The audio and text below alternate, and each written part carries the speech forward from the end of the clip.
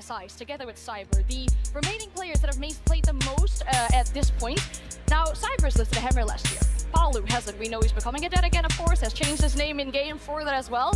He must be feeling an immense pressure here to make sure they continue in this lower bracket run. You can imagine, I mean, we've seen it time and time again when players get older, they talk about their life and they know it's a limited time to be able to lift the trophy in general, lift a hammer. And it's a situation that you don't want to go out playing so long without being able to accomplish it. But when it comes to Palu, he's a veteran. He knows what it's like to be in these moments. He knows when the pressure's on, he has to win those gunfights. And that's the important thing for him, is if he can get in those early gunfights, he can get that tempo going, he can start to feel good. That's the Palu that we all know and love and that we can get behind, but it's going to be even more instrumental that everyone on the roster from Fluxo is playing off of that and playing together. And it looks like it'll happen because Palu not only has the most amount of multi-kills from his team, but also the most amount of 1vx's, and everybody on the roster is fragging immensely. And this is a matchup that you're going to need to have all 5 players be able to compete. If you have Dots getting the plants down, that's necessary, but everybody else needs to be able to pull their weight, especially on border, because it's so 1v1 centric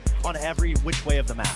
Now, maybe you two can speak from experience. Sometimes the pressure will get to you on a live stage like this. I think luckily, though, with these two teams, they have a lot of experience when it comes to that. I mean, that's the biggest thing is experience. When you get on a stage, how you feel, the nerves, the energy, especially with the crowd around you, it's something that makes or breaks you essentially as a player. And experience is only so much. Sometimes you're just born with it. It's a situation where you can handle all of this pressure. You can handle the expectations, your family watching, your friends watching, to be able to see you excel, lift the hammer. So that's the biggest takeaway. But at the end of the day, these teams have been here before. Fury has won before. So it's not an unfamiliar situation for them to be able to win. Now, I know that when you win this matchup, right, your next opponent will be either Secret or Wildcard in that lower bracket run, and then even the teams that drop down from the upper bracket final as well. Out of these two teams that we have here on the stage, who might have the biggest potential for a deep lower bracket run? I mean, it has to be Furia by far. I mean, you got to just look at their history, everything that they've accomplished, the fact that they're here today, and you know what we've seen time and time again with lower bracket finishes. I mean, this is aside from Furia that you don't want to see, especially if they have a dominant performance versus this W7M ketemu dengan Furia. That's what I'm looking forward to. Alright, so who's winning it? Just real quick before we go. Oh, now you're really throwing me on the bus. I'm gonna say Furia. Fluxo. Furia and Fluxo. Okay, oh, so we're going against each other in this one then. You have to. Alright, okay, well I feel like we're putting the pressure on our players here. We've teased the stage a little bit as well. It is finally time to reveal it all.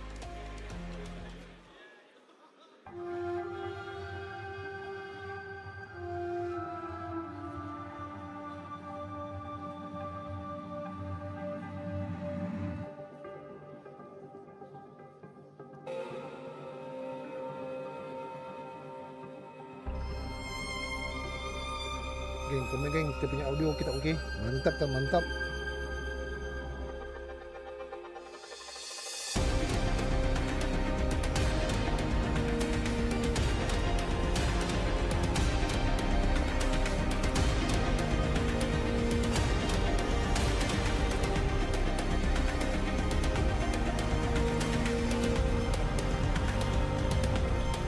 Okey.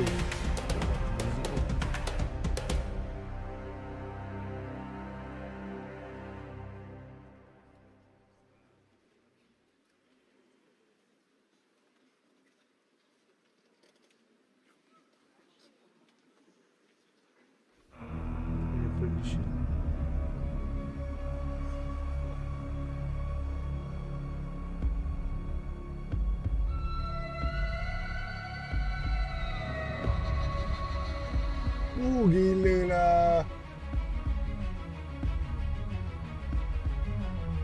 Gila geng lagu RCO. Woo, shit. Kau.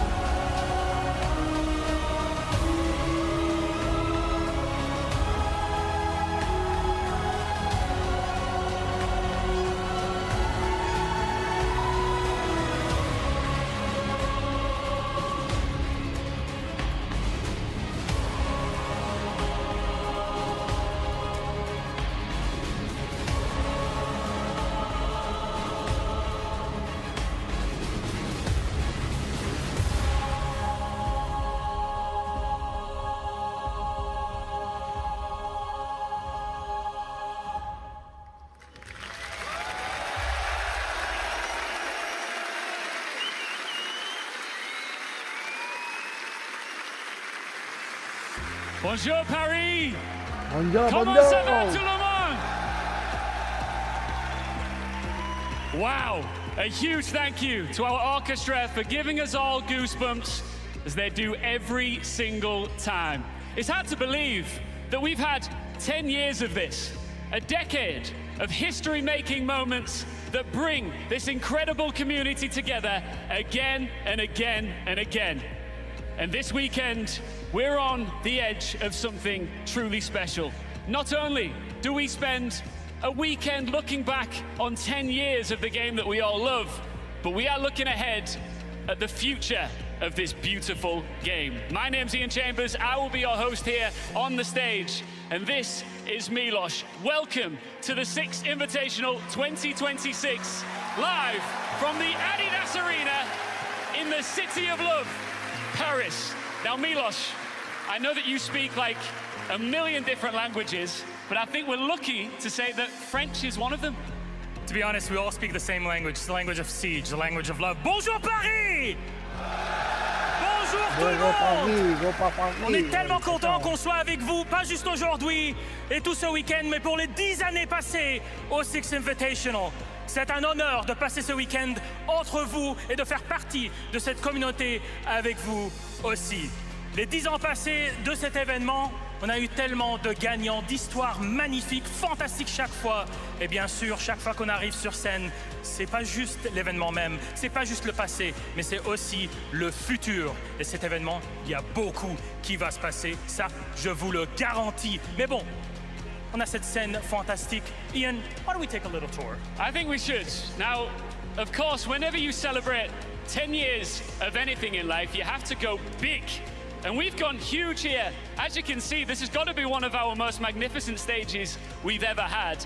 And FYI, these flowers, if you're thinking they're fake, you are wrong. I had to take a hay fever tablet this morning because these are indeed real flowers planted in real deep soil. We're having to water them and take care of them as this event rolls on. Milos, it's incredible.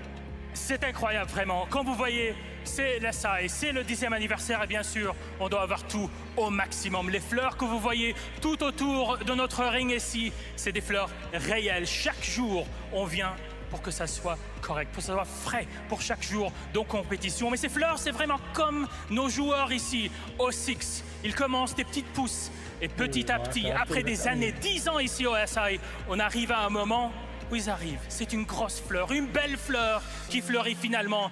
Et bien sûr, ça doit être au 10e ici à Paris. Well, Milos, Paris, we've set the table perfectly. We've let you know what's coming. We've highlighted this magnificent stage, but really when you strip it all back, it all comes down to one thing, and that is which of our 6 remaining teams will raise this hammer and become world champions on Sunday night. Et bien sûr, SAI, c'est la communauté, c'est les recommandations, c'est le futur.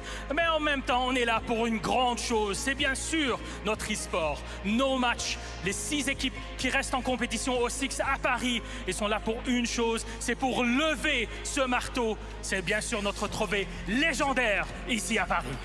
Oui, oui. Paris, let's welcome our first team onto the stage.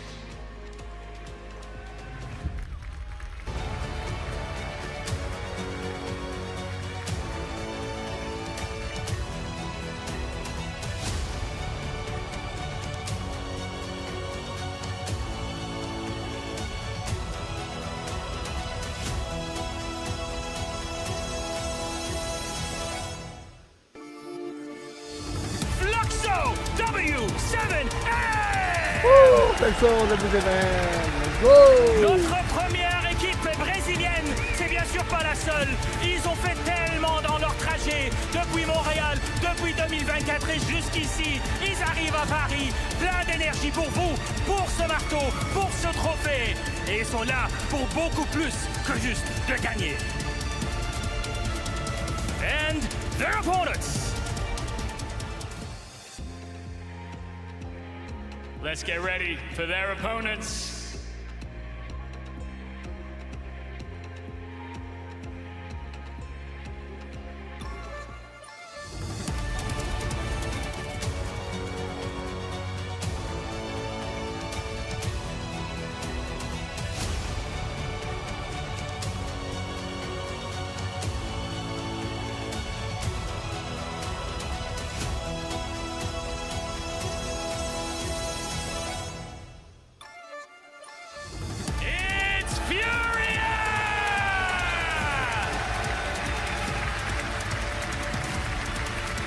This go, team Priya! has done everything there is to do in Siege. Let's never forget what they accomplished in Sao Paulo in 2024 at the 6th Invitational there.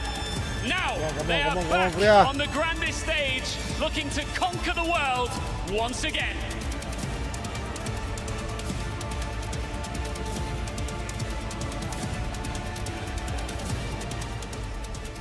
Philippox, Lobin, come and join us up here just for a brief conversation before you get into this crucial matchup here in Paris. Philippox, welcome once again to the main stage. You know it oh so well. Milos, I'll let you go first. Let's kick it off. Qu'on commence. Lobin, these guys at Furia, they beat you 10-0. That's the streak so far. You find them here in Paris. Do you have any last words for Philippox? Out of all the matches that we face each other, this is the most important one, so this is the one that we beat them. Que tous les matchs qu'on a joués contre eux, ils sont 10-0 contre nous. C'est l'événement, c'est le match le plus important, et c'est ici qu'on va gagner contre eux. Philippox, do you have their number, and are you afraid of them at all? We won against them the last 10 times, so this time isn't going to be different. We're going to win them. On a gagné 10 fois contre eux, et cette fois, ça sera pas différent. On le gagne encore. Guys, shake hands. This is it.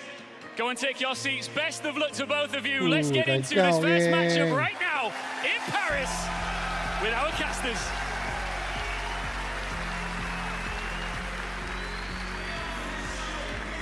Thank you very much to everyone on the stage. What a match that we have before us today. Pengu, once world champions, Furia are looking for redemption. They're looking to prove that they've still got it. And this may be their last dance, their last chance. That's the rumor. And it is another chance for a man on the other side, on Fluxo W7M, Palu. The player who has done it all before, who's seen it, but never laid his fingers on that hammer. And is it time? Is this truly gonna be that one moment where magic will happen? It seems like an impossible task, like for Fluxo, overcoming this insane obstacle, but a team once kicked out a fan favorite at a previous event.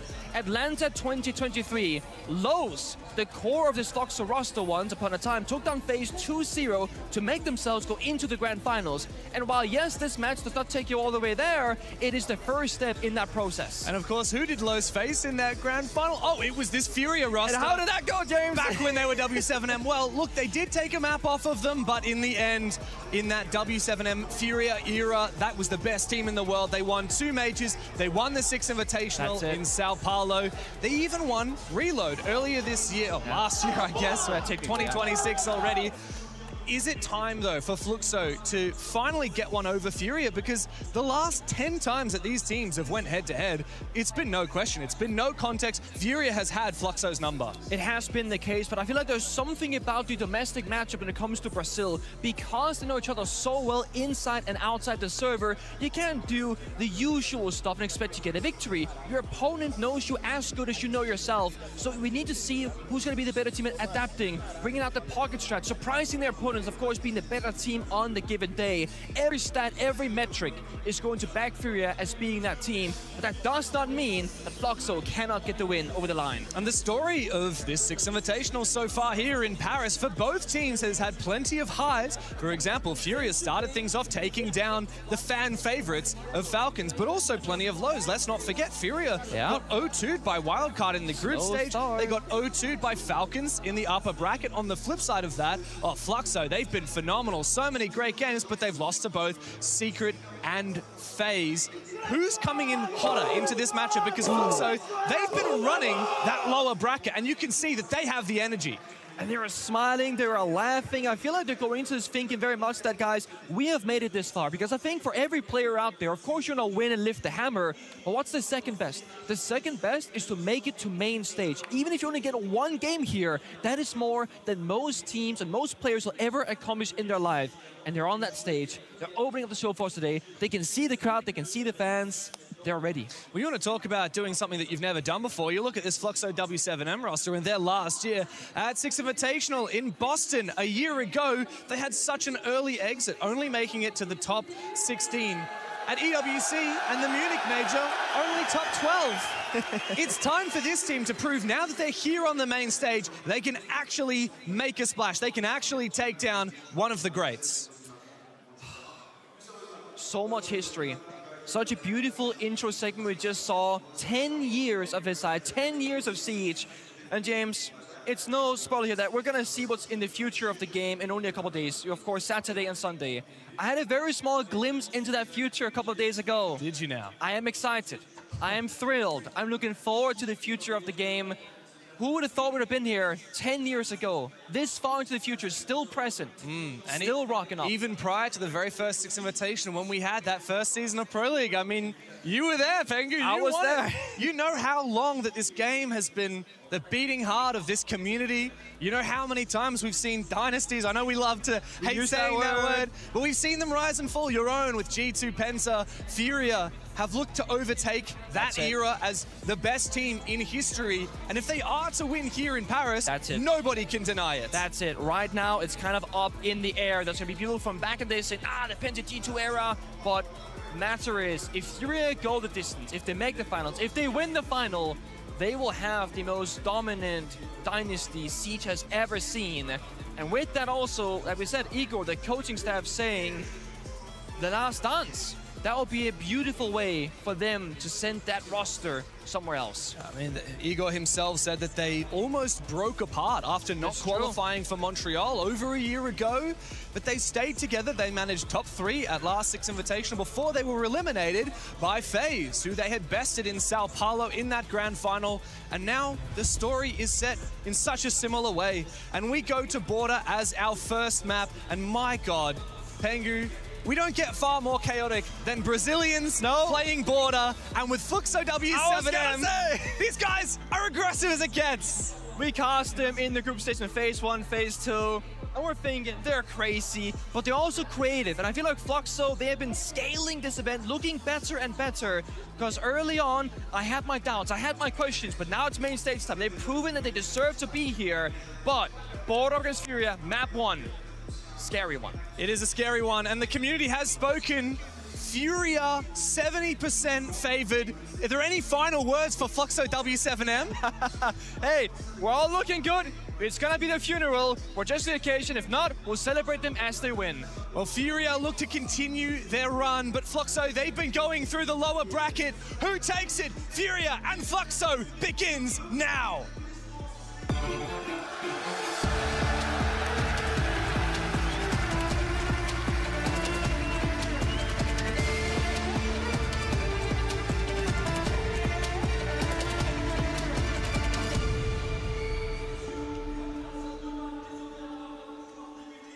In the City of Love, we begin the Six Invitational main stage with the greatest team to ever touch the game, and Fluxo W7M, who are eager, bursting, burning for revenge.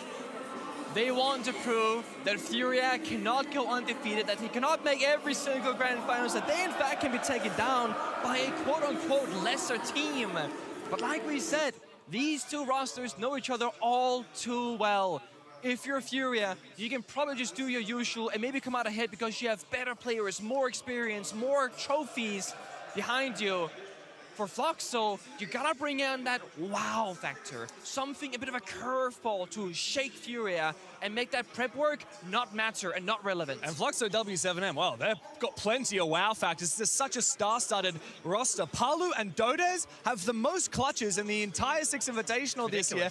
8 clutches each in the 22 maps that they have played. Dodez, 17 3Ks. He's an unbelievable beast. And let's not forget Palu, right? His 8th Six Invitational. He played his first one 7 years ago when he was 18 years of age. Wow. And now he is soon to be a father.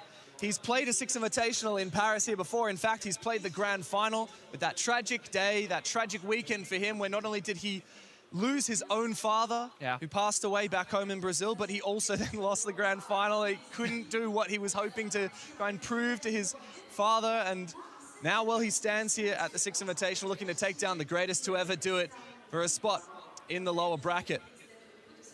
There's been a lot of debate this event about the meta and the operators and how do we define this current era of Siege. And I went into Reddit because they had a good post discussion going about what names would they spend, or what names would they use. And most people seem to agree that power-ups has been the most notable word so far. We're in the power-ups meta where banning and playing very specific, very strong operators are by far the very best. So here, power-ups, Let's the go Clash, game, Furia, the Furia. Ying, both banned away.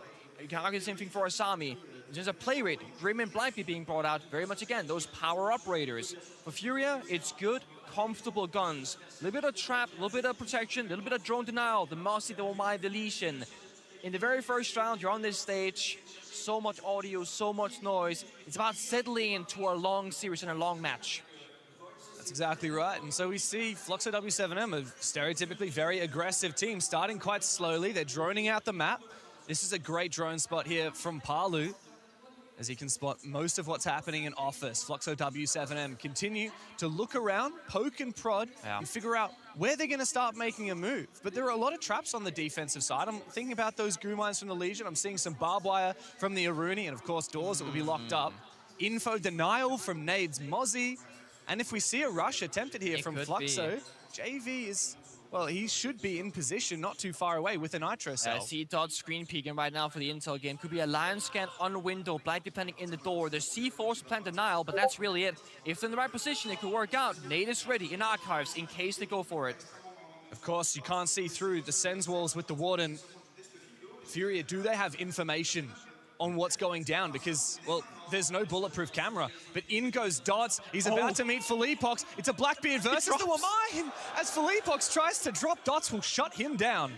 Off his control. It's not Archives going to cotton off that bomb site in half. So Nathan Archives is very isolated. No one can really help him, but KZ's at a fountain. But they're stuck in these corner positions. KZ does on the long angle, spray down one, but Loban has snuck into the objective and cleaned house. Furia now need to fight back as JV will eventually trade the last man standing. That Nitro Cell could easily deny the plant, but he's being covered off from the hallway. He gets able to cross for a brief moment, but Dodez will shut him down, and Fluxo W7M starts strong in the first round. Very strong indeed. I mean, the saving grace there is actually Loban on the Sens, kind of throws out the roly-polies and cuts off Armory from Archives' line of sight. And it's very important that he doesn't do anything for a very long time. It's gonna be that Blackbeard line push inside of office. They apply pressure saying, hey, look over here, we're dangerous. But then Loban, much later in the round, jumps in Archives' window finally and goes for a backstab, taking out KC and Fountain. And that's what opens up everything, allowing Blackbeard to walk inside and establish down that case, that diffuser. So we see it right now. Floxel already off the rip here in the very first round, playing a very sound attack, applying pressure from many different directions, and at the same timing. 3, 2, 1, let's push. And if you're ever a bit unsure about your communication, getting Lion on the board helps you. That's a natural 3, 2, 1 counter when that Lion can start stopping those defenders from moving. Furia are a team that sometimes start slow, sometimes start strong. Fluxo W7M, I've been really impressed by them so far. A lot of their matches, they've lost the first map, and then went on to win the series. We saw that happen against Oxygen, we saw that happen against SSG. They've really faced a lot of grueling 3-map series, and they've looked just fine through it. So even if Border ends up going the way of Furia, of course Furia are the ones who picked this map, then I wouldn't be too scared for Fluxo W7M. I think no matter what happens, we're gonna get a really banging 3-map series here, and I should sure hope so.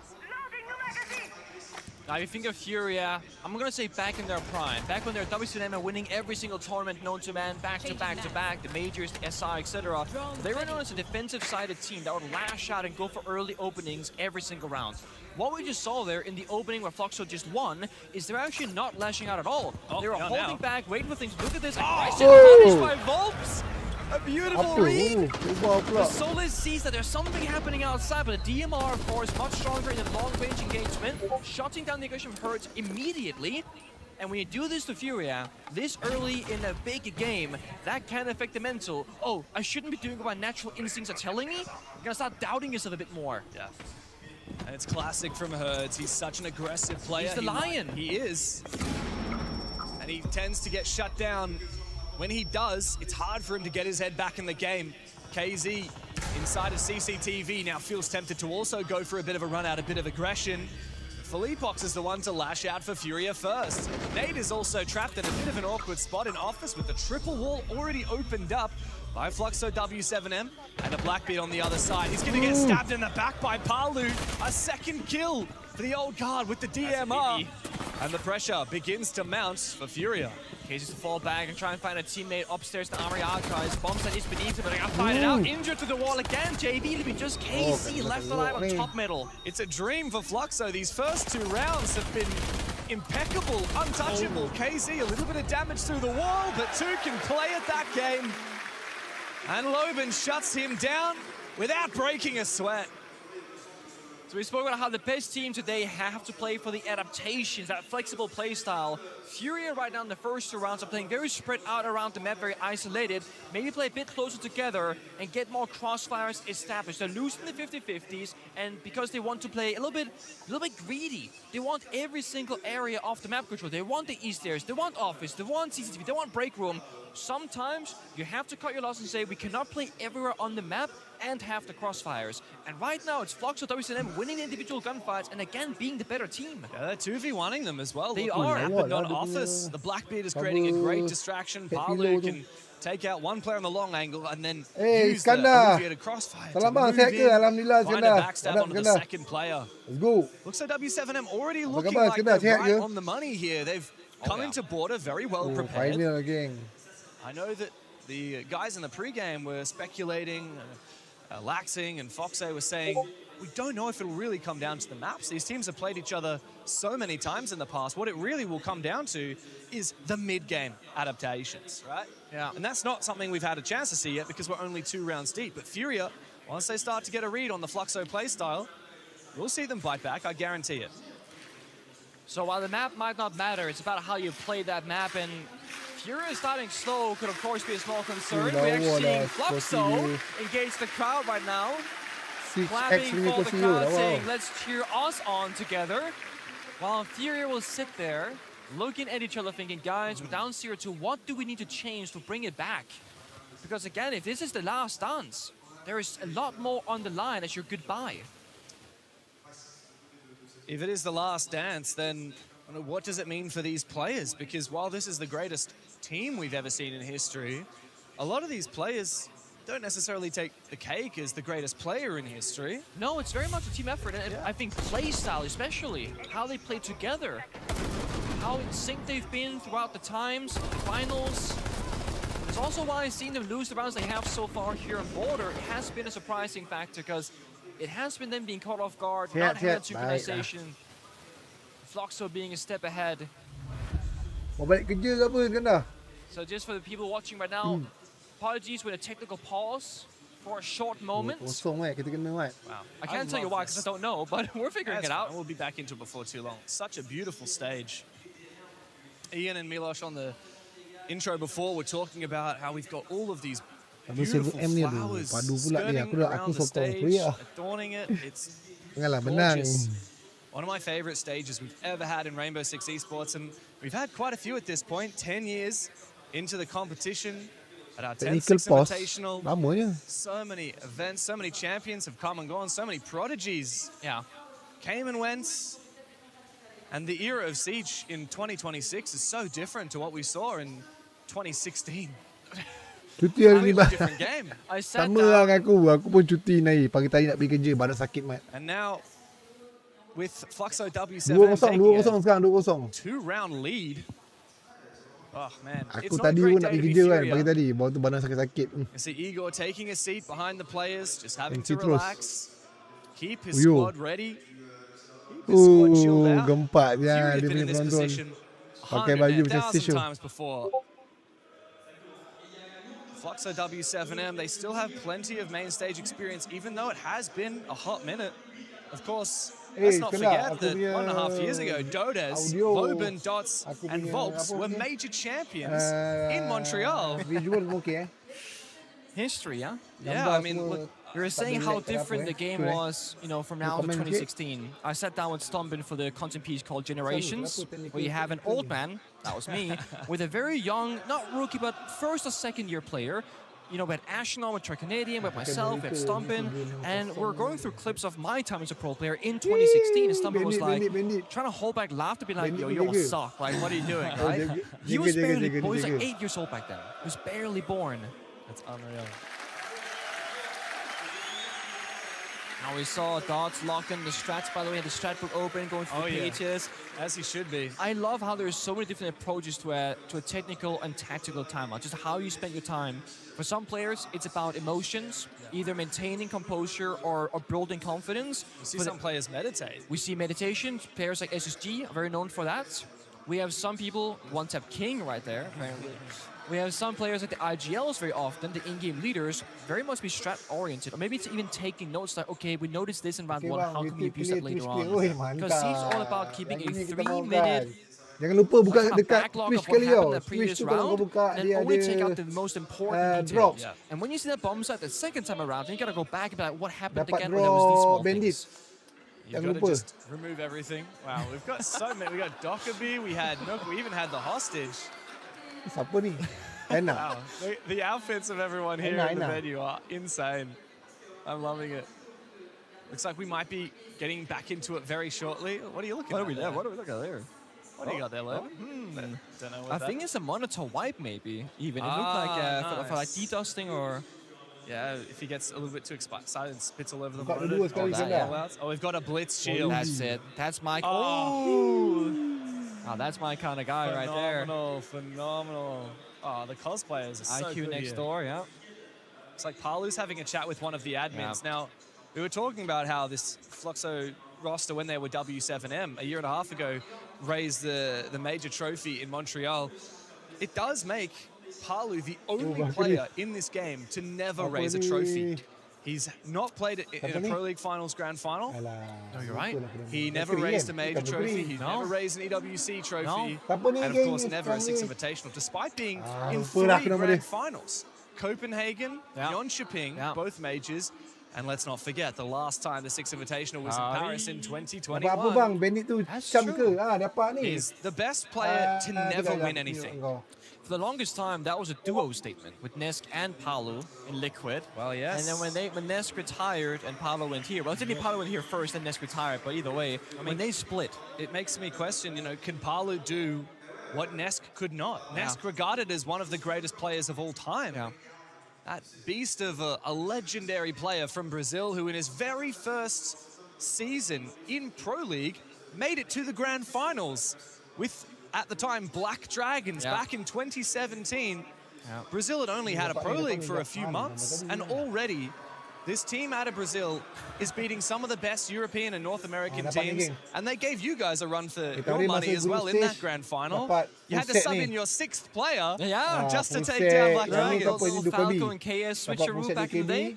They then changed the rule book right after, making that pretty much impossible. And you had to share the same keybinds and setup and mouse and keyboard, all kind of stuff. And we talk about how the game has changed. Like, oh, here we Lepas go, tu, Sam Fish is in the house. sekarang ni Talk masa about how the final game kan. has changed. Kadang-kadang brought dalam in 3 jam, a 5th 6 player, jam, or 9 6th jam. player rather, just Dapat ni lah. because he knew a certain strat with mute jammers that nobody else could do. That's it. On Bang, skin, Falco was like, I can play open area and I can play. And we go, what do you need? He goes, nothing. Jangan lupa buka No Twitch channel. reinforcements? Buka Twitch tu biarkan je. Should we Buka run with Twitch you? channel, tu biarkan je. I roam alone. And he would just 1v5 basically. Ataupun kau nak stay aku dekat Twitch boleh juga. Kat Twitch aku pun ada boleh komen juga. Work through the floor to protect lobby. I used those mute jammers for years in ranked. Everyone afterwards. did. Man. They were default mute jammers after the fact because they were so efficient. They were so good. Good old back in the day, of course, Inesk has just recently retired because then actually, ironically, the current Black Dragons roster knocked him out of contention for the Six Invitational. Irony, huh? The irony. How things start and how things they end. Yeah. But no matter what you think about Nesk, the player, whether he was like, I don't know, not a real GOAT or he was the GOAT or whatever, he was one of the biggest reasons why Brazil and LATAM got put on the map back when they did. Nesk has done probably more for the region than any other singular player has. Without a doubt. Of course, Raza with his co-streams, of course, covering the events and whatnot. Now, in terms of being an active player. Yeah, and before Brazil was even, as you said, officially in T1 Pro League, It was Ness who got the 1v5 on Oregon against Pain Gaming. It was Ness who go to international tournaments as like the star player. It was his story for such a long time. And he was the best player in the world for many of those years. For a player that has played so long and was, older for an esports player, we don't have any 30-year-olds here at the Six Invitational in the playing. You're right. For example, the oldest player at the SI is Canadian, who's just a few months away from turning 30.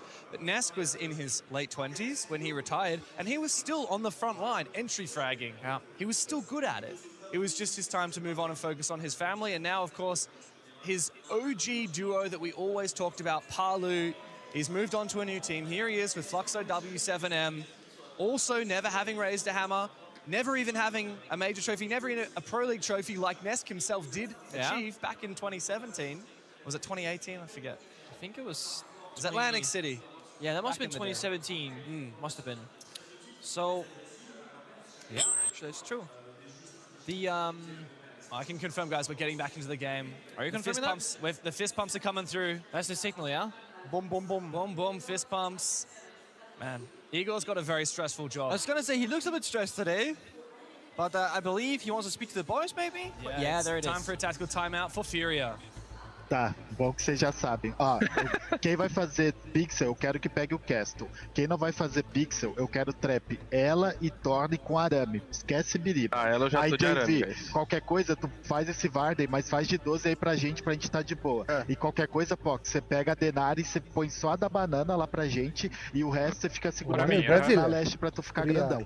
Ó, eu quero Castle na janela do cimento, na rádio, na porta do fundos e eu acho que na janela banana. Pra eles quebrar isso tudo, eles vão estar bem fodidos. Holdem a posição de vocês e tá de boa. Se tiver mais pro fim do round, vocês podem fazer um cruzado ali pra fonte, um pouco mais, esquivar um pouquinho. Eu acho que a gente muda o ban de terceiro e ban Twitch.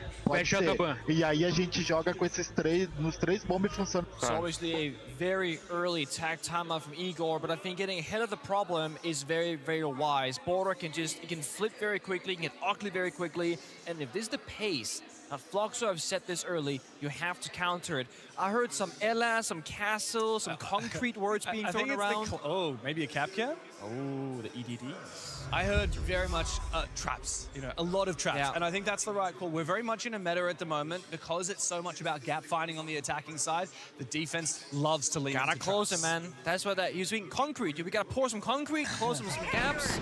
Fluxo W7M, we've casted a lot of them this event so far, and you know how they get around those traps? They play a lot of Brava and Twitch. And even Flores. All of the special drone squad makes their appearance. They send those in, they clear everything out, and then they just do what they're going to do. That's literally it. And there's just something about how efficient they are at finding those gaps time and time again. Now, Fury, we can talk operators, we can talk about the setup, the traps, etc. I want to see some more established crossfires. Like I said, choose which area of the map you truly want to fight for, hard hold those positions, and either fall back or fight together.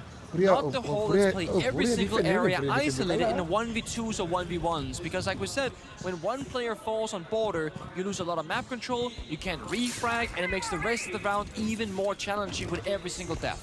So you want to try and trade equally across the board. When a defender dies, you kill an attacker, now you're 4v4, so on and so forth. That's going to be a big win condition. So look out for the trading game here from the side of Furia. So I have a translation of the tactical timeout from our lovely Maria. Pick Castle, Ella, Thorn, and Barbed Wire. Felipox, pick Denari, and put in Banana and hold East. I want Castle in Radio, Cement, and Banana Door, so they will be very effed. Felipox, let's change Nomad ban and ban Twitch instead. So they got the read. Next round, they can actually ban out the Twitch potentially. Interesting. So no matter, of course, the runouts, but instead, if you not play the Tributor, like you said, those pesky drone operators can be denied instead. He's going out, and now we see Hertz falling back. You see, not playing for his life solo in CC 1v5, falling back towards a teammate that's closer by instead. Entry from the Sen supported by the Zafir, who takes a little bit of damage. Dots in a slightly off-plan position to try and avoid the bangs through the smoke.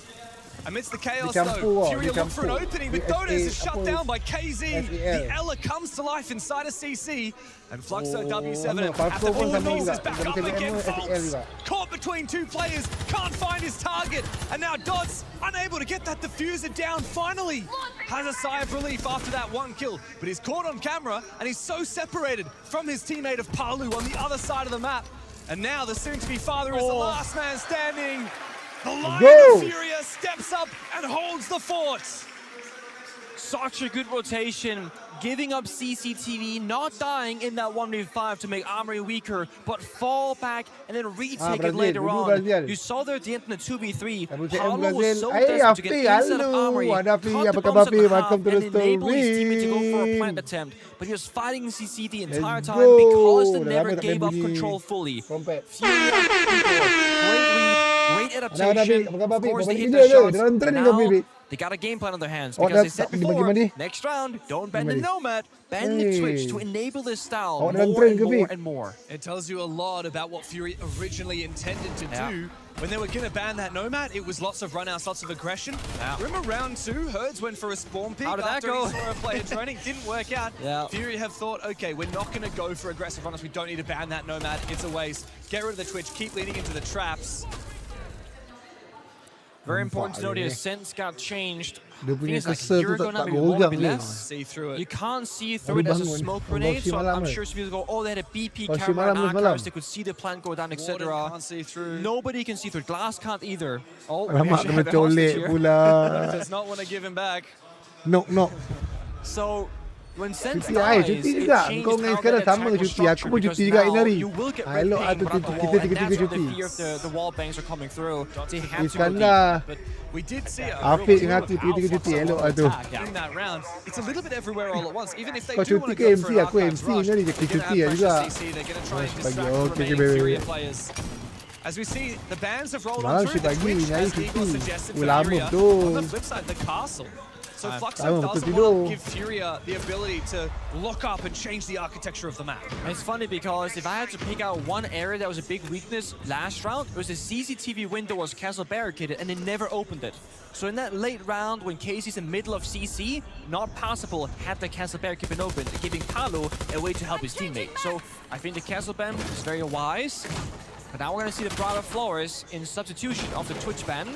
Yeah, and he's checking for traps. He's looking out. Is there a Kapkan? No. Is there? What is he looking for on the ceiling? I don't know if it's a Valkyrie. Fenrir. Perhaps a Fenrir Dreadmine. And so with the Twitch being banned out, of course, Fluxo can still lean into the Brava for drone denial. He's so sure there's something here. Oh, there it is. There it is. He found the Dreadmine eventually. Talking about other Ding, operators ding, left ding. on Hey, which originally go! Furia was going to ban. That has made an appearance. So Furia's going to have a little bit of restricted mobility. Thank you. 8 bulan Afiq. Right, Fox a bit slow in the Kau first biasa-biasa 30 Afiq seconds. They awak gotta ni. spin the Flores and the Brava first, 8 and then work bulan together. What we see Jadi aku often, let's say punya right, for example, members. if you start playing these drone operators, your team doesn't keep that in mind, and the Tiga bit, game tiga very bit. quickly becomes like a Dua dah, 2v5 or 3v4 because you're still in spawn droning. So Dots and Blackbeard downstairs makes an appearance. They know East is clear. There's no danger. There's no threat. It's free map control here from inside of Flock. So slowly tightening the net around the entire building. Casey under a lot of fire will survive and fall back towards the bomb site, letting his teammate with more health upstairs 8 play his bulan spot Afiq instead. Gila Afiq. Lama Afiq. Nak We tahu still tu. have a whole 4 players upstairs for Fury, a very solid hold. Volk's now making an entrance, able for his Blackbeard, but Loban has taken down Philippox. Managed to sneak up the metal stairs somehow, and here comes the execute. Upstairs, Fluxo flush them out one by one. Still JV and Hertz try to hold on for as long as they can up the top. But there are lurkers down on the ground floor, and Volps has finally finished off KZ.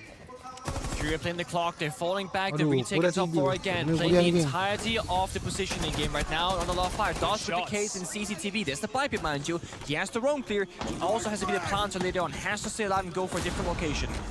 30 seconds, time is ticking away. Nade on the site is trying to hide for as long as he can, but with Herd still upstairs, Fluxo not able to go for a plant down below.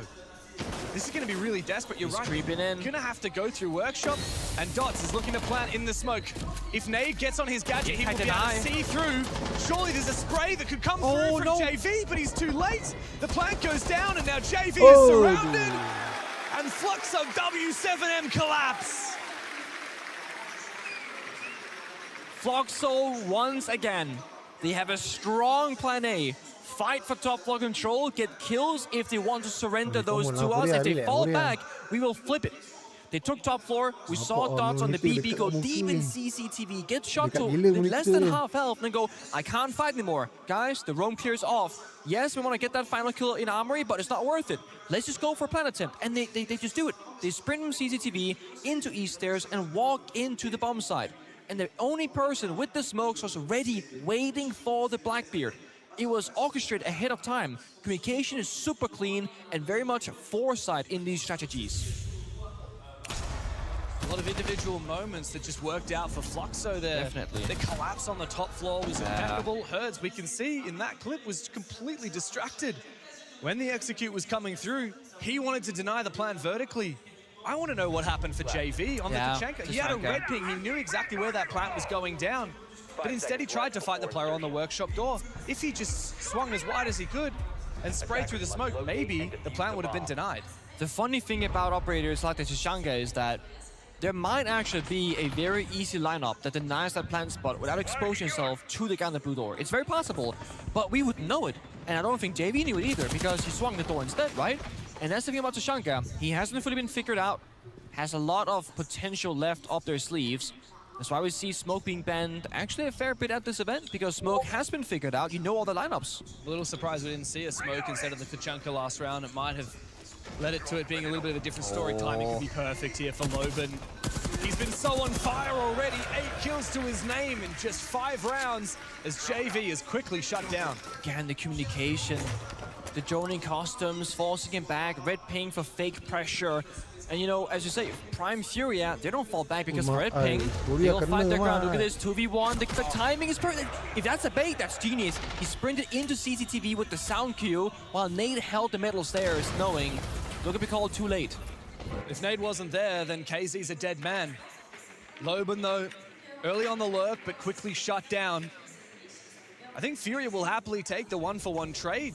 Of course, they still have his stairs control. Felipox is holding on for as long as he can. He's the 2 morale. Yeah. Mind you, though this is on the Thatcher, which power counters Kaid.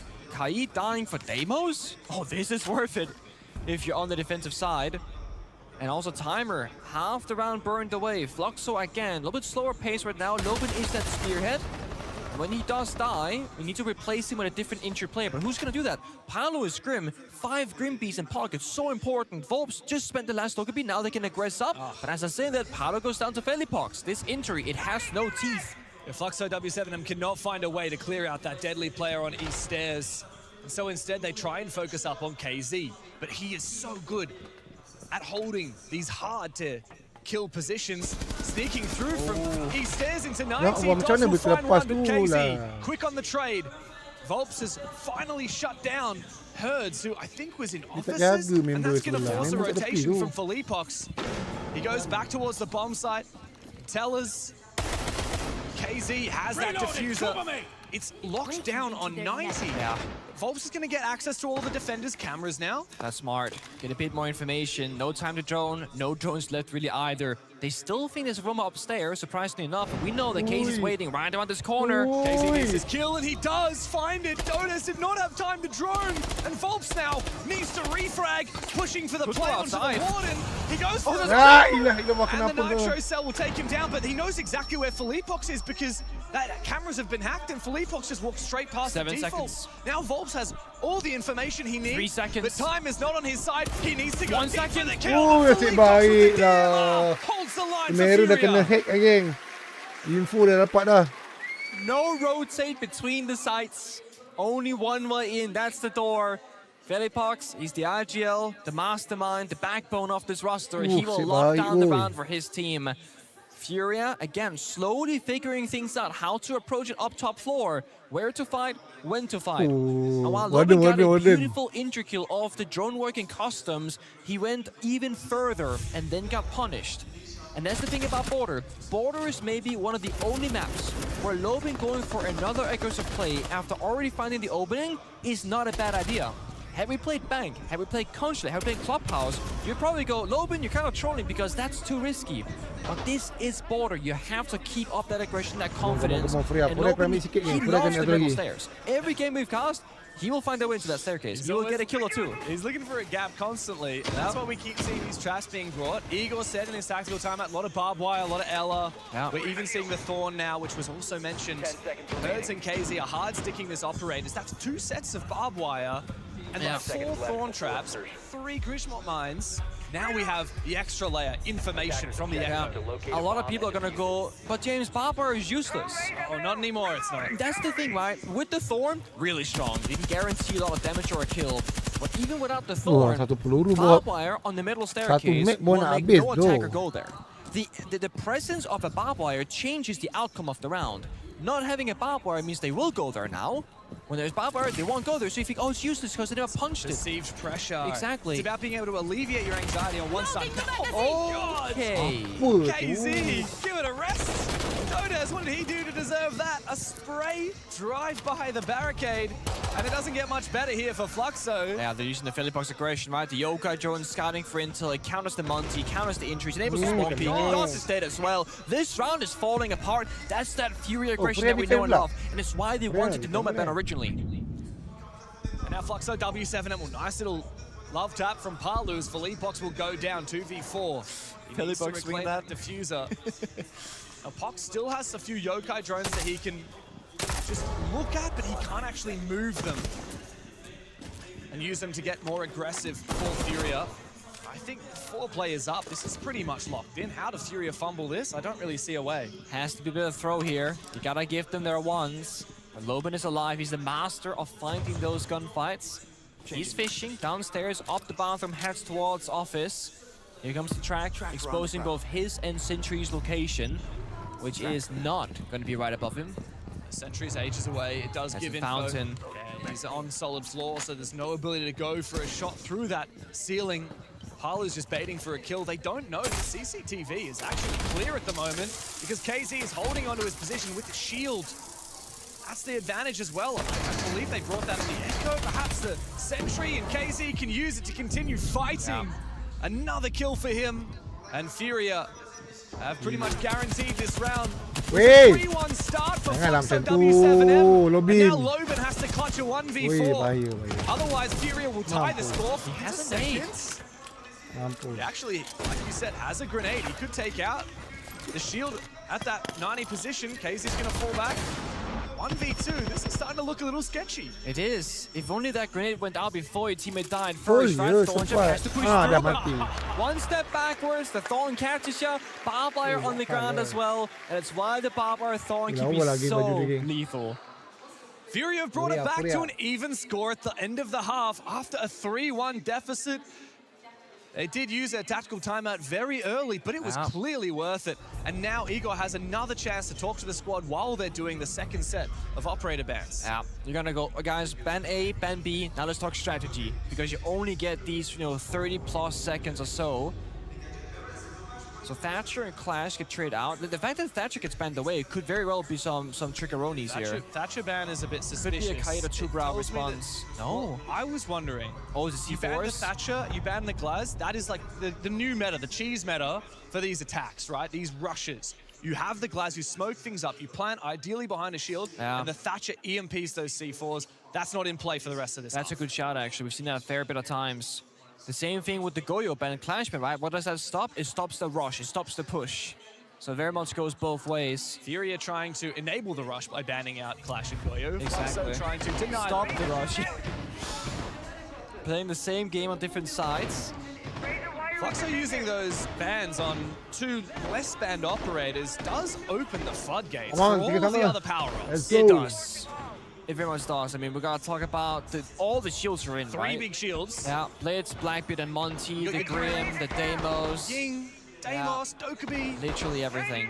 It's almost a matter of like, guys, which really strong attacker should win this round? Because everything's wide open. Well, they're not really leaning into the cheese, are they? No, they're not. The Monty's going to stick, but no King, which is available. I guess with the Warden's still up, it's a bit more dangerous to go for anything too flash or smoke-centric. And they're gonna play the Warden probably every single round, if not close to, because they gotta respect the the possibility of it. You'd probably Come on lah, expect Priya. this to be a Warden Come on. or Mirror ban. Satu lagi, come through Priya, in the satu next lagi, 3 kita rounds. take. It could be. But of course, we've got a whole lot of Siege to play before we even get there. But before, Laxing, I think, has a call in for us, James. Let's see what Lax has to say.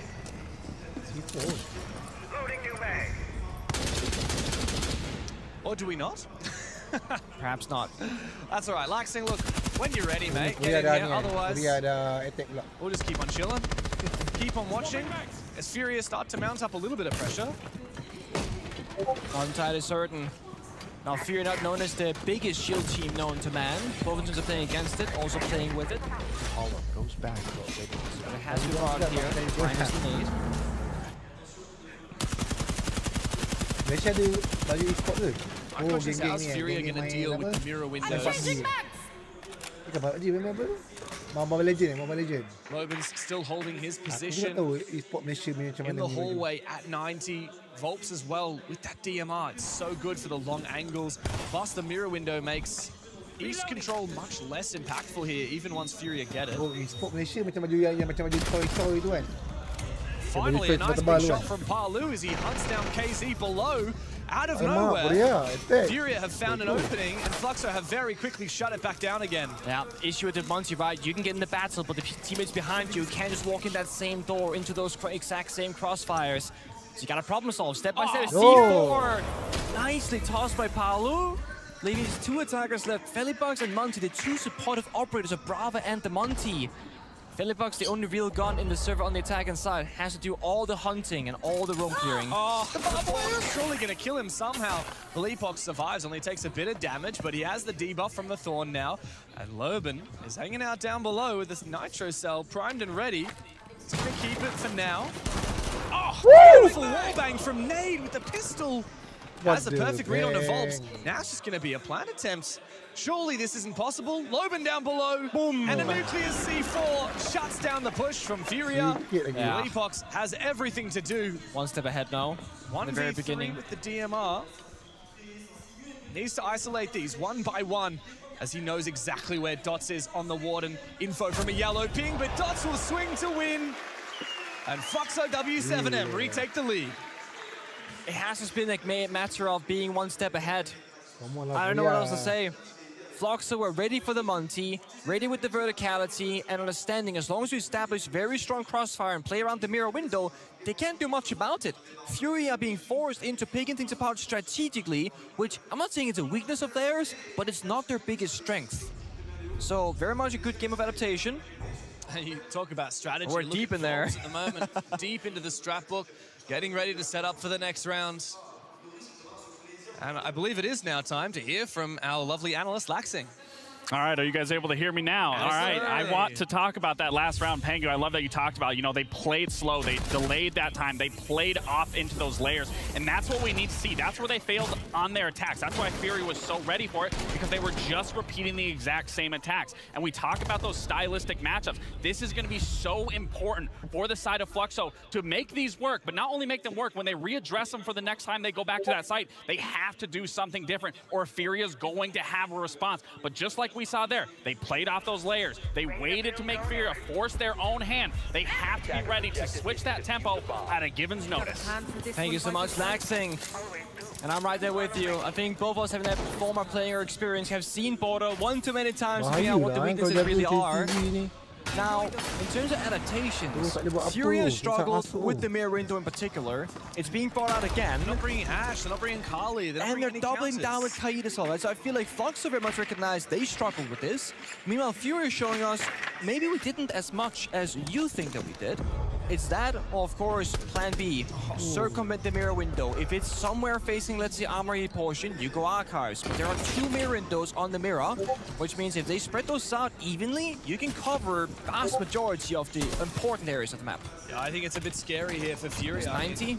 They also don't have any clear counters for the Aruna Masuk yet. lagi, Mat. Diorang main luar lagi, Mat. Dah 10 minit dah. The Thorn has proven to be a real struggle, and against this Blackbeard, that smoke is going to be really powerful as well. So Furia need to make sure that they find a way to crack through this defense, whether it's by subverting some of this control where a lot of the util is stacked and looking for a gap elsewhere, or just addressing it head on. That's going to be hard because they don't have clear-cut util to address a lot of it. That's why I think it's taking a bit longer to get started, because they really have to, as you say, James, measure 2 or 3 times before cutting once. Oh, la sayang. These pushes, when they come, have to be very clean. And they're constantly rotating. Soft mirror in the downstairs. So the call has been made, guys. Soft mirror, floors can clear it out, perhaps, but the way in, not possible. Instead, the soft floor is reinforced as well, so you can't get in there. The Kite Claw looking for it. The issue is that Kite Claw, if it's not right here, it could be the floor above. I don't see it in this room. I think it's in the room above. I think so too. Have a look for that. Nade is now trying to nade it out. They don't know where it is at all. Are just getting completely counter-strated. Guys, it's not here, right? It's not here, boys. Where is that mirror? Where is that Kite Claw? It's gonna have to be the floor above. They're being locked out by a single Kite Claw. JB thinks it's right there in the corner, so he's gonna use a Selma on it. He might be right, but meanwhile, if in doubt, frag it out. Herds has snuck in from the back line and found a big double kill. Somehow Nade is looking for a plant as well, as Herds has found a third one. Finally shut down. Loban is going to have to do a lot of the heavy lifting here for Fluxo W7M. But at the drop of a hat, Furia have found the plant into the post plants, and they bite back hard. Fluxo in a 1v4, and even Loban with 12 kills cannot find the round. The hero of the day is Herds for Furia. That's ridiculous. Strategically, completely locked out by a Kite Claw. They're grenading, their floor is turning thing in. It's gotta be some here, right? It's not. It's the trickery of some of these operators. And this is honestly, you see big smiles from Igor. We stalled the round. We messed up, we got stuck, and yet we just do what we do best. 3, 2, 1 push. Strategically, that round was so GG. It was. Furia were absolutely cooked. They had nothing going for them. They were using Selmas without on soft floor. On soft floor, because they assumed that the Electroclaw must be in that corner. That's how desperate they were. And then Herds is like, you know what, maybe I'll just go and kill everybody. Yeah, and I mean, that's what he did. He walks in, takes a smoke out first, watches his own flank, a second pre-fire, gets Dotus on the Thorn, on the flanker, and then a vertical hipfire. It's ridiculous. Hipfire through the floorboards, by the way. The second they take down the smoke, who can then toss in a smoke grenade into default plant spot, BB rushes that bomb site and starts planting. They know there's a gap now. Oh my god. Cosplay this event is so many as well. And a lot of niche skins being cosplayed. Now, Fluxo W7M, when we cast them in phase 1, phase 2 this tournament, they were kind of like the budget Fury, like they're lashing out the spawn peak and they're running their enemies. They're heavily playing into strategy for this one. That's the curveball that we wanted to see. Quite a 180. Yeah, this is not like their current. I mean, that's Fluxo, right? That's what they do usually. A little cheeky peek. And like Laxing said, changing the pace.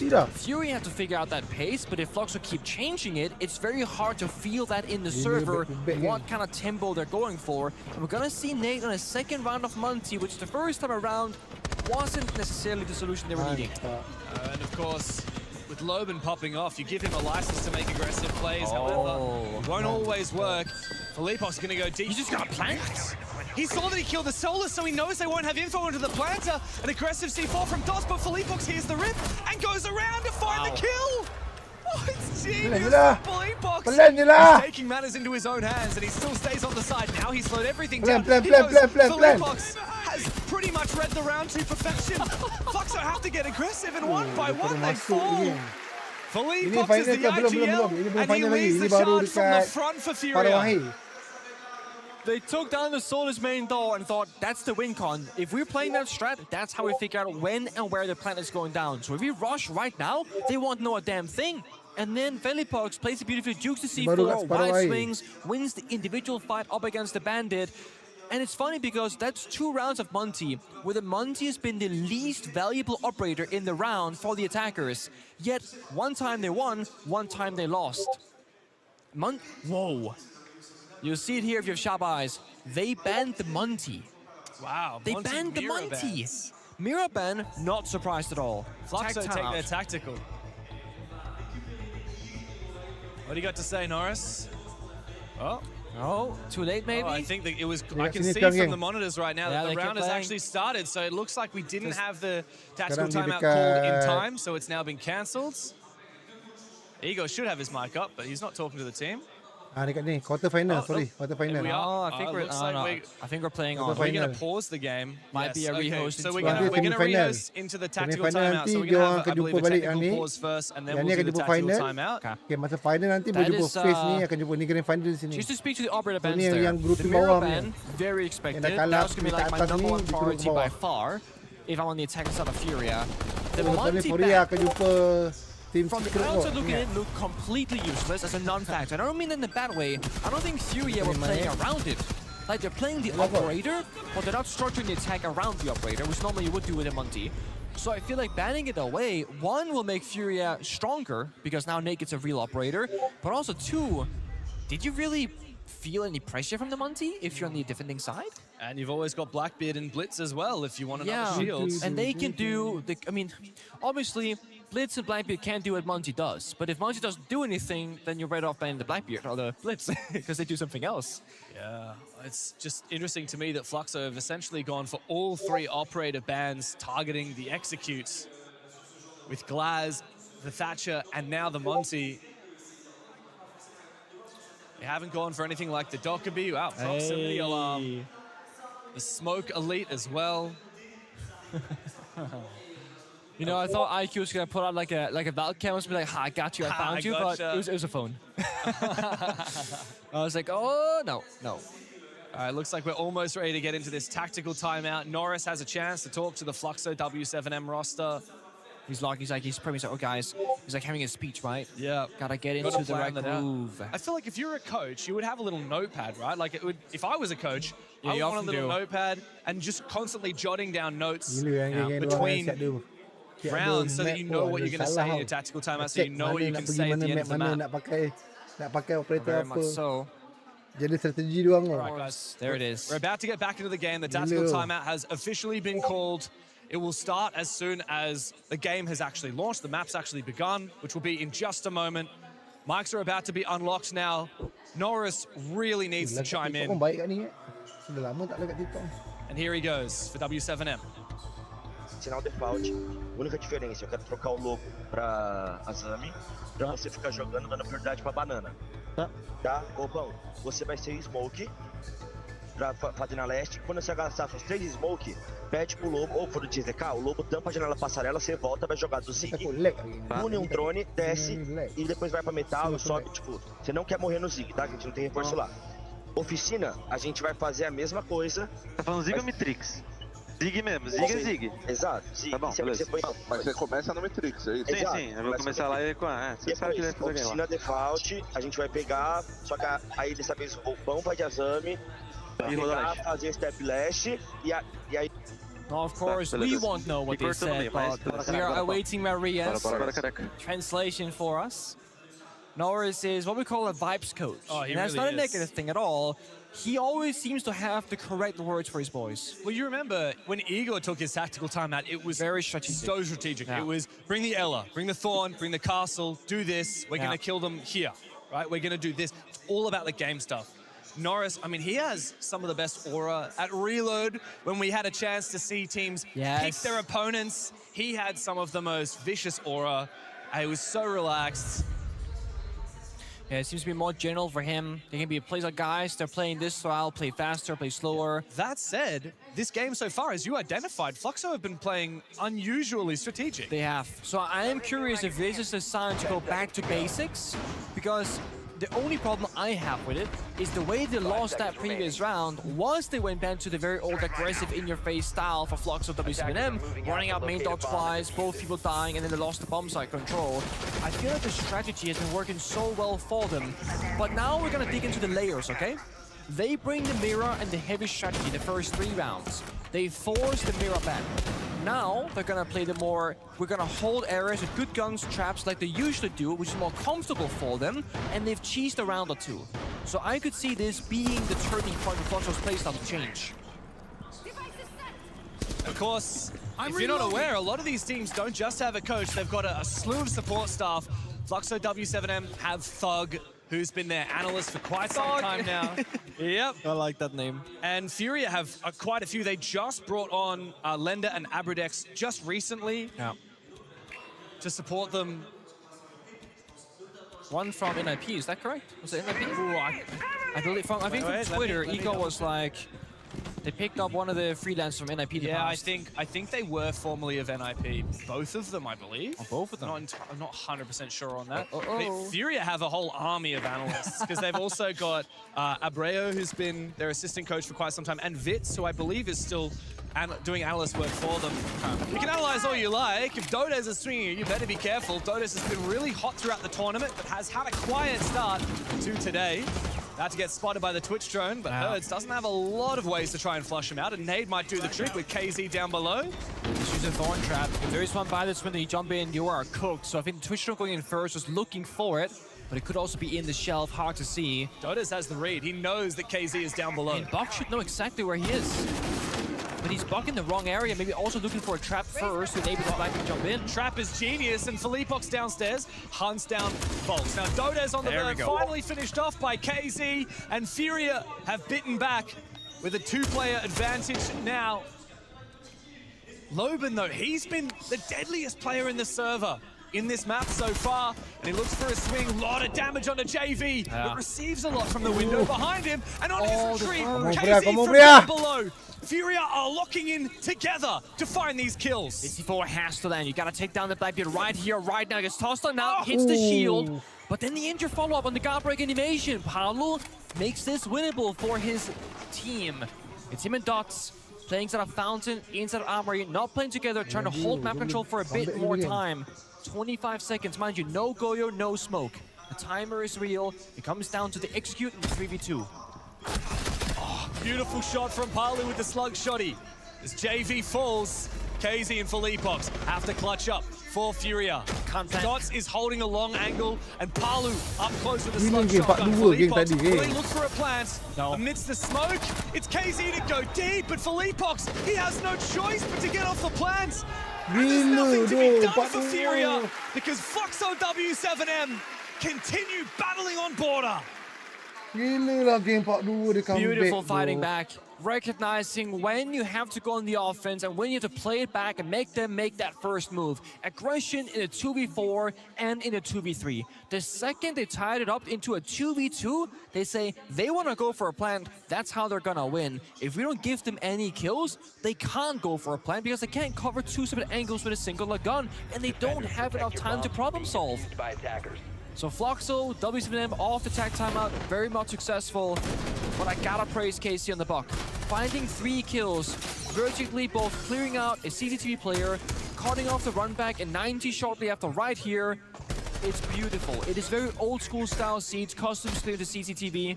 Sadly, it all falls apart. Furia maybe rushing a bit too much with 18 seconds left.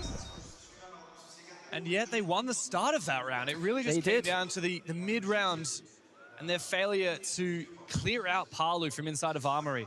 Now, we do finally have a translation of the tactical timeout from 2 rounds ago. You want me to rattle off that one for you? Please do. All right. So what Norris was saying to the team is prioritize banana. Now, quick question. Do you know what they're talking about when they say banana? Because I don't have a call out for banana on border. Okay, so logically, I'm thinking it's either 90 or it's gonna be the break room catwalk. Okay. But I don't know. Prioritize banana. Bolts, you're gonna be smoked on east stairs. Once you've burned your 3 smokes, ask Loban to help you get past the window and survive. Just get out of there.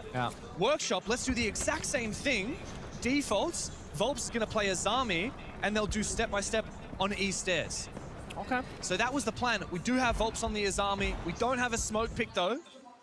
Not for this one, no. Of course. He's gonna be playing east again, but Dodes is caught off guard. This is so uncharacteristic of one of the top fraggers of the tournament so far. But Loban fights back, looking for another one. Bit of an ego challenge, but look at this, the pressure. Blitz coming into action, another swing, another shutdown by Nade. Nade with the DMR, reaction times of a god today. Loban has been so prolific, but he will not survive and escape back to side.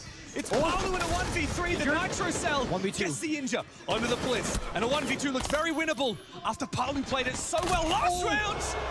He finds himself in another big clutch position.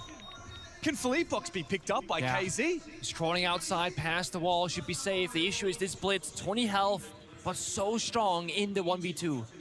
SMG-12 for the soon-to-be father who's been at SIs time and time again and never raised the hammer. Palu looks to reposition, keep them guessing. KZ with that DMR. Oh, Continues rattling it out through the wall and puts Palu down. Did they have information? He was striking him all the way from Beeper door into 90. Big smile from Philippox. I was like, oh, we won the round. Now, mind you, Palu, he had a bit more health on his bar. He can't get blinded, can't get smoked off. Had a really good fighting chance. But with 20 health against DMR Blitz, it's almost impossible. Look at these swings. Ego challenge after ego challenge. Now they're trying to save Volps and say, okay, you're stuck in these stairs, let's fight together. Instead of sacrificing him for free. And when we go back and look at how Fury were defending themselves many rounds ago, Yellow Pink, they did have information. They were losing a person East stairs, then they're playing 4v5. Lost a person Office, playing 3v5. Fluxo are refusing to sacrifice any players in those exterior positions. So they will send the help into a worse spot, but to increase the gunfire in that spot, where most people will fall back and play together in a stronger position. It's very risky. Can also be very heavy on the reward. But for that one, it's Nate DMR finding 2 easy kills in the round with that almost being guaranteed to Furia. And that leads us to map point. Pangu, Fluxo, W7M started 2 rounds up over Furia ever since Igor took that tactical timeout at 2-0. Furia have been in control. We're not seeing that heavy strat setup either. No more Kaid, no more Mirror. Of course, that was spanned away, but there doesn't seem to be like a second set of layers. You still have options like, you know, your pulse playing below vertically, your Valkyrie, your Echo, sort of operators.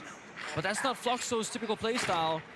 And with how aggressive and Hertz and Casey they are getting inside the building for map control, I do think it's smart not to play too isolated. Flores Drone, 4 Thorn Trap, a Razor Bloom. I'm gonna say worth it, but it does seem funny that we're in an age where Flawless droning out Razor Blooms from Thorn is actually a good thing. Of course, with the Thorn rework recently, it's a very strong operator nowadays.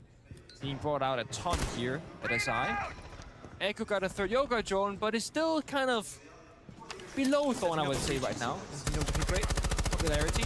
Yeah, I just think Thorn is a little bit more versatile. For sure. You can play it whenever. You don't have to escort your traps around the map like you do with a Yokai drone. Especially on a map like Border where you can't really sit back safely anywhere on site. Furia, if they see you droning, they will pounce.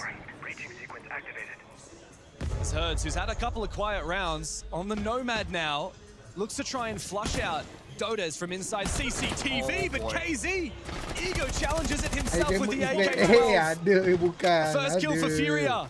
As Fluxo W7M are really looking for some form of a reply. Nobody even helping Dodes either. No one's playing in 90, stopping the walk-ins. There is a stop. Palu on Archive Store, but he's on 1 single point of health himself. The danger point here, Fluxo. All the util pieces are up alive at Furia. The fire, the smoke, Capital, the air jabs, ton of flashbang utility. If they get to that bomb site, I think that's heavily Furia favored, and I think Fluxo know that. They need a kill. They're being forced back. Nobody remains on the top floor for Fluxo, W7M, and Furia have 50 seconds to work with. Almost no vert though, right? Mind you, they all brought flashbangs. No secondary soft breaches, but only 1 Flores drone. First fire going out. Last Flores drone going out. But Lobin wallbanging the soft wall. They know he's stuck in customs. He has no way back to help his teammates. They can open up the walls in blue and just pressure the bomb site. Volps has to go big, it feels like, for this one. Palu is in the hot seat on the bomb site, 1 HP. Volps will flash out and finish off the Flores of JV. Numbers advantage for Fluxo W7M, 15 seconds to play. Furia have to go big as Nate drops down. You're right, there are smoke babes for Lobin. Oh no! But Hertz has found his head. And so Furia can from up above. Volps has traded 2 back. seconds. It needs to be a replan attempt here for Hertz. KZ with pistol in hand is met by Palu, who pounces on the boat. Overtime as Fluxo W7M rocket this map deep. The retake top floor. Volps sprinting around the building, retaking blue, retaking bathroom, fighting everywhere on the map. That gave them just that 5 seconds of freedom because Furia were just about to strike. Then 5 seconds fire, A kill happens from Volps. They gotta recomposure, figure out what angle are we missing, then they gotta go again. But then, they lost the smoke. Loben died right when the plant started going down. That's where most teams would panic. Not Fluxo. Instead, it's coordinated aggression. Aduh, sayang Retaking game top sikit floor, ni, geng. taking the fight to Wah, Furia, betul lah. and they're stuck in the corner. And Paolo, despite having only 1 point of health in this round, found so much value. Volks against a lot of his former teammates to have a round-winning play and a map-saving play to go upstairs. Furia know exactly how close they were. There were so many things that went wrong in the mid-round for that. So many ways that could have gone better. You said it, there was no vertical operator brought to the table. You could have used the florist. There was a singular flourish on left at that point, so it's technically enough to make the right angle. But honestly, think for Furia, their executes and strategically picking apart a round has been the problem. That's why they banned the mirror. When mirror and Kai were brought out, Furia Siapa forced to fight it out. nak dapatkan drop daripada Now in a late round Twitch, 4v4, boleh masuk di kat Twitch aku mention dah, Twitch channel aku. Kat situ aku ada live juga dekat Twitch channel. So collaborate dengan event. So kat situ korang boleh dapatkan skin daripada yet the plan was a 50-50. So Furia, he got it. Okay. Oh, he dies! But Loben somehow knows exactly where Felipox is. There's no Solus on the board, and yet he had the read regardless. Felipox might have taken down the bulletproof camera, but it cost him his life. Not worth it anymore. Trading Twitch drone for BP, that's fine. Dying for the BP, not. But now we're seeing Loben being overzealous. Why are we swinging this door? This is kind of where the weak is coming to play in my mind. They get early pick again. Asami, the power operator with the keeper barriers to help the teammates fall back towards the bomb site in a 5v4 will swing, and die. Now Paolo looking maybe with Volps to go aggressive again. But guys, you won the early battle. Oh, the swing could not have been worsely timed. Herds was about to deploy an air jab to prevent that exact swing. And instead, his teammate will fall. JV needs to retake that position, get aggressive, trying to fight the CCTV position from these stairs. Worried about the flank from Office as well. A lot of things to worry about here. The Furia and still those dread mines are a headache. So worried about the swings, despite the air jab actually being pre-placed this time around. Now Fluxo, they're playing what I want to do. They're playing very passive sheltered roles, crossfire, Volps in the box and CCTV, Dotus 90 right behind him, Paolo, Armored Door. They have a triple man crossfire with dots covering the flank. Just don't give them individual 1v1s. It's a good track though, but Herds will fall. KZ has to have a big impact here, but he's caught off guard by Volps. At the drop of a hat into overtime we go, and Fluxo now on map point here on border. Perhaps this is the point of frustration for Furia, not closing out regulation, having to into OT, having a very weak start. And again, I feel like Furia not really on the same page. I mean, go back to that East Terrace push, right? Nomad has the air jab out in his hands. Capital Nate just walks in and look in the wrong direction. They almost both die immediately. Just take those 2 extra seconds, right? Air jab first. Okay, that's activated. Now we can walk in together. It feels like Fury are just cutting corners, but not really in the usual way where, you know, you're missing something big.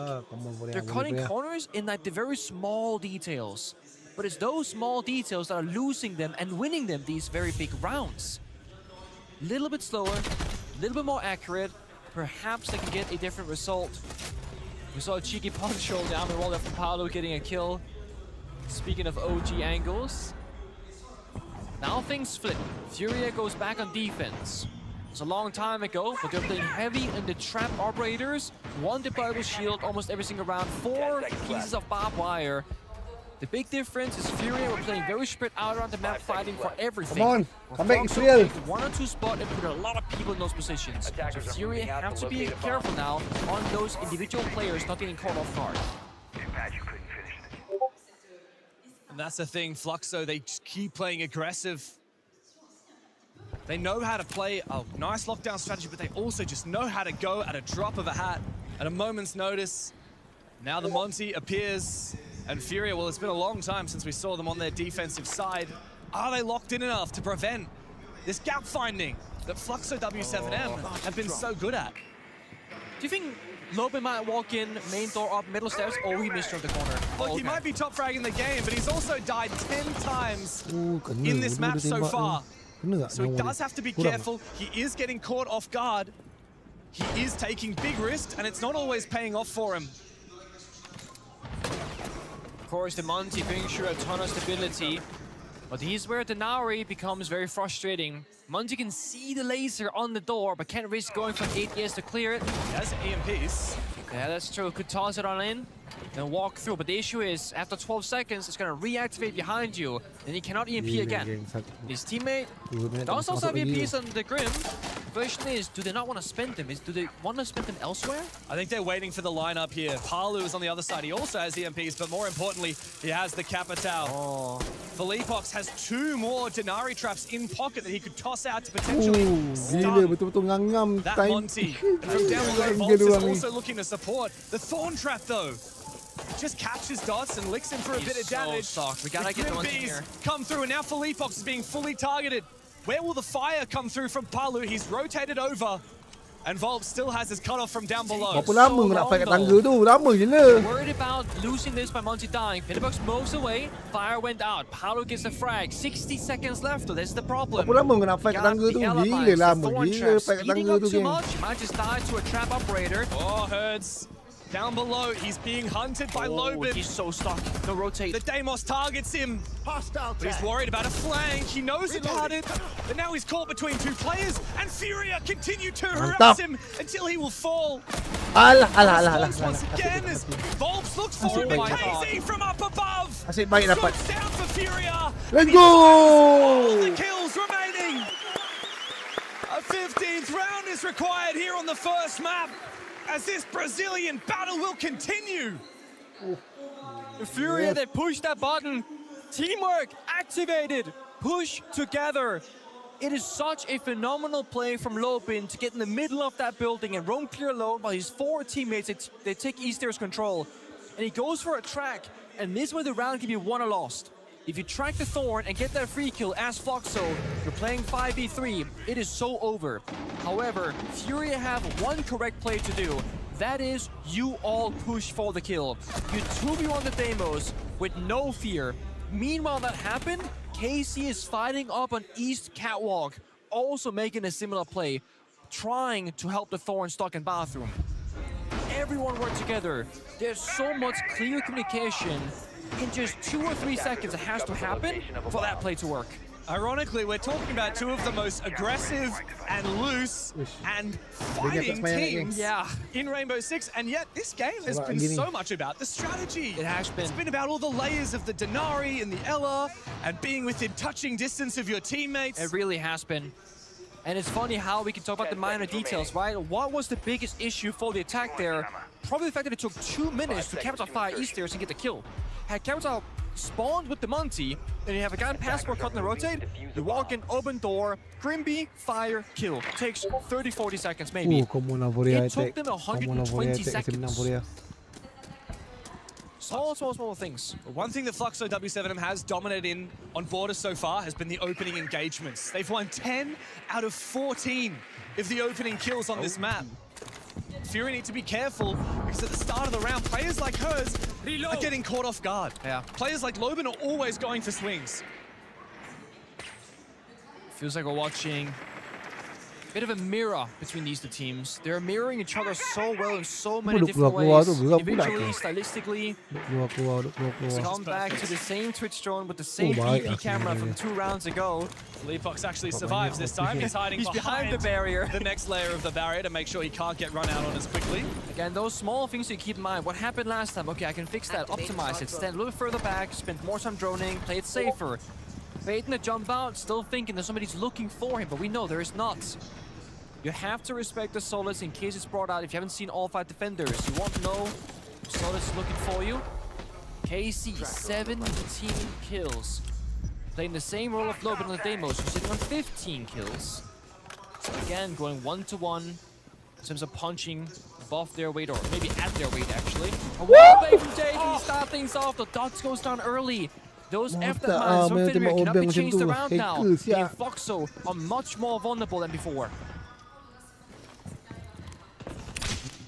Foxo W7M have a choice to make. Do they sit back and wait and bleed time? Or do they lash out like they have for this whole game so far? 7-7, James. Lashing it now is madness, right? It's about risk assessment. How big is the risk? How big is the reward? It's the first map in a long BO3 most likely, but Hurts takes down notice. Perhaps it's time to lash out on this map. This round might just be over for Foxo. Let's go! And for the team that staved off 2 map points so far, it must be a 2v5. And none other than Loban, who gets aggressive. Oh, no. He's trying to bait out the swing. Volps is being targeted by the Deimos and he will fall. Furia will push to the limits. But the Panthers remain as furious as ever. This is Furia, boy. But they get the job done. 1 map in the bag for Furia. Let's go. Now that is gonna feel good, because with the slow start, with Foxo having their number, strategically, operator bandwise, pacing, controlling so many things in the server. I mean, see the hugs there from the side of Furia. So much relief. Oh my god, we actually got the map victory. So hard fought. And if anything, this just goes to show just how evenly matched they are at the end of the day. That's just the first map. Furia might have won the last 10 times in a row that these teams have met, but Foxo W7M have shown that they are here to play. Next map coming up after this.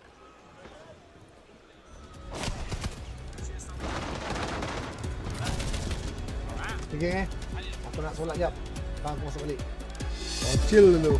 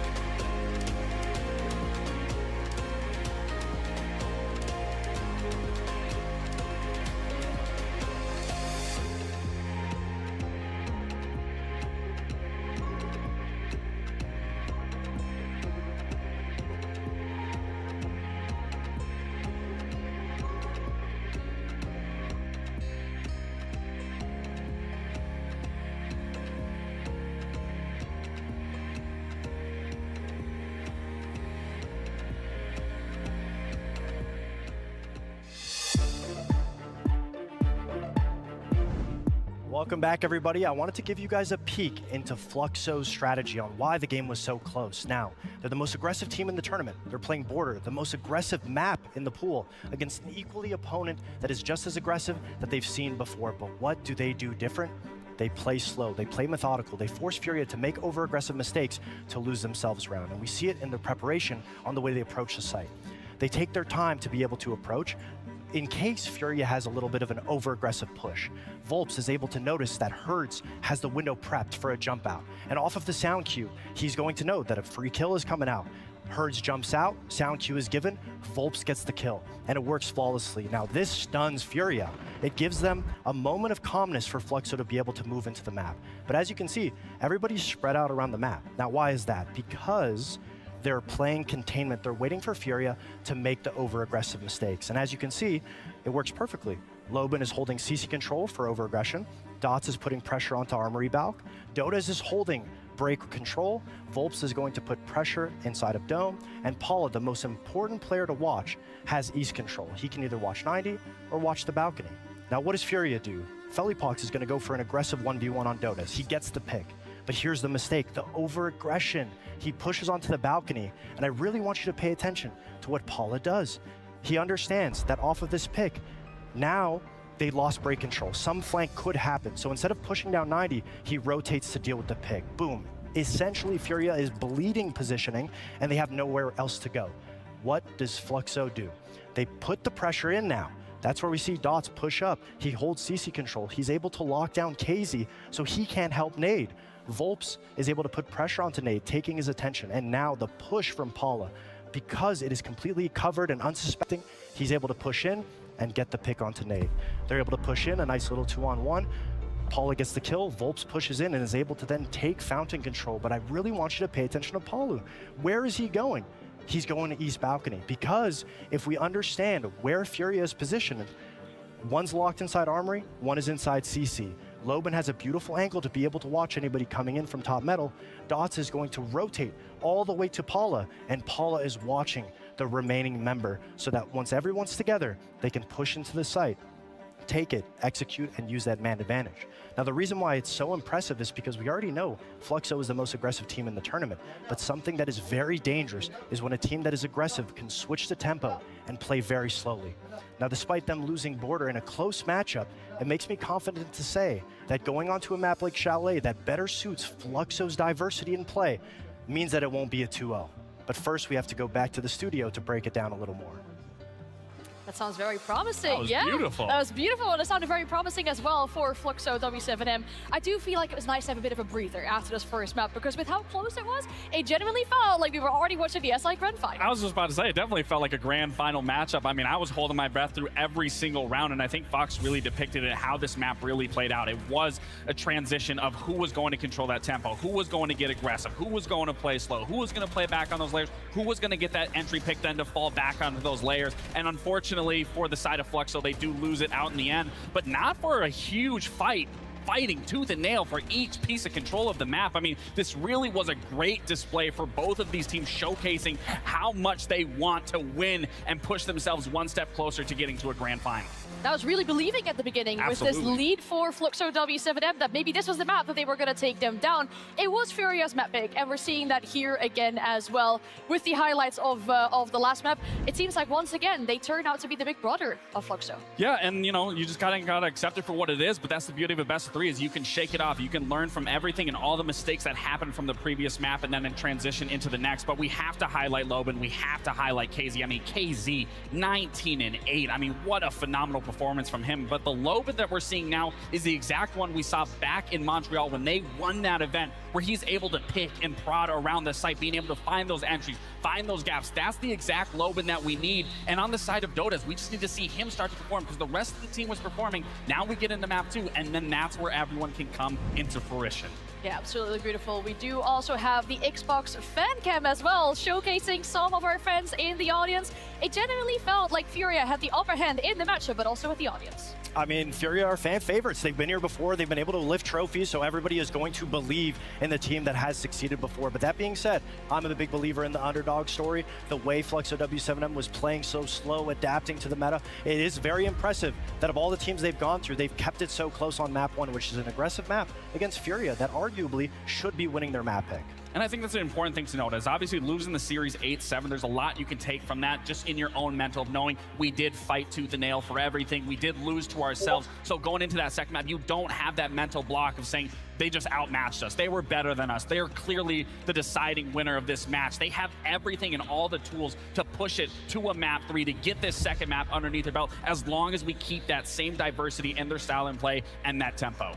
You know, I was walking, I actually saw the W7M Fluxo players come our way as I was walking back here to the studio, and they didn't look defeated either. I think we're seeing that on the videos here as well. It was definitely different, for example, in Munich, when they were almost getting upset with each other, getting frustrated in between these two maps. That definitely doesn't seem to be the case here. Now, you said it during your telestrator, Fox. This might be a map that suits Fluxo W7M better going on to Chalet. I'd also like to add that Fluxo W7M usually loses their first map against OXG, against SSG, and then they come back to win it. Now, a map like Chalet, it's not just very one-sided aggression. There, you have to be able to play slow. You have to be able to have that adaptation. Right. Furia has it. We know that. They've lifted hammers before. But that being said, Fluxo really has a good game plan. I hope this loss doesn't affect their mentality and be able to change the way that they play, because they had a great understanding, a great read of what they needed to do.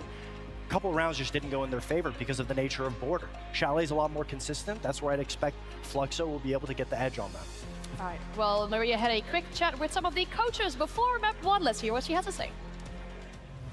Fluxo led border open against Furia, and they went to an overtime. They might know something about that we don't know about Furia.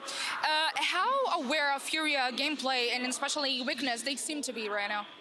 So basically, we practice a lot each other, so they know the things we do.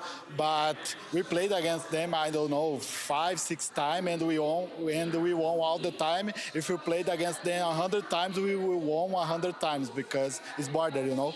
The guy who picked this map side from Fluxo need to be in jail. Fluxo was so close to finally beat Furia, but we could see that your faces were kind of upset when you left the stage. What was the conversation in the backstage to change that mood and come back stronger for this next map? I think we are not upset. We are just calm. I think we are just calm and talk about the errors in the map, and have 2 maps are very comfortable for us. It's no problem, but it's not upset. It's just relax. It's no problem, it seems. That sounded pretty convincing, and on the other side, we heard that they need to go back to jail. I mean, to what Igor said, I mean, it's those idiosyncrasies. You know what each individual does, and the fact that Lobo was even able to move around the map the way that he was and be so fluid was instrumental to be able to keep them so close. But it is going to be a little harder on the side going into Chalet. But it's not to say, for Furia, they got to keep the pressure. They got to control the narrative, especially getting that win to get that momentum going into this map. They can't allow Fluxo any breathing room, because they need to constrict all of their movement, stop Low from being able to find those gaps, and that will be the winning success rate for the side for Furia of getting into this Chalet. I mean, it sure will. The Roam will be Fluxo's successor, but we have to take into consideration the stakes. Fluxo usually loses the first map. They've lost the last 10 times that they played against Furia. It's a situation where the fact that they even got that close on border means that something is working, especially with the shots that Palu and Lobin were hitting, with how Lobin was playing and him being the successor going into Chalet, with the way the stylistic matchups were working out for them on border. If they play the exact same, I'd imagine we're going to go to a map 3. Now, one more thing before we do go into the second map. I feel like we're playing according to the script, right? We talked about it. You mentioned already the 10-win game streak that Furia have. The maps and the rounds, or sorry, the rounds instead, were quite close, and they are again here. Yeah, it was the only statistic that was close for Fluxo W7M. Everything else was 0. That being said, they put up a fight every single time, but the closer they get, the better. And the map like Border is only going to feed into players like KZ, JV92. When you go on a map like Chalet, yes, there are positions like that, but again, I really do believe that Fluxo has a good read on how Furia is playing. Sounds very promising. Well, the only thing that we have to do now is we're putting in a lot of faith on the shoulders of the Fluxo W7M players. The question is, can they live up to that? Map 2 is about to start. Yes, it is, and it's about to begin, and Furia, after a troublesome first map, they finally got it across the line, but it took 15 rounds. And that's maybe the slight concern if you're a fan of Furia, but it sets the story up beautifully for Floxo, WCM to show what they're made of and show how far they can take this stardom roster of Furia. You saw confidence exuded by Igor in that interview. Very the coach of Furia, he said, oh, we know Border, we win that 100 times out of 100 times. But on the flip side, Norris, in his interview, he said, look, we're not stressed, we're not worried at all. We are completely relaxed. And as they said on the analyst segment, we have seen time and time again, Floxo W7M bounce back after losing the first map. Yeah, they have 42% to 58%, so the fan vote as well, believing more in Floxo. There's Igor saying, whoever picked Border should go to jail. That's how criminal he thought that pick was, but they showed that they can take them the distance. Oh, we're finished with Border now. We're on to Chalet. It's a bit of a different map, and it's time to see who takes it. Floxo W7M have a chance to bite back against the once world champions of Furia, who are a shadow of their former selves.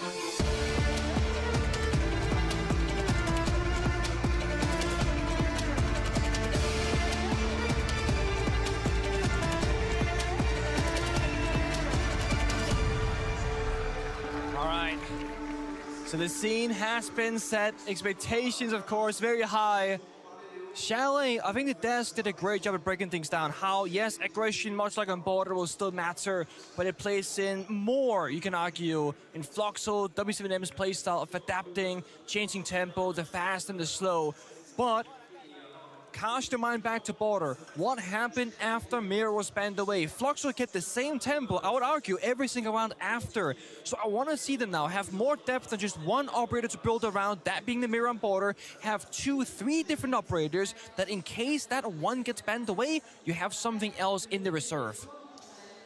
And for Floxo W7M, everyone's looking at them. All eyes are on Palu. All eyes are on Loban. Can he tame his aggression to a way where it keeps Furia running, but it doesn't give them free kills? For Palu, he's played at 8-6 Invitationals. He's played here in Paris before in the grand final and lost it to NIP. He has seen championships slip through his fingers time and time again, and we're a long way from that grand final. Both of these teams will have to run this gauntlet in the lower bracket for a chance to vie for the hammer. Albert bans, might have seen it just there for a second. It's funny because I can't see them anymore. There we go. We'll see them in a brief moment. Yeah, I'll wait. I'm getting a little bit jumping the gun here. Yeah, you are. You excited about these? I'm excited because a little bit more than usual. Oh, is there something a bit saucy? It's just that I feel like it shows us how Border played out and how the teams are adapting into Chalet. And we're just getting a little bit teased here. Okay, the players, they're looking nice here from Volps. He's locked in. Volps, he's talked a lot of smack in the group stage and in the early parts of the playoffs. Yeah. He's been very lippy in the all chat. A few players throughout the tournament have been getting in the ears of their opponent in the all chat. Volps has been the king of it. But finally, we see the operator bans, and I'm seeing something pretty saucy from Furia. The Thorn and Ella ban on Chalet? I mean, Furia are not known to be a shield team. I want to see at least 2 or 3 rounds of either Blitz or Black Pit right now because you are setting up yourself for prime real estate playing those fast entry-style operators. And it's the exact 2 operators that Igor called Furia to be leaning into when they were 2-0 down on Border in that tactical timeout. For Floxo's side, of course, being on defense, depending on the Grim and the Glass, again, that power-up kind of meta. Removing 2 from action, allowing other ones to go through. I'm back. No surprise to us, the KC will play the demos here to start things off. Who's doing so well here. Open window for your teammate. Teammate holds the cutoff, maybe get a freebie. This is trying to cut off the map earlier than usual and catch somebody by surprise. But Dots, is he gonna risk it? Does he even know the window's opened up? That's the question. Oh, Furia, beautiful patience there. Palu baited into a little bit too much movement, and Herds just holding his angle from the piano window, finds a free kill. Then immediately after that, Hardbreeze starts to be enabled on the office wall. Here's a bit of aggression from Dots. He doesn't find what he's looking for. And Floxo W7M are starting to struggle. The impacts continue to roll on through to destroy these ace Selmas that are looking to breach the main wall onto site. They have gone through now. So they're pressuring the bomb site before messing. I mean, that pressure on Dotis, that might be a problem. Falling back, also a problem. Volps, again, feels like the hero. So many rounds on Border, has to be that middle link. either helping his teammate or finding a pick for himself. This is where Fury keep applying pressure everywhere across the map, right? The outside piano window, they breach the bomb site wall, they're waiting for something, but Dots with a great lash out, stuck by the bomb site. He wasn't. Dots is looking to lash out again onto the balcony. Everyone seemingly harassing JV outside on that balcony, but Dodez and Dots have both lose health for it, and Nade has stuck up from the main stairs. What are Fluxo going to do about that? They've lost their anchor of a player at the top of mezzanine, and now Volps is feeling a hell of a lot of pressure. Takes off KZ's head, finds a second as well. Where is the response from Furia into the 2v3? They have not achieved nearly enough in this round, and Loban lashes back for Fluxo. JV being hunted down, they know exactly where he is, as he has 1 HP and a DMR to hold on to. Sees Loban for a brief moment.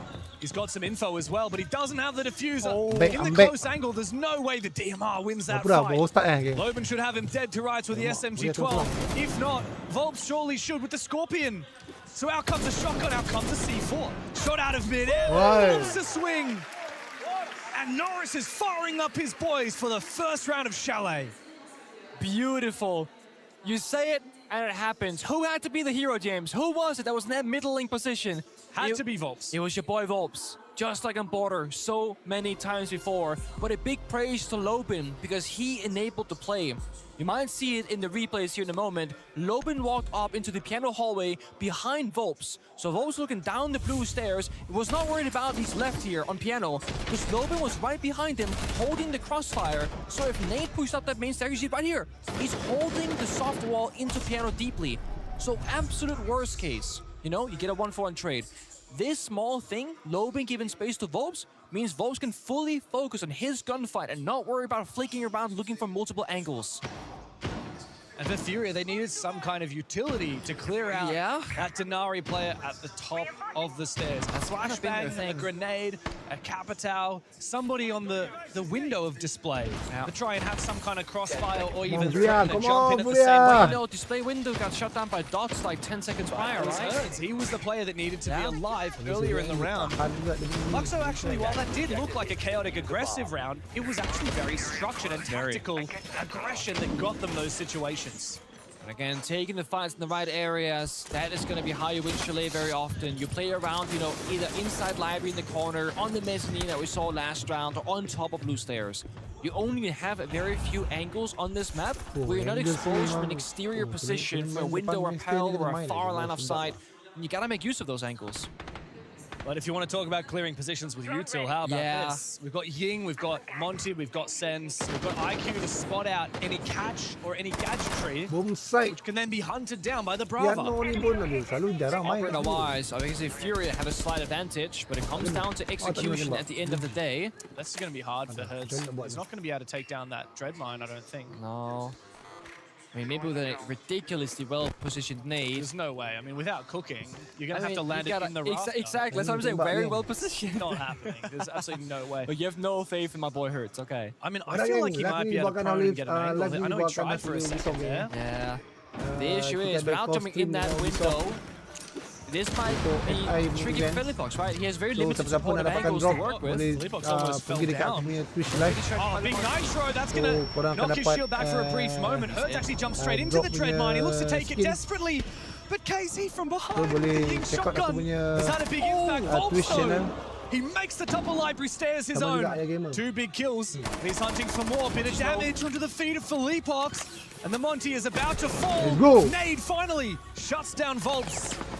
And Furia have the advantage again. A minute to play. Dots and Palu forced back. Philippox 1 point of health on the Monty. Nade about half HP. Super winnable for Fox. So sadly for them, there is no C4s left, no impact grenades either. They need that one more kill. Look at this. He's right around the corner. But the flank is open. He's not watching it. The drone will see him. Do you fight or do you fall back? He's going to push up the staircase. Monty's going to see him. Oh! Onto Nade! A beautiful shot for Dots, and that brings us back into the realm of possibility for Fluxo W7M. JV in a 1 versus 2, and they know exactly where he is. 2 smoke grenades in pocket as he clears out the Banshee and makes his way towards the side. There's info on his position, and a fire up above. JV threads the needle. A 1v1. against Palu. Palu holds his ground on the stairs. He knows he has the diffuser upstairs, but JV has to close the gap, has to close the distance. But Palu weathers the storm for Fluxo W7M, wins it in the 1v1, and finds a second round for his team. The shots that were hitting that round from both sides. The fadeaway jump or missing flick on the pixel on the keeper to get into that 2v2 that they desperately needed. JV flick, wallbang, one tap. Just reacting off getting shot essentially. And Palu in another very important position, this time finds the clutch. I want to translate what I just saw. Yeah, in the Casey just asked Volp something. Yeah, I think talking about the Kiba barriers from the Azami. I don't know if the teams, obviously KZ and Volp's former players together on the old W7M roster back in Montreal SI 2023. W7M made the grand final only to fall to G2. And that roster, of course, was KZ, JV, Herds, Volps, and Julio, who now coaches for Falcons in that upper bracket final later today. Fluxo W7M, though, I mean, they're hitting some gnarly shots of their own. You talked about what JV managed to land. How about the shot from Dots with the TCSG? Absolutely ridiculous. And honestly, Volps on top blue stairs in 2 rounds, gotten 5 kills. It's him both rounds, putting his team on his back saying, I will give you a way back into this one, trust me. And he played off that keeper barrier and again isolated positions. Used the keeper to block off the office jump in, fight blue stairs, then flick around, fight the guy who jumped in office window. It's beautiful. Using a bit of map design, blocking off the angles, being very present about what's happening around you. First with a quick entry library though. Can't go too fast because a red ping came out. Enemies in piano hallway. Peeling back the layers, but look at Fluxo's setup. We spoke about the playing strategy. They got the Mira, the Kaid, the Two-Brow.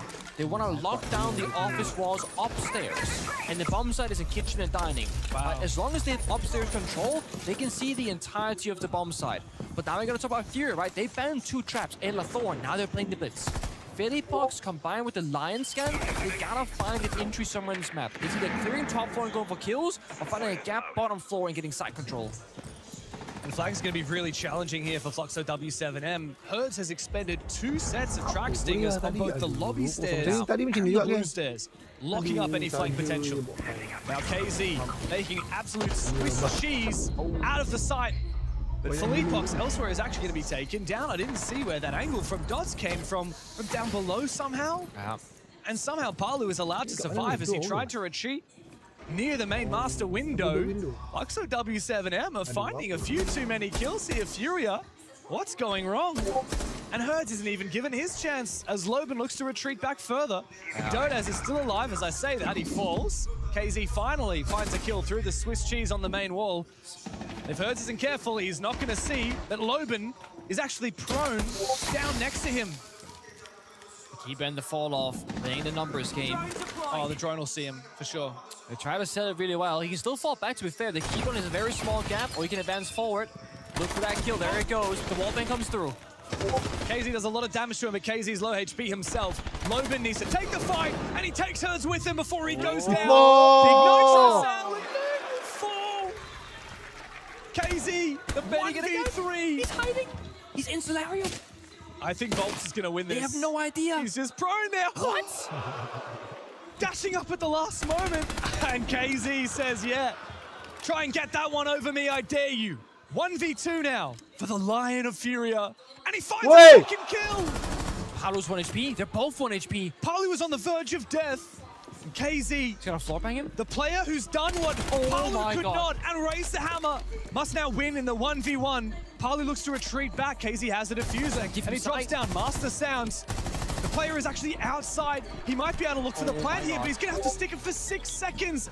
Palu should surely win this. He's got the red ping, and KZ cannot stick the plants. Palu makes it 3 rounds straight for Fluxo W7M. And 2 rounds in a row where he gets into the 1v1 battle. I mean, again, such a good effort bringing it back. Furia always have some fight left in them, but think about how that round started. It's a 3v5. The Blitz died. Someone else somewhere else died. It's been a struggle in the Tadi early apa, game for game tadi Furia pun, for half first these map tadi rounds pun on 3-0 Bar tak? and Chalet, and in the other half they get a good early start, but a struggle of a late round. Furia missing some serious consistency across the board, and Igor is gonna call it tag time and talk to his boys. Coisa, vocês já estão falando, vamos plantar aqui, vamos fazer isso, vamos fazer aquilo. A gente domina uma área, a gente agora trava e fala, tá, qual que é a rotate pra botar os caras mortos jogando. Esse round aqui, se a gente tá mais atento no drone do Sagu, a gente tinha visto antes, o Casey tinha feito o clutch pra gente. Então continue jogando o jogo, morto ou vivo, e vamos fazer as coisas ao mesmo tempo. A gente não pode demorar tanto tempo pra fazer um 3-2, tá ligado? Fox, quando a gente puxar o semi-biblioteca, vamos botar o cara embaixo, pra gente começar a pegar kill nesses caras ali, que eu acho que vai funcionar. A gente pode continuar fazendo a Lobo, talvez com o Erdina entrando embaixo, só que se eles estão batendo, eles estão lá, guys, travaram no animal, no coisa, a gente pega a brecha banheira, a gente pega as brechas do que a gente ganhou no diário. Eu quero puxar o Ezek lá, Igão. O Ezek aqui. Tá, então bora, na tua confiança. Bora, fechou. Bora, diminui, bora, porra. Bora que tá de boa. Back-to-back 1v1s for Palu. Fluxo W7M are laughing. These rounds have been close, but they've been getting across the line. What does Igor say to the boys in a moment like that? This one's hard because, to me, in my very limited understanding of Portuguese, it sounded still strat heavy. But at the very end, that was the energy, like, bora, you know, come on, let's go. Bringing up the hype again. Because I do think that this will come down to the mental game. You know, Furia, back when they were the team to watch out for, going to every grand final and winning every single grand final, they were mentally still a little bit weak at moments. But they were so dominant that they were rarely tested on the mental, because they would just keep winning. The biggest challenge for teams that find a lot of success, in my mind, is what happens when they start to lose. Well, that's been the last calendar year for Furia. Sure, they won Reload, but most people were like, well, quote-unquote, Mickey Mouse event. It doesn't count as a full event, right?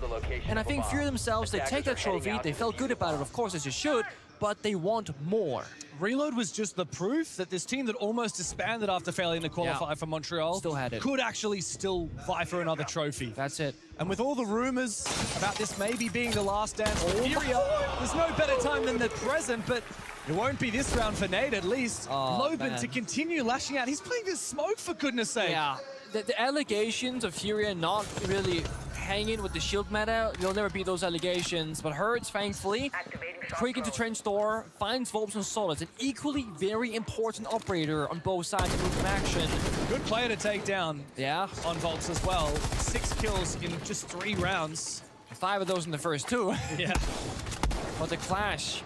This is Fluxo changing tempo, saying, you want to play a bit slow on the attack inside? Well, we got the deployable shield, we got a clash, we got a smoke from Loban. And while they're playing very aggressive roaming early on, they can fall back and play the late round. My worry now is Loban stuck on blue stairs, kind of, because the enemies are in library. Hurts is waiting for him. He was thrown downstairs as well. You think he's stuck on blue stairs with Furia? No. Furia is stuck on blue stairs with him. We'll see about that. If he can perform half as well as Volps did, then I think Furia will have a real hard time of clearing out this smoke player, especially with the clash of support. Mind you, Furia actually not really happy to take these gunfights. They're double-triple joining blue stairs, avoiding Loban at all costs, taking it very slowly here because their mid-round has been very lackluster. Loban is now going to maybe go for a re-attempt flank as smoke in the late round. If he dies, they lose 30 seconds of plant denial and they go down a player because right now it's 4-4. Oh, great from KZ. He sneaks in from behind and the striker strikes first for Furia. 2 players on the ground now from Fluxo. I don't like this. The last call went out though, but JB looking for a flank. Solera and Chem is still up, so the flank should be seen by the defenders, but the clash... Dangerous, very dangerous game, but KZ wins the fight and doubles down! 3 kills for the Lion as Palu. He's won back-to-back 1v1s, must now make it a 1v4. KZ's fired up, Philippox finds the final kill, and Furia are finally here on Chalet. And perhaps slow and steady is how it's gonna be. They lock down library without losing a body, despite Nate dying to Loban downstairs inside a bar. And then they find the flanker, they find the clash, they literally find every single player in front of them. But Fluxo, if they choose to go back to a different pace, that can affect how Furia's going to attack. Because Volps actually swing and hurt on Trench Door, okay. I thought he ran in. That pre-fire from KZ was so good. And the second as well, the wherewithal to go for the pre-fire, knowing that the aggression's about to come out from Fluxo. That's a good read. Finally, a first round on the board here on Chalet for Furia. Something that we talked about briefly off camera between maps was, look, Heat 7 on border. Yeah. Staving off 2 match points. Yeah. That's actually pretty damn good from Fluxo. Very much so. Furia's map pick after all. There's a very good chance that Fluxo could take Chalet in a much more convincing fashion than what we saw from Furia on border. 5 seconds to go. Norris said himself, we're not upset, we're calm, just relaxing, just relaxed. And it has been like, when I saw them arrive this morning in the arena, right before the game started, Kylo was smiling and they're laughing, and I think there is something about the mental game obviously there about how you're feeling going into a game. Are you tense? Are you nervous? Are you excited to play here? And I think when you're excited and you're being able to be creative and play your game, take your risks, that's peak Siege. If you're worried about the outcome and worried about the expectations, you're going to be limiting yourself a bit more in the server. And I think Fluxo so far, they have very much been a team showing us that they are here to play their style and believe that what they're doing is good enough. And as the analysts have said time and time again, Fluxo W7M don't just have one style anymore. They can pivot, they can play really aggressive, and then they can bunker up. They've got the mirror this round, they've got a shield from Volps as well. So they've got a lot of power positions that they can utilize, and that calls upon Furia's problem solving to deal with. Amaro is always a scary thing. Either you play 5v4 or 4v5 very quickly. The issue right now with Furia is this is very telegraphed. There's very little pressure on the building, but the good news of Furia, there are 3 people roaming towards libraries. This Amaro should have a clear way in. Smokes us in, plant by the window, play post plant outside the building. It's going to have to be a plant directly They have under to the go window. for it. There's a Nitro cell on Loban. He can also see through the smoke and the flashes because he is the Warden. What do they do about it? Now they're all lash out, take down KZ. It's too late now. And you're right, it is far too late. Nate has missed his opportunity to go in. If he had, he likely would have died to Loban on the Warden. Yeah, very important. The Dodus actually did not over-rotate. So right there, either you see the C4, you go in, you try and go for a plant, or you see, oh, they're almost back towards the bomb side. Now library is free. Dodus never fell back. He's playing the mirror window, which means map control isn't free. Defender's got a 5v4, and the main armor strat is completely dead.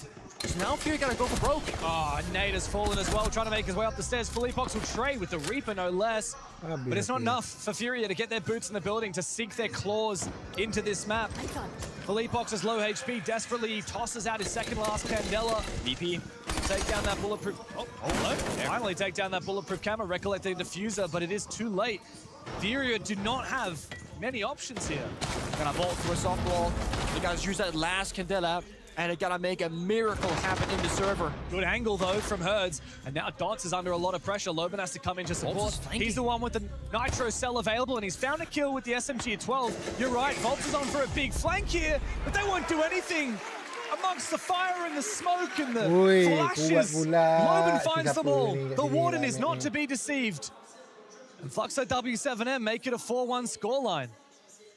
No, I want to praise Furia for having the balls to go for that attack, but it is very much we win or lose in 20 seconds kind of meta.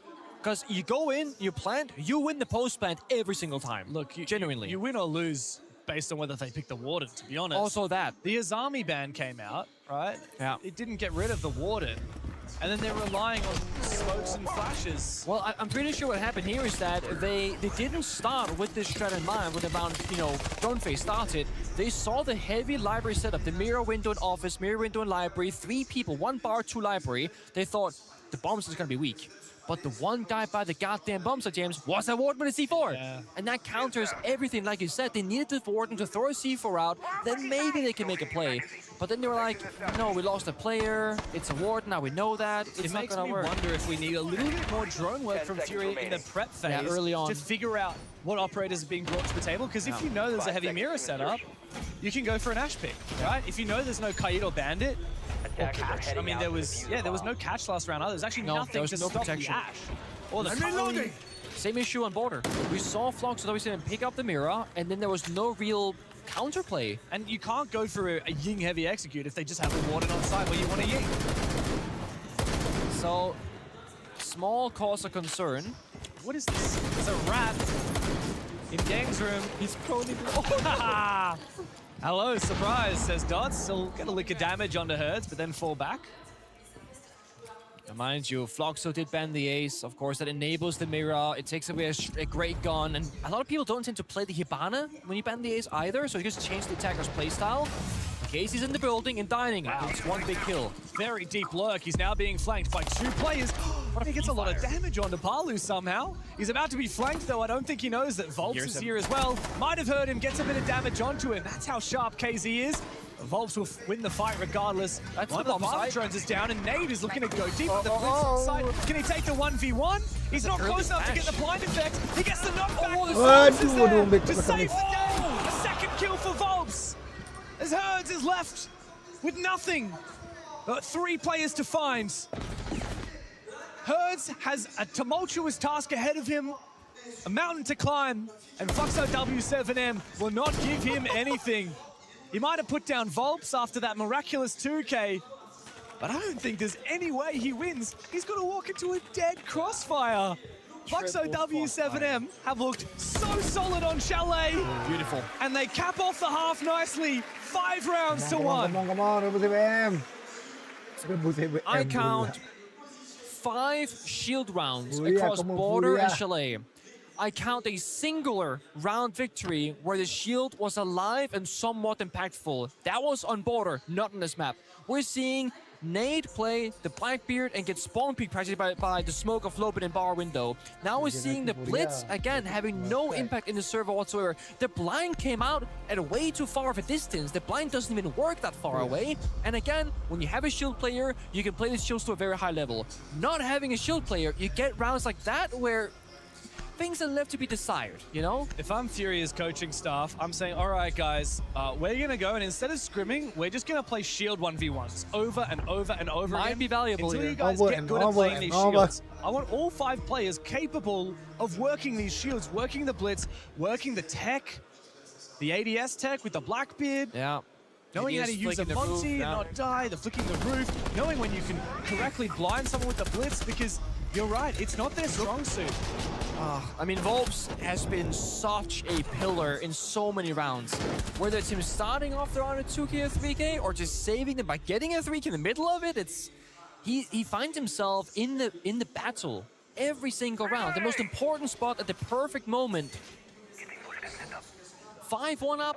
The desk was like, oh, this map will play a bit better into Floxo's style because they got depth and whatnot. Guys, they're 5-1 up.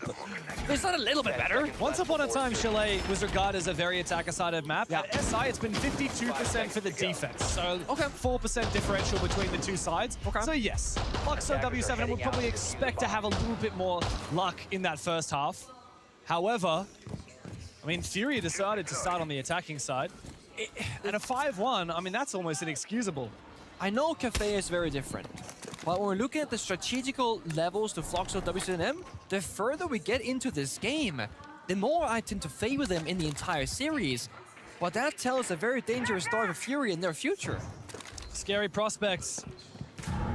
Is it the last dance? Well, certainly think it could be if Fury are to go out in the top 6 without making it to the top 3 like they did in Boston last year. But there's no question what the priority is, what the target is for Fury. It's championship. Dots has made his way forward. He's about to get shot in the side. For Leapox knows exactly where he is. The nade comes out. And he 1v1 the Blackbeard. Dots gets a little bit too aggressive and loses his head. But meanwhile, KZ has fallen. Smart play. Fury are left pretty lonely, and for Leapox is traded back by Dodes. It's an important kill. Floxo keeping that pressure, but this gunfight right here between Nade and Paolo could change everything. Shotgun in hand. Great work with the UMP from Nade. It packs a punch. Dodes will fall. And Herds has taken down the deadly low, but Shoddy and Paolo looks the wrong direction. Volps, who has been the savior for Floxo W7M, 10 kills to his name, marches into the bomb site alone. 1 versus 3. As Furia hold on to that diffuser. Lit it on the other side of the bomb. Lit it on the other side of the map. Volps can't go for a plant. He needs to go and collect it back from Games Room. Needs to go for kills. I mean, this round is completely over. Furia, they have ego. If they overswing this team, to give him just 1v1s. Once or twice, that will be enough. Tengok degil. It's not time to Orang be dah kata swinging jangan like lompik, that. kau 3 orang, kau hold je lah. One player in library box and 1 on the library stairs. Volps needs to thread the needle. He needs to make this count. He has a chance here to find map points and embarrass Furia. Furia kalah selalu macam tu, geng. Dia tak perlu pick dia pick. Time, work the flourish, Itu and kunci get dia the kalah tu. intel. JV has an escape route. Get that adrenaline out of your body. Don't overthink it. Play off your instincts. Believe in the plan. AR-33 in hands, and Volps makes his way forward. Nade is right on top of the diffuser, but JV steals the kill from him. And it's not to be for Volps today. Furia have found a second round on the board, but they are still trailing behind by a mile. And it comes down to a few gunfights once more. I mean, if Palu gets the shotgun kill onto Nade on blue stairs, again, the numbers shift back and forth. If Nade doesn't find the kill in the fallback, same story once again. So, I do think the entries in general is so important, right? We've seen the Blackbeard jump in, lose the 1v1, but get traded back. Palu with the shotgun is good for one, but can't take that many flexible gunfights due to the nature of having a close-range weapon, of course. I think losing Lopin right there, bottom fireplace, that's the one that hurts the most. Volps, honestly, a nice try. Finally some respect given by Furia. Hurts overswung it, and after that, they played it correctly, they played it smart together. Now look, if anyone from Furia is going to overswing a little bit too much, it's definitely going to be Hurts. He's the guy It's true. who will ego peek everything. I cannot disagree there. It has to be him. 5 seconds to go. He's on the Solus now, a very important operator. We saw plenty of it on border. It's extra special on that map because of the ability to deny those rushes. Is he going to go for a peek? He's got a lot of mobility with those impact grenades as well. He can always open up this hatch and retreat back if he starts to feel a lot of pressure, which I think he is likely to. Where's Dots going? Inside of mud, perhaps? Hey, he hears all of this. He's gonna be like, Philippox, if you're downstairs, get ready to run. There's a shield outside, probably a blitz. The scanner, if he were to activate it, can see the blitz's location at all times. While he's got the shield out. While he's got the shield up, of course. There's a player on the balcony out here for Herds. Ooh, he's going to reveal his position, open up the hatch and look for a retreat, but he's actually not going to retreat. It's a fake. He peels back for now, but spotted from the rooftops. Volps continues to farm his old team. Yep. In perfect place once again. A huge pick. Especially up against the Clash, because now you open up the possibility of a flank elsewhere, but Philippox Blue Stairs finds Lobin. Back to even numbers. There's a flank watcher off Gridlock in the grave. There's the bomb side though. The Clash is upstairs. No barbed wire here either. Palu could sneak onto side. Instead, he looks to Tata open that soft wall. Philippox versus Volps. They know he's down here. Volps cut him off by Trench Door, sending the blitz, find him first. 3 players are hunting him down, and he doesn't really have here. any util. Philippox spots out Dots, the impact to try and do a little bit of damage. He doesn't get flashed, but Dots wins the gunfight regardless. And Volps onto the bomb site. No, JV went to go and support his teammate. Yeah. Now KZ is looking for a refrag, but Fluxo have just evaporated. So well played. Chasing the Soul player, enabling the Lion and the Blitz to play that perfect roam game. But now the question is, do you take top 4?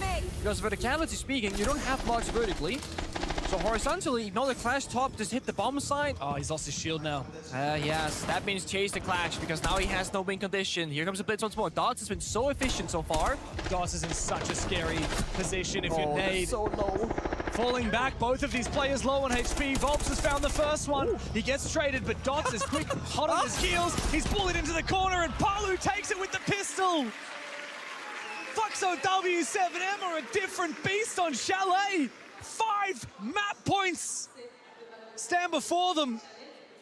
The lead is almost irreparable, and Furia look like a shadow of their greater selves. Speaking of shield value, right? We saw Furia struggling to do that roam clearing, isolating the 1v1s. That right there is a beautiful display of how to play a blitz with the Lion and cutting off rotations. And the thing is, despite not having almost any drones in the building, Fluxo knew exactly where the defenders were by the process of elimination. By Volps being Trench Door very early in the round and said, I never saw the Goyo running back. He has to be Wine Cellar, Blue, or Snowmobile Garage. He couldn't be anywhere else. And then you send down the blitz, you face check in every corner. It's the fastest and safest way to get that kill and get that information to your team.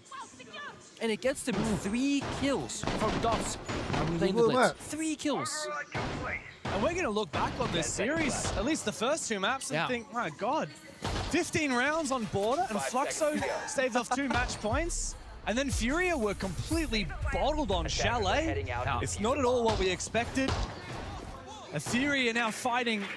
They need to stave off 4 match points just to push us into overtime. And that just doesn't seem likely. It doesn't seem likely. Fluxo W7M have undoubtedly been the better team today. They've been the better team while also being the most clutch. And going into this series, that was the same stat line you spoke of from the very beginning. The 3Ks, the 4Ks, Palos 1vx clutches, like they literally have all the clutch factors at this event so far. So when the teamwork doesn't do it, some of the individuals will. Wolves is sitting on 14 kills right now. C4 this time works out. Herds was fishing in Solarium for the longest time. That takes the ace out of this round. Which, to be honest, not the biggest loss to suffer. Good info from the drone though. Herd spots out the blitz and another one of the players behind him as well. So Furia know exactly where this push is coming from. Changing maps. They set up the air jabs for the flank. Perhaps later here downstairs or dining in kitchen. Looking for dining hall with the blitz. This is very unusual. Very risky. Are they gonna as well. full send it? They're straight into the bomb site. They are. Dots has the diffuser as well. JV92 is the first one to fall for Furia, and Dots is looking to get very aggressive. The smoke keeps him at bay for a brief moment. KZ's doing his best to battle the blitz, but Nade comes in to save the day for Furia. Fluxo W7M threw everything at the wall, but nothing is sticking. And Wolves stuck outside. He was cutting rotations by the double door and fireplace, hoping for a kill, but nobody went into that location. He's been completely able to help his team this time around, and Paolo goes down as well. All to Wolves, but Hurts is there. KC, all of Furia, they fight back together. It started with a massive C4 from Herds, and it finished when he shot both of those players on the windows, hunting him down. Herds the man of the hour for Furia, and if it wasn't for him, that rush may well have worked out. As Nora said himself, the coach behind Fluxo, we're calm, we're relaxed. It shows in the server that, okay, the ace died. Oh, we can't roam to the top floor because there's 2 people, it's risky. Let's just hit the bomb site. And when you're up in round count like this, 6-2 scoreline, you can 100% afford to make this play and not feel any remorse if it doesn't play out. Furia are one of those teams that thrive in the chaos. A player like Herds creates it, and KZ on the bomb site with the Legion, him supported by Nade, they were the players that prevented that blitz from successfully getting that plant down, getting that map control, and ripping the anchor from Furia's defense. But as you said, no reason to fret, no reason to be stressed for Fluxo W7M. No. The scoreline is 6-3, and there are 3 more map point opportunities to send us to Cafe. They literally just need one thing to work out, one mistake from Furia. The only thing right now is that the more like specific operators that they're showing are pocket strats that could bleed into Cafe, like specific operators, play styles. That can of course hurt their chance in a best of 3 on the final map. But right now, they don't have to get too desperate. Dots brought out the blitz time and time and time again, but Furia will actually affect it a little bit now, banning out the Lion. When you're taking out an operator that wants to push into somebody on defense, but you stop them from moving away from you, you will get the blitz in their face eventually, or they'll expose their position to everybody else. So this will mean Dots have to be a little more cautious now, because you can't Lion scan and then just get people stopped moving. Yeah. So support can arrive this time. You won't have to worry about the Denari though. Still, we've got Thorn Ella, just like Igor talked about on the first map.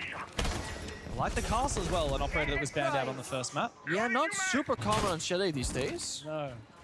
But it does mean that you gotta play into more self-destruction, which means less roam clear, right? The door could be and stuff like that. So they bring out the sledge, probably mostly as a castle counter. You get the grenades, get some self-destruction, good gun. And with Deimos being banned away, Lobin doesn't want to play him anyway, you know? Lobin was pretty happy to play the sledge on the first map as well. We saw Herds doing it too. Wow, nice quick steal from JV. Oh, he's actually baited in and found a kill as well. While the wall has been breached, it doesn't matter because JV gets away with a frag. Has 2 spare Grismos in pocket, so JV had gone down there. A lot of util goes with him. That high-risk, high-reward playstyle. Beepoop exposing Lobin. This could be an office rush. In goes the sledge, and behind him the blitz as well. The castle somehow while blinded, still manages to kill the blitz. A refrag from Loban is not going to be enough. Palu holds down the fort inside of Piano and finds 2 big kills. Now him and Loban are inside of the bomb site. Herds and KZ need to look for a retake, but Loban's got info, and Palu's distracting him on the bomb site. Where is Herds? They know he's behind the bomb, but he still finds the kill. The C75 comes out for KZ, and Herds and KZ together clutch up for Furia. Fluxo W7M throw everything they can, but there's nothing to be done when the clutch players from Furia hold down the site. It's such a good read as well. So Palu will flashbang for his teammate, fully blinding the player by the bedroom chassis. The pre-fire makes the work happen. Tag timeout here, I think. Sagon fechado, tá ligado? Os caras tá tendo uns confortos que não é pra ter. Então, vocês estão sabendo escolher bem as kills. Você tá, por exemplo, você somou bem aquela punida do cara do solar do portal. Quando a gente caçou o cara na adega, você somou bem a batida do portal para impedir o win. Vocês estão fazendo isso bem, só que prepara tudo, escolhe aquilo que vocês querem jogar e aí a gente consegue progredir, tá ligado? Só que eu preciso que vocês tenham todos os acessos possíveis. Então vai de Twitch, tira trap, vai de Ribana, tira todos os castos, prepara tudo que vocês precisam, decidam e aí joga. Com tudo que vocês puderem, tá ligado? Ok. Fechou. E sem neuro, Bora. Acho que vai ser cozinha recuadinha agora, né? Bora. And as the timeout has finished, we have a few words from our analyst Laxing on the line. Laxing, what have you got for us? Yeah, I mean, that last round in particular, I mean, it's so important for the side of Fluxo to be able to slow down, to be able to come together, to close out these rounds. The last thing you want to do is blow this lead. Losing rounds like this, where they should be going in your favor, does slowly chip away at the mental, especially if going into this next round, it doesn't go in their favor. And then on the opposite side for Furia, if you are allowing them to get any little bit of hope, that is slowly going to manifest and turn into something that is going to be unstoppable for the side of Fluxo. So they need to dig deep and close out this map and push it to a map 3. I couldn't agree more, Laxing. Thank you so much for your insight. The time for toying with your opponent is over. For Fluxo, like Laxing said, log it in right now. Give it 110%, get it 7-4 or whatever, and go into Cafe knowing that you played a phenomenal game of Chalet. Speaking to the mental game as well, Fluxo were feeling mighty good a couple rounds ago. You're gonna start being, okay, we could taste the victory. Oh no, it's slipping away. Oh no, guys, we're throwing. Oh, it's overtime. Oh no. That sets you up for failure were you to go into Cafe, that third and final deciding map. Whereas for Furia, we know they're a mental team. And we saw how JV swung Library last round, just like taking those Eagle challenges, those Eagle battles. This right here, waiting for it to pay off, but Volbs doesn't find the kill this time from outside the building. He's been the cutoff player on the attack, but he was almost an entry player on defense. He hasn't been in the first early battles much for Volbs. And they're also off the blitz. Now dots onto the Monty, maybe like Dyken said, slowing things down a bit, breathing more and going for more execute style attacks. The danger with slowing things down too much is if Fury read into that, you see things like the Echo come into play. Exactly. And there's no better example of an operator that punishes slow play than that Echo. If it comes down to the late round, you're going for a plant, Felipox is still alive, that plant ain't going down. So we gotta get some early aggression somewhere, either a kill or a good bit of map control, and just slowly progress the map, right? Every second matters right now. The first projectile wall goes out. They're waiting for a C4 response. Nothing happens, so the fish unsuccessful. But now it's in pre-placed. They can pop that wall up and down whenever they want to jump in that trophy window. But with 2 people on rappel, everyone outside the building still, getting in that first window, it's gonna be a challenge. Furia can also use that Echo to get aggressive if they want, but I think at the moment the play is just not to overthink things too much. Furia can just sit back. They still have 2 C4s on the site. As I say that, Herds has actually gotten really aggressive on the other side of the map, which means that now there's going to be a crossfire onto Dots as he makes his way into the lobby. He's going to go up the lobby stairs into Fireplace. They want to kill this guy. Yeah, they want to isolate him. They know where KZ is, and Dots is now in the perfect position to flush him out. But KZ, he can take the fights! He staved off the Monty with the Thorn Trap so he can isolate Volts! And while Dodes has traded him back, it was a worthy play from someone who should have been doomed to die. It hurts! Sneaking behind enemy lines, has stolen another kill onto Dodes. No more hard breach available for Fluxo W7M. No. Playing it safe and playing it slow, and yet that one mistake might cost him the entire round with that. The lead being reduced. Furia making the comeback happen right here, right now. It well and truly has begun, Pengu. It's 3 rounds straight for Furia, each one looking better than the last. One more on the board, and we will have a second overtime in this series. It's bound to happen. The way these rounds are playing out, the struggles for both teams, and the things they're doing well, it's turning that momentum into Furia's side. The small mini games are working so much more in their favor. I was thinking with Casey stuck in the library corner, if you're by the double window and just hold him with a gun, he's bound to move eventually. Instead, you jump in a single window, he pre-fires you, you lose. Miscoordination. Had they waited for Wolves to get into that big window first, all of a sudden it should be a guaranteed kill. And then if you miss the guy in the small box and he gets one, it's not the end of the world, but you lose one player to KC, lose a guy to the box, there's too many bodies. And I mean, we saw them, they wanted to go for a Solarium trophy attack. They set up everything for it, and then they sprinted to library thinking, guys, we have a free kill, and it wasn't free. It's like Furia knew what Flux and W7 were doing before they did it. Even I noticed there were 2 C4s on the bomb site to prevent that eventual jump in if the Monty did go for it, to harass the Monty. And then Herd suddenly disappeared. He was on the other side of the map. And within a few moments, he was ready to support KZ. Yeah. And KZ as well. What a play with the Thorn. An operator that's been out of the meta for such a long time finally makes its way back in. He sees a Monty, throws a Thorn trap, Monty has to fall back. He suddenly can take a 1v1 with the player. Exactly. It's so good use of utility. So the final round of regulation, either we go into OT, Flux will take the map, and Palu is stuck once again on a shotgun, this time on the Ying, and they're doubling down with the glass. They got raw aura, they got the sense to cut off crossfires and ways for Furia to help each other. This feels like that Amara push that Furia attempted. All or nothing. When they go, it's everything in the round. Yeah, but they've got a Warden which counters the glass. I know. And the Ying, they've got a mirror in the hard holding positions. They've got the smoke and the clash to keep the attack at bay. It's a perfect counter to the operators, but it will always come down to execution. Who can find the entry? That's the big question. When you get that 5v4 lead, you can reset the round and play the utility.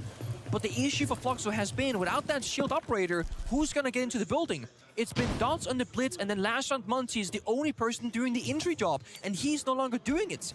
Is it Palu on the Ying? Is it Logan on the glass? Someone has to go in first.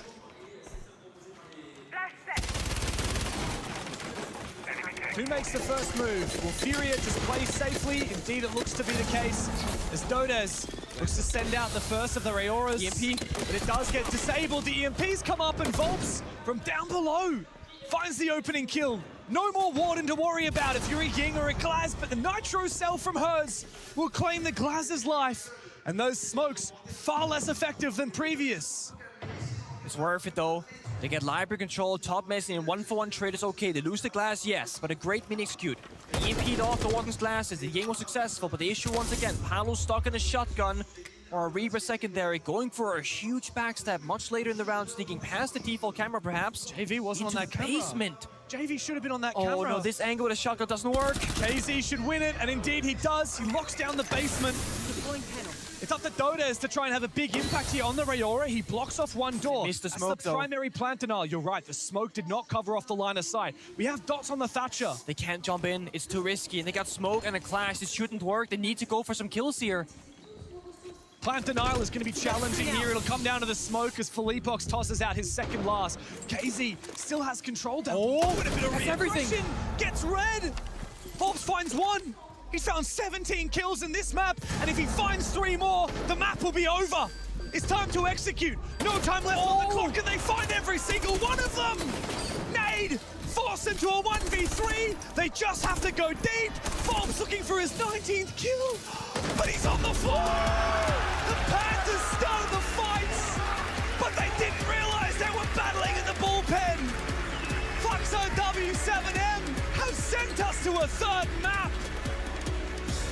It took way too many rounds to get there, but they had pocket strat after pocket strat showing depth in the operator pool as well and how to get apart the fast attacks, the slow attacks. Honestly, that was one of the few rounds where I thought there is no way that's the one that's gonna work. But the Thatcher came out, EMP in the ward, and we have so much more seats to cover. One more map, Cappy's up next after a short break.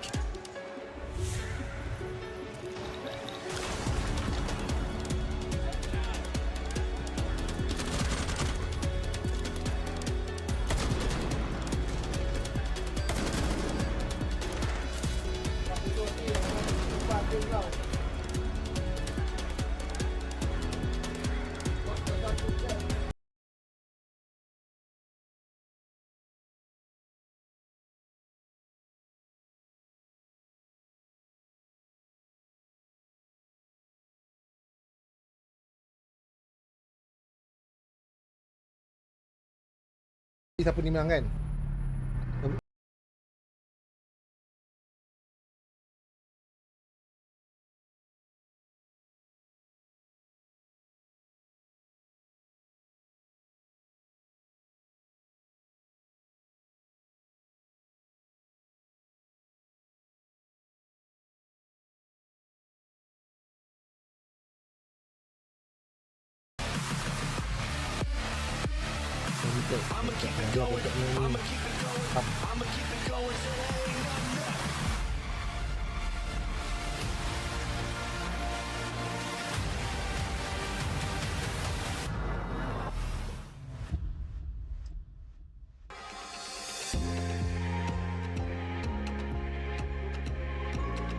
Aku sama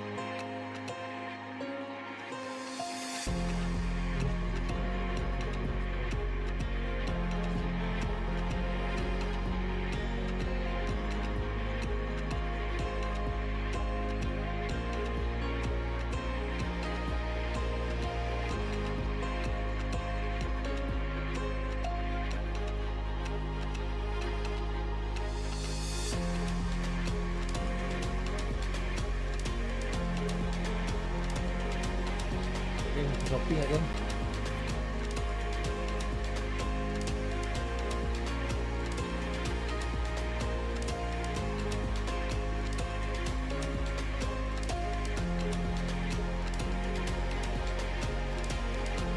Nak beli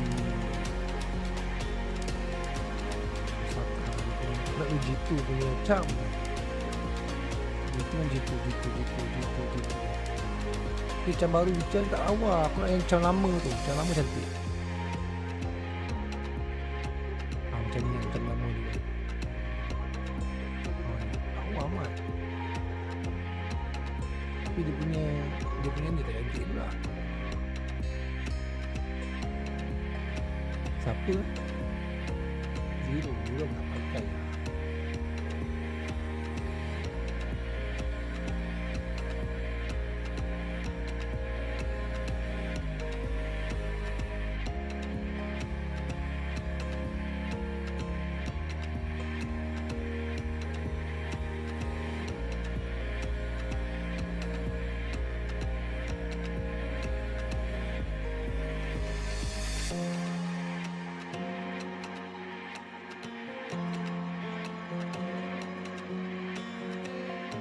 Mat kan, aduh tak lawa langsung, cuma buat lawa sikit kan. Nak juga membeli ni.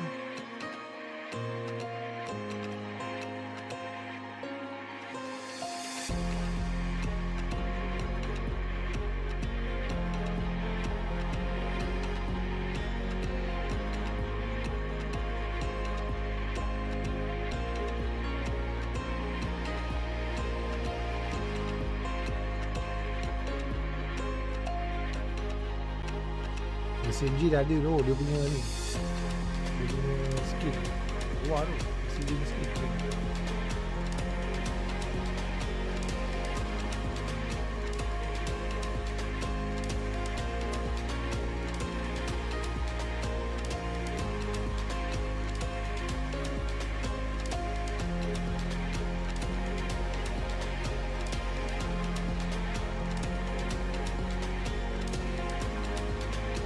Dia ada 20,000 tapi kena kod nak beli skin tu. Siapa ni tu? Awal lah dia. Mana nak beli tapi tak lawa, dia miskin. Oh, merah macam tu nak buat mana. Tapi dia tak pernah lawa. Yang tak lawa dia punya ni, body armor ada. Uniform.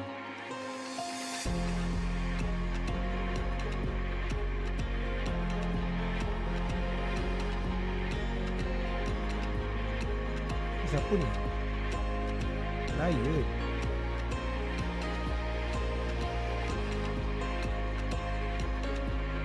Bora. Falcon tak ada. Kesian ni. Ada skill langsung ni.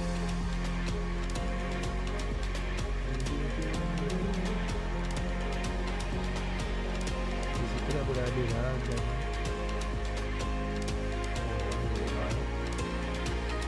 Ini baju lawa. Kepala dah tak lawa.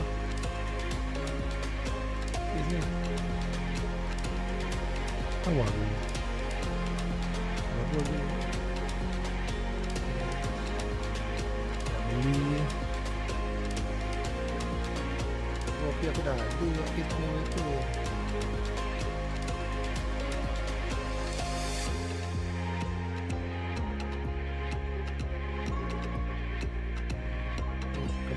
Kebanyakan semua aku dah ada sekarang. Makannya lah.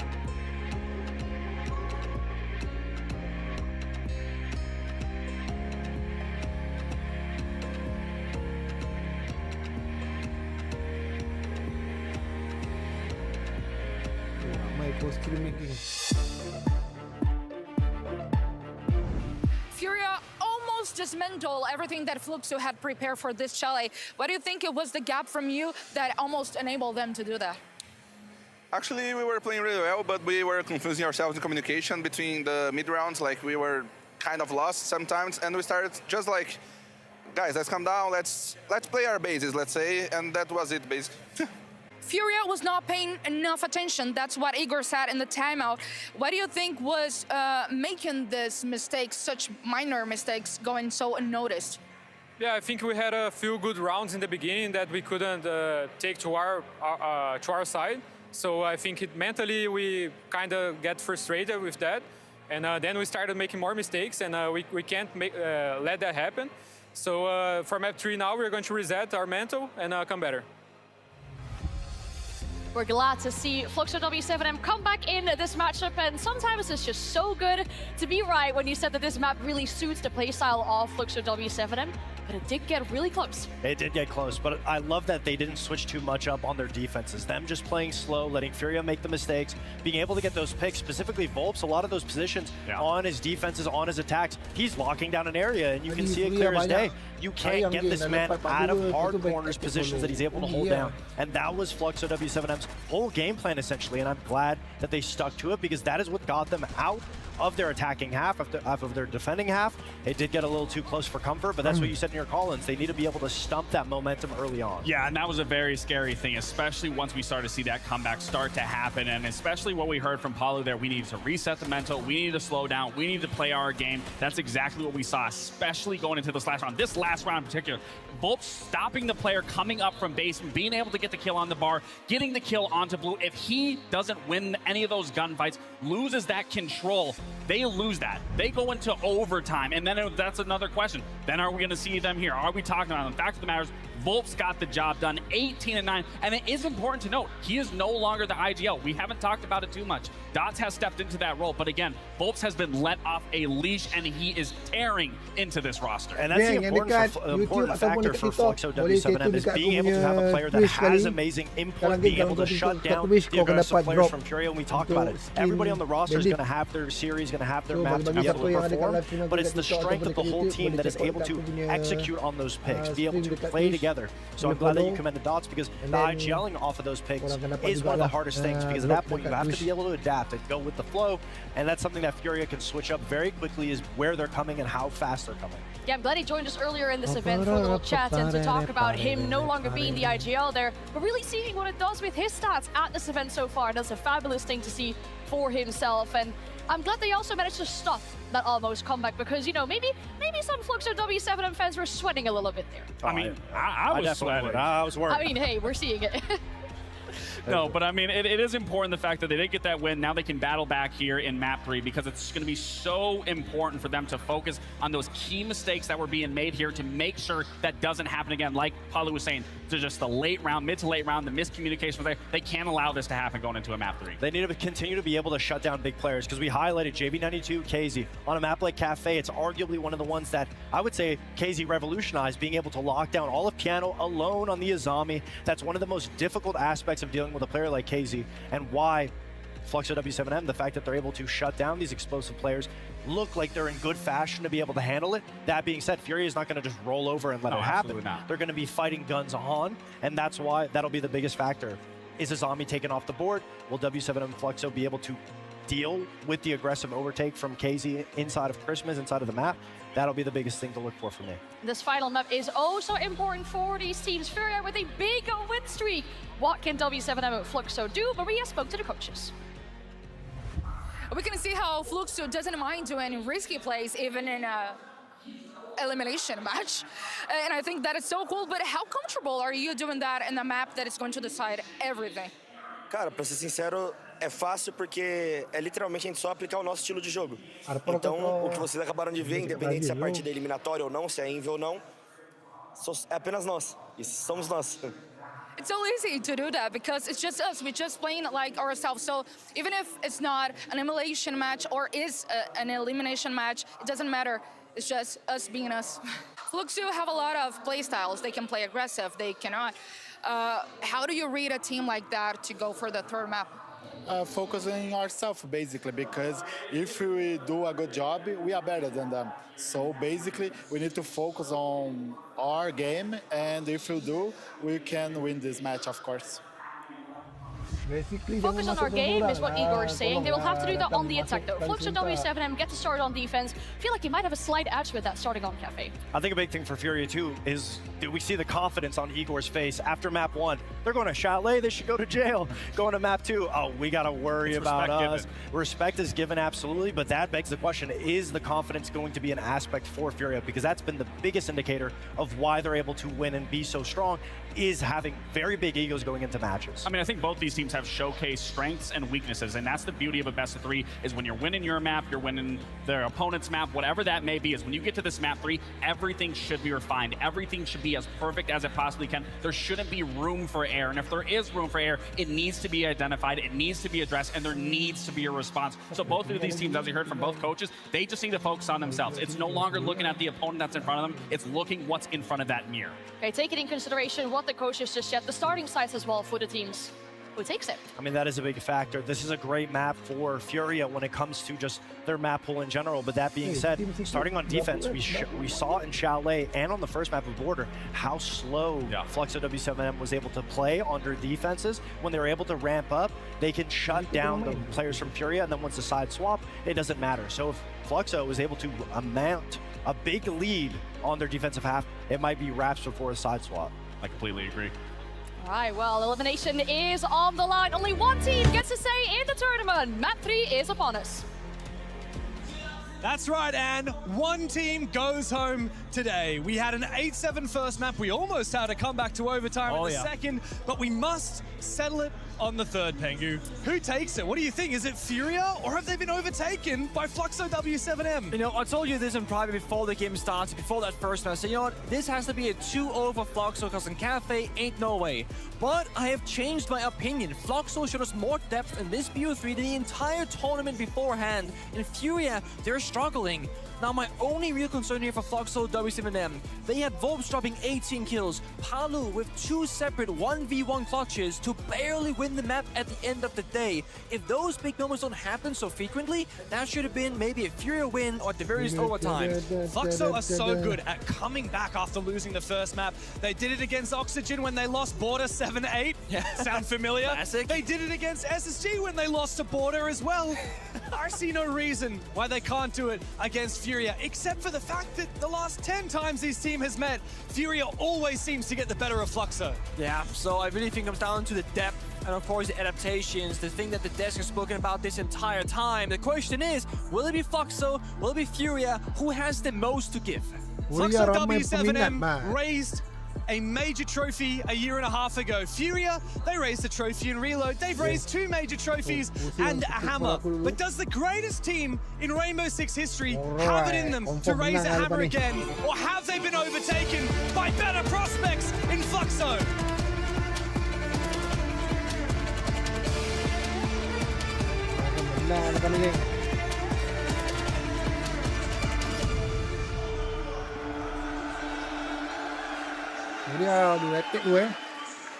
Fluxo W7M are poised to take Furia out of the Six Invitational. One of the tournament favorites. They raised the hammer 2 years ago in Brazil, and they've raised countless trophies outside that. Could it be the first time in years that Fluxo W7M hold a candle to the greatest in Brazil?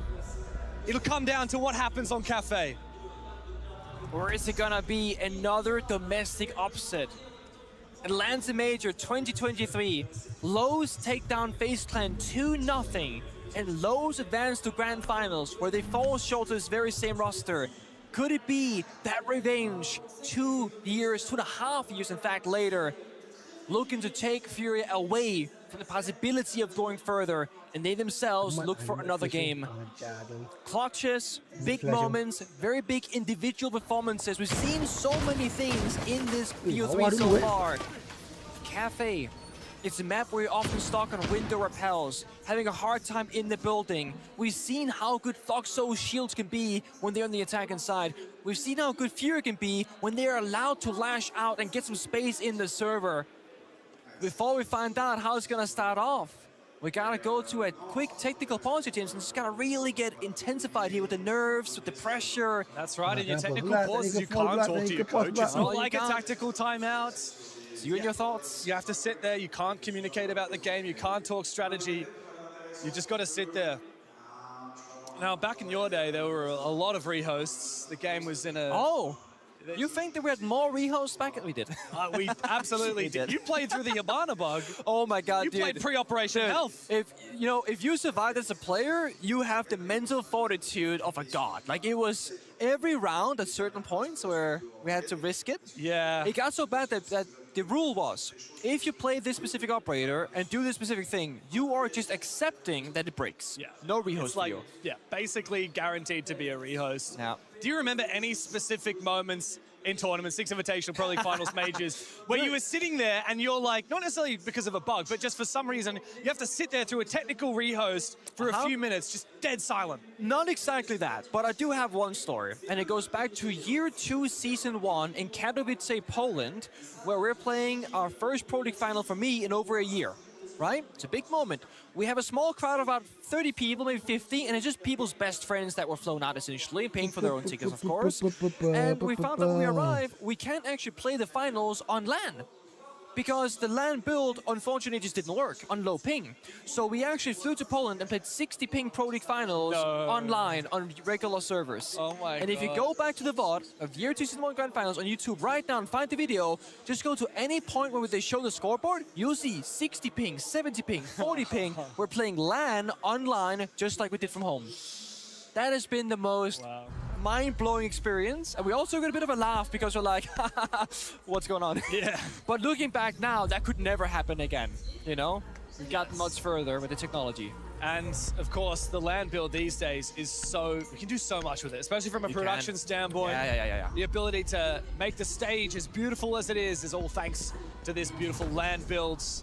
And now we're cooking into this one, and keen eyes amongst you will notice that the operator bands have rolled out Capitao Ying Azami Mira. So really nothing too crazy.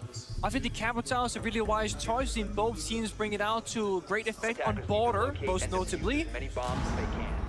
As I said before, right now it's going to be Fluxo on defense and Fury on the attack. When that side swap comes through, I'm very curious how much shield play we're going to see from Dots. Because he was putting in some overtime hours on Chalet with mostly really good results. Whereas Furia, it felt like every time they brought a shield operator for nade, it was him dying early or not finding a kill and not really getting much done for his team either. I was going to say, we're down to 4 now, 3 players, so we might need to go again. We run it back. Run it back. We run it back. Why don't we just go again? Let's go again. Let's do it again. No. Philippox has been around the block a few times. He's actually the most experienced player on this Furia roster. I looked back at when his career started. It was over 5 years ago. I'm gonna see if I can find like the first team that. I was gonna ask you that exact question. What was his first team? Do you remember off the top of your head? No, I don't. But you have teams like Red Devils who sucked. But that's before. That's longer than 5 years ago. So I remember when Philippox played with the old Furia roster, the one that wasn't quite as good as his Fantasy's Furia roster. Fantasy's Furia roster. So if I go all the way back to 2018, apparently Philippox played for a team called GS, and then after that, he actually coached Black Dragons. Wait, so player to coach the player? Looks like it. I didn't know that. Yeah, wow, I didn't know that. He coached a very old version of Black Dragons with Live, GDN, Hogsword. Oh. Yeah. Wait, he coached Hogsword before Hogsword coached Liquid. Yes. Yeah, the irony of that, right? Okay. Then, of course, he went to Team 1 as a substitute, and then Team 1 as a player for a long time before MIBR, and then eventually W7M. But the moment when Philippox and Nade joined, that is regarded as like a sleeper change at the time. I think people said, well, you got rid of Julio, who's a world champion. You got rid of Volps, who was a great fragger. Obviously, Volps got an offer to go to Liquid. And you pick up two, there we go, Philippox fans in the arena. You pick up two players, Nade, who hadn't really had a lot known about him at the time. And you pick up Philippox, it's like, oh yeah, we've seen this guy play on some mid-tier teams for a while. The most understated roster change, and they go from second place in Montreal to G2 to winning every major and a 6 Invitational. It's crazy because like, there is a world where they won SI against T2, win their own SI, beat Fate. They could have gone 3 times in a row technically because they made all those grand finals. Couple rounds go, the other way. History would have been changed forever. It's funny because they came into the scene as villains right after because of Hertz, right? Like he really drew that villain arc. You remember way back at the, was it the Mexico major? Was it it was a Charlotte major way back in the day. The W7M roster at the time they were called. This is, KZ, Hertz, JV, etc. They qualified for the Charlotte major, but they couldn't actually get to Charlotte due to visa complications. They had to... 3 of them made it in the end. Yeah. They had 2 people play from Mexico. Yeah. And they made it to top 8, I want to say, quarterfinals, and bombed out. And it was quite controversial at the time. Yeah. Because it never happened before that we'd had some players in a team play remotely. But not just that, but the funny thing is we saw them being very upset, rightfully so, playing in a quote-unquote unfair condition, but due to visas, of course, not our fault. But everyone with the ass, like the NA, the EU team said, WCNM, they're the best team here. Like, they only have 3 people, but they're the best team here. We go, why would you say that, right? Fast forward a year, turns out they were indeed the best team to ever do it. Of course. Like, they were so good. Before they were good, they were still good. I remember talking to them at the Berlin Major in 2022. Yeah. When they made it to the top 4, they actually knocked out my homeboys Elevate, the Thai team at the time from APAC.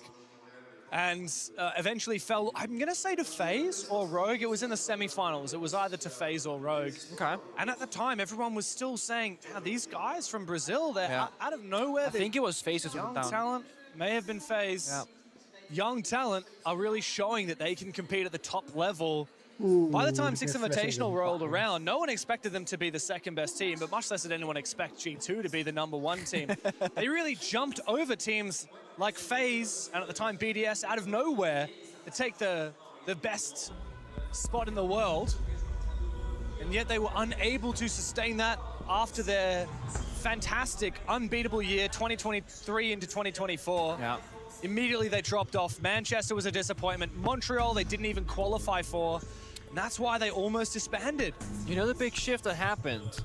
The meta changed. The shield meta came around the block, and that's kind of why it's funny. We look at Chalet and Border, how unsuccessful the shields were for Nate and for Furia. They have never fully adjusted to neither playing the shields themselves or countering the enemy shields So that's been their big struggle. Furia, they had this 1 year where the meta was relatively similar, and they were the best team by far. Good old split theory, if you want to call it that. Brazil invented that, apparently. And then the meta shifted slightly with the shield change, and all of a sudden, Furia would, as you said, not qualify or do very poorly when they would qualify. They're loose gunners, they play around each other, their fundamentals are impeccable. But their shields stop all their that. shields, leave a lot to be desired. Hold up.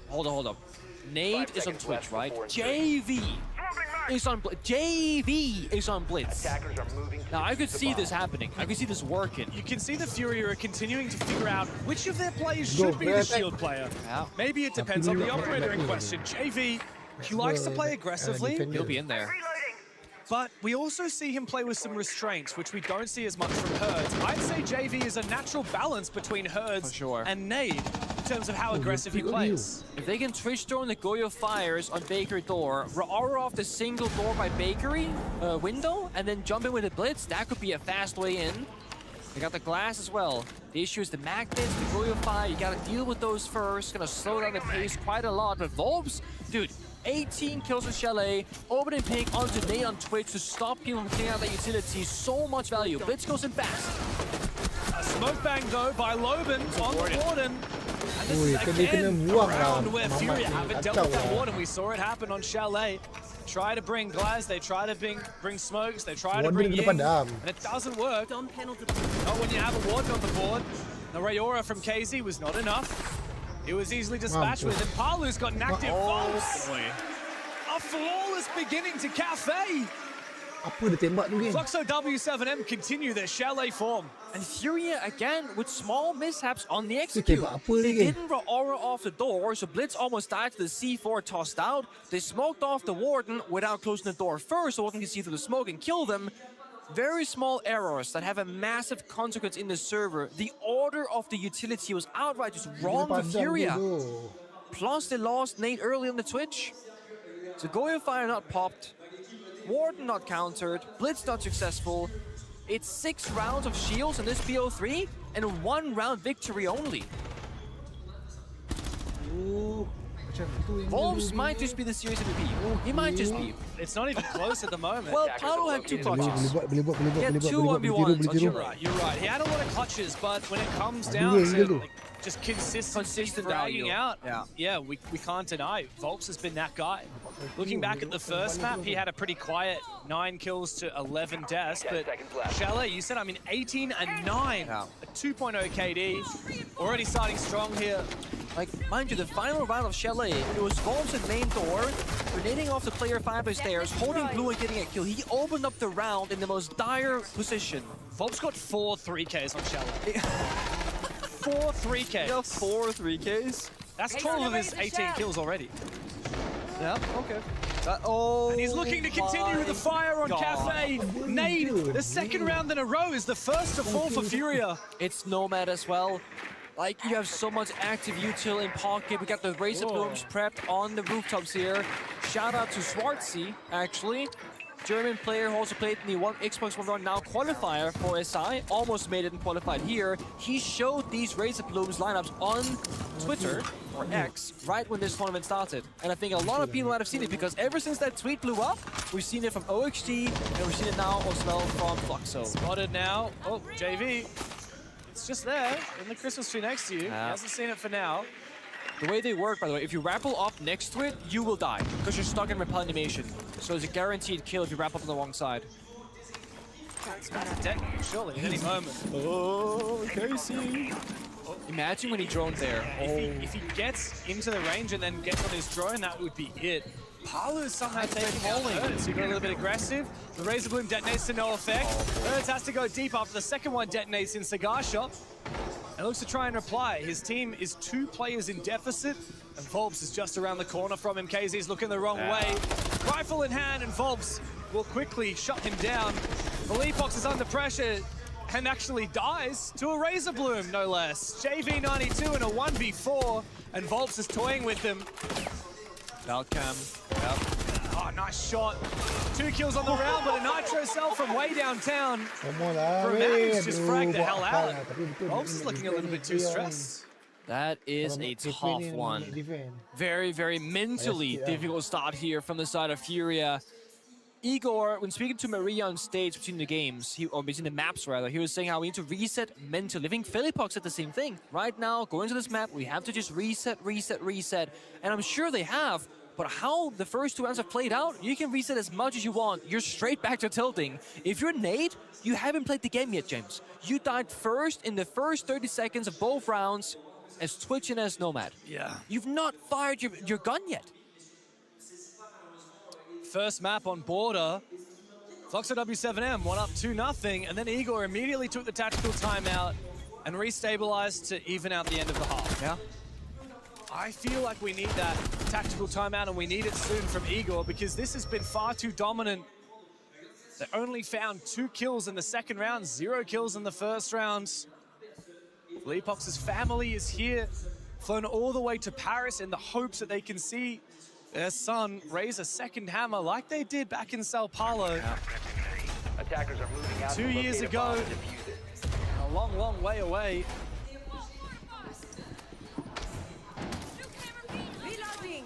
So they've had a bit of time to settle in from that previous round, and we need to see a big switch up. I would love to see Furia, much like I said on border, go back to basics. Play a bit slower, a bit safer, and get to execute and get to the end stage of a round. So many of these rounds, and all the maps have been decided in the first minute and 30 seconds. We don't see executes, we don't see plans, we don't see post plans either. So Furia, this attacking lineup, I really like it on paper, right?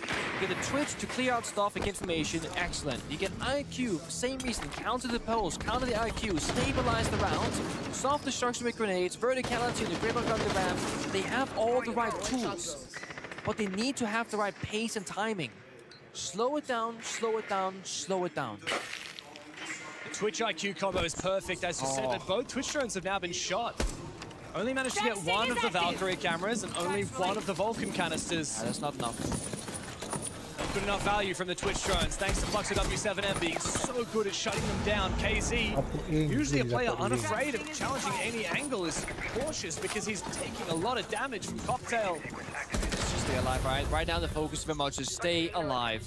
They're missing pressure on the window repels of Cocktail though, so they're giving Fluxo a lot of space to work beneath the C4 and top white Cocktail, but KZ still just looking. As C4 Phantom ready gets tossed on up, doesn't find anything.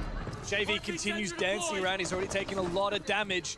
And there's info on his position from Dos down below with the pulse. He can continue trying to take the fight through the floor with the shotgun as well. It makes JV have to continue dancing around these angles. Good nade though, that's going to destroy... No, it actually won't destroy the bar. KZ is vulnerable! Donas will take them both down. 5v3 goes to a 5v2, and JV's low HP. Donas is hungry for more. Hertz needs to conjure up some magic here with the IQ. Straight into the crossfire. A second flawless round for W7M.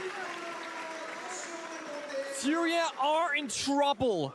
Nobody on counter repel at any point in that round. Nobody on the window repel to cut off the rotations to enable that push. It is a person jumping Scarlet, a person pushing Longbar, and 2 people in Freezer with a pulse scanning you below, and they know this. There's a Valk camp behind them. They're not getting anything done strategically in the server. They're missing the most basic of areas in their control. And Fluxo, we just saw it there for a second, they banned the Monty saying, you wanna play off that? You can't. Igor, tag timeout. Dispensa Coca Fanta, tá todo mundo spotado. Esse é o boneco mais roubado do jogo, a gente sabe disso. Então, Pox, a gente pode fazer full piano se a gente tiver esse green pra gente splitar. Prepara as coisas, marca, combina a comida e a gente come todo mundo junto, botando as miras no lugar. Senão a gente pode fazer um pouco dos split também, que esse boneco é muito forte pra gente fazer isso. E lembra que eu falei, embalo 4 tá muito forte por conta do jeito que eles jogam. Eles estão jogando peitando aqui um pouco mais. Cada um mira uma janela, tipo, se nasceu lá na docas, um mira 3, outro mira 1, mira 2. A gente sai saindo, chega no spawn pra gente ter tempo pra gente jogar. Só que a gente não pode ter medo, guys. Só vamos fazer o que a gente quer e a gente jogar vamos manter esse green full aqui então. Exato. Bora, guys. Bora, guys. So, right before that tag timeout, Montebank came into a quick play there. Floxo is saying whatever desperate operator they want to play after to stabilize these rounds will be removed. Monty is the #1 stability operator in the game, especially on Cafe. It's a perfect target ban, even though they haven't played it so far, and even though they're not the best shield team. It removes the easy crutch for them to get back into the game. They are completely locked out. Furia have so many questions to answer. 2 kills in 3 rounds, and both of them were just exit frags for JV. Not a single one of these players, not Hertz, not KZ, not Philippox or Nade, have found a frag so far. You know, you can root against Furia all you want, but this is not the way anybody should want them to go out.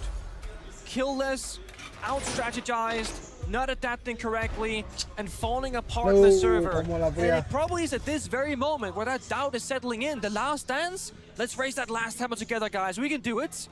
It might not feel all that possible right now. They need this round more than ever to bounce back. If they are to go down to a team they've beaten 10 times in a row, to a regional rival in Brazil, not to a team like FaZe Clan, not to a team like Falcons or Amati or G2, but to one that they should be beating 100 times over. That's when it truly will be the last dance for Furia, and a second kill has been found by Loben. KZ and Hertz remain with no kills, and Nitrocell shuts JV out of the game. Dia tahu dua Furia main macam mana, man. Stare down the barrel of another flawless round. Tak masuk lagi, man. Tak masuk lagi. Philippox, their captain, must stand tall. One by one they fall. One by one they march towards him. It is a flawless round for the 3rd time for Fluxo W7M. They're dying to C4s, to spawn peaks, they're whiffing their shots in the 50-50s, they're not playing close together, there's no drone work for any of these engagements. It feels like mental boom. The first, perhaps, mental boom of this caliber we've ever seen for Furia in the history of this roster. It feels like they don't have a fighting chance. And you know what?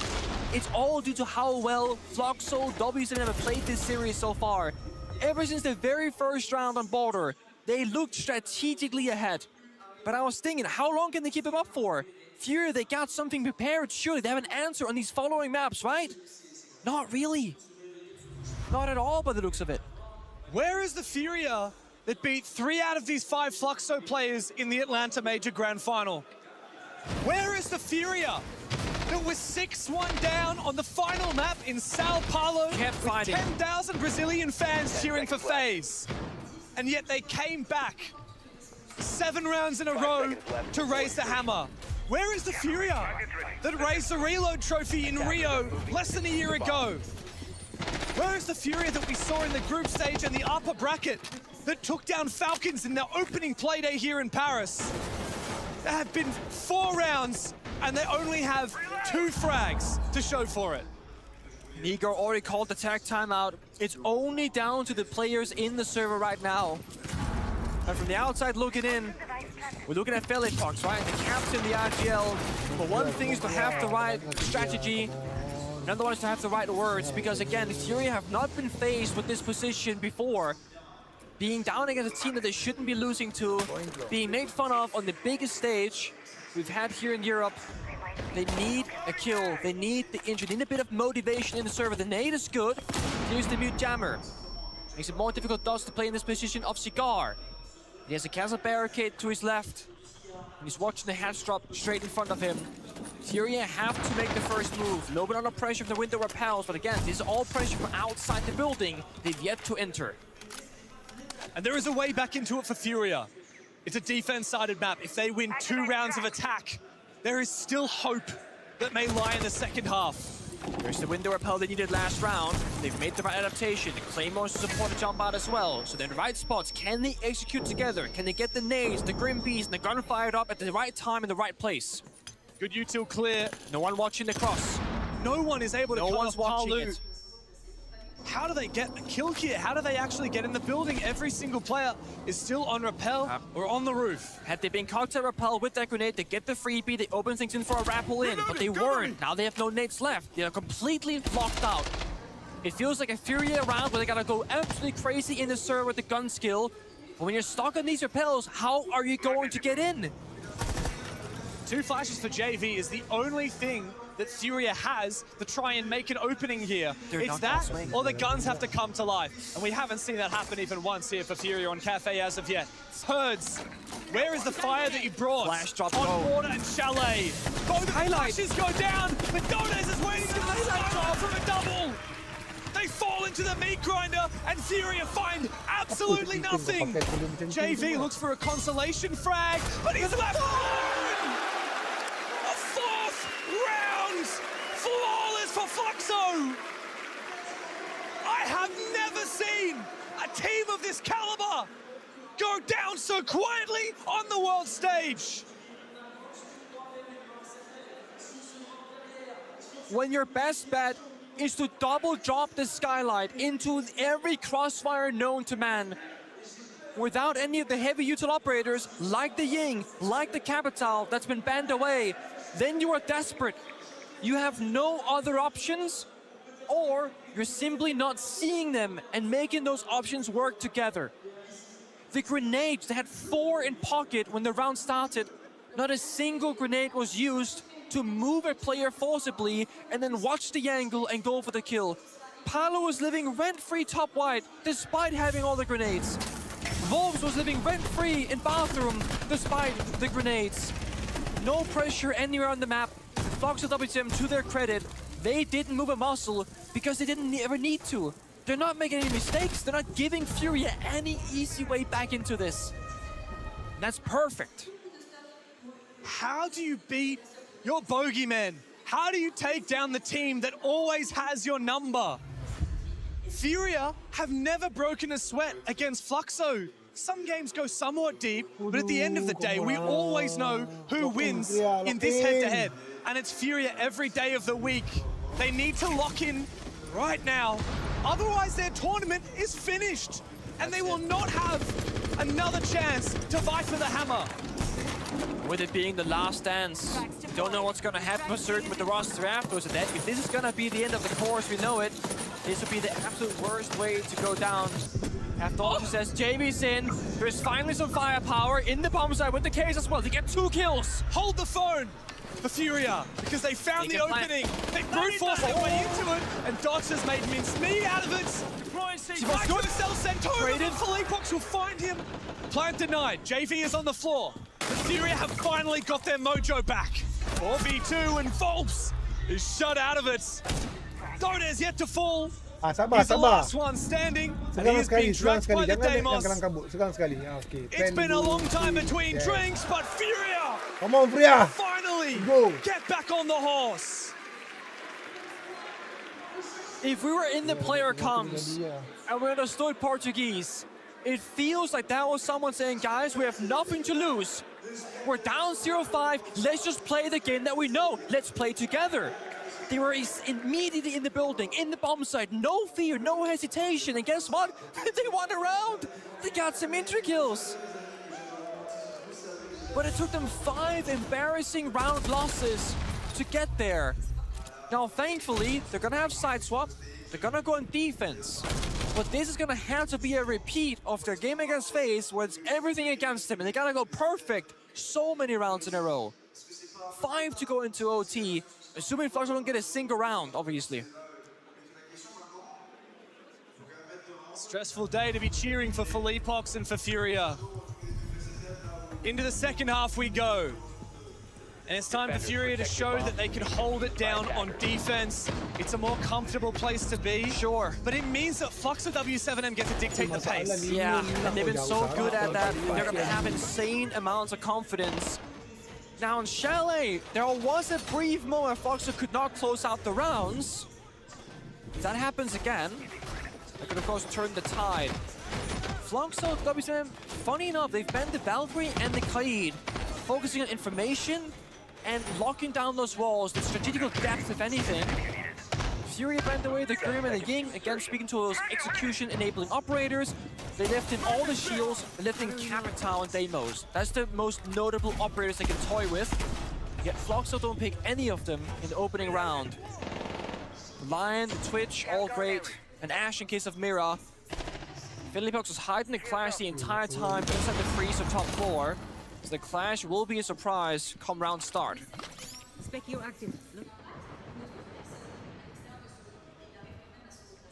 know, the funny thing about Cafe is that the round doesn't really start until 2:30 because you gotta get to the building getting spawn peeked first. And that's fair enough because everyone likes to spawn peek. Nade was spawn peeked twice on the defensive half. Yeah. He went for it in the second and he falls to vaults. Already Furia fighting 4v5. It's one of those things where you gotta get back the confidence and the pressure, so spawn peeking makes a lot of sense. But again, the high risk, high reward playstyle. Now you're down the player. Thankfully though, it's the best operator on paper. It's the passive util of Goyo who died, who's put down all the Vulcan canisters already. So, it's not a huge loss at all.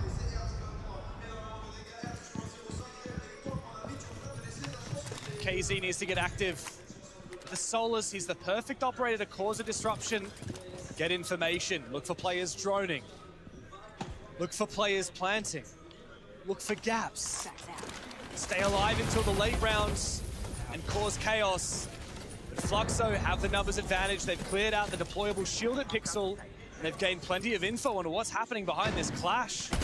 Finally, Herds will get rid of that drone, but he's not found a kill yet. Yeah. It's very important that if you're Fury right now, you're just discussing if they go for this attack, what's gonna be our counter? If they make this play, what's our response? But the problem is what happens when Hertz falls as well, and so does JV.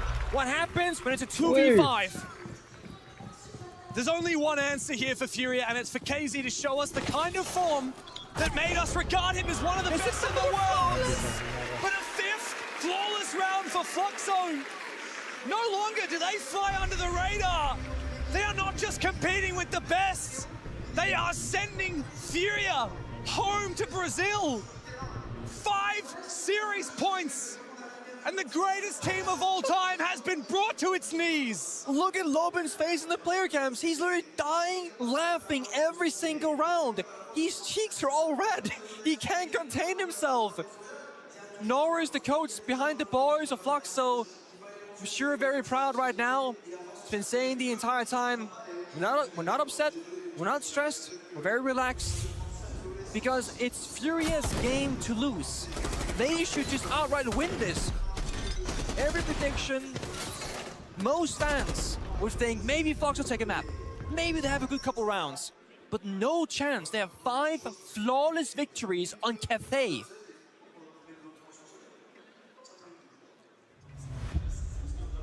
And Philipox now finds himself where he's very familiar with, a place where he's been before. 6-1 down, on the verge of being eliminated from a 6 Invitational. We've seen this team do it before, but for a player like Philipox, who's had such a long career, he's played on so many teams he's coached.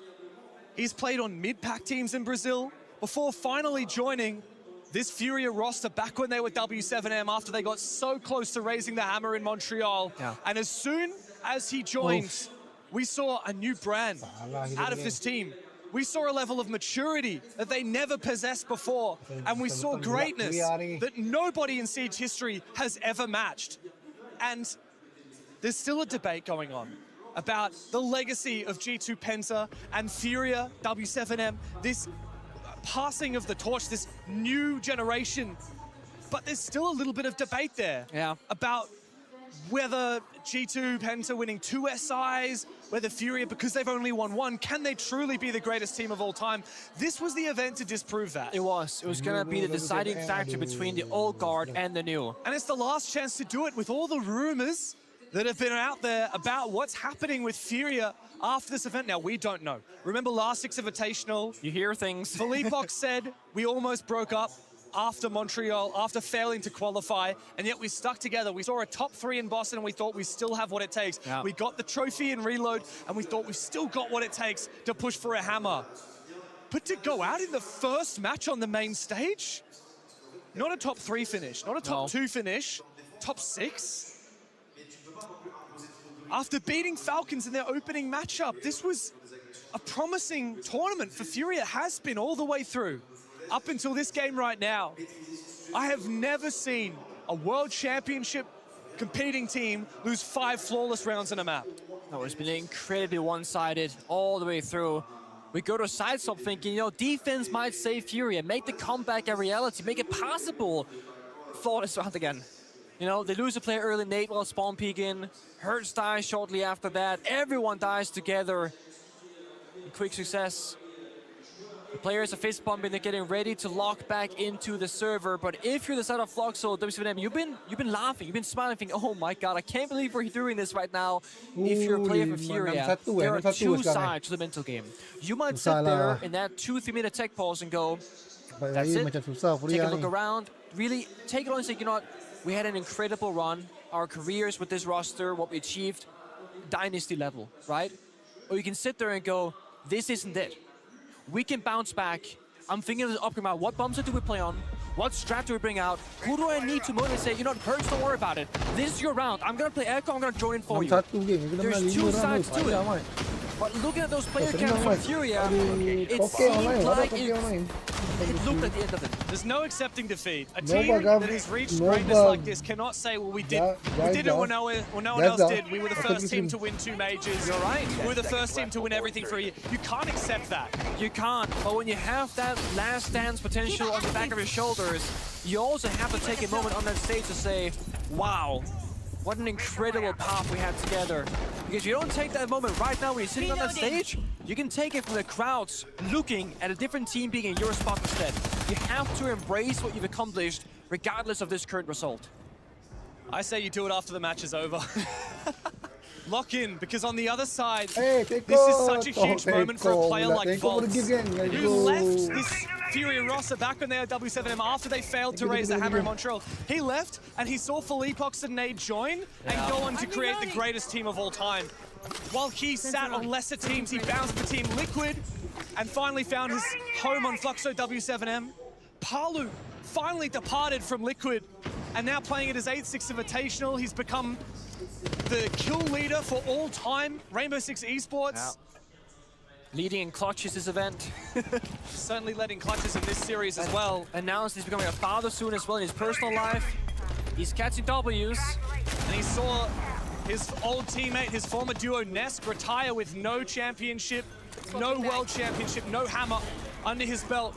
Palu does not want to have the same fate. He is down on the floor as Furia look to lash out. Philippox got the down. Beamed on the window. They know there's claymores outside, so can't go for a jump up. Maybe impact grenade or just looking to waste a bit of time. The issue is Philippox doesn't have impacts himself, only Hertz who spent them earlier, so they're gonna reset it, allow Paolo back up. But when you go for that kind of injured play, you're wasting a good 20 seconds off the attacker's time. And now they are the ones stuck on the repels. They have to do the util, flash in first, average answer, pop that first mirror window. The second one waiting for them, and no more ass breaches in pocket. So Furia look to create a fortress on the bomb site and upstairs above it. This angle's nasty. He might be able to contest it. Look at the ego from Loban. A little jiggle peek, it forces Furia off the angle. KZ's in off position. The Lion locks him in place. And it's go time for Fluxo W7M. Almost. The issue is out of flashbangs, out of grenades. Doing Hertz first, he's crossing, he's 0-7 now. You got Mars down the wide hallway. Furia, come on. Boleh. Wait for the line scan. 3, 2, 1. This could be your moment. Dots has moved forward. Vulnerable to C4s below. 2 in the hands of Fury. The first will miss. But Nade still holds that DMR, that potent weapon. Upstairs, Fluxo W7M continue looking for picks. They see that it's fully reinforced into reading. How do they find their way forward? Palu shuts JV down. Numbers in favor of Fluxo. As one by one, they look to hunt Furia. Fluxo have flown under the radar. And for Furia, it is their last dance. They will begin to stumble. They knocked them out of kalau Furia aku sel lah. They knocked them out in Rio. But today, Fluxo force Furia back to Brazil. And it's not just about the result. A map won or a map lost. It's how they got there. The 5 flawless rounds. out-strategizing Furia, out-aggressing Furia, and showing more depth and more levels to this game for this roster of Fluxo WCM than they have the entire tournament so far. We thought they were a one-trick pony. They go for spawn peaks, they go for gunfights, they're a mini Furia.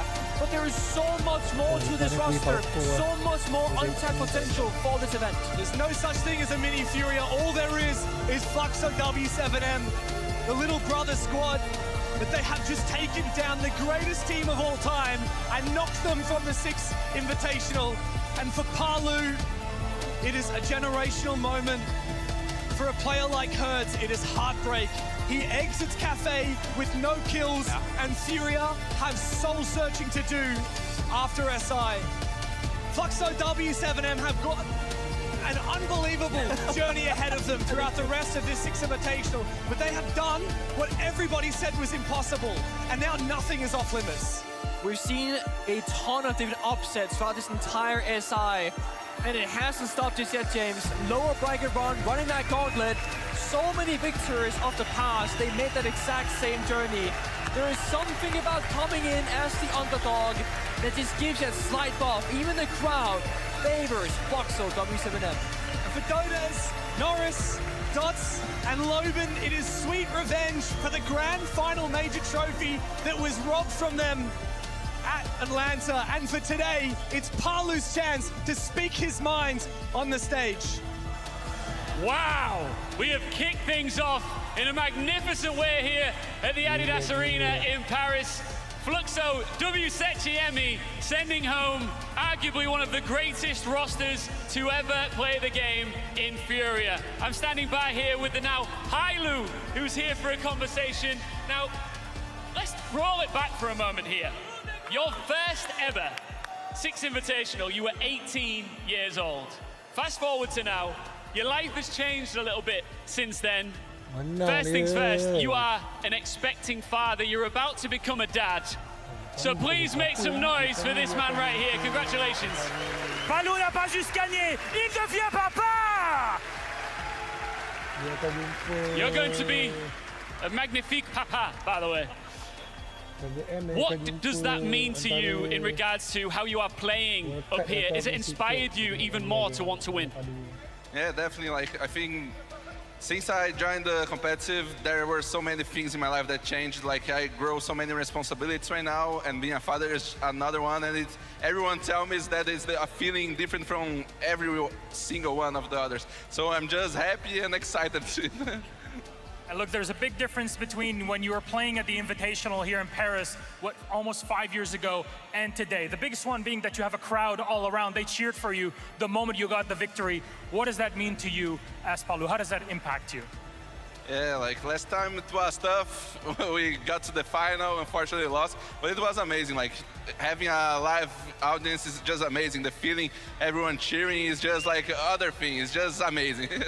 La dernière fois quand j'étais là, c'était bien différent. Il n'y avait pas une audience autour de nous. Et là, il y a tout le monde, il y a tout Paris qui est là pour nous, pour notre équipe, et qui sont là pour nous donner de l'énergie.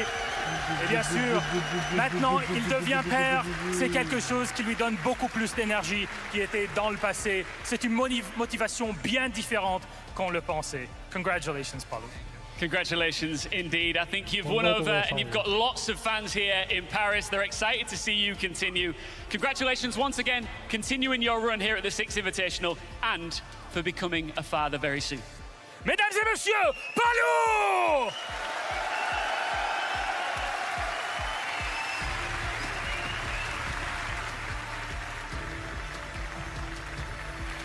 Wow, it's only the first day here at the live playoffs. We're already making history because since the addition of Palu in this roster, this is the first time Fluxo W7M take down Furia in a banger best-of-3 series.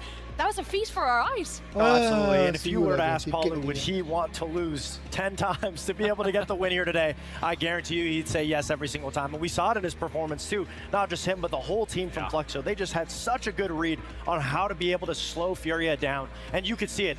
One of their biggest providers to why they were winning, Herds. didn't get a single kill throughout all of Cafe, and that's got to be so devastating for Furia, for Herds. But at the end of the day, that just means that Fluxo's game plan coming into it was so good. That's why map 1 was so close. That's why map 2 and map 3 were absolute smoke shows. It was their game to win. No, I mean, the casters said it best, that this side from Fluxo, we haven't seen throughout this entire series. They came today with a preparation of understanding how they were going to get past this Furia roster. And going into that second map, I think, is when we really started to see that come alive. Sure, it did get a little dicey towards the end, but they did end up closing out. And then that last map, I mean, we talked about teamwork, Fox. That was going to be the key to their success. Everyone in that map specifically was over 80% cost, close to 90. The one player that we highlighted at the very end of Chalet was Dots. He was at 100% cost for that map. That really goes to show the IGL leading his team despite all odds, despite coming into this IGL role, coming into the 6 Invitational. The sky is the limit. They got over the big hurdle that they could never manage to get it done. They did it here at the 6 Invitational. Who knows what's next?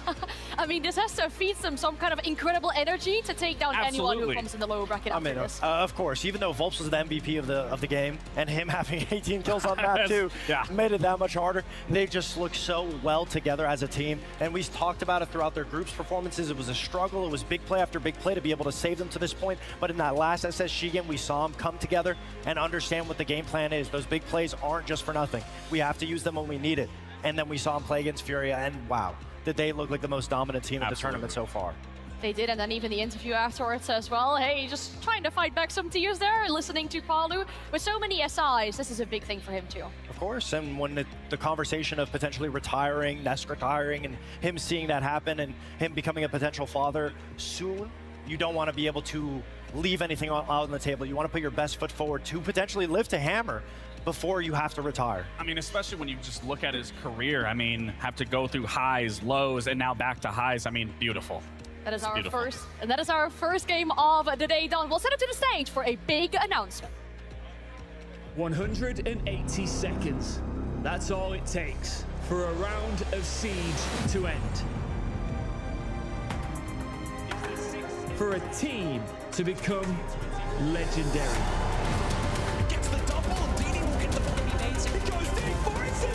For a player to ascend to greatness. Play like this, and so many of these. For a name to make history. Are you ready for the next region? Hello everyone, I'm François-Xavier Doniel, VP of Marketing and Esports for Rainbow Six. As we celebrate 10 years of Siege and 10 years of Rainbow Six Esports, it's a moment to look back at how far this game and this community have come. From the earliest competitive days to global arena like this, we've built something truly special together.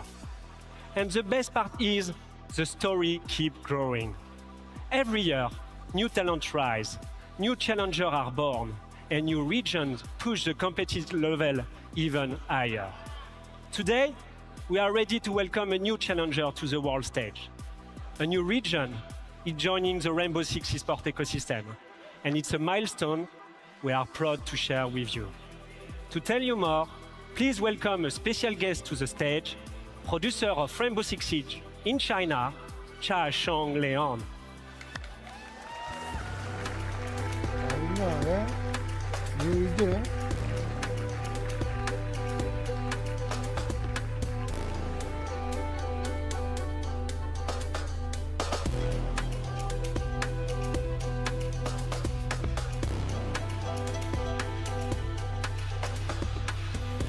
Thank you, FX, and bonjour, Paris.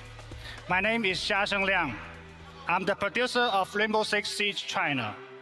I will continue with Chinese for our fans watching at home. 大家好，我是彩虹6号公式的发行制作人梁家生。再次感谢 FX 精彩的分享。今天，彩虹6号全球电竞的最后一块拼图 CN 赛区正式归位。回望2025年，中国彩6的电竞生态有了跨越式的发展。我们有8家中国顶级的 FPS 俱乐部在 GVC 先锋系列赛中完成了集结。而在刚刚落幕的 LCQ 全球选拔赛中，我们也看到 AG 战队和 4AM 战队完成了 CN 赛区和世界的首次正面交锋。他们凭借顽强拼搏的精神和战术韧性，向全世界表明 CN 赛区已经蓄势待发。而无数中国玩家的热情和呐喊，也必将会让彩虹6号全球电竞的舞台，因为中国的加入而更加精彩。为了回应这份热爱，今天我很荣幸在 SI 的舞台上正式向大家宣布，2026年 CN 赛区 CNL 的核心规划。首先是赛区的规模。CN 赛区将组建10家顶级俱乐部组成的职业赛事联盟，通过多阶段的职业联赛，决出2026年 Major 和2027年 SI 的晋级名额。CN 赛区的晋级名额将和全球4大赛区保持一致，完全接轨。同时，CN 赛区将在2026年启动加入 R6 Share 全球电竞商业生态。我们同时也欢迎全球顶级强队来到中国，共筑中国主场。作为彩6全球的新兴赛区，我们清楚自己还是追赶者，还有差距要补。但我相信，彩6电竞人的血液里只有对胜利的渴望。为此，我们不仅要参与，更要赢。Our chapter awaits， 志在留名。我们期待在彩虹6号全球电竞的舞台上，刻下属于中国战队的名字。为了承载这份愿景，我们精心设计了属于 CN 赛区的 logo， 请看大屏幕。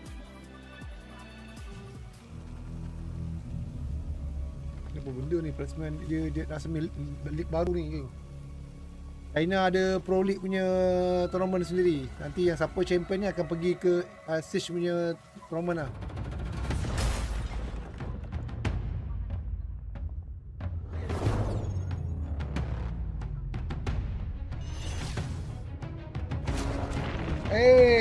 Ricky, baru saya kau menang ke? Dah menang pun. Aduh. Aku vote for Korea untuk predict, kalah pula ni. Kacau lah.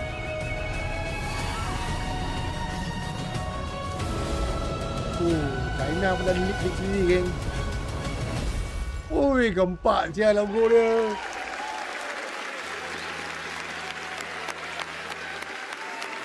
China pun ada leak sendiri geng.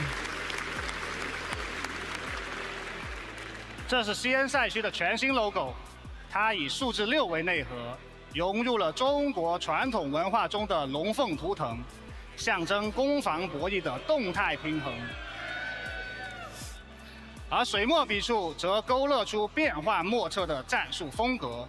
东方锋芒，一望即止。现在正好是中国春节的前夕，我们希望借由今天发布的赛区成立、赛区规划，还有赛区的 logo， 作为献给所有彩虹6号玩家的春节贺礼。祝彩虹6号全球的玩家春节快乐，马到功成，我们赛场见。Satu lagi dapat 19. And now, let us invite François on the stage again. Thank you. Thank you very much. We are really excited to welcome China into the global Rainbow Six eSport ecosystem. And we can't wait to see the players, teams, and stories that will emerge from the CNN. To everyone watching, thank you for being with us on this journey. And to our fan in China, Xing Chun Kwa Le, Ma Nian Da Ji. Ini reveal kat bukan ini yang reveal untuk league, untuk China punya league. So nanti dia orang ada tournament sendiri, China punya league. Nanti siapa yang A champion huge akan masuk announcement pergi ke for SI Rainbow punya Six Siege tournament. and our esports as well. The new Macam region ni being lah, added, North CNL. region, We saw a bit of a preview apa already lagi as yang well. region yang Some ada tu teams kan? that we've So seen dia akan during the pergi SI ke LCQ SI. and some familiar faces. Yeah, absolutely. I mean, I want to talk about that transition into the CNL. I mean, Yes. that was absolutely beautiful. But there's one thing that Siege does so well. It's always diversifying their game, their community. And the fact we're bringing in CNL, a brand new region, just sparks so much interest, not only Region for baru, me region as a baru. former Macam North player, region, but just to see what the SI region is going to bring as a whole. We have kemudian players China like region ni. Reaps. If we can see a lot of that So, coming dorang out of the kalau menang dia, dorang akan CNL, pergi they are ke going to be a SI very tournament. intimidating region to have to play against. That's why it's so exciting, because you need innovation. You need to have new to be able to get rid of the old and be able to experience new strategy, new ways of play, new metas. And that's what gets me so excited for the CNL to be a part of Siege ecosystem, because we've seen some great things be able to come out of different regions as they've been added in. And now CNL is just the next step forward. And I'm excited to see it. Also, by far the coolest, coolest transition I've ever seen. Everyone's going to have to step it up across regions. Yeah, a few goosebumps there watching that, of course. But I feel like this being a big announcement, of course, with the new region being added, a lot of unknowns as well, right? I mean, we're talking about players we may have not seen before. We talked about a few teams that we've already seen inside the LCQ. The big chances for these players. Of course, I mean, it's an opportunity to be able to pretty much live out your dream of being an esport player. And for more people to be able to touch that dream is something that it's a dream in itself. And it's amazing to be able to have the opportunity to experience something like that for everybody across the world. I think that's the best thing, is just being able to have that experience, to be able to have this opportunity, and especially to be able to showcase what your region is all about. And again, the level of depth that we're going to see from the CNL and seeing what that looks like, how it's going to match up against other regions. I cannot wait for 2026 to continue forward. It's very exciting stuff for sure. We do have 2 more games coming up in here, and I know Falcons are only the last game of the day, but I want to ask our lovely audience, do we happen to have any Shaiko fans in the arena right now? Let's go! Well, I thought it was going to be louder than that. Yeah, I thought so. I mean, we heard them this morning for sure. But hey, if you're here with us, you caught us at a very good timing. We teased a big moment earlier. Pengu and Shaiko sat them down together in a cinema to talk some very big topics. We're all going to watch it together for the first time. Face. Kita akan tengok.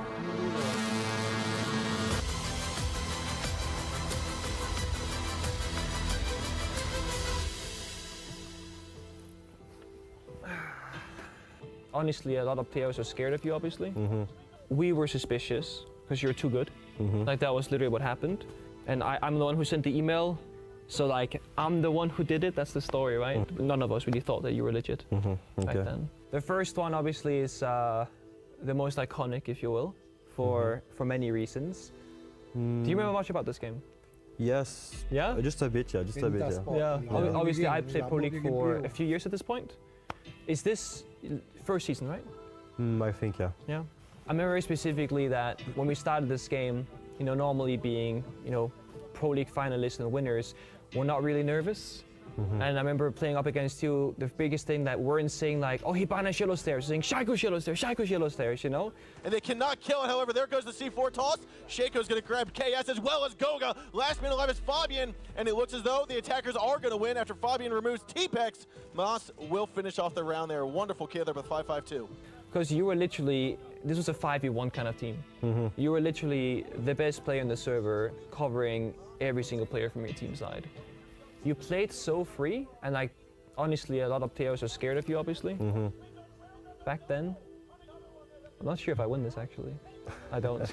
Never mind. Pengu goes down, and round number 4 will go to the hands of B Genius, or round number 8 will go to B Genius to make it 4-4. We're headed to overtime. You see 13 kills. Yeah. Top of the scoreboard every game. So, it's a long time ago, obviously. I'm happy to share my side first, and then you can share what you want to share after, if that works. So what got in the ban was that we were suspicious, because you're too good. Like, that was literally what happened. And then we asked the other Pro League teams back then, like, what do you guys think? Because, like, we've never seen a play like this before. And, like, 6 out of the 8 teams, I think, back then were like, yeah, we're also unsure. And then we tried to gather evidence, like, all of us together, and make a document. And we said, hey, Ubisoft, DSL. And then we never got told anything else, right? And then they did their own investigation. And the next thing we saw was that you got banned by Ubisoft/ESL. My old manager, Katu, helped me with that. So she was talking with ESL and stuff. So she helped me with that. So I got banned earlier. And you were grinding Apex Legends when you were banned, I saw. You're like one of the top raves in the game. Yeah, I was top 1 at the kills. That was one of the things that happened where like you got banned for cheating and then you go and destroy people in Apex and people go, hold up, wait a minute, something's wrong here. Yeah, I was on Apex, but I saw my ban, how can I say that? But the thing was moving a bit. Yeah. So I go back on Rainbow Six and I full play, full ranked, full stream, so people can see how I can play. I put my cam behind me and stuff. So yeah, I like the game. For me, it's the best game. Yeah. So that's why I was staying on it. But my first match was against you, I think, on stage. So. I think so too. Yeah, I was terrible, I think. I was like, oh my god, no, I can't do that.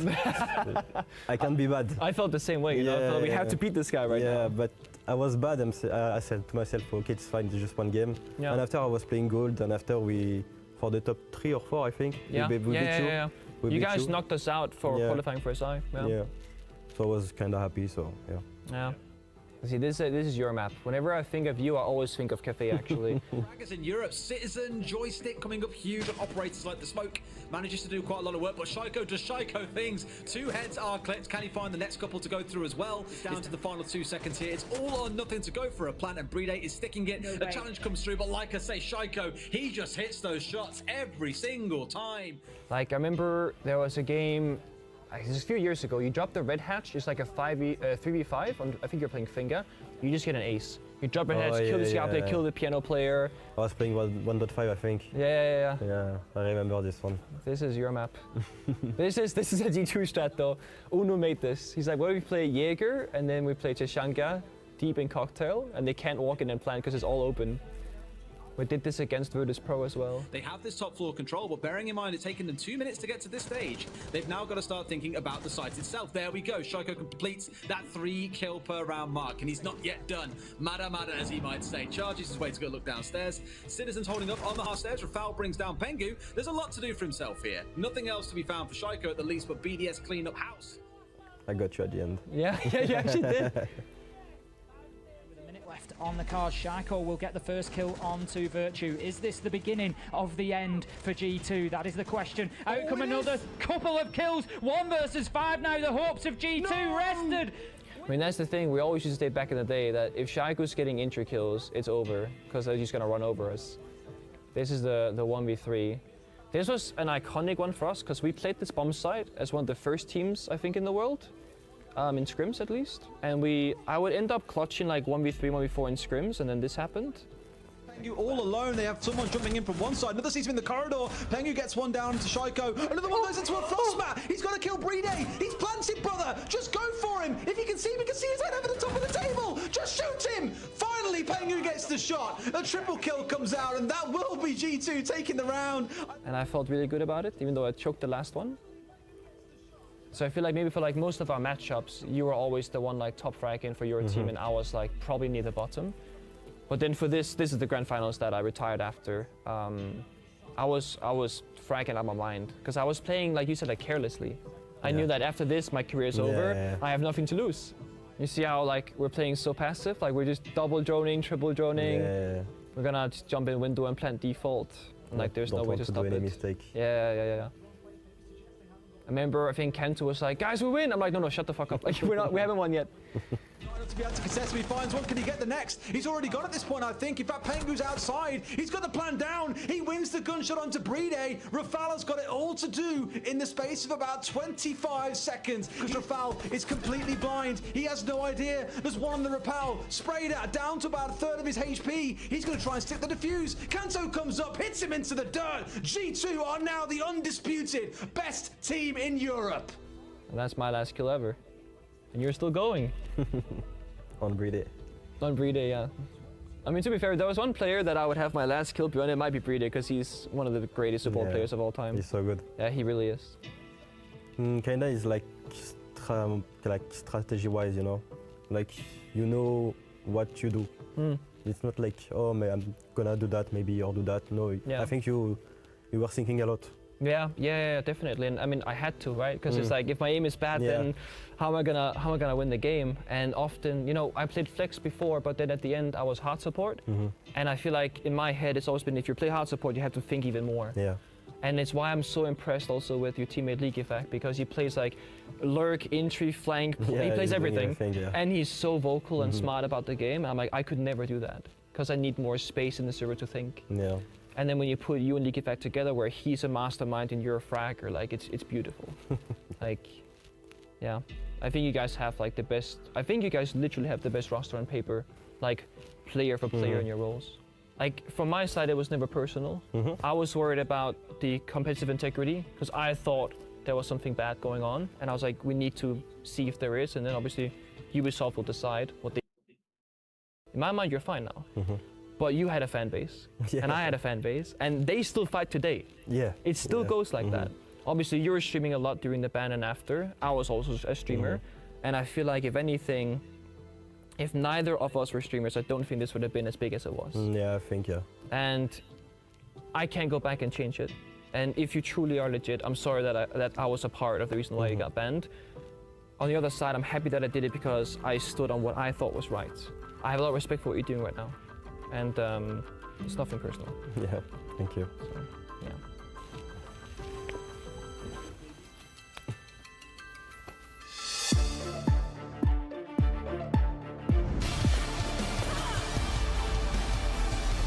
It's a Titan.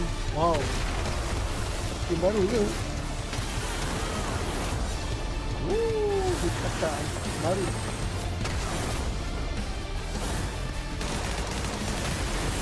Ini skin yang tadi tu dia.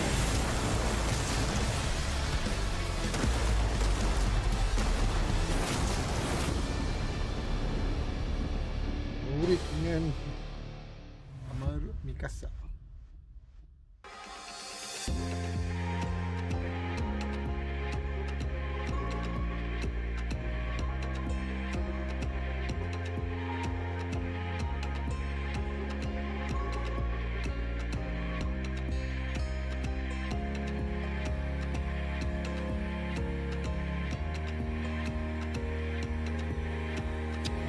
Lagi kan kita boleh kita boleh macam boleh serang 2 dulu dekat casual.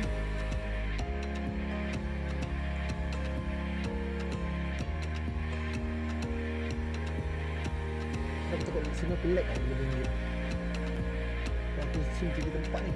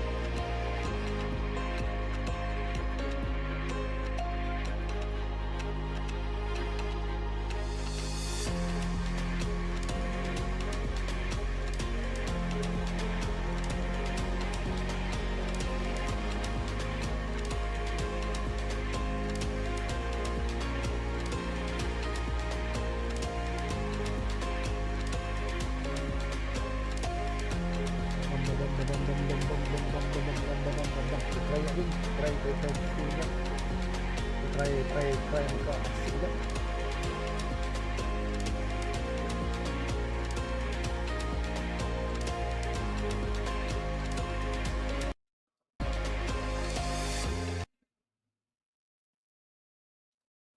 Okay, kita try buka game R6. Tengok lag tak lag. Kalau tak lag, okay lah. Aku lag ini geng.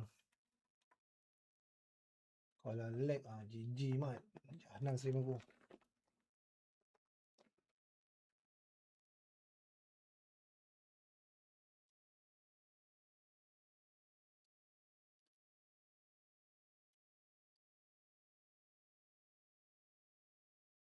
Dengan frame drop sudah. Kalau frame drop GG mat. Memang aku kena tukar lah.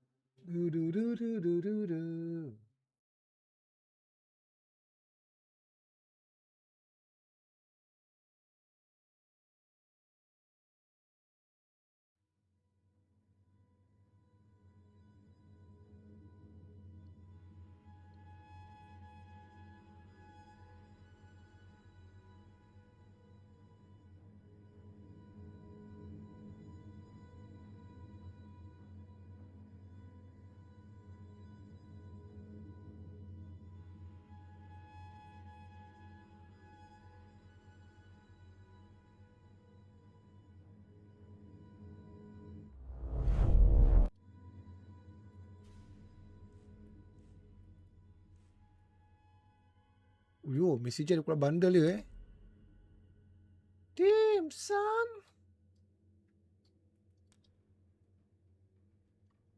Oh, semat mat. ACJ boy.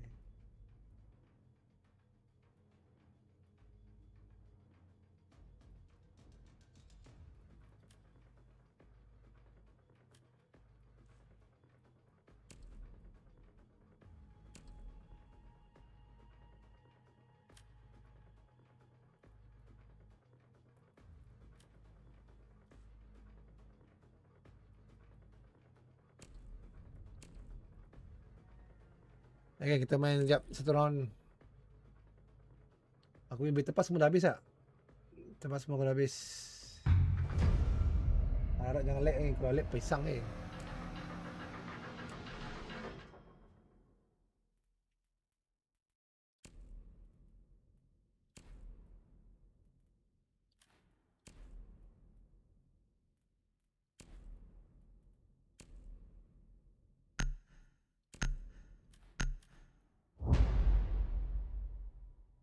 Nomat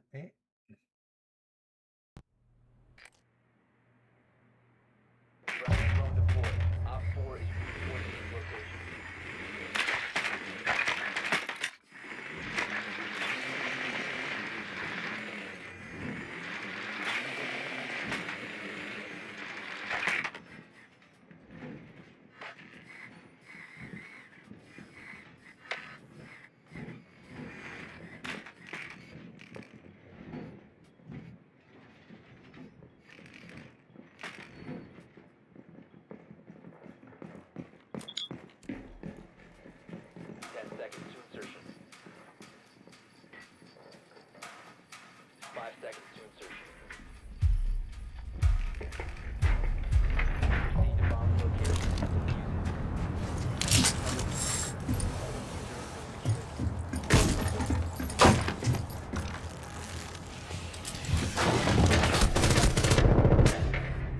Mak. Damn, son. Laut aku punya aim.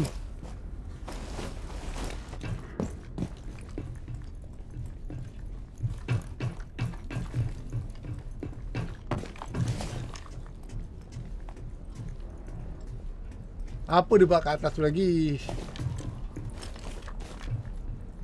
Aduh. Dia buat kat apa tu lagi geng?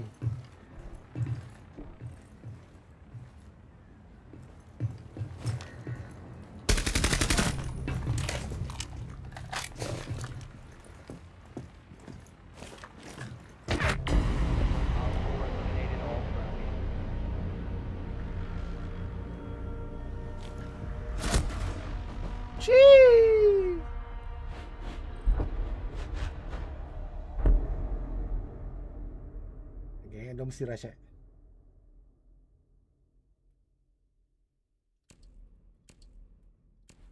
Saya cakap aku, diorang mesti rushnya.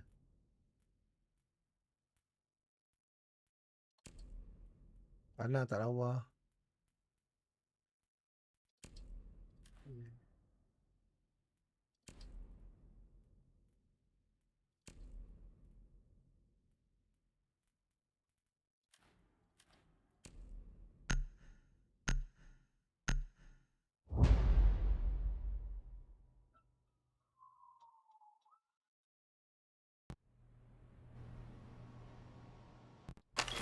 Engage Op 4.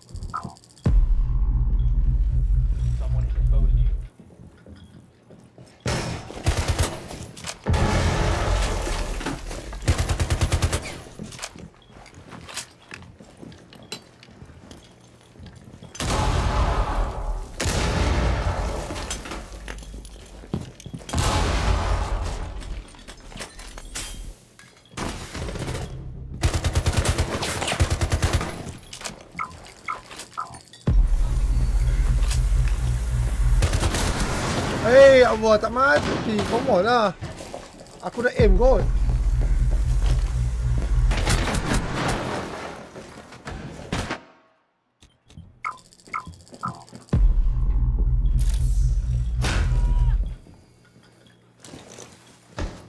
Tembak lah.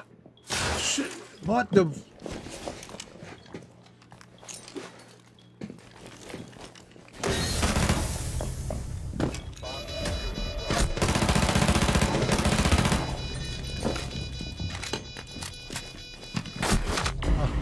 Dia buat apa mak tadi? Aduh.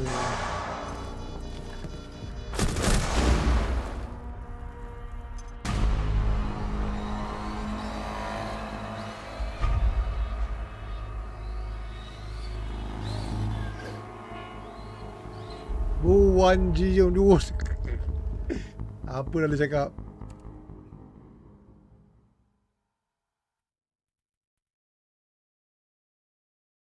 Okay, sekali lagi. Lepas tu kita tukar game balik. Masa dah start kot? Dah start ke belum? Sekejap.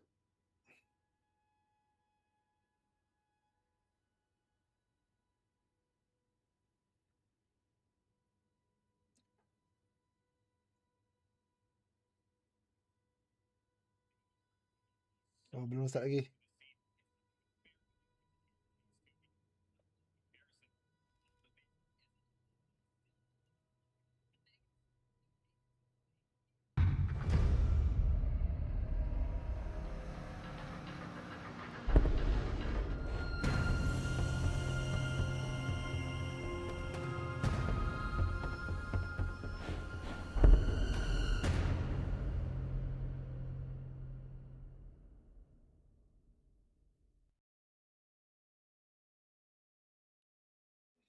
Belum start lagi.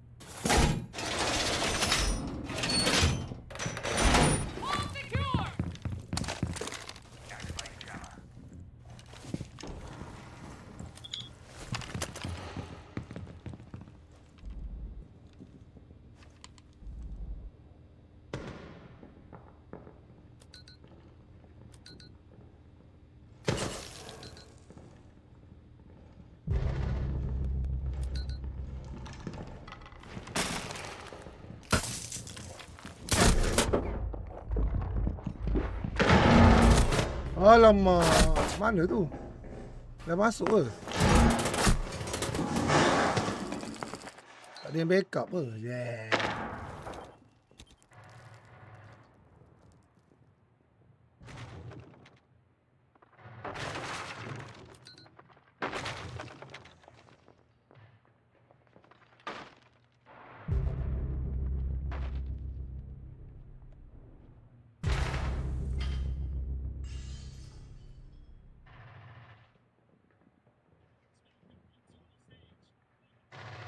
One friendly remaining.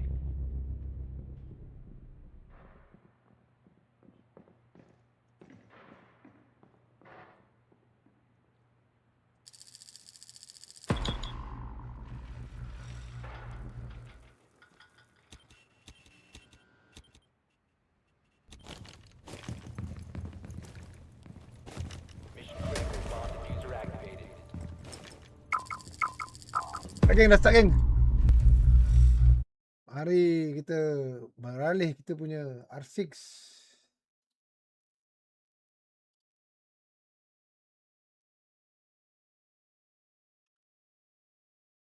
As favourites to do the business, and you can see that this crowd is absolutely well and truly behind this roster. As you might have noticed, there's a Frenchman in the mist. And their opponents.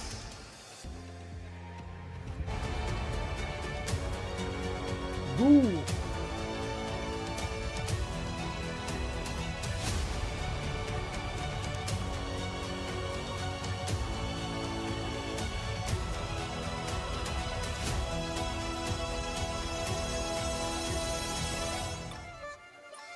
It's wildcard!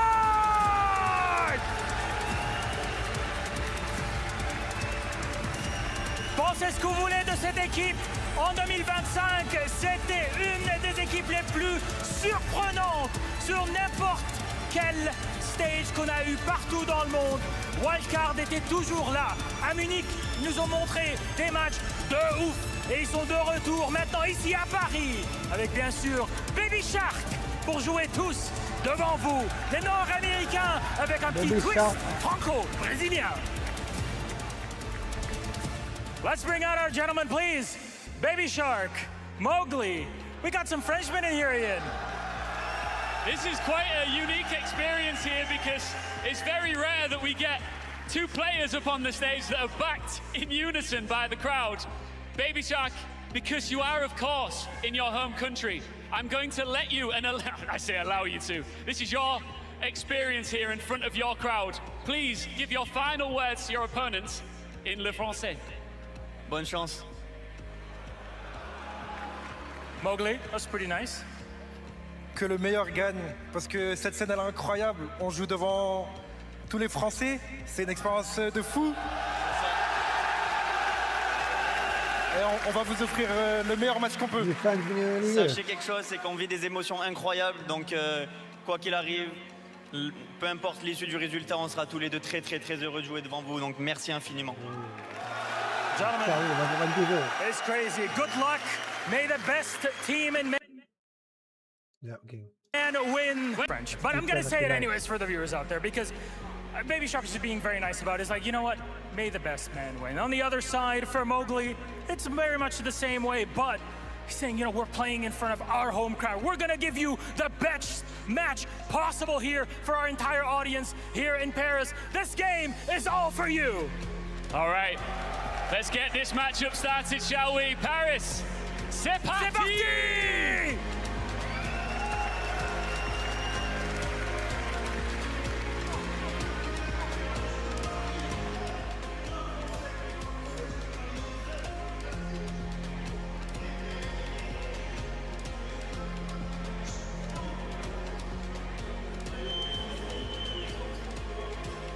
Well, Demo, we get to take it away here with, I mean, I guess you've got a team, NA's got a team, and we've got a lot of potential for them to be able to make their way through on towards this.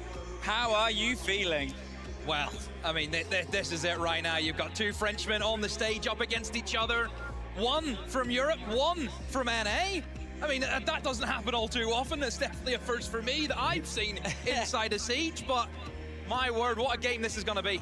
I mean, at this point, with how far these two teams have come, with only a little bit left to go, Demo, things are going to be very exciting between this, but obviously we had a massive series as the opener of our day. This is our other lower bracket game for the rest of the day. It is do or die. This is where we start to see who is the real deal or not, isn't it? You know, we've seen plenty of teams come into a lower bracket already, obviously for Furia and Fluxo W7M. I mean, we've lost one team already, one team remains, and it's going to be the same for this matchup. We will be losing a team after this series to go on to play said Fluxo W7M. And who it's going to be, I mean, it's a coin toss. I've been really impressed with both of these teams coming into the competition. I think for Secret bouncing back from, I think for the team, a personal disappointment. I think they said that they wanted to play a lot better than what they did at Munich. Whereas for Wildcard, I mean, look at where these guys were 12 months ago. You wouldn't even been thinking SI at this stage. Well, that was the sort of conversation we had the other day, right? When you and I were casting Wildcard, they were playing their way through the upper bracket, and they were dispatched by FaZe, but it was a long-run series. It was sort of anybody could take it, anyone could make the distance, and that's that big problem. That's that big question of, oh, well, no one was thinking that they could go the distance, and if you get sort of underrepresented, if people aren't expecting it, that is where you can start to make something brilliant happen. But you got to be better and better as the tournament goes on, and obviously that was the game that knocked them down towards the lower bracket. They haven't played one down here yet, whereas Secret, they've been taking team after team down here, Demo. Yeah, they've had a good run. I mean, look, they lost the Falcons. Are we surprised? That seems to always happen.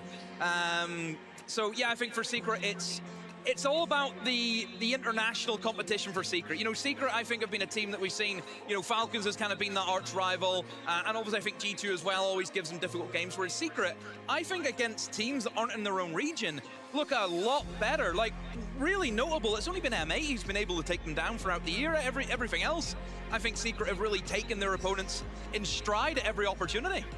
Yeah, I think that's always the sort of split of it, right? You're looking at a team that is fighting. You're looking at a team that is also fighting kind of happy. They're taking every single moment, every single team by team, round by round. We've heard it from the coaches themselves. Twister sort of breaking the boys down and saying, look, it's a marathon. It's not a sprint. One of his quotes from very early on in the tournament. And then from this point onwards, well, now they just got to keep going, round by round, bit by bit, brick by brick, as has often been the mantra of a lot of teams throughout this. To get that, the thing that, to be fair, is pretty good at smashing through other people's bricks. If you say so. I'll take your word for it. I wouldn't say I'm the biggest sledgehammer user in my day-to-day life, but you never know. Look, I've came out and said before, I think Wildcard have been my team of the year. From where they were, from the humble beginnings, obviously going to Reload, you think, okay, they're a partner team, it's a new team, what are they really going to be able to do? And you think, oh, well, they've done okay. And then you really start to see them sink their teeth into the competition at Munich. That is where this team really surprised everyone. They started getting to a consistent basis in Siege. I think they've been able to secure that kind of fourth team that we looked at from NA. And then also, you look at the event here at SI. They've been incredible to watch. A massive win against Fury. I think that was the real turning point for that side, was to show that they can go toe-to-toe with the big dogs. Well, talk of big dogs, and there's the two French ones, Mowgli and Baby Shark, and you could not think of a place they would rather win than right here. Surrounded at the heart of their country, folks, surrounded with the chants, adhering the chants in the language that they grew with, the language that brought them all towards this, and now how they can end it game after game, round after round. DU versus NA. Could you think of a more classic storyline of region versus regions? Especially as we're celebrating the 10 years of the game, the history of all of the SIs, the many places, many performances we've had, how it goes. Also, don't forget, I mean, there's still Brazilian influence in all these matchups that we've had. We've talked about in depth how everyone has added a Brazilian in some shape or form. May that be in the playing team or behind the scenes in the coaching staff. Obviously, Twister, you know, you touched on it as well. We've heard the timeouts from him. He's really just tried to keep them calm. I think he has so much trust in Savage to lead that team, to be that IGL, And you hear the timeouts. Really, for Twister, it's one, either a mental game where we've seen him a few times pull a sneaky timeout trying to get into the heads of the opponent, or it's a case of just letting them, guys, we're playing good Siege. There's no need to panic. We're playing well. Just keep it up. You know, just that reassurance for them. So yeah, I think Twister is obviously going to play a big part in this to see how well he uses those timeouts. Ada kulit bakar. Kulit bakar lah. Biar awak bakar. Kulit bakar Tensions now really starting Thank you to for build. the tap king. Bakar tu stream. Anyway kulit biar awak. Kulit biar awak Kulit biar awak. Kalau korang ada Twitch ataupun dekat YouTube, boleh tengok aku dekat YouTube and then Twitch juga. Dekat Twitch kalau kau main R6 kau boleh dapat drop tau dekat sekarang dekat Twitch. Kau boleh dapat drop skin bandit. So kalau kau ada Twitch account kau boleh buka Twitch and then boleh follow aku punya channel AyahGAMER dekat Twitch. And then kau boleh stay tune dekat sana. Sana pun ada dapat drop. Kulit biar awak.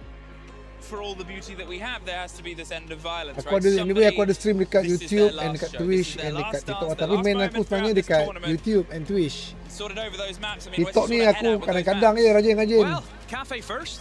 Kau main RC juga, kulit biar awak main RC juga ke? Yeah, I can see why they've let it through because I think they needed to target the other maps that they went for. Like Fortress has been the kind of permaban. Secret haven't really adopted the Fortress into their veto of what maybe other teams have. So I think that was always kind of going to be pretty obvious in terms of what Secret were going to go for. I look for a wildcard, same as we said. You knew they were going to ban that. That was never going to be allowed to happen. I'd be surprised if we see Secret unbind, even if they win this and go into the next matchup. They're just so darn good at it. Untuk info apa untuk pengetahuan kau, untuk information kau. Aku salah satu content creator untuk Ubisoft lah. So boleh stay tune lah dekat aku punya channel. Big fan of Bay.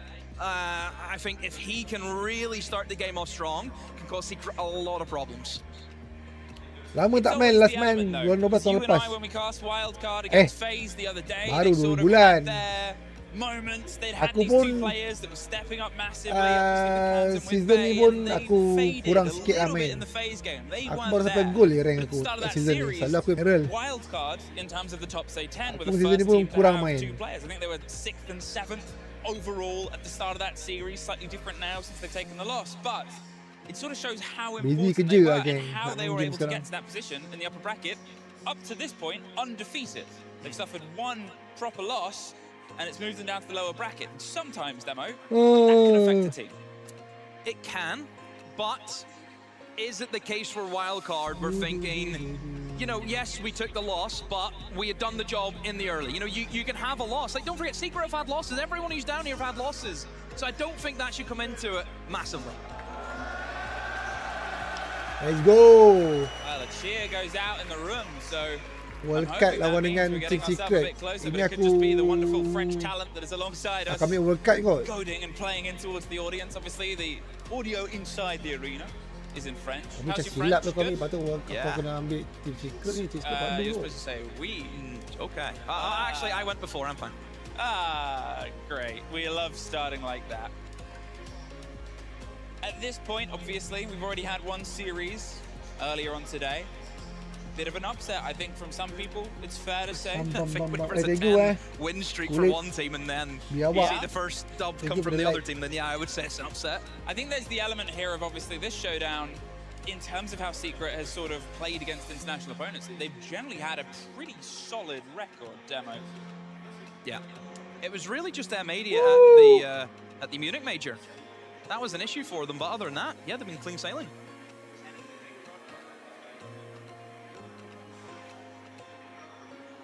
You can see last conversations, last moments, last bits of advice between the players from a coach who's obviously done wonders. Lagonis, I mean, in terms of what he's been able to achieve and the experiences that he's had, played for some of the top teams inside of Brazil. Obviously taking the coaching position in North America. Big change for him, but you can see this team, they've really made things happen this year, and that is just why I've been so impressed with them. But same can be said for Secret. Again, you look at where this team was a couple of years ago, a team who were struggling last year to get wins. Twister and Savage. Before this competition, they had played at 2 invites and never had a win. Hear me if I press this button? So for those two guys, This is quite the step up from where they've been previously, but it's because they've brought in the right players. I said during before stage 1 kicked off, they got their business done really early. They went for Noah, they went for Mowgli. They had the quickest transfers done as soon as that window was open. And you can see getting the players in at the correct time has really helped them along this journey that they've had this year. Well, it's only going to build intensity for you and me, for the audience. But imagine what it's like for all of those players on that stage. Imagine how it feels being stuck waiting on the brink. It's like standing at the top of a massive ski slope. Winter Olympics, shout out Jesse. And then wanting to throw yourself down, to just start that, I guess, descent in towards the hammer. From this point onwards, obviously, this game, then playing the winner of the series earlier on, and then you're eyeing up the final little stint, the final little run through. It's so close. A year of Siege builds to this. And then it can all be over in just 2 hours or 3 for one of these teams. If we hit all 3 maps, it might be. Do you think we'll get all 3? Oh, that's the question, isn't it? I think for wildcard, they have to get Cafe. They have to.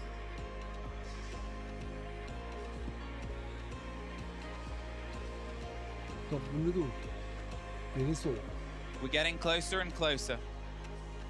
Thank you for bearing with us, everybody, as we find our way through.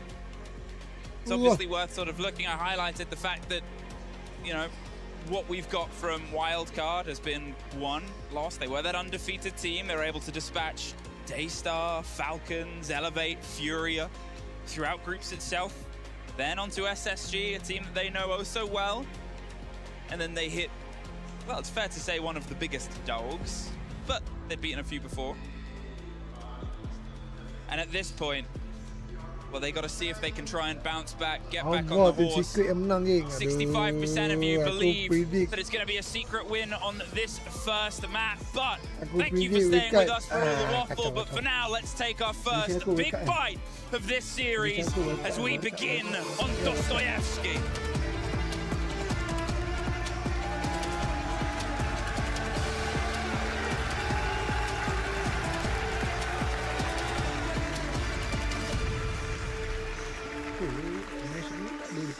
Well, Demo, as we have done many times, as the dances that we have found ourselves sort of serenaded by and surrounded by,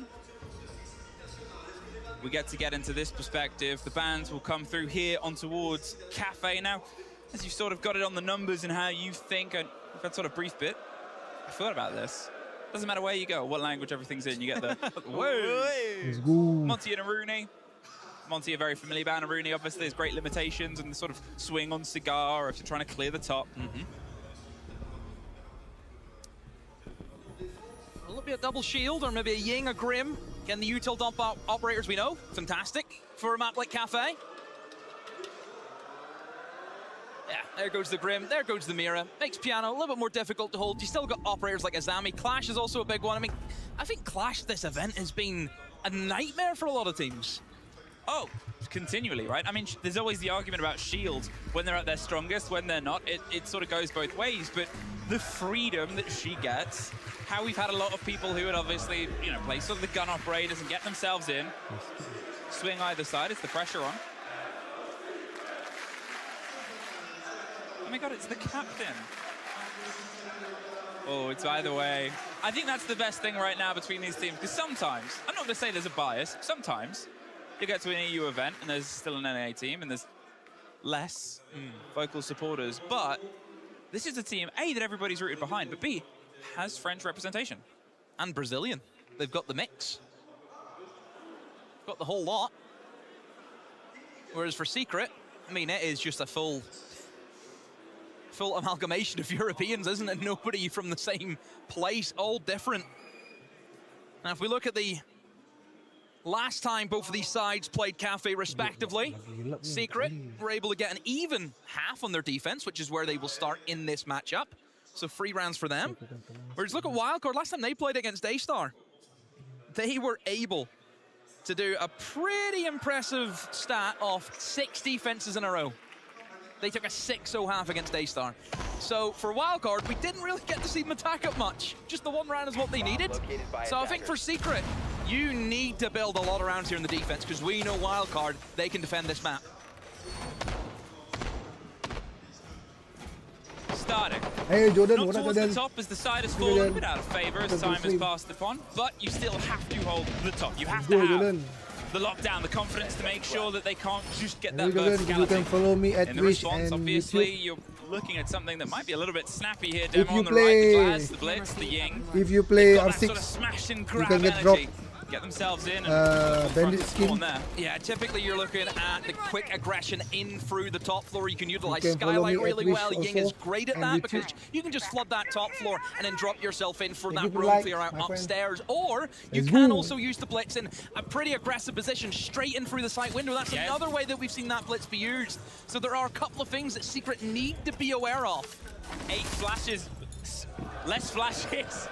The Ying is the first to go, and Noah opens up with the opening kill of this entire series, and that's no more Candelas. And what do we always say about Cafe? It's one of the hardest maps to get into the building, and that's why spawn peek's a very common thing. And Noah sets the tempo right from the word go, asserting that dominance over Wildcard. So without that Ying, yeah, it's going to be a little bit trickier to try and get themselves into certain places. So they're going to try and full send the Blitz. I believe just straight into sight. They've got the Ash, they've got the launcher to make that breach. But does anyone go for it? No, Kansan is there to cover off. They waited for that Glass to take control of Pillar. Swung in, could hear the C4 ticking, but that's not going to be one that pops off as Bay pops on towards Savage and gets himself a second tomb. A 4 versus 2. They've taken just enough control, but just enough is proving well, more than enough. They have that little bit of verticality in the Blitz. Has him on the run until he lays it Mantap. out. Okay, let's go. Now the swing on towards the top stuff. It's a heavy gun, but on this pillar, this narrow fight, on towards secondaries, and now he's all that's left, but he can't quite find an escape route in towards Library, but they have the site. They could try and recollect the diffuser if they want it, go for the plant itself. He's able to get one isolated. Now it's a 1 versus 2. And if they go for the plant, well, look at the positions that they've been able to get. Adrian, he's had a lot of huge moments for this team. Usually in leagues is when he's at his best, and sometimes online can be a little bit sharper, but here, this tournament, he's found his feet, he's found his sort of position in the team, and the position on the rotate gets shakes of the engagement. Baby Shot goes low again, but they can't plant. Had to pull off, had to push. They need to play this as the 2 versus 1. There's one, can't get the next. Baik, Mat. Sabar baik tu. Oh, Adrian almost. But just too many bodies to find for that DMR. Made a good attempt, but still, Wildcard hold on to that lead that they had gained from a really good entry. I mean, Kansan, see the way that they waited until that smoke was in a position where they could then take pillars safely? Obviously, I think the Blitz kind of got caught out a little bit because that's where the diffuser was dropped inside a train where you can't plant. And that was the kind of predicament there for Wildcard, was they maybe just didn't have the information and maybe the confidence to go for the plant. So that's why it did take them quite a long time to get into that position, but still, they make it happen just about. I mean, good. I think taking a very minimalistic approach. But did you see the gaps? As soon as somebody got a kill, they just flooded through that position where they were able to remove that defender. Off to a start. Strong one Wildcard here. There's a couple of conversations, obviously, about a cafe that we saw earlier on today and how you're supposed to approach your attack or how successful you want to look after your attack. And it varies, obviously, team to team, but getting the opener, especially when you sort of lose that first man, I mean, what better synergizing could you sort of want? What early energy of knowing that you were able to sort of suffer a bit. But here, pressure on towards the kitchen, on towards the ground floor itself. You've got the sense, you've got a little bit of a pull away of the shield. Wildcard, they're keeping themselves guessing. They've got a lot of great different attacks that they've been able to play, a lot of width in terms of the operator selection, the pool that they've been able to run against teams. And I think that's one of the strengths that we've had of this team throughout this tournament. It's one of the reasons they're hard to predict. It's the reason why we praise FaZe so much, because they can play anything and everything. Noah, be careful, you can be seen. That glass, I mean, that could definitely be an option that Secret could look at banning into our next banning phase. Again, glass at the moment with those smokes, very difficult to play against. But no pick as of yet after the first minute. Obviously, we're dealing with this kitchen site, typically a lot slower pace compared to the other bomb sites that we see inside a cafe. I mean, they need to try and get Kansan and obviously above. That's the main player you can watch out on. He is the soft distraction with that skeleton key, and he will do so. I assume the idea is going to be pretty traditional, trying to take in towards VIP and restaurant next, get through the hatch, use the sensors as a way of cutting off lines of sight in the bomb site and then going for that plant. That should be the plan here from Wildcard. Oh, gila. Siap ni tadi. Haven't been able to catch anybody yet. Obviously, almost an early take on towards Noah. Got the opener the last time round, and maybe Fate will swap a beautiful hand and will be taken away by somebody else. But, oh, as they go for the removal of the claw with the Thatcher gadget, get this deployed. Don't play the rolling grenades game on the thing, because you don't really need to. But Adrian, he can freeze it, slow it down. He can make sure that this hatch becomes a problem, becomes a battle, becomes attrition. And attrition takes time, and time takes everything out of the attackers. There it is. Caught out as the claw was able to reactivate. There's another sort of freeze, another sort of slow, and they got to wait. And oh, if they got to keep waiting, they're going to have to go back to the grenades. But if you prepare for plan A, well, sometimes you don't quite have B. Yeah, and again, it's used in that util that you would like to have for the player instead of VIP. What's happened to Kansan? I think he's been swung by probably Mowgli's the only one really in the box that he could have went for it. So Mowgli has caused a bit of an issue that Wildcard need to try and address. And look at Mowgli getting aggressive, going for these kind of off positions, seeing if you can catch somebody by surprise, but the timing is a big worry now. 30 seconds, and they still have not cleared VIP or restaurant yet. They might just have to try and sort of break their way in. There's a drive down. He's able to somehow find the first, but Mowgli gets the drop on Kansan, and Adrian doubles down inside, holding on, but the C4 could not quite rip and pop in time. A 3 versus 3, but with 10 seconds left and a drop shot out the breach and another one for Noah, it's Spiker finding Noah. But a 2 versus 1, no kit, has to try and find the fights. They've spread out here, Secret. They're either side. Does get one, but we're never going to risk the second. We are tied up. Yeah, timing not great for Wildcard. Coming up really, really close, and they just had to go pretty reckless. I mean, jumping into positions where they didn't know where the opposition was, and yes, they were able to win their gunfights, but it still didn't matter. You run out of time. Kita dapat buka opening atas tadi, geng. Kalau dia dapat opening atas tadi, dia boleh drop terus. Simplistic attack. So, bila atas tak buka, dia terus rotate. Just the pacing wise for them, that's what let them down. For Secret, didn't have to do much apart from just hold the angles, play a little bit aggressive. Mowgli did a great job of that inside the freezer. Lambat kau punya opening, lambat lah.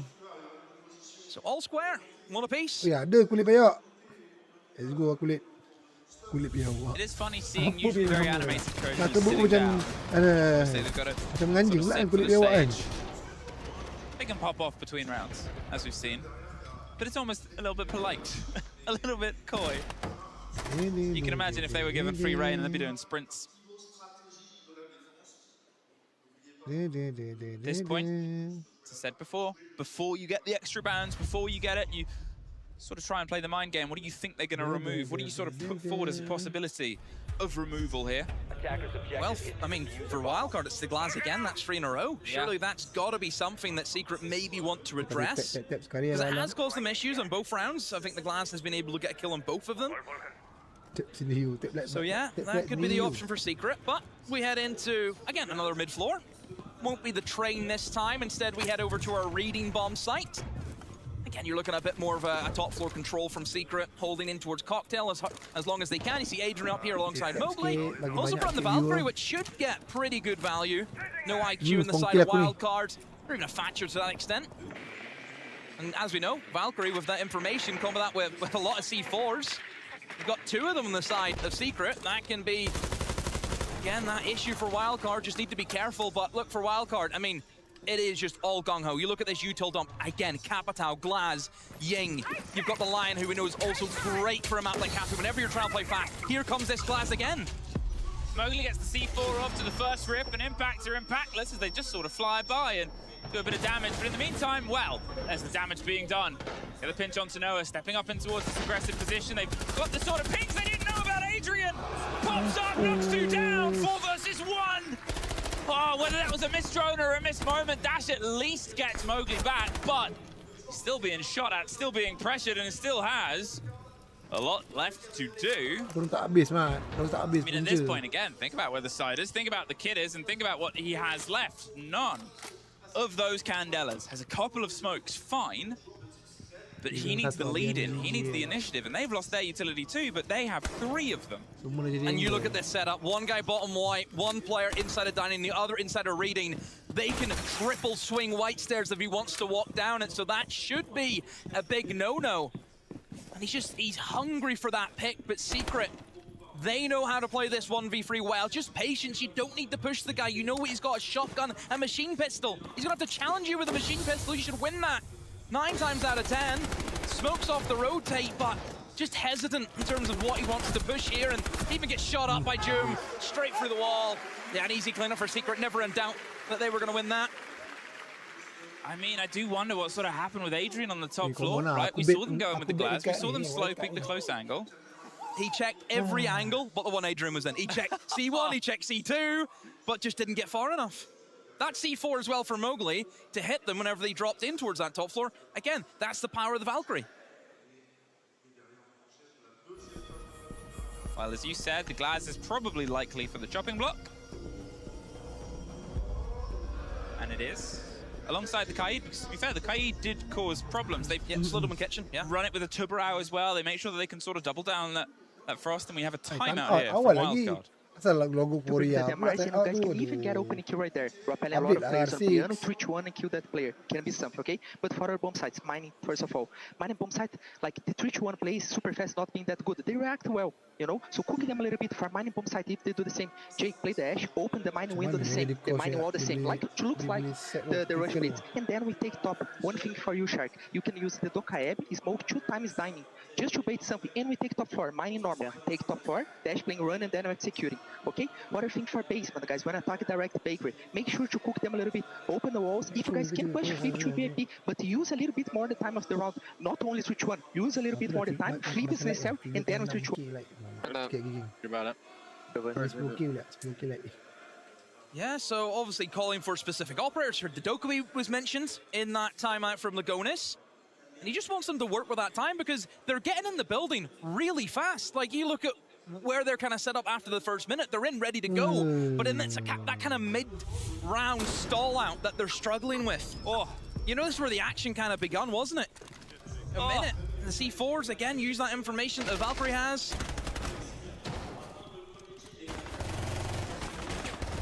Yeah, at that point, I mean, what could he do? You can even see somebody rotating under already. Swing bottom wide.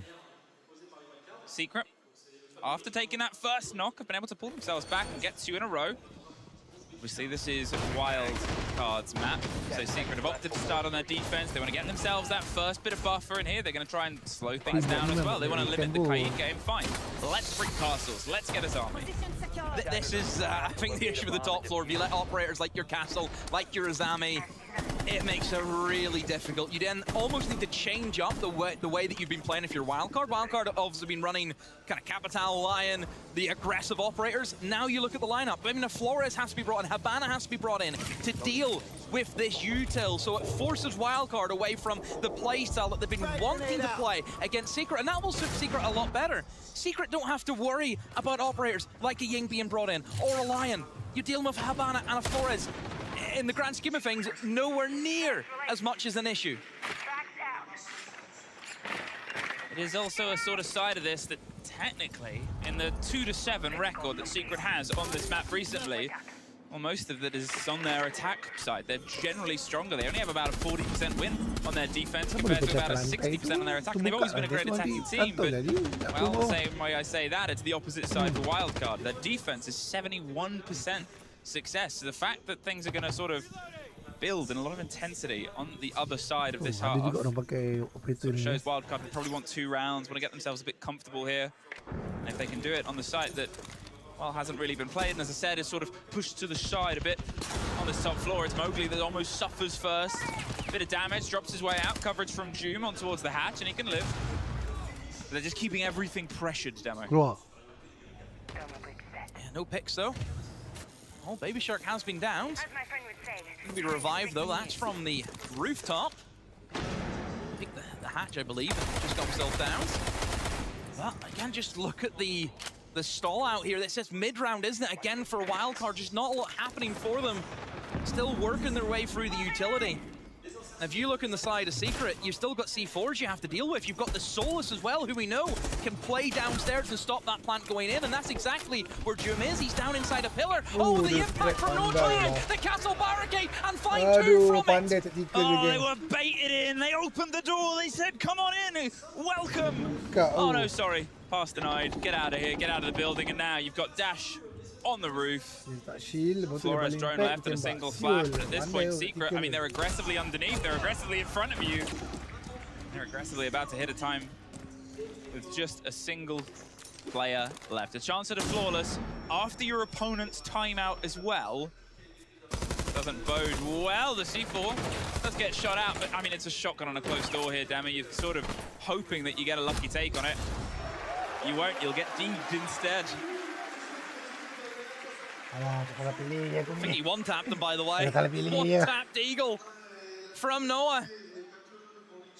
Secret looking as though they're in the flow state. And for Wildcard, not much to say. Certainly struggling to have success in this attacking side. Hayden, I think for Secret, they get the game plan very well in matchup. I like the way that they've kind of switched their bomb site. They went top floor, they played different defender operators. It forces Wildcard into a different approach than what they've had previously. I mean, essentially, you heard Lagonas talking about, oh, bring the Dokkaebi for this bomb site, this, and this, and then Secret pull it to top floor. And then everything Lagonas has said, it's null and void.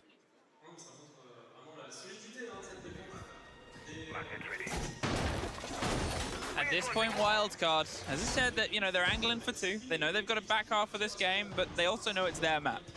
And that's the problem. If you let your opponents get this high energy as they hide a Maestro, well, then it's going to be something that will come back to haunt you. Maestro on this site haunts a lot of people. We've seen a lot of clips of this, and now as things get locked in, they don't really have a lot to take rid of it. Obviously, got the grenades, could impact DMP and hope to get it that way, but that's not really the MO of a lineup like this, Demo. Yeah, you need to be careful. I think with the Maestro, especially whenever we know that kind of util you mentioned will be used to clear the VIP player. You know, those nades will be tossed into VIP, and this is where you're going to get value then from those cameras, and the fact that they've hit it. Yeah, Wildcard do not have great answers. I mean, we know everyone has played against the Maestro. If you see that, I'll play Brava, and that's it, Sword. No problems. If you don't have the Brava, then yeah, becomes quite the tricky operator to deal with. Look at this again from Mowgli, the aggression. Oh, come on, it's got to line up at some point. That's obviously the player with the shield on their back as well. So it's something that can... I mean, they're so aware, but you could look at the surrounding. Look at all of the players. The grenade, they think he's close on the wedding side, and he's actually leaned closer towards it now. The flash comes through, and he might be in a bit of a tight spot. He is, but he somehow survived, and well, he's got some support of his own coming, but that's a lot of utility for no result. And at this point, Dash does find one. He's desperately trying to claw and fight his way out here, but this wedding isn't a celebration he wants to share. They've used both of the nades. They're going to have to use the fire now to clear him out. Oh, they can't even do it without any pain. He's been able to find an escape route. That is a tragedy here for Wildcard. How that man is allowed to escape with all the intel that they had, with the utility that they don't, and then they still come out a bit worse for wear now. It's the stall out again for Wildcard. Not a lot happening, and we're sat again in the midpoint of the round. Now they start their entrance in towards victory. They haven't even cleared prep. Mowgli just swinging for everything he's worth. Spiker is able to get the trade, and Juma, that big old LMG. Let's double for Jum. And Dash, look around and thinking, guys, what's happened? I've just got in the building. Well, now they can play with these Maestro bubbles. And Savage wants to play with the salah pilih lah tu. That first round to Wildcard is further and further away now as we find ourselves 4-1. Timeout obviously used. At this point, Wildcard, they're just going to sort of go a little bit on damage control. As I said, if they can get this one, it's more positive. It feels too predictable, I think, for Wildcard, watching how they're going about these rounds. Secret know how to play against that. You know, that is just a classic bakery take.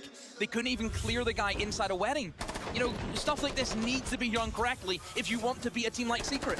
You know, we are in the top 6 of Invite. You need to be landing these util dumps successfully. I mean, Jim, look at this with LMG. Just flicks from one, flicks to another. Savage Lovely bit of aggression as well in towards Wedding. But Wildcard, they need to rally big time. And as much as what we've praised in the defense, momentum always plays a part in a game like this. And right now, Secret, they have got the win behind them. Seconds left. But 5 seconds to insertion. just takes one. Just takes one round to flip that momentum, to give yourself a bit of energy. If they can pull something off here, Wildcard, as I said, 4-2. It's tough to work with, but the problem, as I've also said, is both of these teams get sharper, faster, more aggressive on the other side. And I think aggression, as you pointed out, is a big boon for Secret today. Mowgli, he's playing like he wants it. He's playing like he wants all of it. Every fight, every avenue, every angle is something that he's trying to press and poke. And sometimes he's a player who can be a bit cautious. Sometimes he's a player who historically has gotten a bit in his own head. But here, sliding all over the map. Now, they're not going to mistake Adrian, I think, this time round. Come on now, wake up. You're not probably going to be able to pop off in the same way, but you can see that, to be fair, Doom, bottom white, Adrian making his presence known on C2. Secret's keeping everything problematic here for Wildcard. Yeah, it is this train bomb site once more. Last time for Secret. Didn't have a great time. It's the only round that Wildcard have won. It was down to a 1v1, don't forget. But Wildcard in the approach, utilizing that Dokkaebi, trying to take more map control. Look where Baby Shark has got himself into the downstairs. As the staircases now, he can walk up and he chooses red as his destination. Still, bit of action upstairs as Bay's been able to establish control inside a cigar shop. But look at Secret, not wanting to give picks away, wanting to make Wildcard force these engagements. Let's see what I can find. Oh, are they going to send it? Well, they don't even need to. Yeah. Where did Mowgli even get him from? He jumped out. Mowgli's outside. Oh, he jumped out, white window. And look, they're about to fly. Woo! Baby Shark. Can he get through? He can't quite control it. But to be fair, the success of the collateral is something that would give anybody a bit of a shaky hand for a second. Somehow, that little moment, that little bit of overconfidence has been punished. And Baby Shark, right place, right time, and right idea. Get out of there. Don't give them that even. Don't give them the level up. Oh no, but they didn't know about Noah. And he's somehow been able to slip his way down. He's not entirely handed it over. Still one Dokkaebi call though. Do not forget, Baby Shark has the information that can be big in these 3v3 scenarios. Whenever you don't have the information, the Dokkaebi with that universal gadget is fantastic to go up against. I mean, they know that Baby Shark's gonna come in through Pillar because he's just shot at that keeper barrier. He's doubled up the Spiker as well, but they need to try and make the plays here. They need to try and get themselves into the building. In goes the Dokkaebi call, and now they're going to flood through Noah. They know exactly where he is. They just sprint right past him. Baby Shark wants into it. No, Noah looks the wrong way. Was not expecting the double up with Spiker. Wildcard salvage another round. Well, I said, feels like Mowgli's playing like he wants to win, and you've always got to argue the same here for Baby Shark. All the comparisons, all the conversation about where they come from and where they want to go and where they want to achieve it. This would be the sweetest prize for any French Siege player. But 4-2. 4-2 is the half. 4-2 is our opener, and where things looked a little bit shaky for Wildcard, they level, but obviously Secret still has their timeout. They now still have, I'm not going to call it their preferred half because we don't know what they want, but we know it's the sort of split. In fact, no, we do know it's what they want because they chose it first. What am I saying? This is Wildcard's map. It's the atmosphere. I'm losing myself in it, demo. More bands, more... Yeah. Same again. No surprise. Yeah, limiting the Monty away from Secret, as we know, always a good thing whenever Savage is there, but you still got different option for Secret. You still got other shields that you can utilize. But Wildcard, this is the side that they love. They love their defense. So for Secret, it will be an uphill battle for them. And where do we begin? Into the kitchen is where we head to.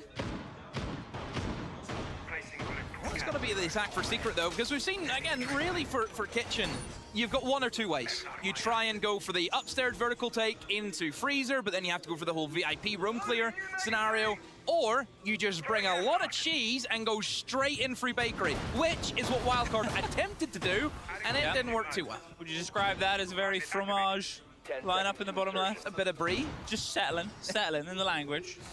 Well, this is going to be probably VIP take. Yes. You've got the Sense, you've got the vertical operator and the Ram, so we will see the backside. Wow, Baby Shark off on the loose. Obviously, Mozzie went a bit out of favor. Has found himself with recent changes back in.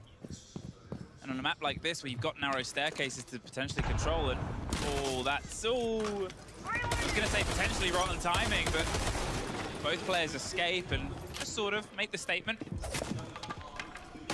Baby Shark, I say he's escaped. He's having to continually escape. But he doesn't get very far. Mowgli. Tak diumpat sangat. Brilliant Aduh, from Secret. belai sana, belai sini. Being able to Mampus. locate the Tak dapat headshot roamer, pun. push him into a position where he doesn't want to be, have somebody waiting for him. I mean, that's the power of Mowgli. He loves getting in the building. He's just there, ready to go. You tell him there's a guy in a certain place, he is on him like a hound. So, for Secret, a great opening pick. You now sit 4v5 with 2 minutes remaining on the basement. As long as you cover off the flanks, and they should have no problem with that, they have the gridlock for that reason. This should be a fairly clean take, unless something goes horribly wrong, which you never know.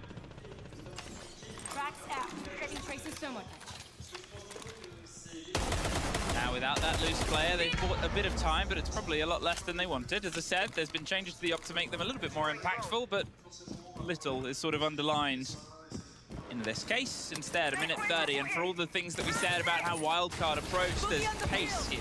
You get the boogie drones out, you get this vertical pressure on quite quick. They're making sure that they can watch on towards the jobs. As we sort of said quite a lot, if you want to work out where Secret's push is coming from, you look towards Savage.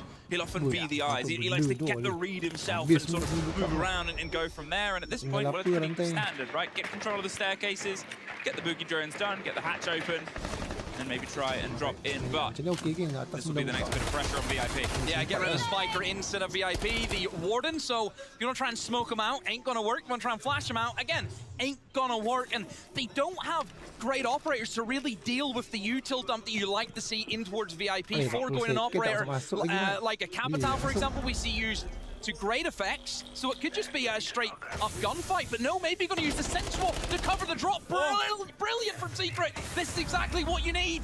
Slips his way past, pressure on towards Brown, and they've used the smokes to just buy themselves some time. So, with the player watching the swing round, Mowgli does get dashed in the meantime, and they're going for the plant itself. They have him isolated, then they have him executed. Now, hopping his way on towards Coffee and Sink, and he doesn't quite know where the plant is going down. It's on the other side. And as the wall falls, they're able to at least get one, but now they know where Canton is, and they have the verticality. You can see them above watching patiently for anyone that might get close in this. The sole player that can try and stop this divide right now, there's got to be a little bit of a closer rotate towards the hatch maybe. There's pings coming through, and well, he knows he'll be being watched as soon as he goes for it. Somehow survives. They're going to go for the cover here of Bay, watching and waiting and hoping, and they can't quite get it locked in, Secret. And that's a man who wants it. Just a clean round of Siege, isn't it, from Secret? It's what we expect to see. You can see the difference already, I feel, for both sides. You know, the mid-round, Secret just knew what they were doing. It's the perfect round. You get the opening pick, wasted no time of opening up hatches, getting the vertical gameplay done, setting up every little crossfire, every angle they need, never stalling out of time. I mean, you look when that plant went down. Even if that wasn't successful, they had more than enough to go for a replant. You know, they're never putting themselves in a position where they have to panic.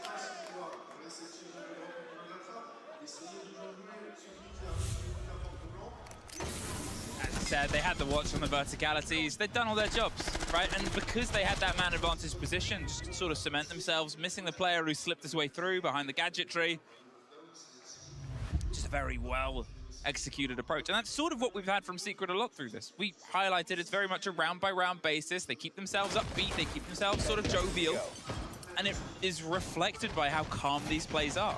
They're pulling off sense drops. Their confidence to sort of trust these solo moments with the coverage of each other as a team, and in some ways, it is seemingly what Wildcard have struggled with a bit, but obviously, this is a team where in Wildcard, for some of these players, first ever sort of SI. They're inside the main stage. They're inside this performance where they have to deliver, and it's such a different environment. You've played on main stages, fine, but this is an SI stage.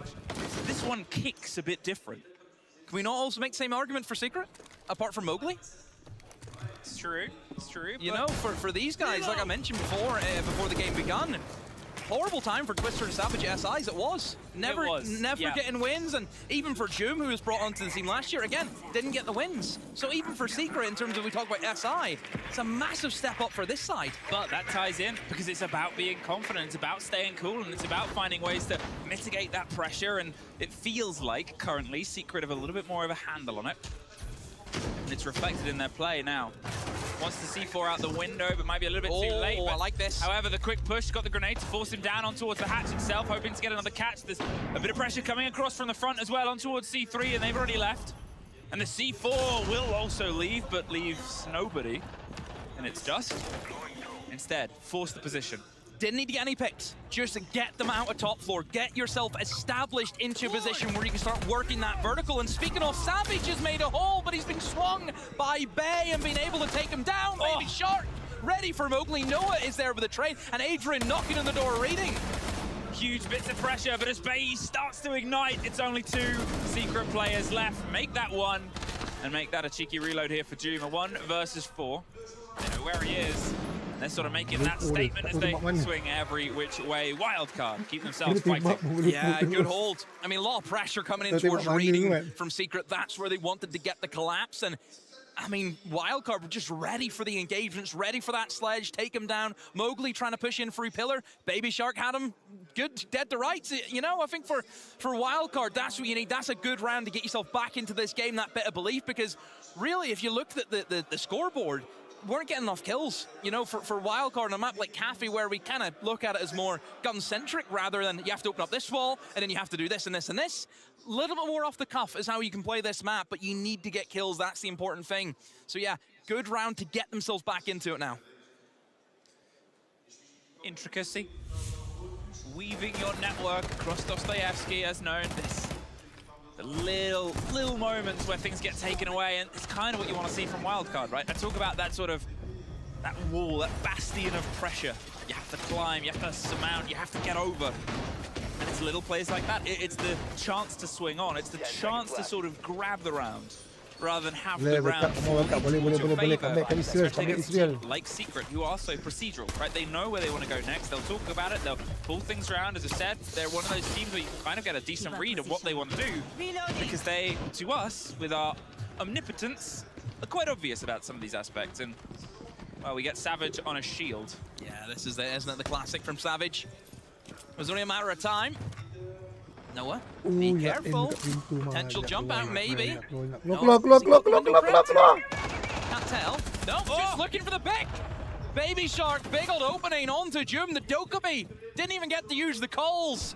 Util gone to the dogs. 4v5. Bad start for Secret, fantastic for Wildcard. And Baby Shark, we know he's a player that loves to try and find those little peaks, those little unknowns, and well, as Dash might be trying to angle himself up for the next, they're rappelling very close, so too tight of an angle, but the players will just stay safe either way. As you said, no Dokkaebi. And no Joom. Joom, a player who has been one of the MVPs throughout this whole tournament, has often been an MVP in the many tournaments he plays, and he just keeps that ability. And if they can shut him out of a round, if they can shut him out of a map, then I mean, that's how the teams win cons against a team like Secret. Minute 40, and they're still trying to piece things together, but now without that control of those loose players, things are a little bit touchier, and you can see the fear at this point. Wildcard, because they have the man advantage, they can play risky. They can throw somebody out the building. They can take these chances that I said. They're doubling down, they're tripling, they're finding new avenues. And oh, Savage, the shield almost gets dropped. There's another fight that's about to happen close on the window, potentially. You can always get jumped out onto here as well, and they're just sort of shooting through, and there it is, called, prophesized, and punished. Oh, big old air chap to fire him back, but he should be fine to get into the building. Maybe we're debating going for the pinch, but Savage thinks we just have to try and find kills and force some fights inside the bomb sites. Oh, this is about to be a suddenly tight angle, and he knew where he was, and he's able to get the double down, but look, the quick support comes through, and Noah gets bait, and suddenly we're leveled up with the pre-fire, Noah! I talked about prediction, and he's got all the right numbers, Noah! No way he can make things like that happen. And that is Secret. 6-3, that is Secret on their opponent's map. Wow. Standing ovation for Secret. You will not see a 3v5 played better than that. They have to take risks. Whenever you're at this stage of the competition, you have to go for it. You have to. To dare is to do. That is what it's all about. And for Secret, one guy outside, that's one less guy in the bomb site. You isolate the kills, you find somebody in freezer, you use that beloved shield that Secret hold on to so dearly in their gameplay. And this is the power of Secret. Everyone can do it. Anyone can get the kills. Yes, you mentioned about Jum dying. You've got Noah, you've got Mowgli, you've got so many players ready to fill those positions. Fantastic 3v5, isolating the first kill, bring it back into your advantage. And then the shots, Noah just hits them one after another. This was beautiful. Oh, and then the, wait for it. Wow. You? I mean, fired up, energetic, was the MVP, the standout, and won a Secret Series the other day as well that you and I covered. Make sure that he can sort of be that missing man, that missing moment, and that's what you need, right? From the champion team, you got to beat everybody. That's sort of the one of the requirements and the main requirement. But the other one is you do that by having everybody show up. You can't just build a team on a single or a two or a trio. It's 5 people in there, plus the coach, plus every other bit of support staff you've got. It's a team effort, a team game. And every player can deliver. And 13-6 though.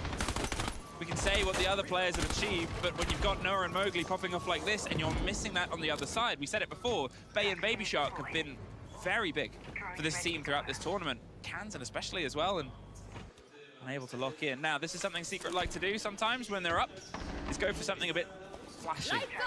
I don't just mean that as the Candelas roll out, the Blitz will probably start to make an entrance in towards mining underneath. They're driving themselves across, but Noah the first to suffer. Doom gets one, gets caught out.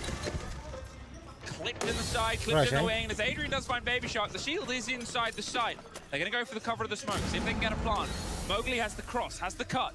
And if they're unaware, well, this is about to be a secured plant itself. They're still fighting people on the top floor. And Secret, I said it before, they like to do things a little bit flashy, but sometimes you got to take your hands off your eyes, Wildcard, and see what is really going on. Because now, 30 seconds, that could be all that separates them from the end of this map. There's one more. Mowgli drives into the side of Dash. And with a bit of hope, Bay could try and rebuild 3 keepers, but Kansan is the one for the cover, and he knows someone's close by, but oh, he gets the cement, 16 seconds and a shield. Savage, he drives in, he can't quite cement it, he gets around the back, 10 seconds, but there it is, but can he make it in time? No. I don't think he can! Secret, by what was a fraction of a second, secure their opponent's map, but really that fraction of a second is a long form of force, Demo. You mention it, this is what Secret can do, the flashy plays. You see the opportunities, the gap spawning from Savage on that shield. That is Secret at their best. That is the core principles of this team. They can do everything. Wow. I mean, what a strong start for this team. What a strong introduction. And we'll let the teams leave, as will we, as we go to a quick break.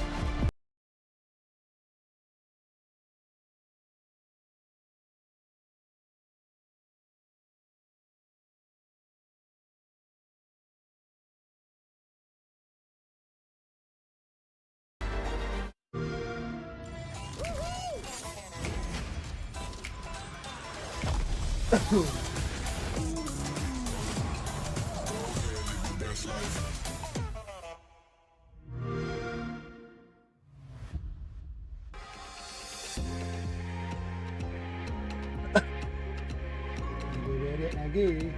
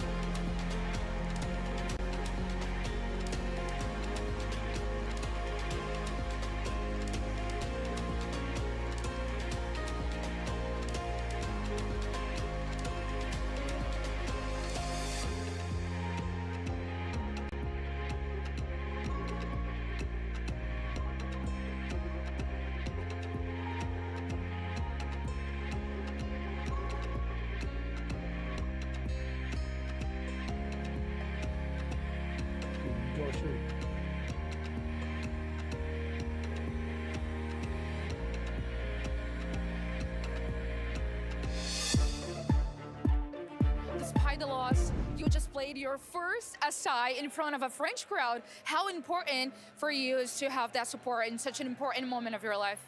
I mean, that's insane for me. I'm like just 20 years old. I'm playing in front of my parents and like literally in front of my crowd. I mean, I'm like so grateful. I'm so happy, like really, really happy. I think we're gonna be able to bounce back for the next map. But yeah, I mean, of course it was like a tough map, but I'm so happy, like so glad to be there. So yeah. Some people would say that Wildcard's gameplay was predictable. How would you sum up in one word this first map? Scared. They are scared of us. We can tell that on their gameplay, we can tell they are scared, and we're just gonna do the same thing on the next map. Play super aggressive, and they can't do anything to stop us.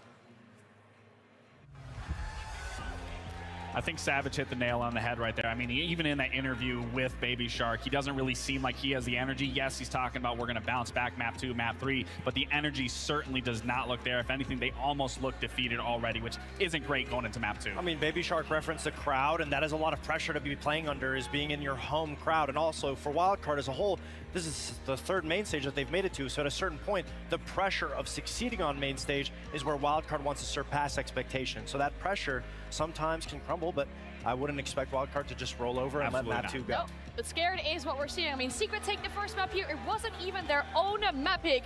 We talk about hometown heroes. Mowgli was for sure a star of the show. Yeah, he certainly was. I mean, we highlighted him at the very end of the segment, but this was such a pivotal spot in Small Bakery here to be able to get this pick, not only get this pick, but to stay alive. This was starting the win condition for the side of Secret to be able to get out, June with the support, and then for Mowgli to still get aggressive on 1 HP to catch Wildcard off guard. Now, he did overextend a little too much here, but they already won the round by this point. The fact that he was already getting in their heads, solidifying this round, making a statement of shutting down Wildcard, those are the rounds that we need to continue to see once we get to map 2 from the side from Mowgli. And we complimented Secret IGLing being really good, but obviously it's backed by the big plays from individual players. So not only is Mowgli getting kills, but he's stalling time, and it makes it so much easier for Savage to then direct what the execute is going to be when you have a player like Mowgli that can do it all, stall time and get the kills. Yeah, the crowd seems to be behind you guys as well, agreeing with what we're seeing here from Secret. We got to keep in mind, we talked about it being Baby Shark's first event,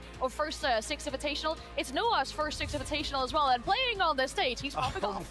Noah was hitting some disgusting shots. He was even surprised at some of the shots that he was hitting, but this 3v5 for is Secret to be able to come back onto Wildcard off of the great play behind Savage on the shield and Noah behind it, and him in the bathroom bouncing back and forth, tapping heads.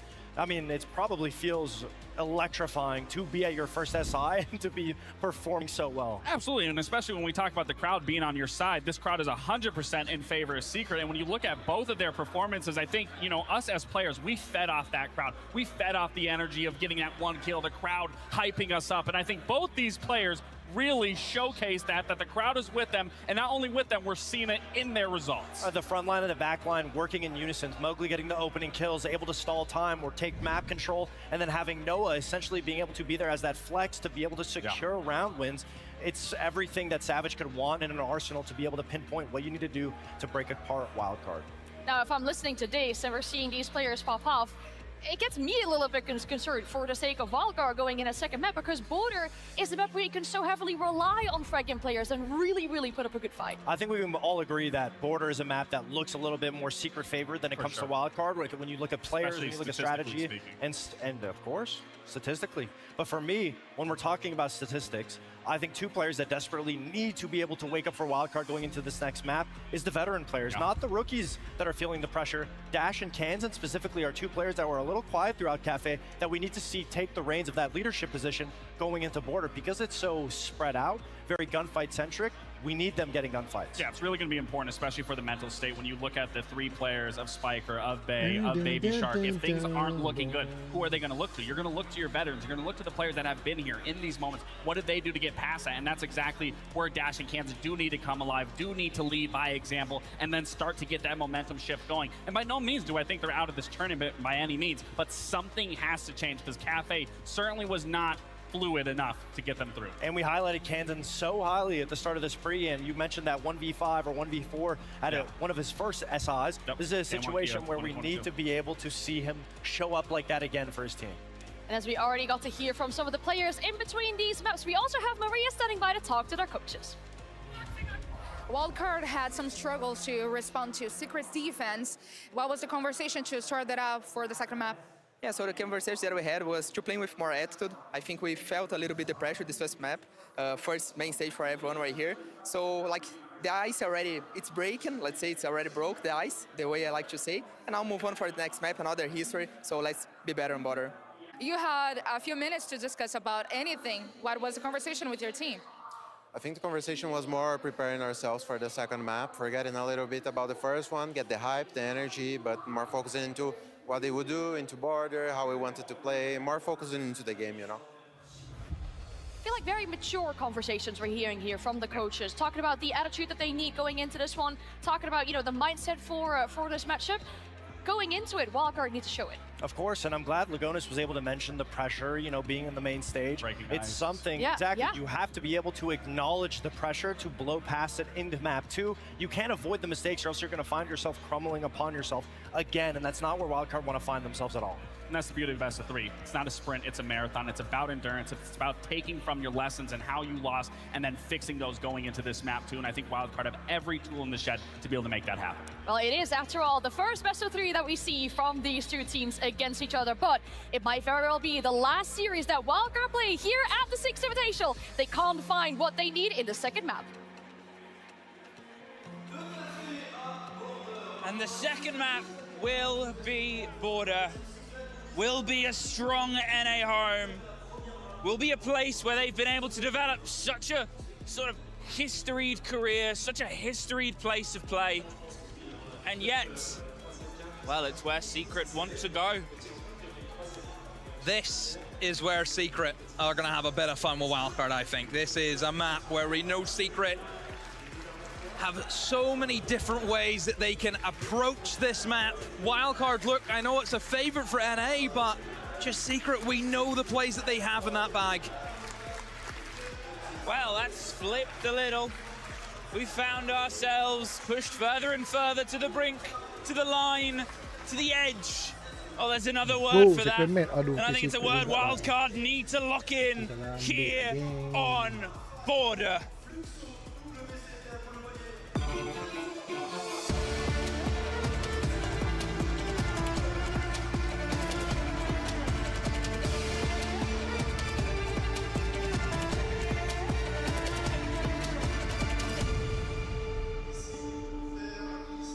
One map left, maybe.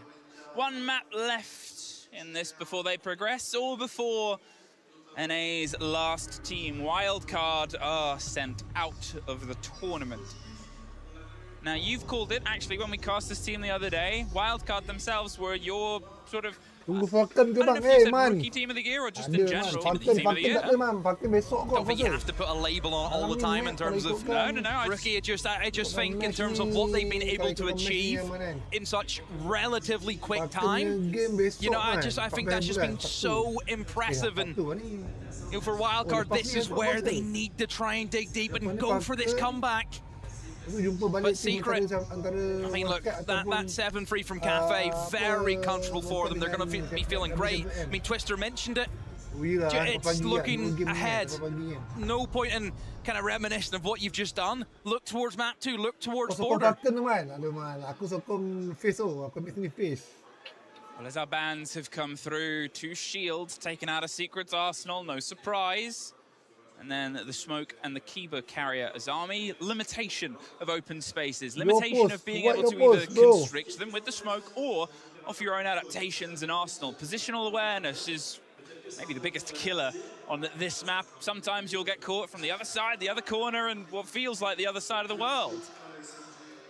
Border, it is thin, it is aggressive, and it can be very sharp. But it will start with Secret.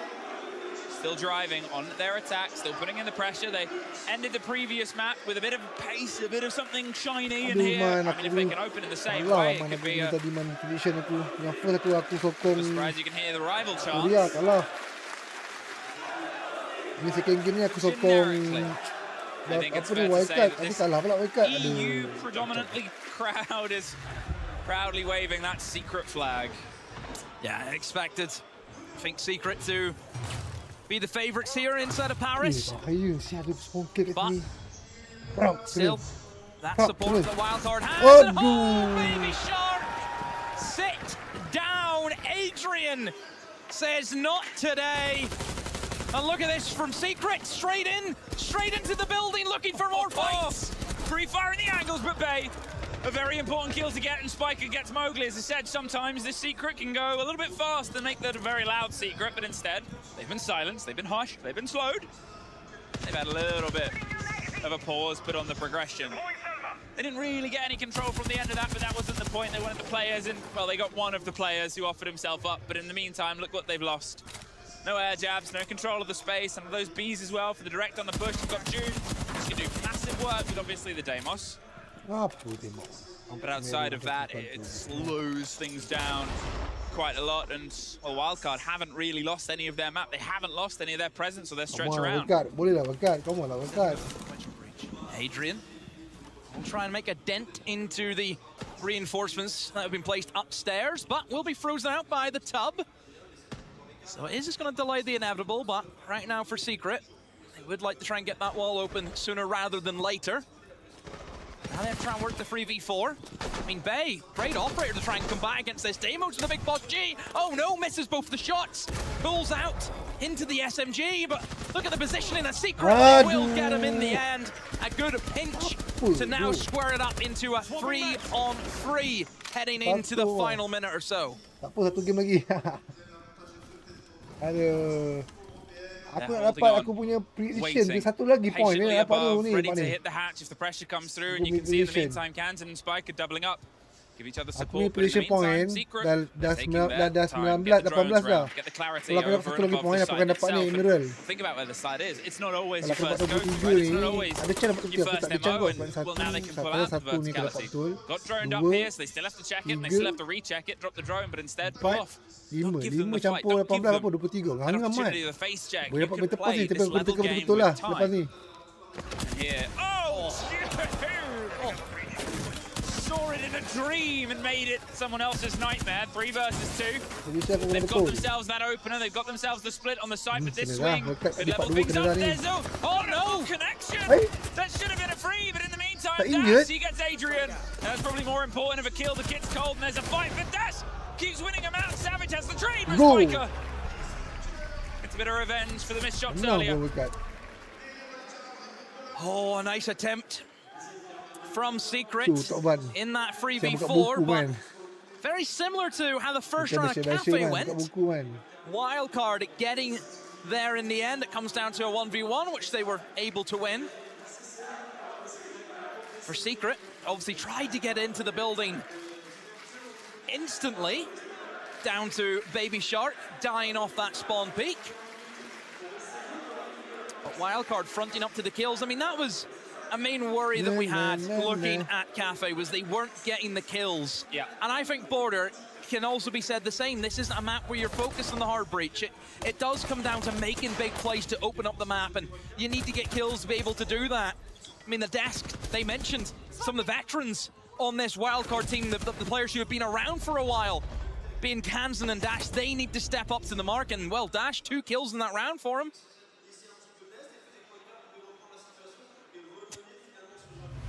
There's your reaction GIF. Remember, the more you react in the audience, the more likely you are to get gifts for socials, and it's always the thing, you'll always see a fun reaction. And as soon as it gets used twice, it's probably going to be in the after movie. You're probably going to have made the cut. Wildcard, good start.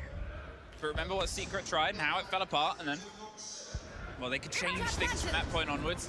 Still not opting to go above, still not opting to take Armory as a site, and yeah, it's fair enough. As we've said many times, sometimes the first pick site becomes a little bit of a guess, but it's also fair to say Wildcard, they love extending around stranger sites. They've had brilliant runs of Border throughout this tournament where they've, I think, played and won every single site on this map. They're happy to stretch their legs down. Yeah, one of the few who've played that threaded customs, aren't they? Yeah. Almost there for Bay, playing very aggro on the CC door. If that DMR, of course, has the ACOG, can take these longer engagements. But again, for Secret, it's that probing, isn't it? Looking for that opening pick. But no, Baby Shark finds 2 inside of customs. Looked as though Savage and Jum tried to pressure onto him, but he stood his ground, held his nerve, and bites back against Secret. Well, sprayed round either side, the 5 versus 3. And now they're not even letting them really in towards Passport, sort of checking them at the door. Lambat ni Man. Proper paperwork, please try again. Kerja ke apa Man? At this point, the spread is Bay getting the head of Noah.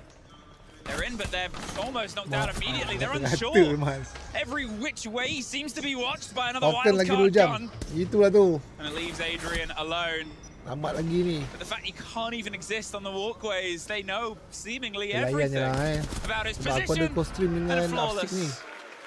Is positioned perfectly for wildcards. Ni Man, kau main RC tak? Kau main RC Man, kau boleh twitch aku ada drop tau. So bila dapat bila join drop aku punya Twitch, kau lebih dapat skin apa ni, skin bandit dengan skin bandit lah. The Monty and the Blackbeard, you know, two of Savage's shields that Secret loves so much to utilize. And look, Savage, I think he realizes that compared to the Monty and the Blackbeard, where you're going to have much more of a slower place kind of control, Blitz, if you bring a Blitz, you have to go fast, you have to go aggressive, and if that's not the playstyle that Secret want to have going into Border, then you can't really use that shield, and that's maybe where they're faltering. So the bans, definitely, I can see a difference in it. Secret need to try and respond. And don't forget, Twister did not use his timeout in the last game at all. So he has that confidence in the side, but if they lose this round and they go 3-0 down, then I think it may force his hand to get in there. But at the moment, 2-0 is the scoreline.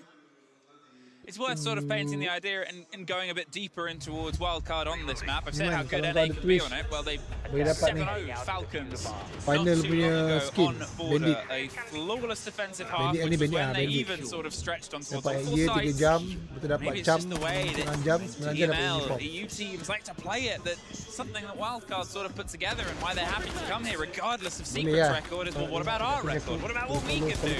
And what about who we've beat? We know Falcons still yet to play today. They're still up in the upper bracket. Here, Secret. Opening the angles. I'm wondering how cautious they're going to be about the external of the building, right? Baby Shark's obviously been punished once, but it doesn't slow this team down. They're more than happy to keep leaning in towards these peaks, the pressure that they can apply here. Pings on towards the Fenrir, on towards these controls of open spaces, which I've talked about before. As soon as you try and hit a swing in towards break or in towards these players, well, you're going to get caught and then the crossfire will appear. Alamak, sayangnya tak kena. Kau tembak apa tu ya Allah, gila tak kena. Oh, look at this. Oh, look at this. Adrian just slips into the site, picks up a kill and flees. What's going on? Especially with a pulse not too far away as well. Spiker maybe didn't have the read on that. Could obviously play that underneath, but at the same time, what would be the point? Both C4s already used. Everything's already been thrown at this, and there's still a minute 30. Sure, you can try and play the Zotos and get that bit of control, but otherwise, it's just down to the gadgetry. And, well, now it's in the gunfights as well, and they still have pockets full of theirs, Capital bolts, Grimbees, flashes. They could lean themselves into these engagements pretty strongly here, Secret. Especially now they have the 5-3 body advantage. Loading new match. Apa sahaja Spike? Sprinkle ni atas dia main pause kot. He's in the most aggressive position out of the three players. Left and wildcard, and Savage gets caught with the bees in his hand. But the trade is there, but it still goes back and forth. A 3v2, Mowgli. He knows that one player is trapped in towards the catwalk. A flashbang, gonna miss, but it doesn't matter. No! Oh, Mowgli, how have you let that slip? A missed flashbang, how? Pas bawah, 2 versus 2. Okay, betul, pas bawah. Think about the control of the maps that they've got. Sure, Spiker's gone underneath. As I said, he's used the C4. They've got the kit. If they get the awareness of where Kansan is, they can try and double down. Spiker's going to do his best. He's just pinging these positions, but look where they're planting, Demo. He's on the concrete, and instead, Alah, kalah pula. Kau shotgun, kau pause. But now, a post plant. A 1 versus 1, and Noah is out of there. Still has gadgetry, still has the crossbow. And he's going to go down and probably get it, make sure it's reloaded, and swap to the right think and watch this from range. They might have awareness. Kansan knows he has to take the fight outside. He has to put the pressure on, because where this kit is, as soon as he tries to put any hands on it, he's going to get caught out. There's the reveal on where the man is.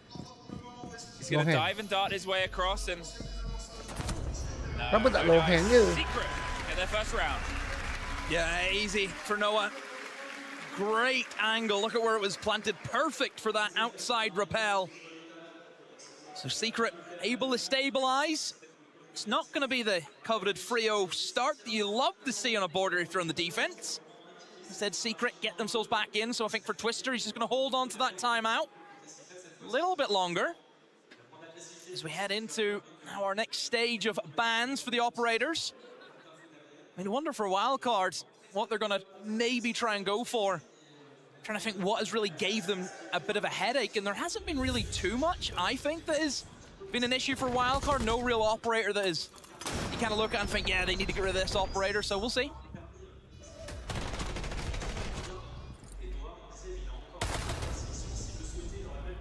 The limitation on towards the defenders. For what we can sort of talk about is the loose play, the Valkyrie scene. A lot of positioning, a lot of performance. The cams are... There we go, playing up the reaction. That guy's tongue is going crazy. He's losing it. Attackers have located a bomb. 2-1. No, man, no control of those flanks unless you're sort of running the gridlock. And, well, to be fair, gridlock's seen quite a lot of play throughout this tournament so far. Hasn't opted for the full shield ban, but Savage, I mean, if he's got a preference, Blitz is usually behind the other two. 10 seconds to insert. Like I said, though, with the Blitz, if you're playing it as Savage, you're gonna have to go fast. Yep. Yeah. As soon as you know where a Blitz is and he's not taking you by surprise, pretty manageable because the flashbang, believe it or not, you have to get to a certain range. It's not just like an infinite beam that you just spray to your opponent. It's not like the back signal. So certainly for Savage, he needs to try and get up close and personal. Sometimes finding those engagements is difficult to come by. But for Wildcard, trying to hold the majority of the map. You look at the position that Baby Shark's in, aggressive in towards Catwalk. Just looking for, I think, any drones that might be dropping in towards them. Right now, Noah's in the drone inside a break room, and they should be able to pick him up. I think you can hear him rustling around in there, maybe looking for a midnight snack. Well, the midnight snack is unfortunately not to be feasted upon. Instead, the swing round on the square and the drop out of there. Not gonna see what comes next, but that's the danger, right? You can already see the pings are coming through. Secret's aware that he's dropped down. It's always this sort of back and forth of the intel, back and forth of the knowledge.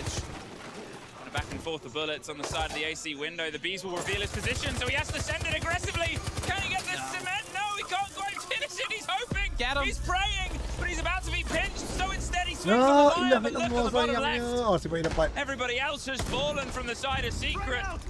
Great motion there by Wildcard. They sort of set themselves out at the same second, but make connections of their own. The balance flipped back on its head. Adrian recollected.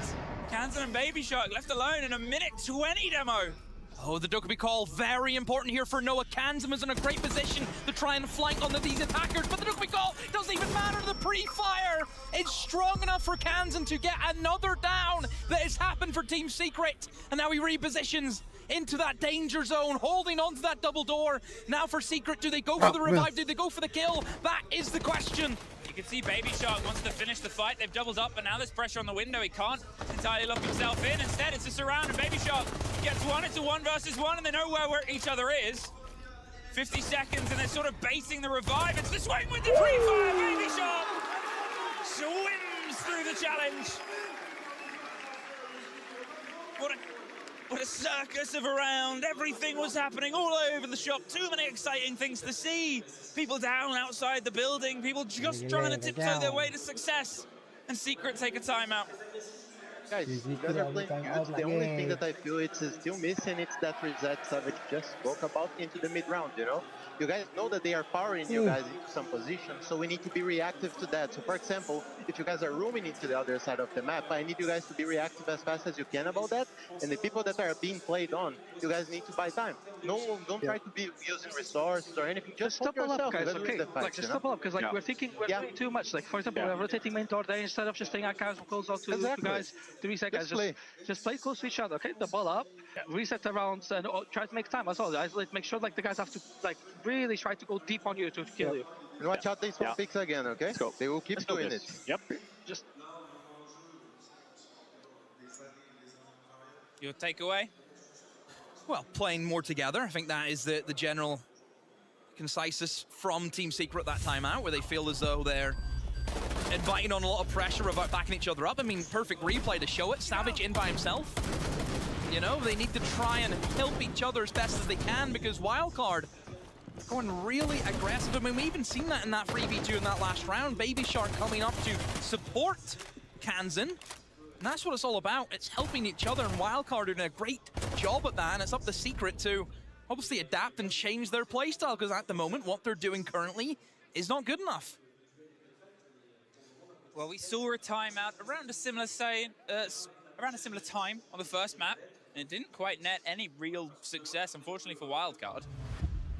And now's their chance to get a bit of revenge. Right now's their chance to sort of lock it in. They've been able to pull this side off before, and this one was one that was very aggressive externally. It felt like, of all the rounds, this was the least of a handle Satu lagi on cetek. how everything came together. They were sort of shut down externally. They were forced up on the peaks. This early removal of utility, great. Get the Twitch drone in, get rid of those sort of Goyos, get yourself a bit more control. We've obviously seen a lot of Fenrirs as well, a lot of these sort of swing operators. Oh, and a Mozzie that doesn't quite want to pass that way just yet. Here, eyes on CC, eyes on that swing player towards the rotate, see if you can force them back down short, back towards the rest of his team, and just sort of slowly encircle and shepherd. But play together was the MO, and play together is what we sort of have to see happen here.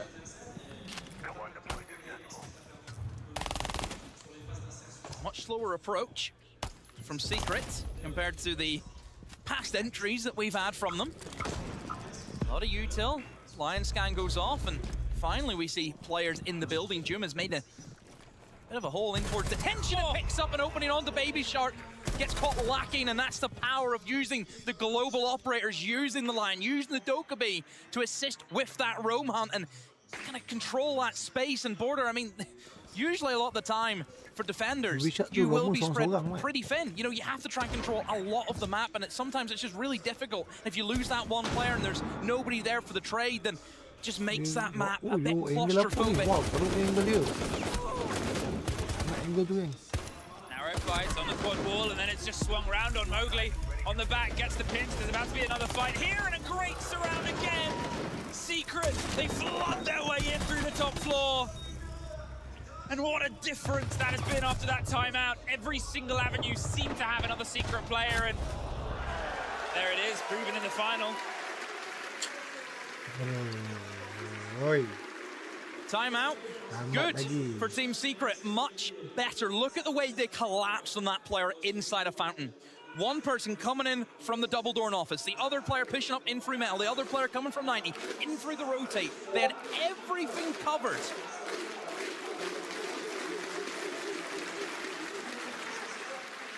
Oh. One side's all for the claps, the other side not so much. Slightly quieter side. Red v blue. I think red's winning. Well, I guess that's building pace here. I mean, it was everything you wanted from them, right? It was everything they talked about. As I said, like this swing. Great collapse. They had somebody watching beepers, so that player could move freely. They had the pressure on. They knew where they wanted to do it, and they did it all together. Wild card. They're still in a chance here to get themselves a fourth defense. Must be cold. I'm cold, and I'm in a wonderful blue dress. I've spotted the usual suspects. There they are. Oh, yeah. Again. Attackers are heading out to defuse a bomb. The thing is, obviously, the audio in the arena is in French. Our wonderful French casters, our wonderful French broadcast team. So we can't call out people like that right now, which is a shame. Well, we could call them out. We could call them out. And they wouldn't know. We could say anything and they wouldn't know. It'd be great. So you're talking about the sort of prep windows here. It looks like Dash is potentially prepped and just gets caught by the first drone. Isn't going to stick around to see what happens next. I'm wondering if there'll be a bit of a pace close down here. Get in break, get your way swung around on top east. You can see again, Wildcard, they're still trying to be aggressive outside, right? They're just trying to sort of keep the pressure on like a hot pot. But the recipe is one that's maybe not as delicious as they'd hoped. Mowgli does find Baby Shark. Oh, Kansan gets Mowgli back though from underneath, and Bay finds onto Savage, but it's this traded back and forth. He's down and almost out. Spiker tried to offer a little bit more sort of release of the pressure. Got a 3 versus 3 and a kit recollected, but a lot of blood shed around East. Yeah, big trade game happening towards East Stairs. That is where Secret have wanted to enter in from. Set you up nicely for that kind of office archives take that UEC teams go for. I think maybe the only thing that Secret may struggle with is they don't have any way of getting in through those reinforced walls. They don't have any hard breach with them. So they have to try and force their way in through doorways and in through rotates that have been made by defenders. So for Secret, have to try and find that next pick and try and weight it into your advantage. Look at this from Adrian, just slips on in. Is anyone here? Anyone? No! Dash gets caught out in a second for Adrian. Yes, it will be. The crouch walk in through the backstab has worked out so well for Adrian. They can cover the plant, the audio and the position with Lion's gadget, and now Bay. He's had many big moments before, but he's got to have the biggest yet, gets the first. But it takes pretty much everything out of him, and they can watch this from far. They can sort of tuck themselves in on the crossfight tune. Levels things up, and there he is, the support there towards Adrian. Crouch walked in, took opportunity. It's something Secret have done brilliantly so many times. They'll find that gap, they'll find that loose thread and pull. In these games, you need to make plays like that whenever there's not a lot going on for your team, and we knew Secret were in a pretty bad position. Like I said, they didn't have anything to open up walls. And already going for the archives, we know that'll be difficult. And somehow Adrian has just timed it oh so well. Nothing to alert Wildcard that that was happening to them, that backstab. And then, yeah, once he gets one and then the second, the bomb site is so open.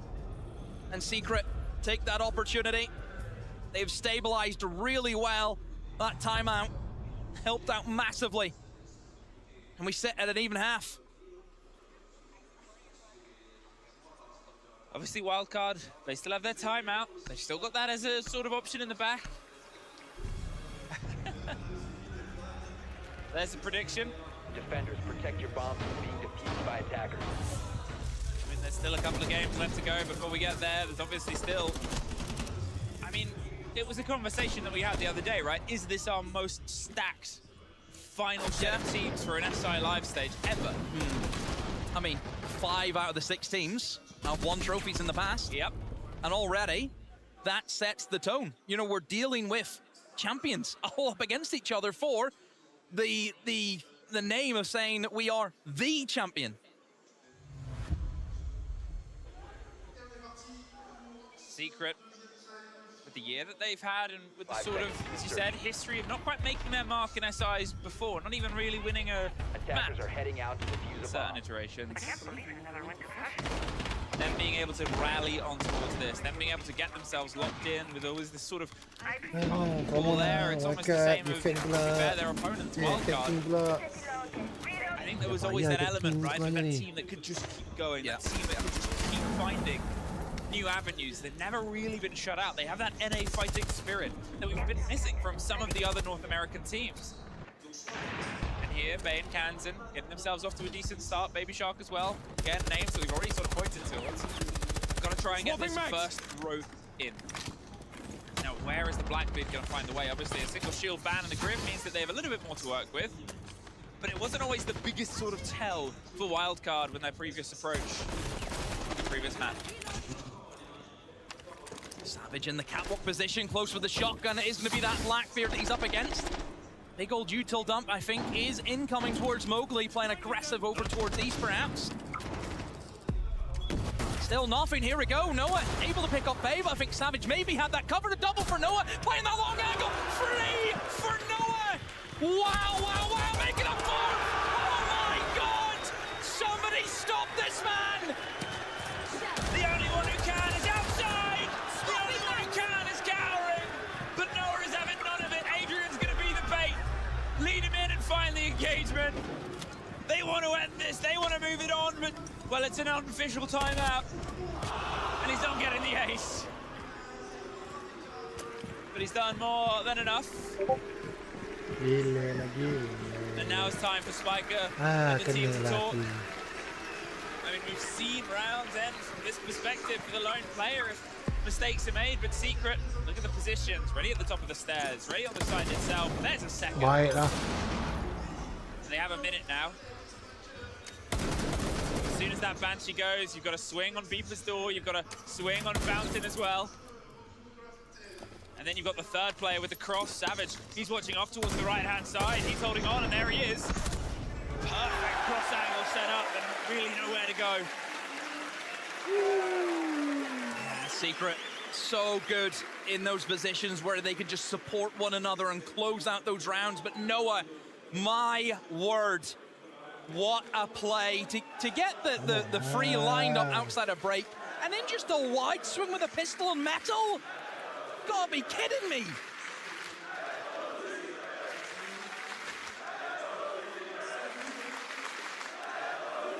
They get themselves the first defense. They get themselves that first mark of success.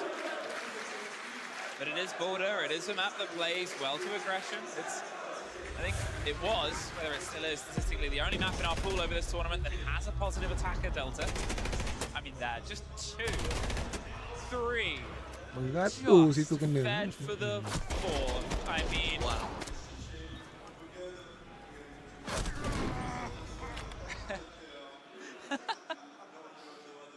Everyone would do the same.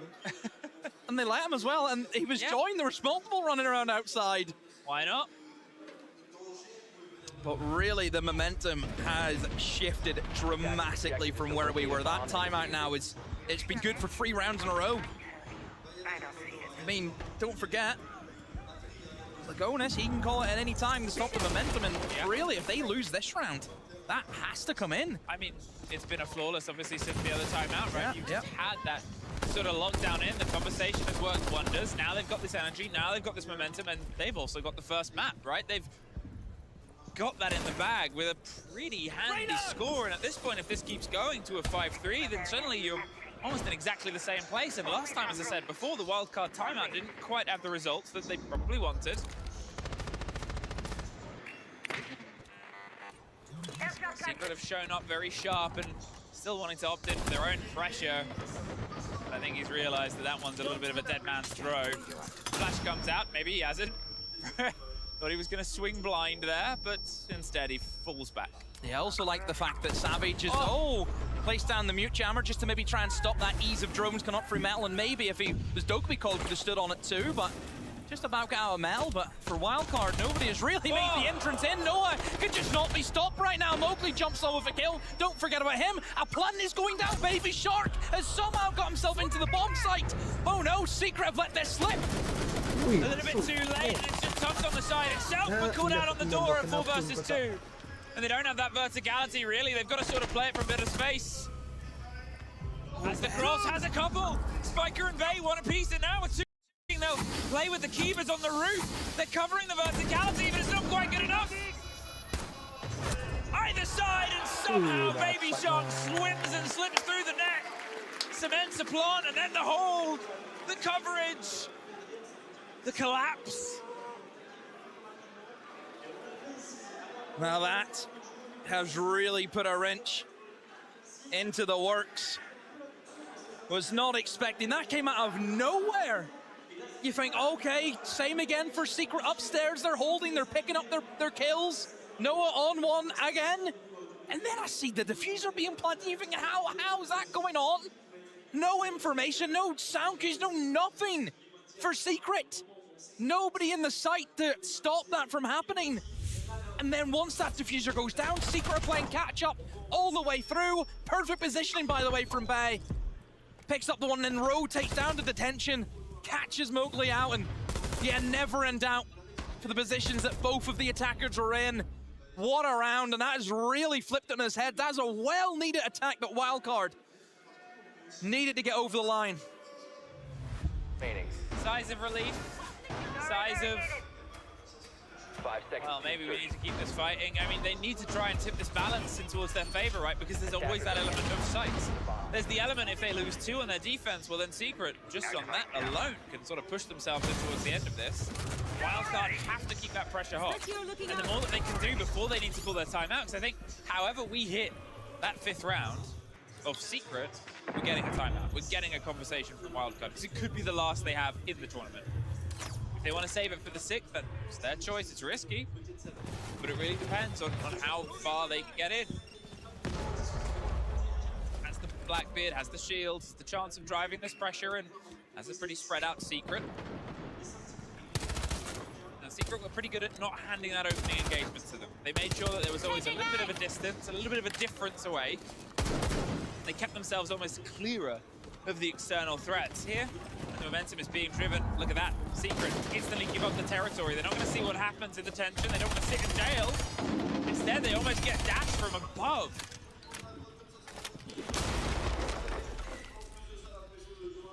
Savage just causing problems alongside Noah upstairs, making a lot of potholes in the ceiling.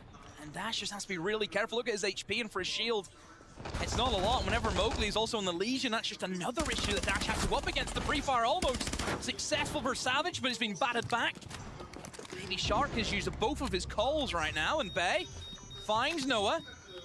Wildcard, they've got their entrance now kind of stabilized inside of Customs. It only leaves Savage upstairs in towards CC, and you see Wildcard just slowly edging their way further in towards the bomb site.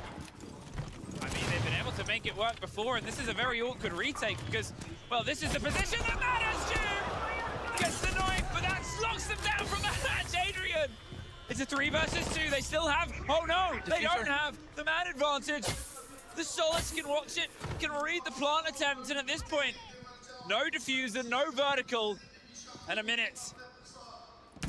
Will they try and double up? Will they try and retake that verticality, go for a pinch? They've entered real wide.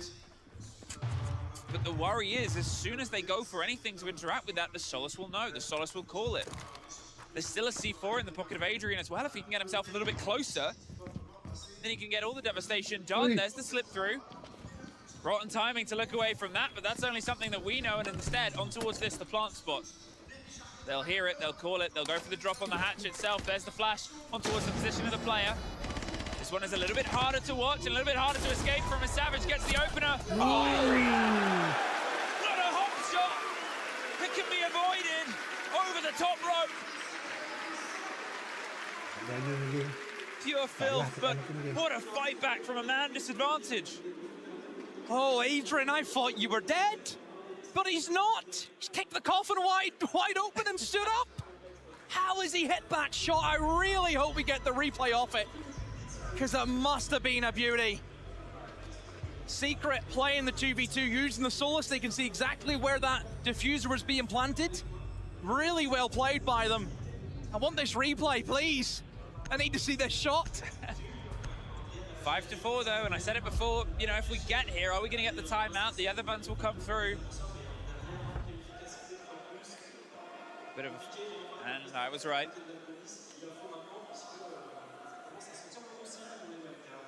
Always something, bro. User disconnected from your channel.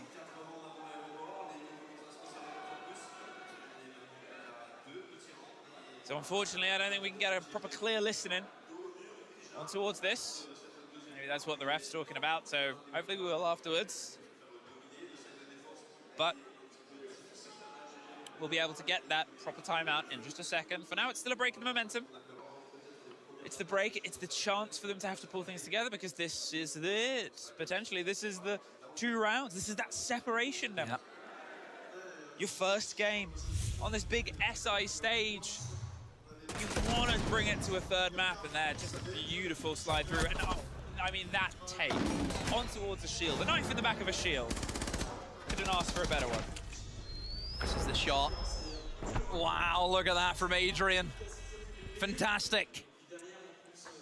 Straight onto the head as he jumps on through. Big round for Secret and that 2v2. They lead 5-4, 2 more rounds, and they move on into the next round. Send Wildcard packing. Oh, this is a close one, because still for Wildcard, I mean, this timeout that Lagonis, hopefully eventually he will get, should be massive.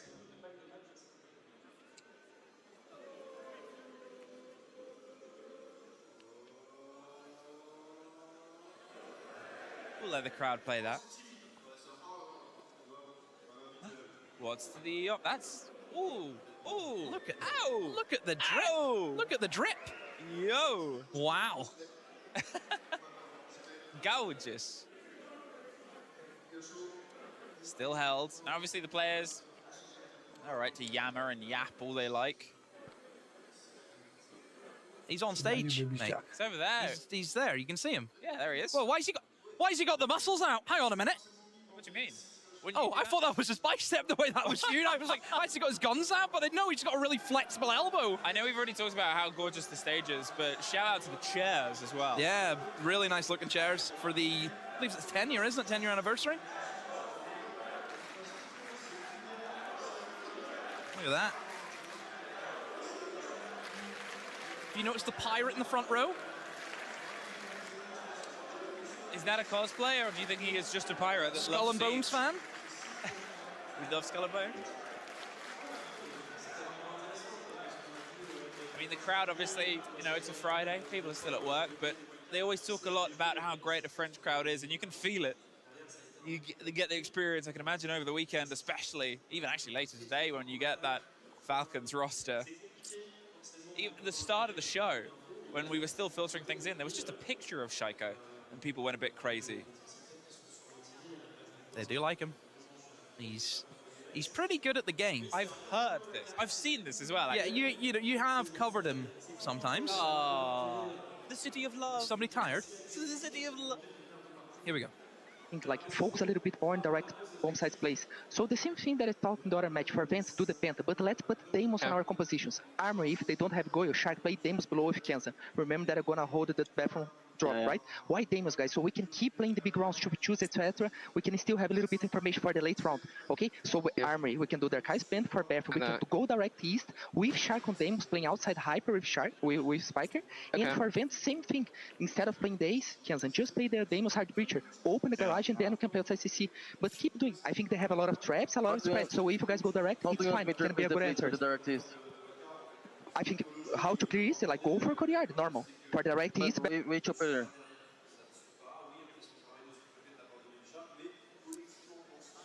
Again, Lagonis kind of hones in on one operator. It was the Dokkaebi call on Cafe, and it's the Deimos for this side now on border. And I think that the idea for Lagonis is his team are getting into these rounds, you know, late on, like that 2v2, and they just need that little bit of extra information. So that's why they want that Deimos on board, is to give them, if whoever's playing it can stay alive. And well, it's Baby Shark, who, I mean, he's been picked off quite a few times early on in this series, so it is a little bit of risk putting him on that operator, but if he can make it into those 2v2s, into that kind of late stage, that's where the Deimos track will be so important to give them that advantage. 5 seconds left. So we said it before. The wildcard timeout on the first map didn't quite net the results that, well, they probably would have hoped for. I told you. Will this one be different? Will this one have a little bit more of an X factor? The Secret get the chance to talk as well, and their one has been pretty dang good so far. Sort of wrested a lot of the control, only a single round lost over at the 5 or 6 that we've otherwise seen since.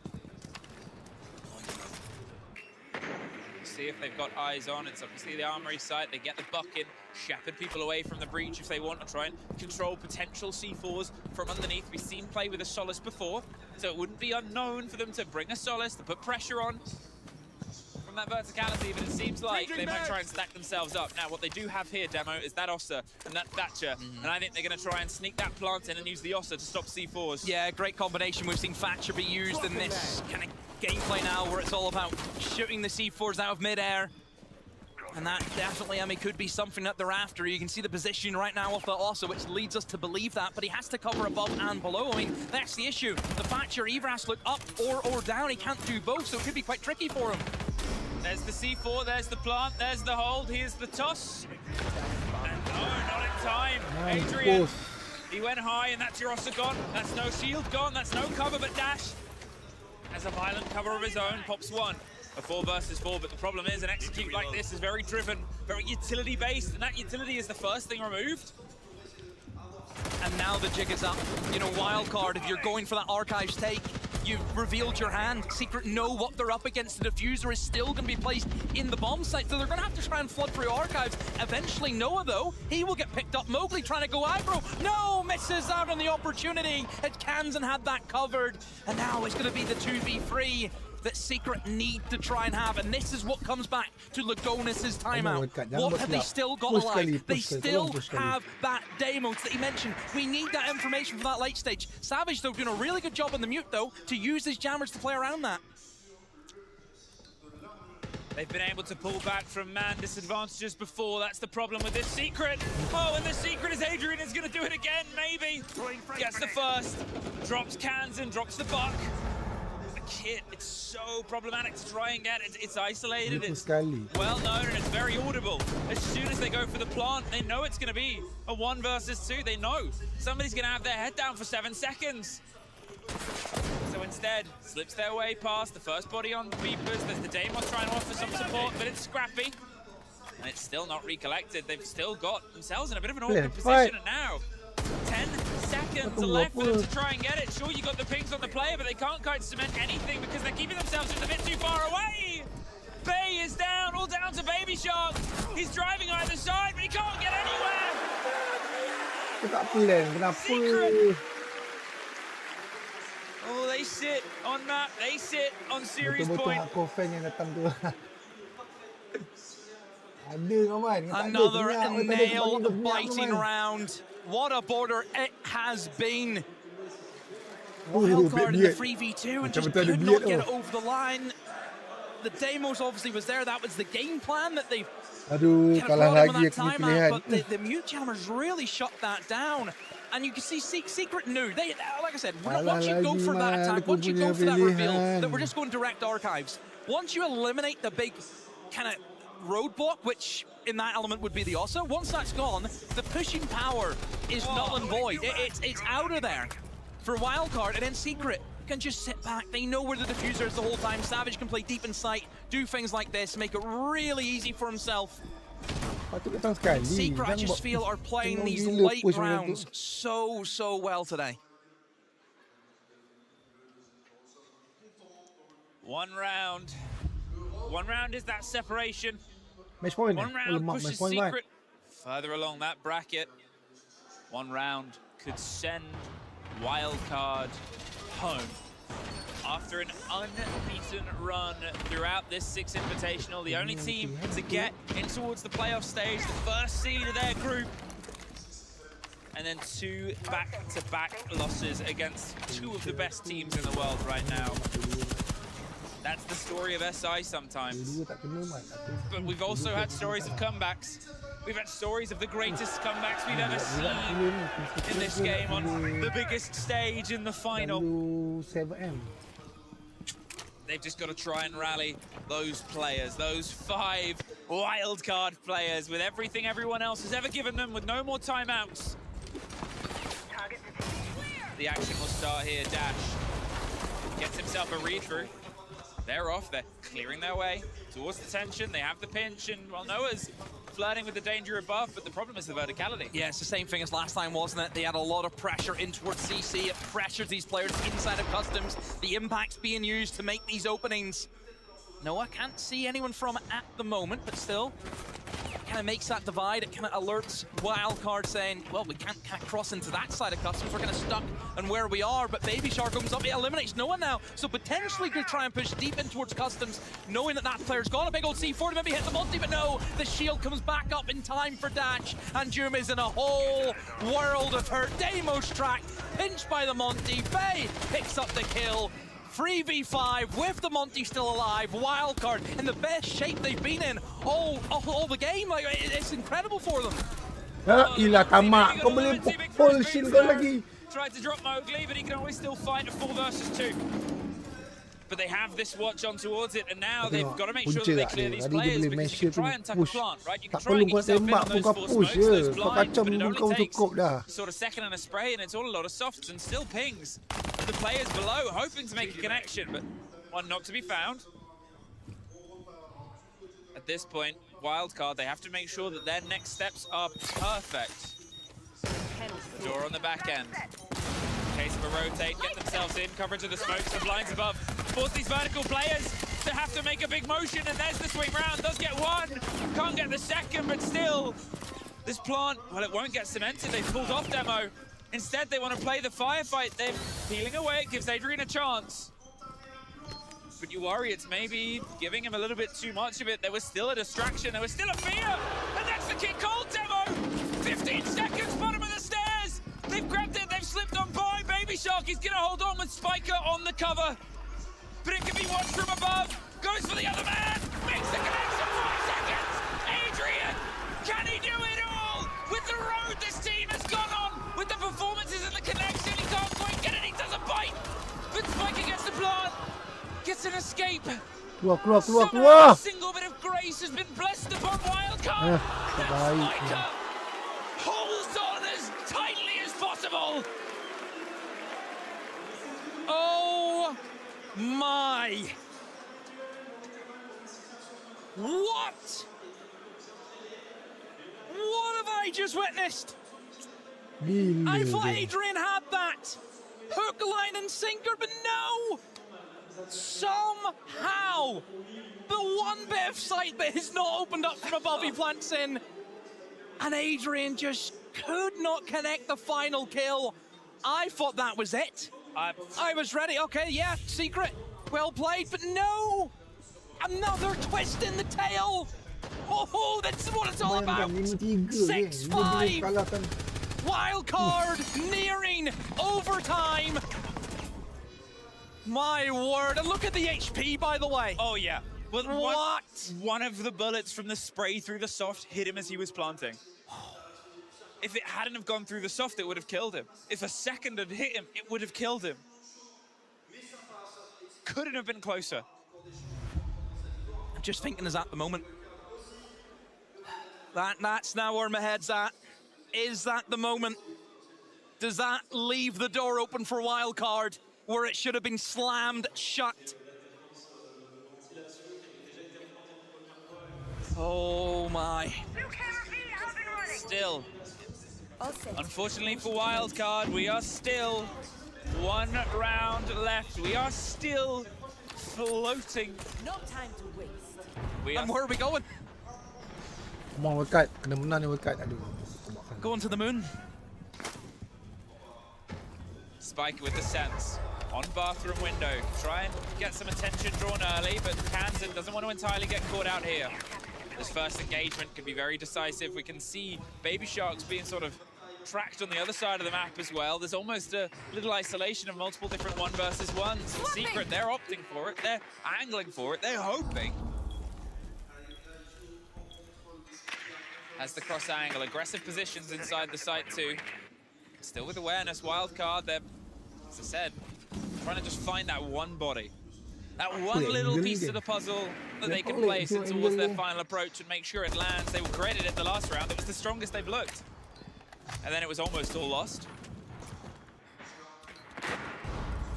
But if it is anything to rally them, may it be now. So they've set up the sensors in the bomb site. They've got the shields ready to go for this East take, so it looks to be just direct from Wildcard. They're going to try and clear out the site, clear out East stairs, and then see if they can maybe try and slip in for the plant. And almost nowhere finds the cutoff. Is anyone here down the Blackbeard? Hello! Dash has to do himself. Maybe another, but no, Mowgli! Reloads in time, picks up the kill. Savage able to connect the C4 on the Baby Shark.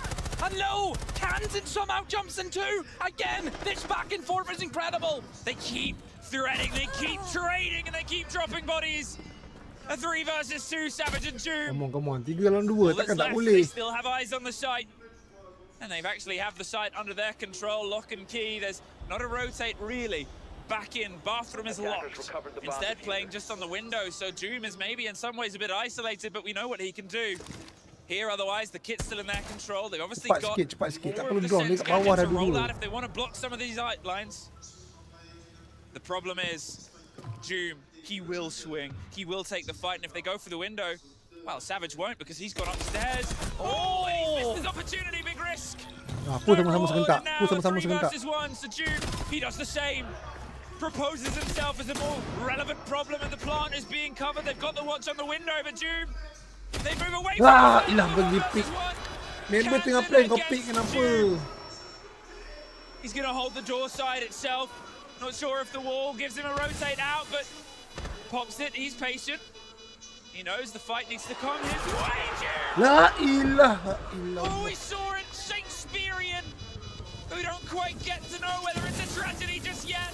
Another performance, 20 seconds. He's hopped around. He's seen it. Clutches it 2 in a row for this team. The wild card. Their deck is looking stronger. Overtime. They've been able to drag themselves from the brink of elimination to make it into OT. Wildcard, the little team that could, and they keep it going. Secret looks stunned. 2 opportunities, 2 1v1s to finish it out, and they have not taken their chances. As said, did Secret leave the door open? Wildcard have smashed it in.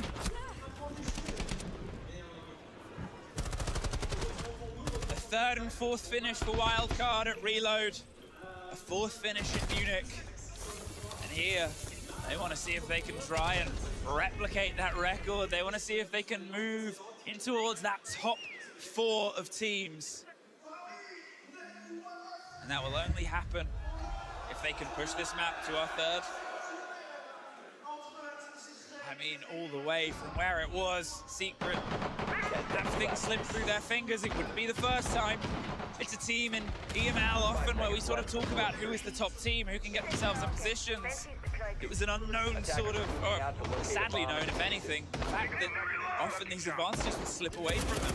Often they would be in a 5-1 position and suddenly it's a tied game. And those were the questions that we've often had from watching them in league play, from watching them in other tournaments, of how that would grow, how that would sort of blossom into a wonderful tree and all the floral sort of design we've got here, or if it would wilt away and be another missed opportunity for their mental. They got to see if they can try and lock this one out in 2. Don't give Wildcard that option.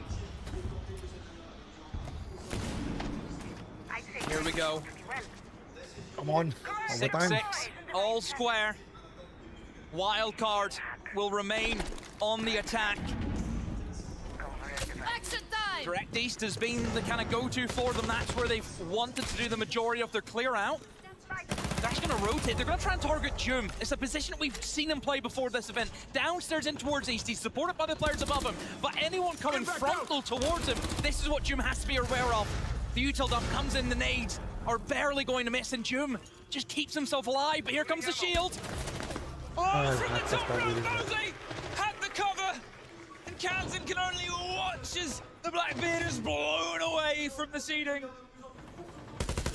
Now, without that front foot forward, with that utility already gone, and with that player still in this position, he can wait. He knows he has support. He knows he's being watched, and now he knows that Bay might be under pressure of his own elsewhere. Wildcard, they've got to try and find their own route through, but they haven't moved this position. This is where the battle is happening. Bay's trying to just go for the little Jill peeks round, but June gets Spiker. June gets the second fed towards him. Zafir won't get it, but now it's just Kansan left. He's sat in Passport. And he's watched everybody else board a flight and fly away into the next round, and here are 5 versus 1. Secret have remembered how to lock out rounds. Yeah, Jum, he was the target man, but they just could not get a grasp on it whatsoever. And they're going to take their time. Wildcard's just going to chill. Take the extra 40, 50 seconds here. Talk about what they want to do next. The boos echo out. They don't want to see this. Kansan, I mean, 5 to find. I mean, I don't blame him for taking the timeout here. There we go, finally Pepper, the flawless, never in doubt. I mean, just to break it down, just that position that Jum's in, he's covered from every angle. You've got Mowgli playing aggressive on the east. He can swing down towards Catwalk. That's how he killed the Blackbeard. Tellers is obviously another area you can move in and try and kill Jum from. No, covered from the hatch. Inside of office, Savage was there. They set themselves up to support Jum as best as you can. And really, I think for wildcard, they've almost taken the bait. I think there's a world where you can maybe try and ignore Jum. Leave him down there in towards East. He doesn't have a C4. He's just a Wamai. There is that element to it. Go very direct in towards CC. Take that side of the map. But they fell into that chasm that Secret had built. Secret back on top. They've had 2 chances before where they could have closed it out.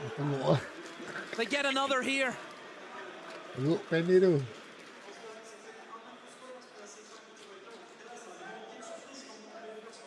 One round. Look at Twister. He knows it's not up to him. This is all on his boys to make it happen. 1 round at a time. And we will potentially get a max OT. Obviously, it was a sort of long series earlier on in the day until it suddenly wasn't in that final map. 5 seconds remaining. And here, wildcard, they couldn't quite get themselves stuck in properly on Cafe Dostoevsky. It looked like it was going to get away from them here in a similar sort of fashion, but then they found something. What they found was the reason they're here. What they found is the reason any team is here. The reason that a team can make themselves known on this stage, on the biggest, the grandest of 6 Invitational, is having that little bit extra, having that belief you will win. And they got to try and lock down on that right now too. Try and get this opening engagement. Cross down from below. In the meantime, pressure on towards break. It's been a long time since we've had Secret on their approach, and it started a bit rocky, right? And then it was a timeout. And since then, they remembered how to sort of get themselves stuck in. Drone activated. They can find some of that early round energy. Wildcard might be able to push us to max OT. Will Bay with that boss G in hand, looking for that opening fight. In goes the bees. Don't forget he's immune to them. The only operators who are. Just look at this opportunity spotting. I think again for Secret, it's this kind of slower playstyle. They start utilizing the drones. I mean, Jum has been able to move in and clear away a lot of the Goyo canisters. So perhaps it's this backstab opportunity, and here comes Jum right into the heart of this map, in towards blue. Should pick up one. Shirley's gonna pick up one. All he does, Jum gets Baby Shark, and he has the pings on the next, but instead, eyes on elsewhere. Cut him at the pass, go wider. He knows he's got support coming from passport side. They push their way across, and he goes right in there, picking up Bogey. Finds Kansan, and that pressure, it's rising steadily here, Demo. 3 versus 5. Base still in position, but Secret crouching, moving, opting to another pinch. Mowgli positioned at the bottom of the metal stairs. They've isolated these players. They've got one in Armory, got one in CC and one in Fountain. All of them cut off from each other. It's a scrappy first fight here for Bay, but he doesn't really have the best gun for this direct engagement. Oh! Prove me wrong. Pull the head off of Noah and buy yourself a place you can put a backline on. The plant is going down. Savage has security for one, but the rotate attempted to come through. They can't quite get the lock in. Head of dash to 2 versus 3 post plant, and Doom lucky to escape with a sliver of health. It's the everything that's slowing him down. Doom is speeding them up. GG boy. Spiker, all that is left, but no! To upset the game Secret have played, because the secret seems to be continual, and it's something getting louder and louder, and it's making people start to think that the secret to this tournament is them taking that hammer. Team Secret progress through this lower bracket. NA's final team is gone. Team Secret, your victors here today. They will move on to play Fluxo W7M tomorrow in what will be, I'm sure, one heck of a fight as well. For everything that they've sort of given themselves, wildcard, as you said, what a brilliant year. This team has had what brilliant expectations they've set themselves for going forward. Massive, massive positions in all the international tournaments.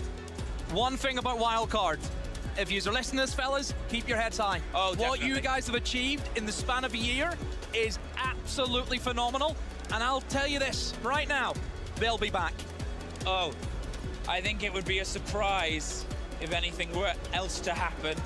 They've been absolutely brilliant, but every team is at this stage, right? Every single team is sort of a difference maker. Every single team is that bit further, that bit better, and bites that bit harder.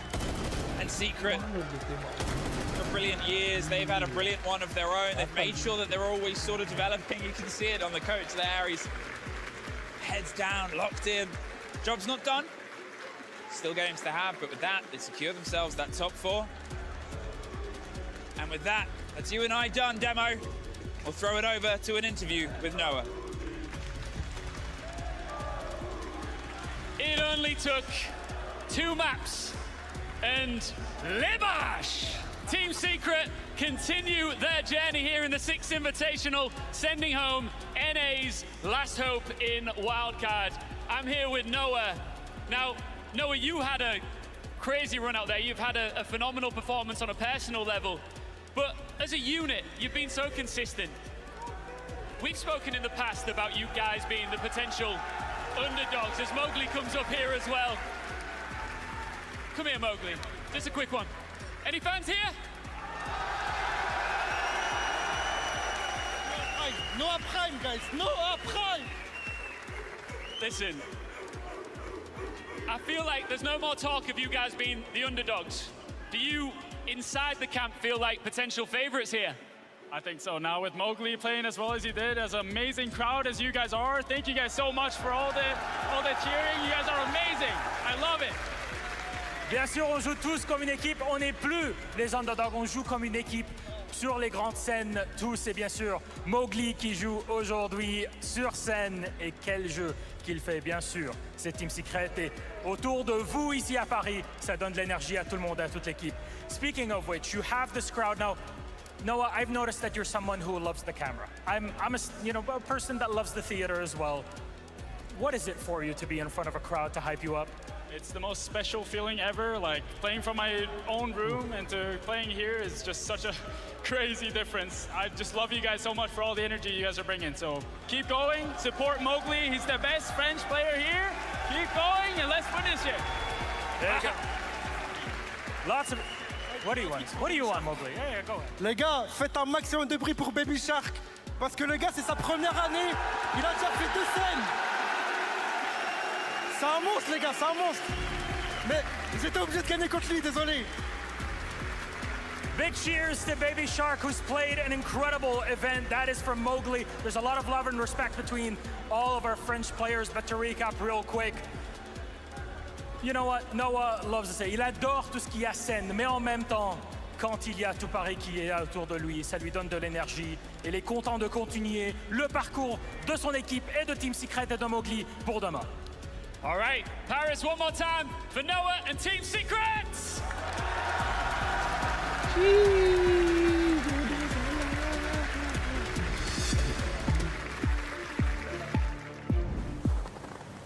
Naik mesh apa ni naik mesh? Ni dah habis dah.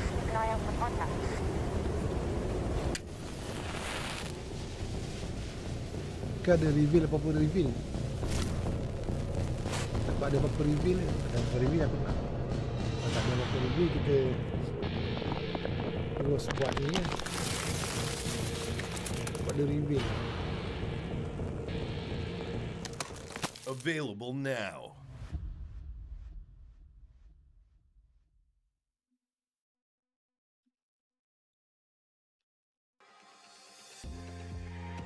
Jom geng, kita ni lah. Kita try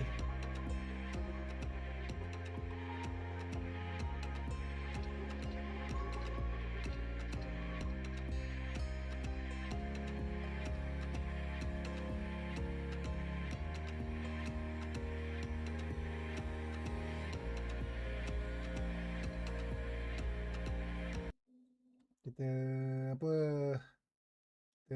kita warm up kejap ah. Tentang game, tunggu game lain.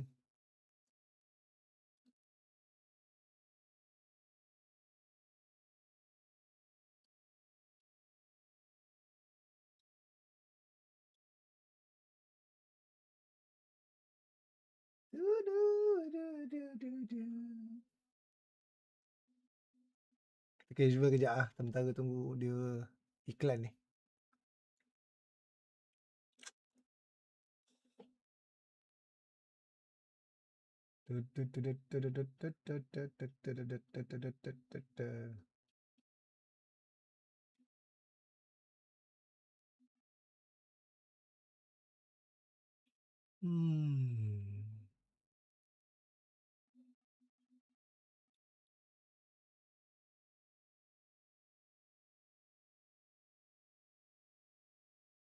Next match.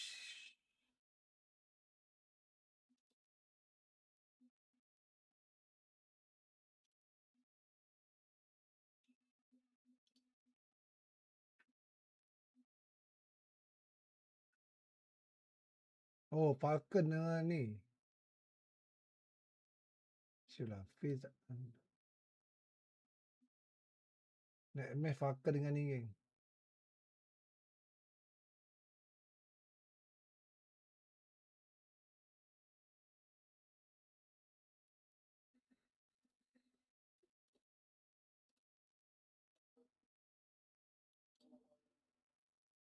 Mana gameplay aku? Tak keluar kenapa?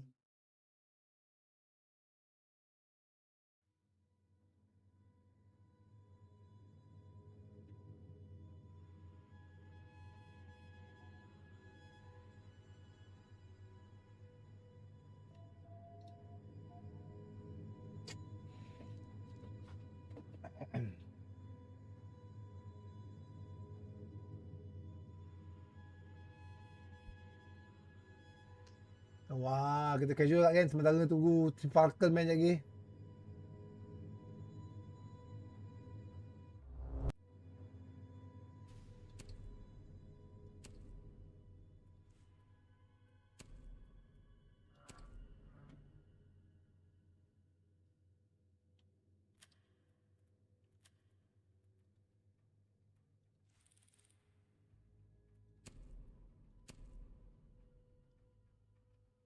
Sure, kepala si Invitational.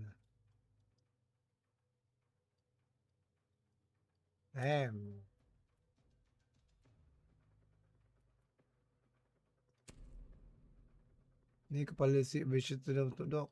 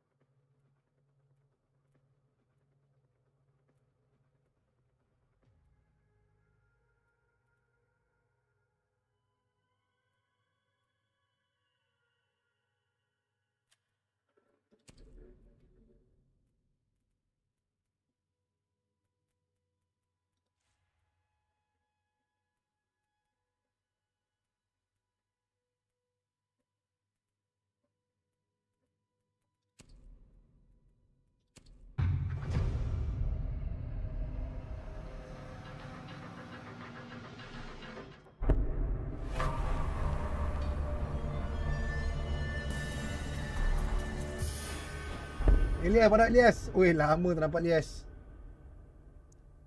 Kita warm up sekejap Elias sebab kita tengah tunggu Falcon lawan dengan ni pula. Okay, apa tak main Roma lah. Falcon lawan apa? Face. Ini kita tengah apa? Tunggu, diorang tengah break untuk next match. So kita casual kejap ah, round 2.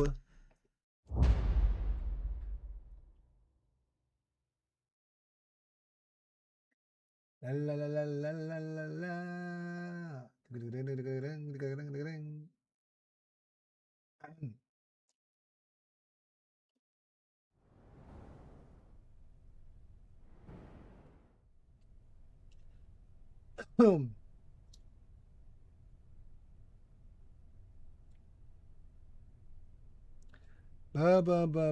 Apa sesangkut ni?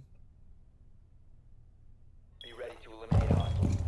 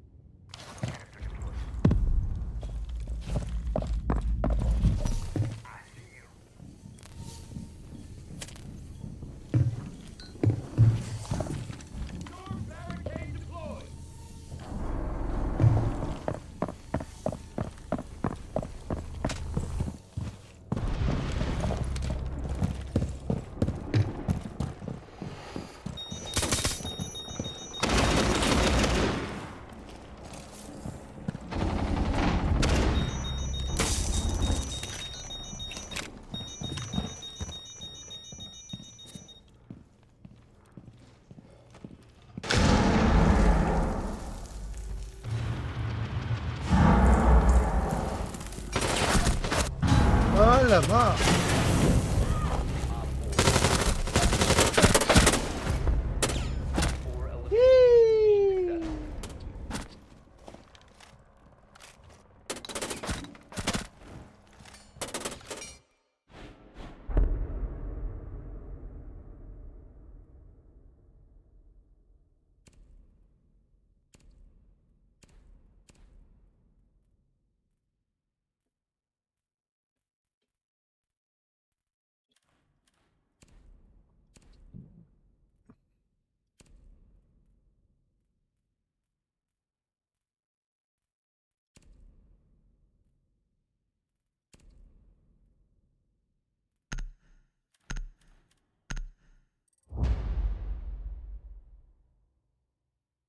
Aku ingat dia kena ban.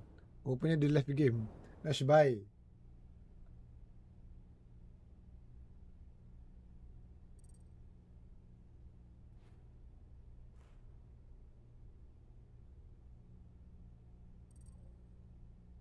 Be ready to eliminate hostiles.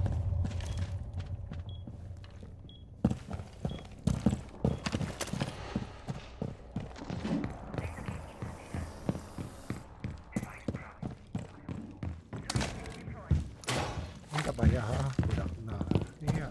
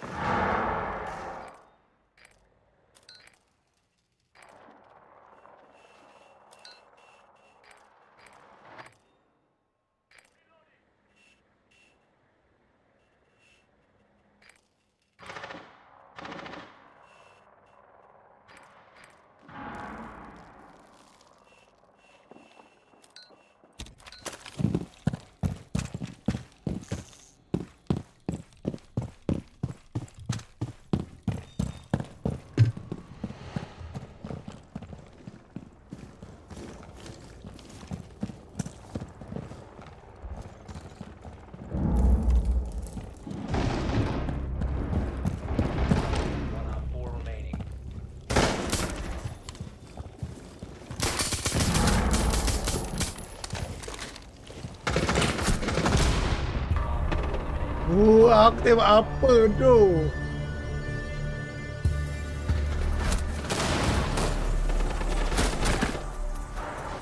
Aku tembak apa?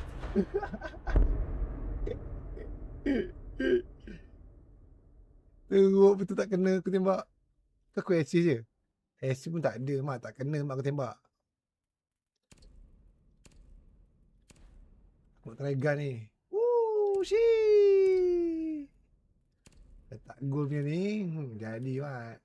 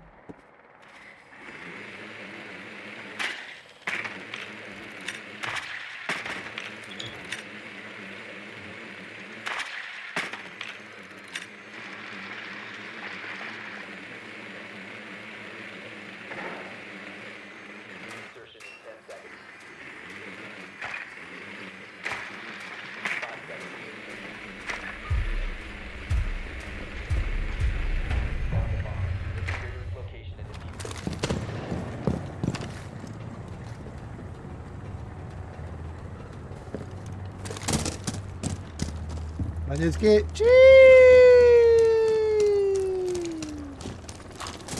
All goal, boy.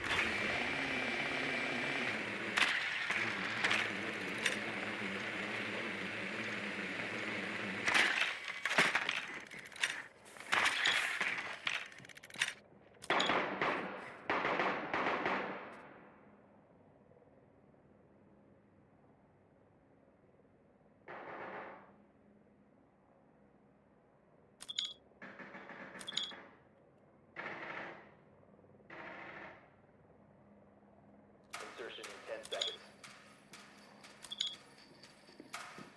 5 seconds. Located a bomb. Make your way to its location and defuse it.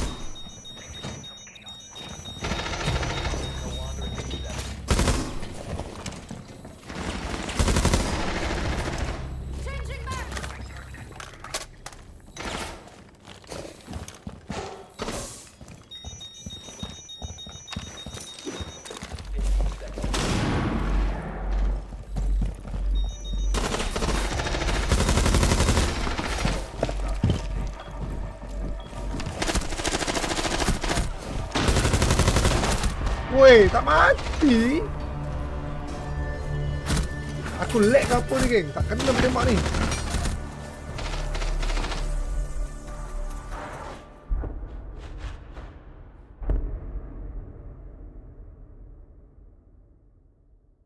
Terlalu gila aku main, geng.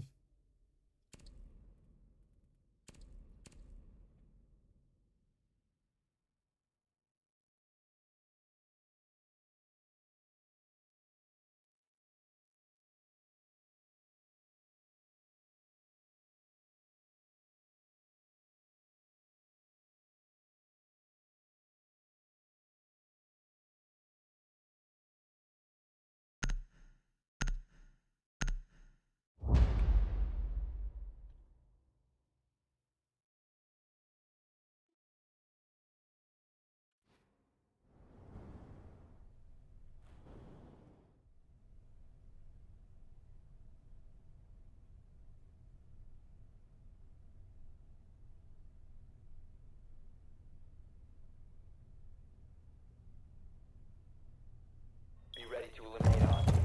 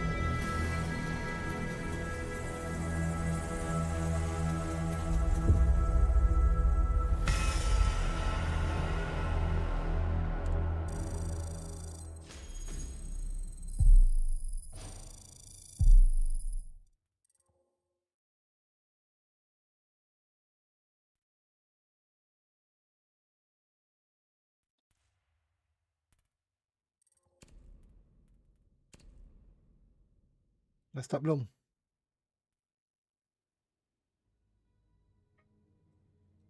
Oh, belum lagi.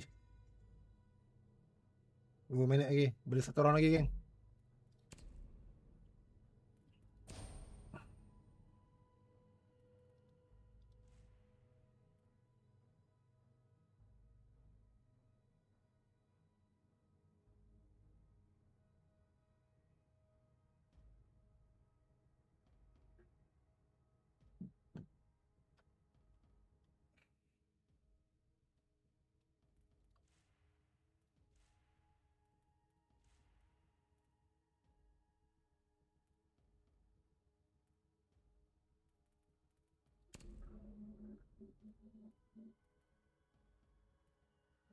Weh, bundle tak ada sale kan?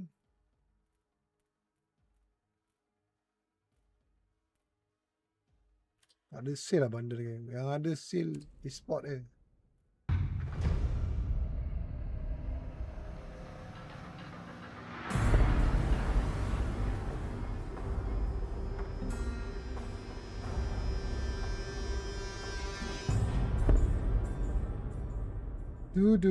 Dah start belum kita punya match? Belum lagi. 1 minit lagi. Okay, lepas ni boleh kot lepas ni. Sementara 2 break tu.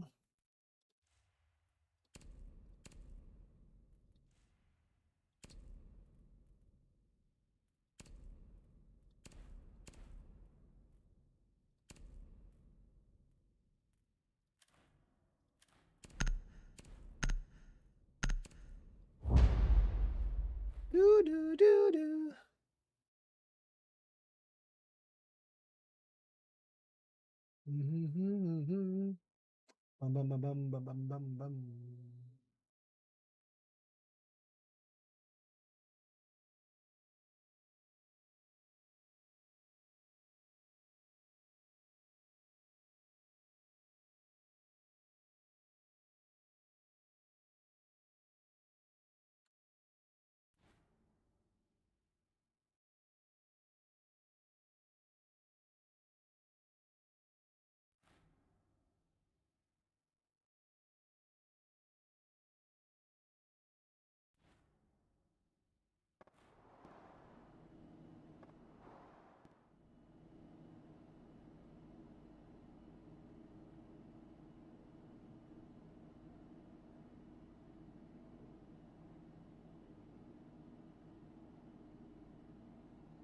Be ready to eliminate hostiles.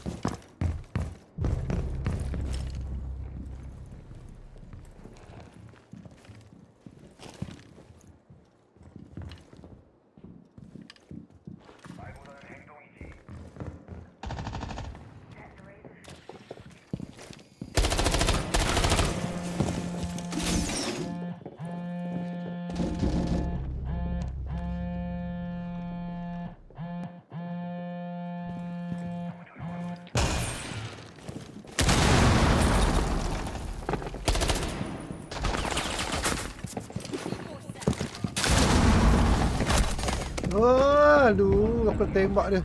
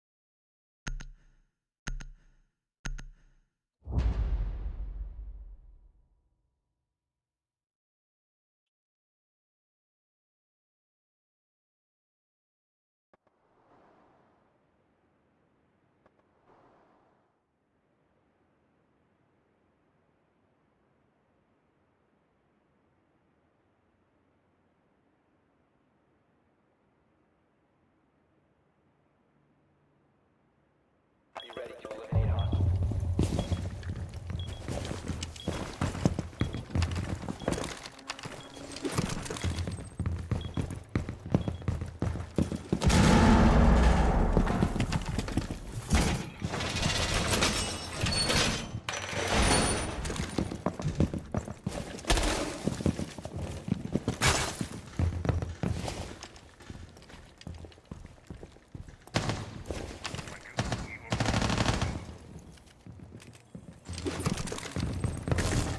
Down to 10 seconds.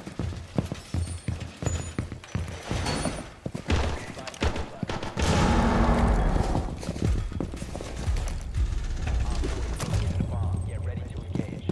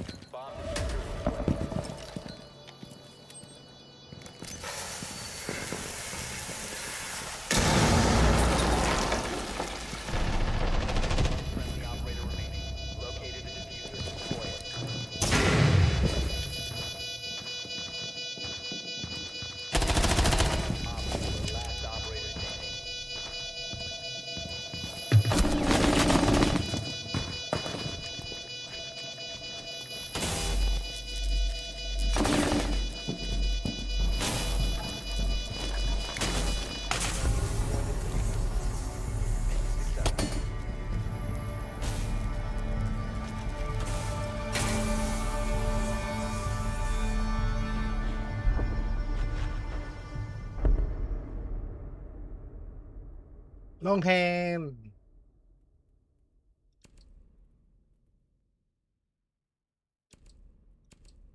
Dah start belum ni, geng?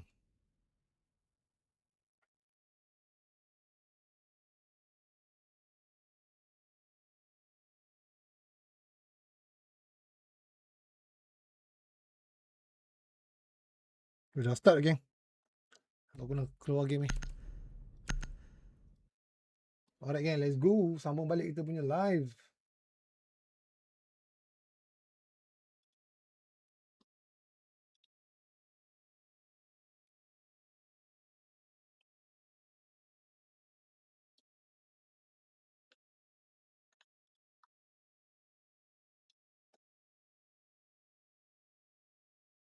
That he needs the right opportunity. That is the beauty of FaZe. Even when they're in back foot, even when they're struggling, even when they don't have the map advantage, they will find that gap. and they will execute it because they're a team that has the best cohesion I've ever seen. Those quick reactions, that coordination, communication, that's what makes them a world champion team. I feel like we've been talking about the team so much. I want to get to the map, Vito. I want to get to start this match as quickly as we possibly can. Falcons have the first pick here. It's taking us to bank. Yeah, they only ever lose it to G2 in secret. They will play it against anybody, so no surprise to see them pick it against FaZe. But the FaZe pick, bit of a surprise, Leo. Yeah, Border is a big surprise to me. It's not necessarily a fan favorite for FaZe, and if you look about it, Falcons, they've got some of the best gunners in the world. What is the map that focuses the most on gunfights? Border. It's a weird one for me. Lair feels a little bit 50-50 for me. Both teams can play it. I think FaZe's strategical depth, but also there's a variation in ways that you can play it. We've seen Falcons be very strong on it. All right, given this first map here, Bank, I feel like that's a big talking point. Who's taking that first map? I mean, you know me, it's going to be Falcons. They're the ones that have been dominating that map. Outside of Europe, I will say, Europe is the best, I guess, region at this map, and they're one of the best in the region, so they have to take it. Yeah, I think so. I do see a world where we go all three maps. That Border pick for me is a little bit unconventional. It doesn't fit what we've just said in terms of FaZe being a slow team. You know, they're not particularly great at the entries. That map doesn't suit their style at all, especially against Falcons where it should. However, they must have something up their sleeve. And I just want to hear from our lovely crowd here in Paris. Are we ready to start this upper bracket final? All right, let's go to the stage to get this upper bracket final started. Go. Falcon free. Oh man, I got a feeling that this is going to be good. We are back here on stage at the Adidas Arena in Paris for one more best of three on this SI Friday. This one, the stakes could not be higher. The winner books their spot in the grand final on Sunday to fight for that hammer. I've got a feeling the crowd are supporting one team in particular, Miloš. Je le pense aussi, Ian. Now, bien sûr, on arrive maintenant à l'upper bracket. C'est Falcons, c'est FaZe Clan, les deux meilleures équipes du monde pour beaucoup d'entre vous. Ça, j'en suis vraiment sûr. Mais en même temps, je pense que Paris, on aime un peu Falcons un peu plus tôt, plus que FaZe Clan. Je sais pas, il faut voir avec. Je vous entends un peu bien là, c'est bien, c'est bien, c'est bien. Mais c'est un match, un rematch des finales à Boston l'année passée. Et peut-être, ce sera les deux meilleures équipes du monde qui vont arriver. Une seule équipe dans la finale aujourd'hui. On le saura bien sûr pour ce marteau. Se lèvera le dimanche soir. Ian, we got a hell of a game on our hands. You're right, and you said it. It's a rematch of the SI 25 Grand Final. Let's bring out our first team onto the stage.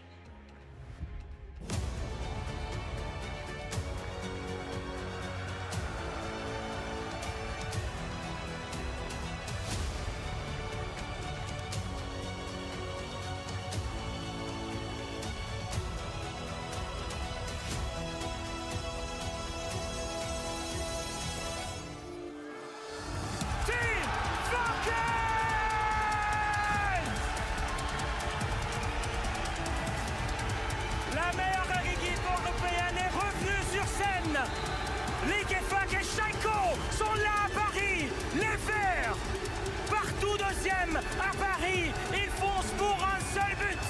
Les finalistes, les premiers du monde. Et ça passe par ce soir. Aiko still play, eh? Wow. It just got loud in here. However, let's welcome their opponents.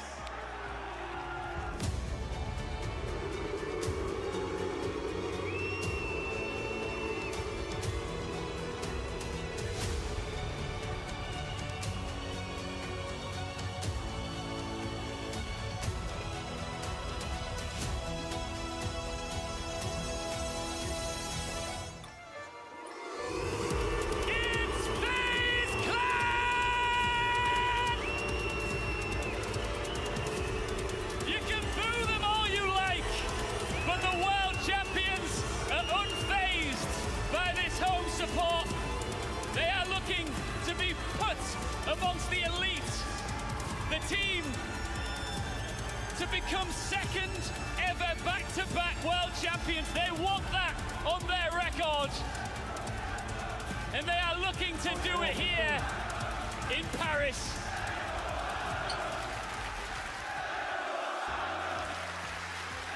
KDS, coming up here.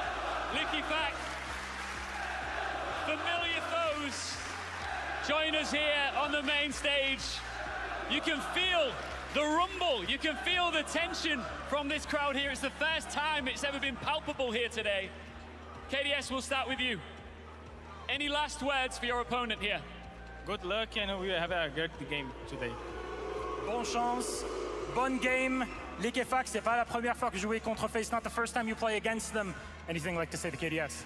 Have fun, but I don't think he will have fun with this crowd, so...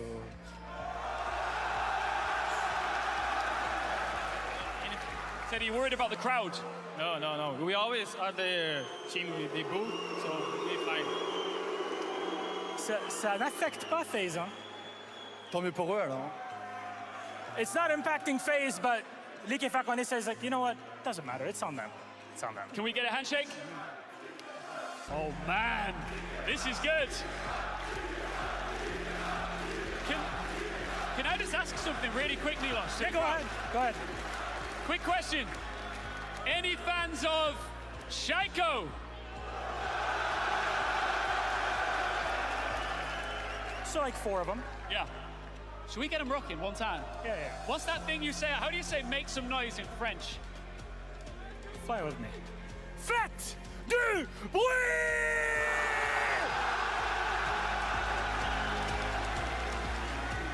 Can I try? Go ahead. Okay, let me try. Paris, faites du bruit! That's fun. All right, the time has come. The upper bracket final starts right now. So, from Boston to Paris, it's the same old dance. The two best teams over the last 12 months, I guess you could say, maybe even longer than that, guys, meet once again, this time in the upper bracket final, to determine which will book their place in Sunday's grand final. Well, I think it's pretty crystal clear who the favorites are in this arena, in Paris.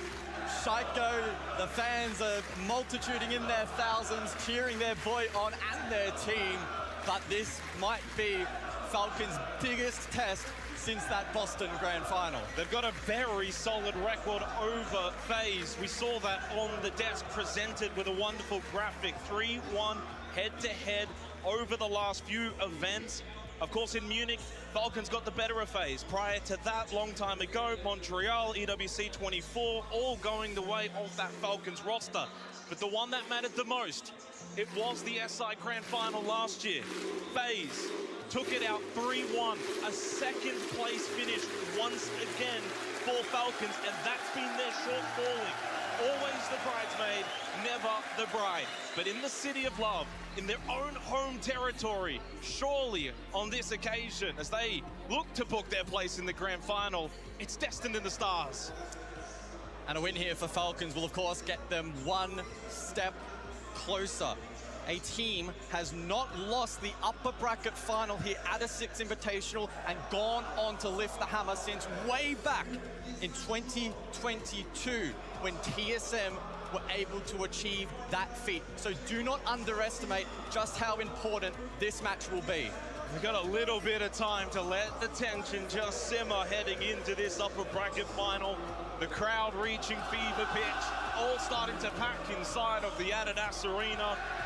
You look at this record though for Falcons, second at Manchester, second in Montreal, second at the 6 Invitational in 2025, and second recently at the Munich Major. Is it second again? Is it the hammer? Well, the upper bracket final will give us a glimpse. I really love the way that the desk has framed this matchup, especially from the perspective of FaZe. They are the sleeping giants heading into this matchup.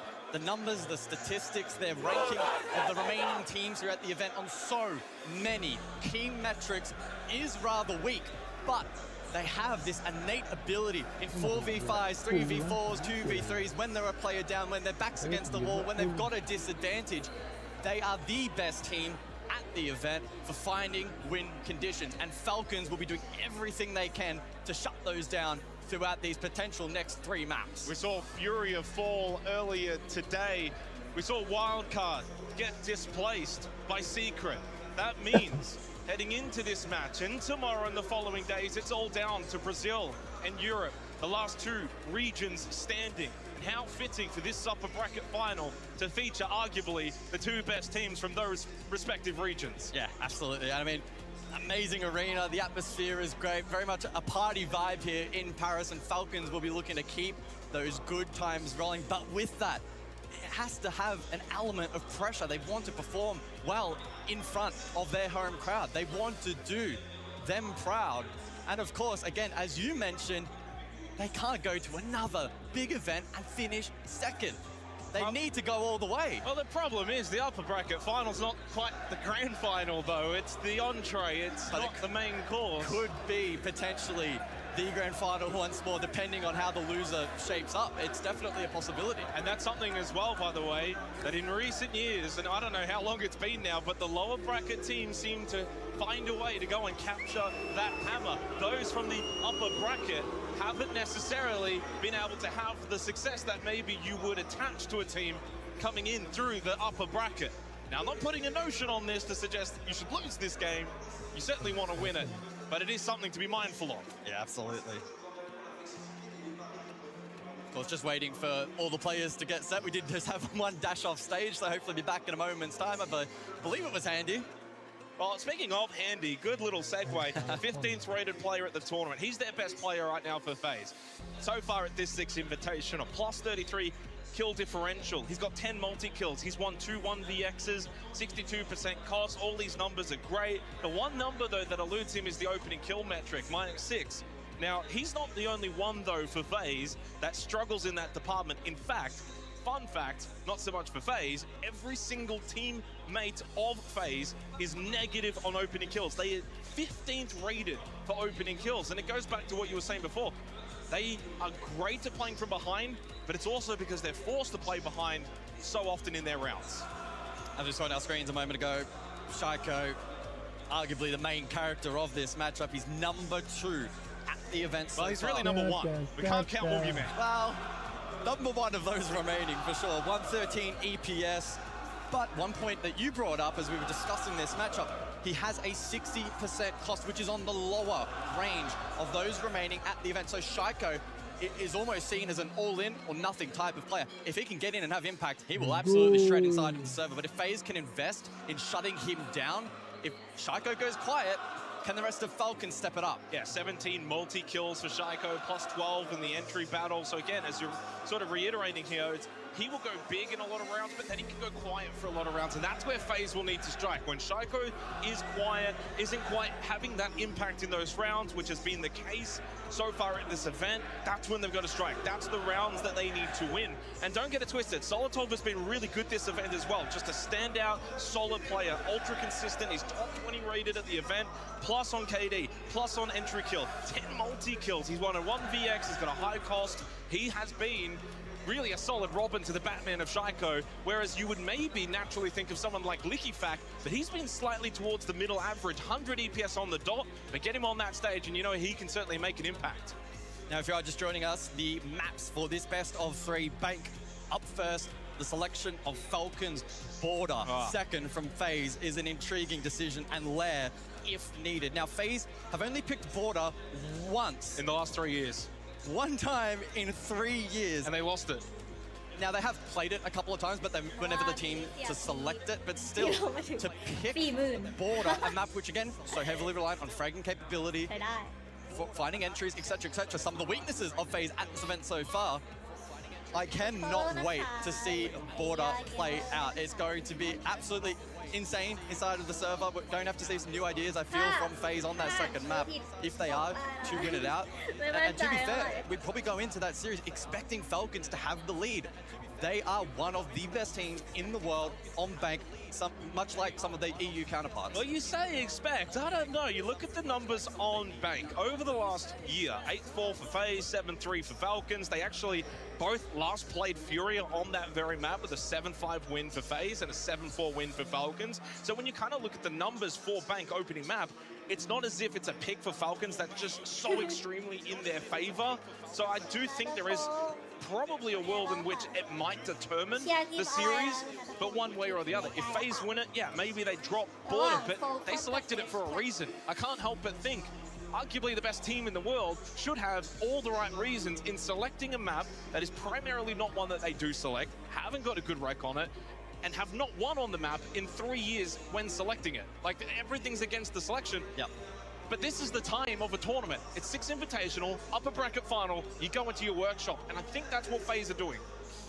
Absolutely, and again, as mentioned, Lair, the deciding map, it's the second preference map for FaZe. For Falcons, it's 5 out of 9. Despite that, both teams with a fairly strong record, although some mixed results. FaZe, for example, a 6-4 record on Lair in their 10 appearances, and Falcons, on the other side, an equal number of appearances at 10, but a 7-3 record. And in terms of the attack and defense split on that particular map, certainly favoring Falcons. So this match for me really comes down to, can FaZe translate a lot of prep work that has arguably gone into this matchup and actually implement it on gameplay, under pressure, against a crowd that doesn't like them very much. I still want to apologize for those watching along at home. We have been running into some tech issues, hence the, well, prolonged nature of this introduction of the upper bracket final.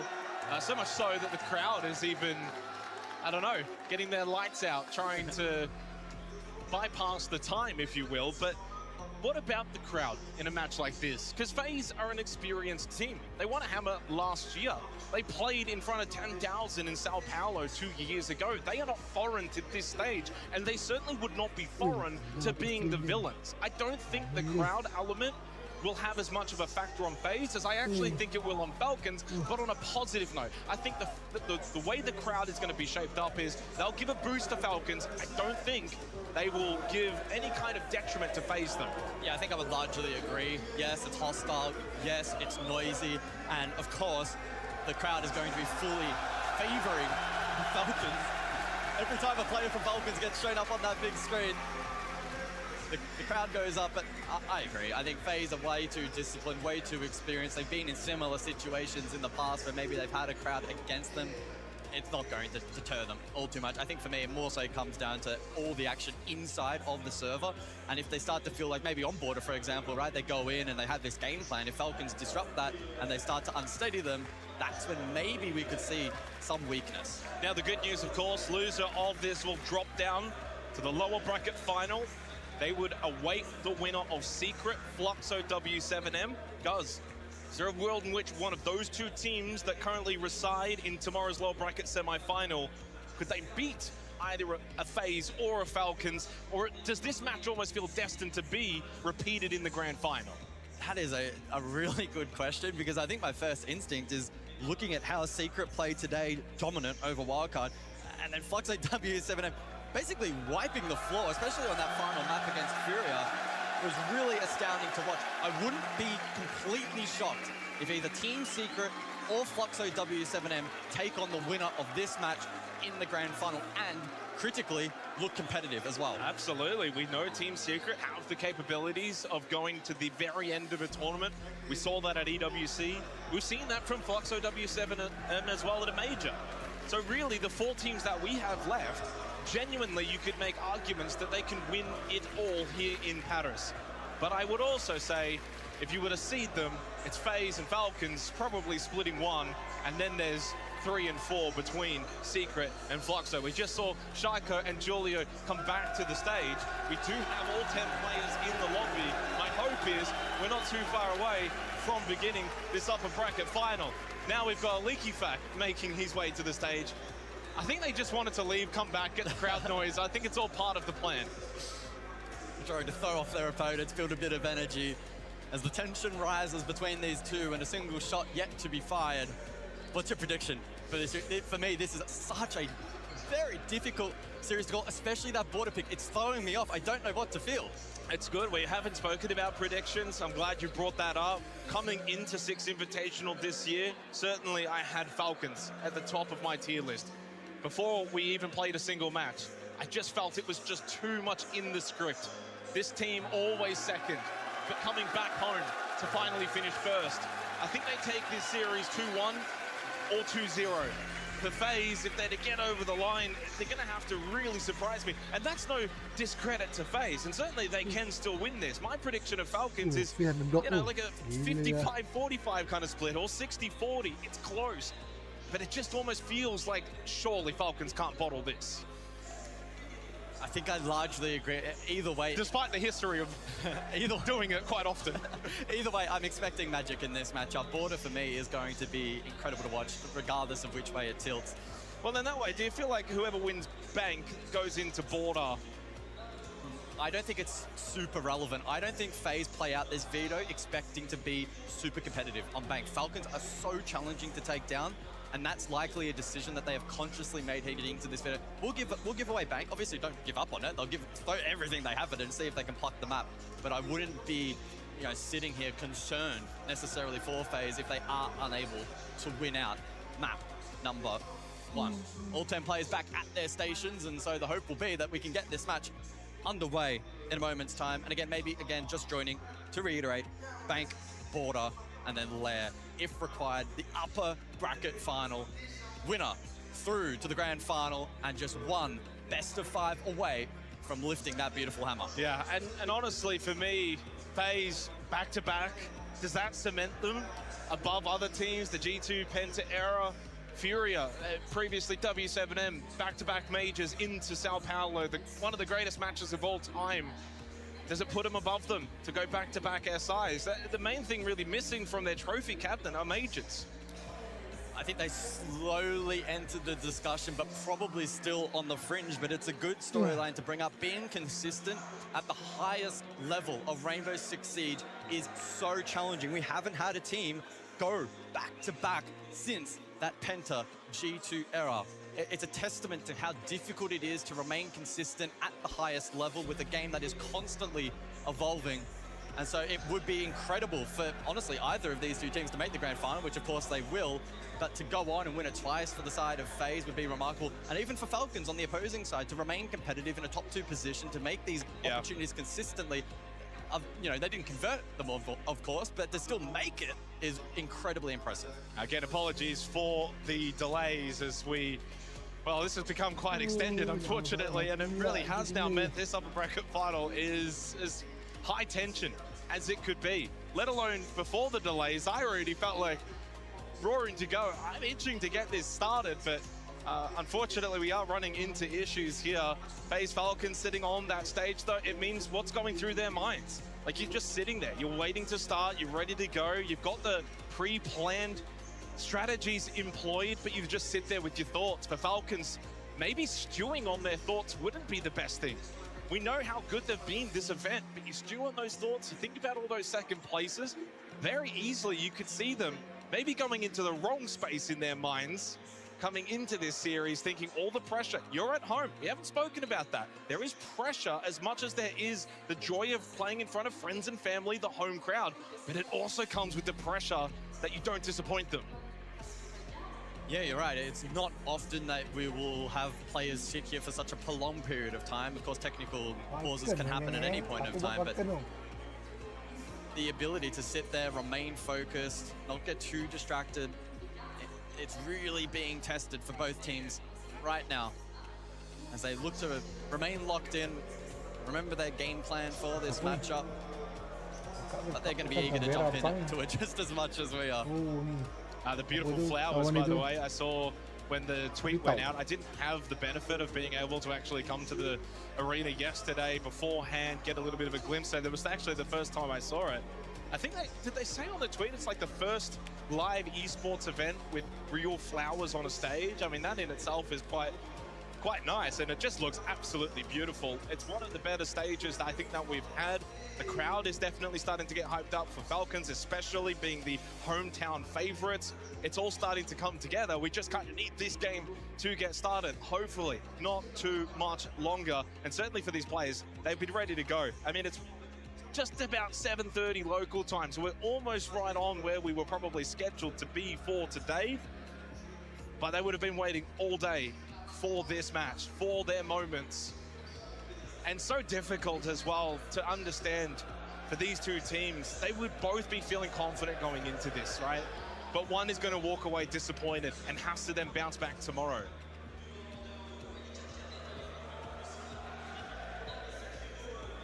Certainly some impressive cosplays that we have seen in the crowd so far, and I'm sure that will multiply as the weekend continues.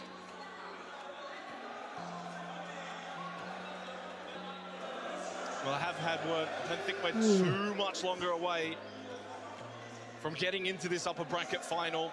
It's all been said, it's all been written. We all understand what's on the line here, the stakes. FaZe Clan looking for back-to-back hammers. Falcons looking very much for their first in the City of Love. In their home country and city, they certainly are the favorites. 60-40 split.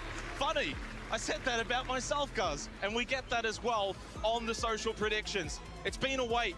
We've certainly been teased, but soon the upper bracket final is about to begin. Finally, we can jump into this series. Can Falcons make it to another grand final? Can FaZe Clan potentially set themselves up for the back-to-back? It's the best two teams in the world from the best two regions in the best tournament that this game has to offer. Let's get it started!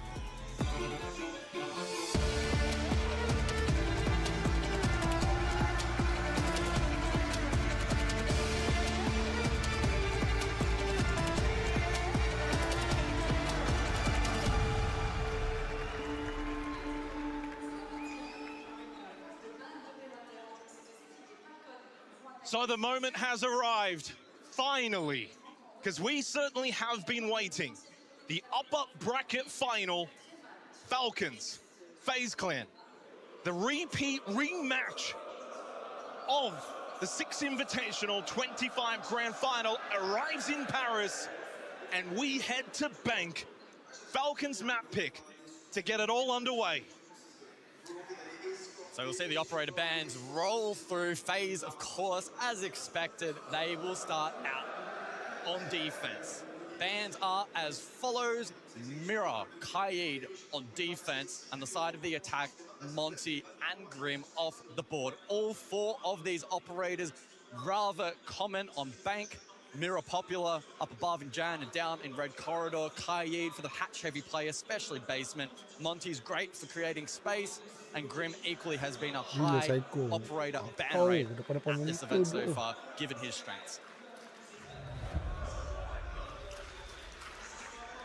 Listen to that noise.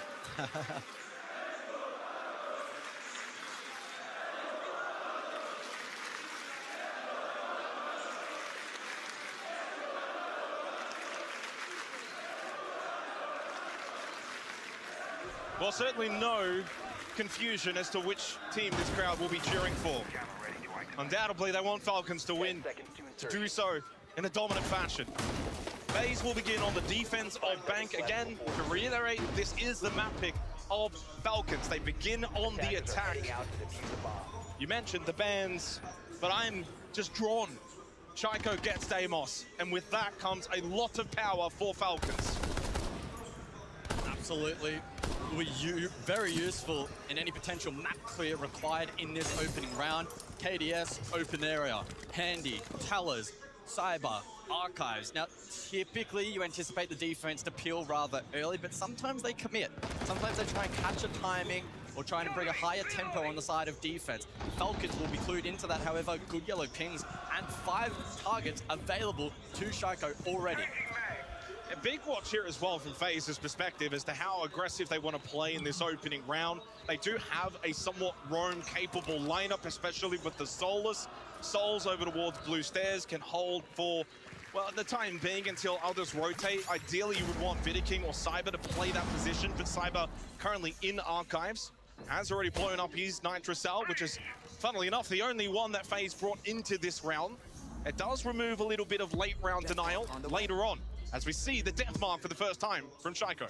Cyber, though, able to deploy that new gem, a good counterplay onto the death mark. Handy also not far away to offer support. The third play here, though, from Falcons could be impactful. Shot again through the floorboard, Lickifak unable to find the opening kill. Not even any damage as well. But FaZe are very much committing As Cyber falls by holding an Archive as Psycho. Of course it is, that finds the opening kill of the upper bracket final. Back to basement for FaZe, now down a player. Yeah, Handy was able to rotate back over towards main stairs, so he retained life for the late round. But it is, of course, now a 4 versus 5 FaZe to deploy their final reinforcements, and they have a decent amount of utility that they can still lay, but a lack of nitros could prove costly. Sol's gonna be careful because Licky back is hunting. Straight down blue stairs, he finds his target and hits the mark. And they clear the way now towards the site.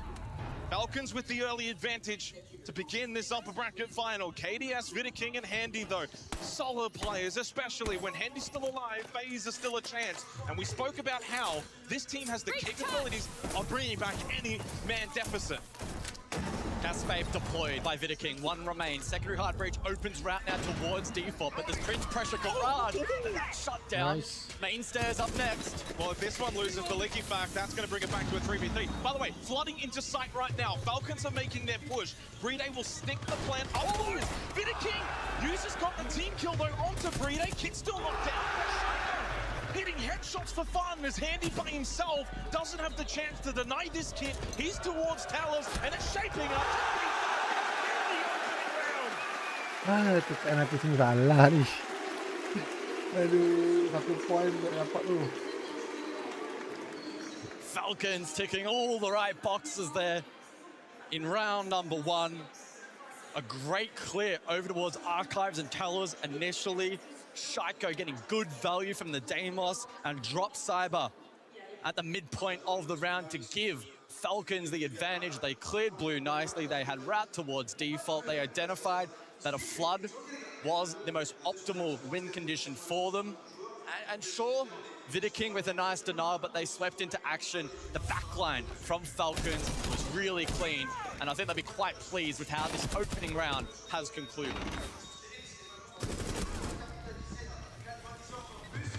I mean, I thought that was such a solid play from Vidiking to just disrupt that plant from going down. The Falcons had the numbers, they had the prio positions. So from basement to top floor, no repeat for FaZe. Instead of opting to go for lockers and CCTV again, we head to CEO Executive for the second round. Top floor is going to be rather challenging for defense in this first half, at least that's the expectation. Mira is banned out. The Capital selected by Brede is available. And so this should facilitate and allow for more direct hits from attack, more repel-centric play focused in on CEO itself, on that A objective, as opposed to, you know, needing to manufacture players over towards Lobby, Banana, Kanto, etc. Now they have the tools to do that as well. And so that's going to enclose this defense, and there should be a lot of perceived pressure on FaZe if Falcons deploy this utility correctly. And don't forget Shaiko as well. He'll also be able to clear a lot of this utility and at least give Falcons a couple of backup options if required. Very much should be able to get Kanto opened up with the X-Kairos. Oh, Handy. Well, he finds a Nitro Salve. That was front desk over towards Solitov playing Repel. Opening kill goes the way of FaZe. We've spoken about this, Gus. They don't get that often. 15th ranked at SI out of 20 teams. That's on the very low end for such a high-quality team. And they have an 80% round conversion rate. Without Solitov, this seems now a little bit more difficult for Falcons. Oh, and a chance almost there for Leaky Fact as he watched Sniper run into Janitor. Brede then captures him. So one back pretty quickly in the round for Falcons. Heading into the final 90 seconds, still pretty even. Yeah, very repel heavy still for Falcons. Brede still has quite a bit of utility at his disposal on the Capital. So they may still think about shaping up for a CEO window plant. That being said, strong positions held defensively from FaZe. Vidiking as well, be able to sweep around. He has 3 gas babes available. Oh, Licky Fack's going in. Through the smoke, blocks off towards front desk. Licky Fack is in. Gas babe actually thrown into airlock, so that's not going to connect. A misthrow from Vidiking. Licky Fack has snuck in behind the bomb chassis really early into the round. And honestly, FaZe might not be aware of this at all. LickyFat goes wandering. No! Oh, Handy though! Headshot from front desk. Connects onto LickyFat. And with users on the rappel, and they've just lost Shaiko, FaZe looks solid in this second round. Looking really, really good. Brito still stranded on Rappel's site. Users still on the opposing side over towards Lobby. He'll go upside down and does plug plumb, but traded by Handy. Handy, 3 big kills. Bride still alive, 30 seconds in the 1v2. And he's going for the rappel in towards top square. Handy's moves over to airlock. KDS by himself on the other side of Janitor. Bride will get the 1v1 against Handy. But with 15 seconds left, he needs to make his move. Needs to push in. 4K, 4 huge kills from Handy. Gets FaZe on the board. The villains has struck. Really good response there from FaZe. Again, top floor without the mirror. We are anticipating it to be challenging. We saw the groundwork laid down by Falcons, range hard breach over towards Kanto. We saw Roteros flying all over the place from Shaiko. The castle barricades were dealt with by the attack. And even in that final portion, we saw Bride get a bit of a foothold in sight, which FaZe weren't immediately aware of, or at least in an action. Bride had good rappel position. He had utility that he could deploy, but FaZe just disrupted that push. Really good work from Handy. Some really sharp shots landed from the rest of the FaZe roster. And that's the line now, one piece. Some really solid shooting on display in that round from Handy. One of the game's best as we head, I think, into a technical pause. A couple of teammates for FaZe did unfortunately leave the lobby, but slowly 2 have made their way back in. 1 we still wait for. 1-1, perfect start really after 2 rounds. A glimpse of Falcons and a glimpse of FaZe, both at their best. And funnily enough, in the 2 rounds, guys, it's kind of to script as to what we expected win conditions to be for both teams. In the opening round, Shaiko finds the entry, he gets a couple of kills, and he has an impact. In the second round, it's FaZe's best player. It's Handy, one of the game's overall best players. As we head into the 3rd round, it is Staff and open area as we get back underway. Yeah, Handy, certainly the unsung hero for FaZe, probably doesn't get the same level of plaudits as some of the bigger, more popular names in the scene. He is currently top rated for FaZe at the event. He's 15th overall for all players at SI 26, a 108 EPS, and the amount of big impact moments that he has had and could continue to have throughout the rest of this tournament may well be a difference maker. As we jump in, prep phase round 3, open area selected by FaZe. Staff and open area sits at a 53% defensive win rate. Throughout 6 Invitational 26, so slightly favoring the defense. But interestingly enough, with the map veto selections that we have, guys, Border and Bank are the 2 best maps in the pool for attackers. It means we should be set, at least for this final, to have a lot of fun, especially for both of these 2 teams being such strong attackers.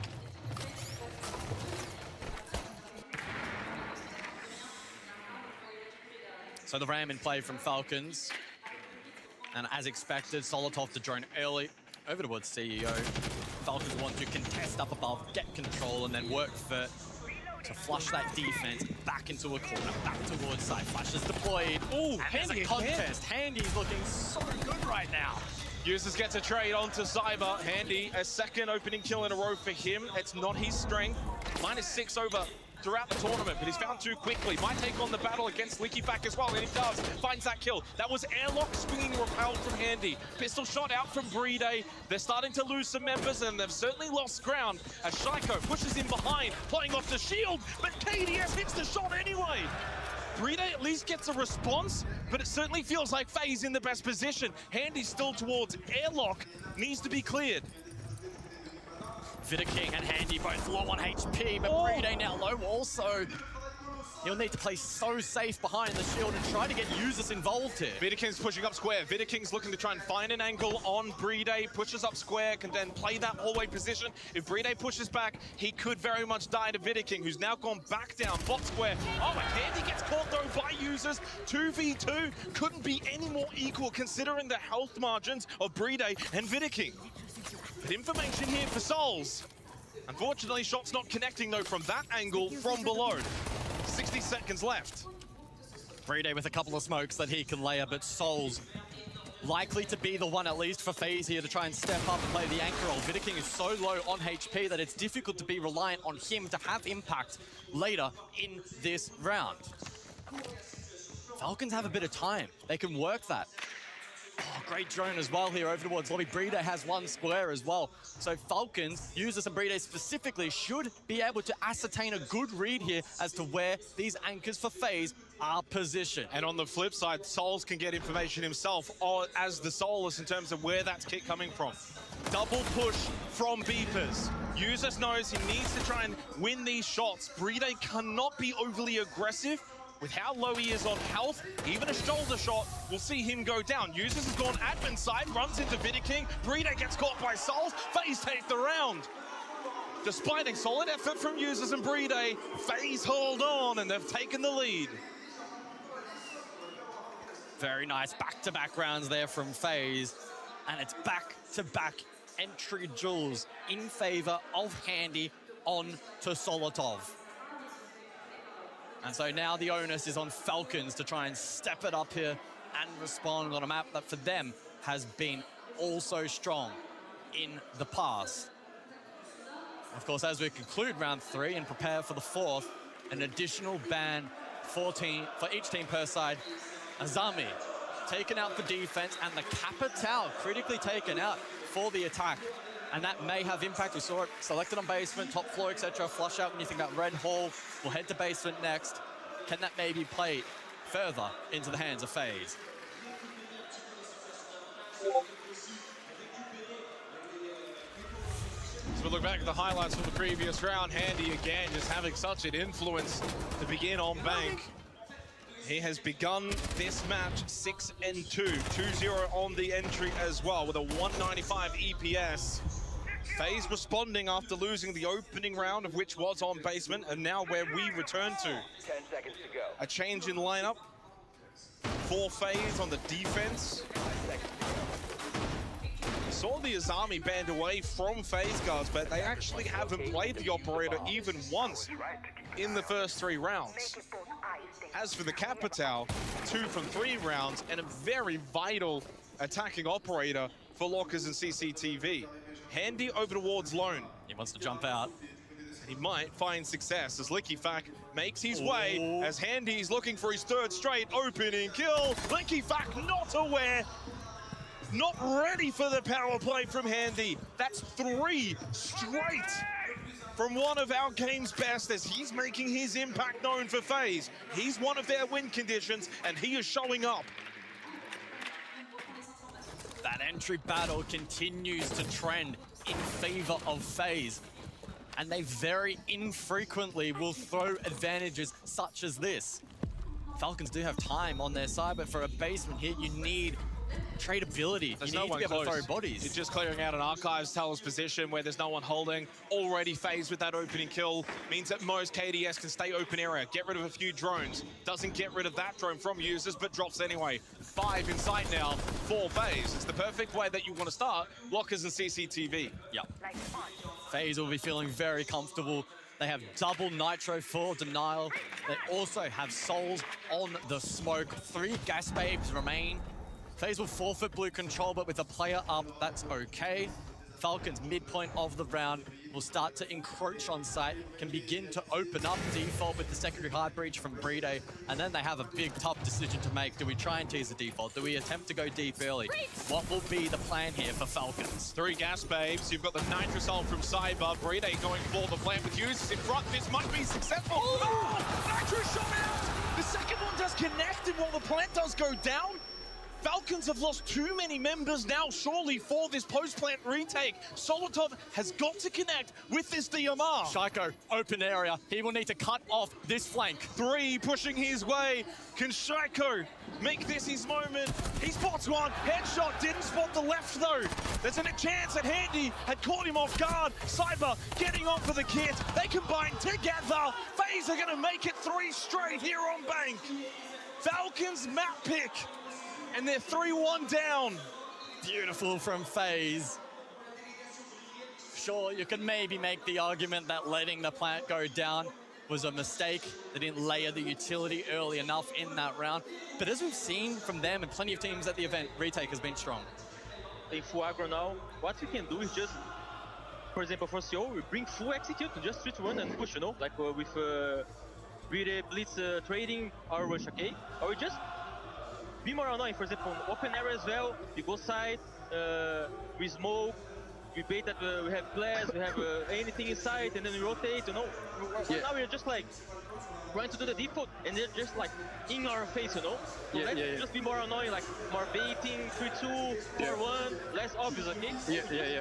Big side executes and we just rush them. I think the operators they are playing are not good against executes, you know? It's good sûr, in fact, you're going to do blast stash, I think. Yeah, I would. You just need to be careful about the. Well, Julia doesn't seem too distressed, too worried. It's only 3-1 down.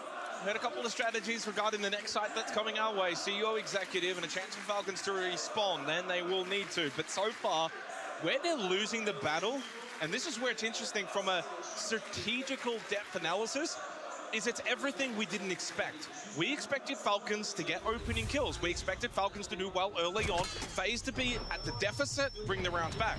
On the flip side, guys, what's happening is it's 3 opening kills straight for Handy. FaZe is starting the round strong, and they're following through.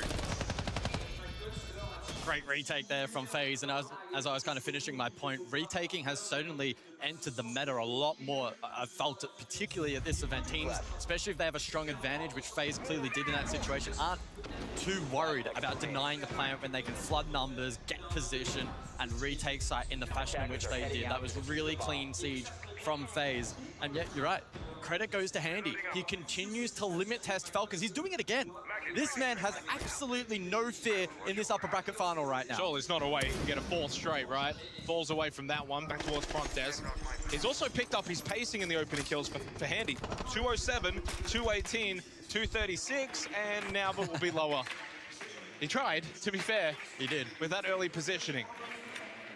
So top floor, CEO executive. Handy's fallen back towards the site after that initial peak, and so far then back to default positions outside of KDS, who is in towers right now. And those are the small opportunities for Falcons that they need to try and be either aware of or take an aggressive stance against. If KDS gets droned out, we need to try and kill him. Liquefact will lurk. Can he find the kill for Falcons? He's got the ping, he's got the information. Grismot Mine, though, delays, disorientates. And making his way down main stairs is Vidiking, feeling like KDS might just be starting to get overwhelmed. A chance again for Liquefact. Vidiking just holding from main stairs. Flash off the wall. KDS, though, he outswings Liquefact. Another opening kill for FaZe. And Cyber, though, gives a freebie. What was that? That was ambitious. That was very ambitious. And it equalizes the man count. Candela's to be cooked by Bride. The Falcons now see this as an opportunity to start exploiting the site. Janitor is clear. Not yet, though. Usis is only just getting into repel position for Kanto and open that up, especially with both Souls, Vidiking playing that hallway position. There's still more work to be done. You send it in right now, you're probably going to lose this. You want to keep those backside players towards main stairs, towards the elevator. Not so much then having the ease ability to slip in through long desk and Janitor and then get better lines of sight. Still over a minute left. Neither team has to panic. Souls is trapped right now. Vidiking makes the cross. He actually just didn't even get shot by users. Must have unpeaked at the wrong time. Shaiko droning his way through top square. And Bride might go for a top square repel in as well. It seems like maybe Falcons will abandon the more so repel-centric strategy, although Bride has now shuffled back over, and he's the one with the kit. Structurally, it looks so similar to the last round out. Solotov got him. The fight. And they might go off that. Bride might go into airlock, and then they probably need to. Just lost Solotov. Bride still on the repel, can't find an angle. And he's kept his position in a really good spot. Shaiko gets rid of Vidiking. 1v1 against KDS in the hallway. Shaiko gets him with the headshot. Bride wins from the repel. There are Falcons. There we go. High fives all around for Falcons as they respond in round number 5. A 2-3 scoreline and an opportunity here on Attack Bank to equalize that scoreline. Structurally, the late round there from both teams positionally, especially from the defensive phase, was rather similar. But that timeout, great disrupt over towards lobby stairs. We saw Solotov finally get in on the action and have impact in this match. He gets 2 in the round, and that's a key one over towards Elevator, and then Handy, critically, was ultimately shut down as well. The questions to be asked of Cyber, that jump out attempt is highly, highly ambitious. But when Falcons found that trigger point with about 30 to 40 seconds on the clock, they made it count. And Shaiko looks very, very sharp so far today as well. So 2-3, just like that. And honestly, if this gets to a 3-3 half, it's probably par for the course for both teams. On a map that's pretty close to that 50-50 metric, it's, I believe, well, looking at the stats, it's 52 to 48 in favor of defense. But at that point, it's really difficult to split hairs. For all intents and purposes, a 3-3 half sounds about right. Starford open area is where we go for the final round of this opening half. 4 rounds straight that FaZe have gotten the opening kill. 2 onto Likifac and 2 onto Solotov. If Falcons flip that, they'll be in a position they haven't been in since the opening round, of which they converted. 8-3 start for Handy, but interestingly enough, it's only Vidaking that also finds himself as the only other one positive for FaZe. Cyber 1-4, Souls 1-3, KDS 3-4. It's all on Handy to perform right now for FaZe.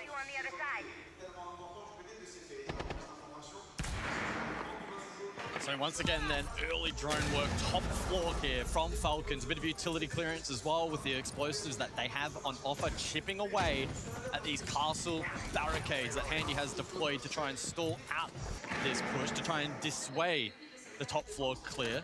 No ram this time out for Falcons, and that may be indicative of a slightly different game plan from them, but it's Likifac elsewhere to find Handy, who finally will fall on entry. Yeah, that's a ATM's peak towards front desk. Good angle. DMR for Likifac gives him the advantage.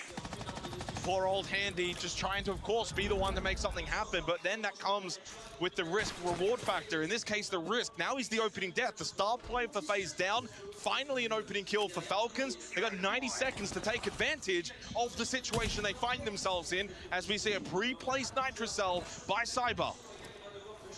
Vidaking as well will make a final stand over towards Jan. Is this a position that Falcons are ready to clear? Are they aware of this position? Because Vidaking from here can have big impact. He's not necessarily forced to drop. Also presence inside of stock, mind you. Nitrocell shot out. Nice from Solotov. And there's the drop. Vidaking also did get caught in the meantime. KDS is in a position as has to drop. Likifac was pushing top main stairs. He couldn't even opt to take the battle with Solotov, even if he wanted to. Forced into the drop. Good positioning by Falcons. They've got the 2-player advantage now. Cyber's position also, well, was about to be known. Over towards bot main. He could push up blue stairs. Shaiko just sits prone towards top square. Keeps that position on the lock and key for Falcons. It leaves then poor old KDS and Souls as the only 2 on site for FaZe, and Souls has been obliterated. KDS the only one on site. Cyber can push out a blue. Should have gotten that kill. He does. Converts. Finally makes amends. But up close towards Beepers. Here comes Solotov and Likifac. 2 in a row for Falcons. And we are tied at the end of the opening half. Better signs from Falcons to conclude the half. That's the kind of Falcons that we expected to see more of here on Bank. But they've given themselves a strong foundation, a 3-3 half as they now prepare for defense. Really like their ability in that last round to finally shut down Handy, who has been a menace so far in this series. That was facilitated by really good utility clearance on the top floor in the preset position on Repel from Likifac, who lands his shot. Flood elsewhere was really, really clean. Falcons playing as one in that final attack.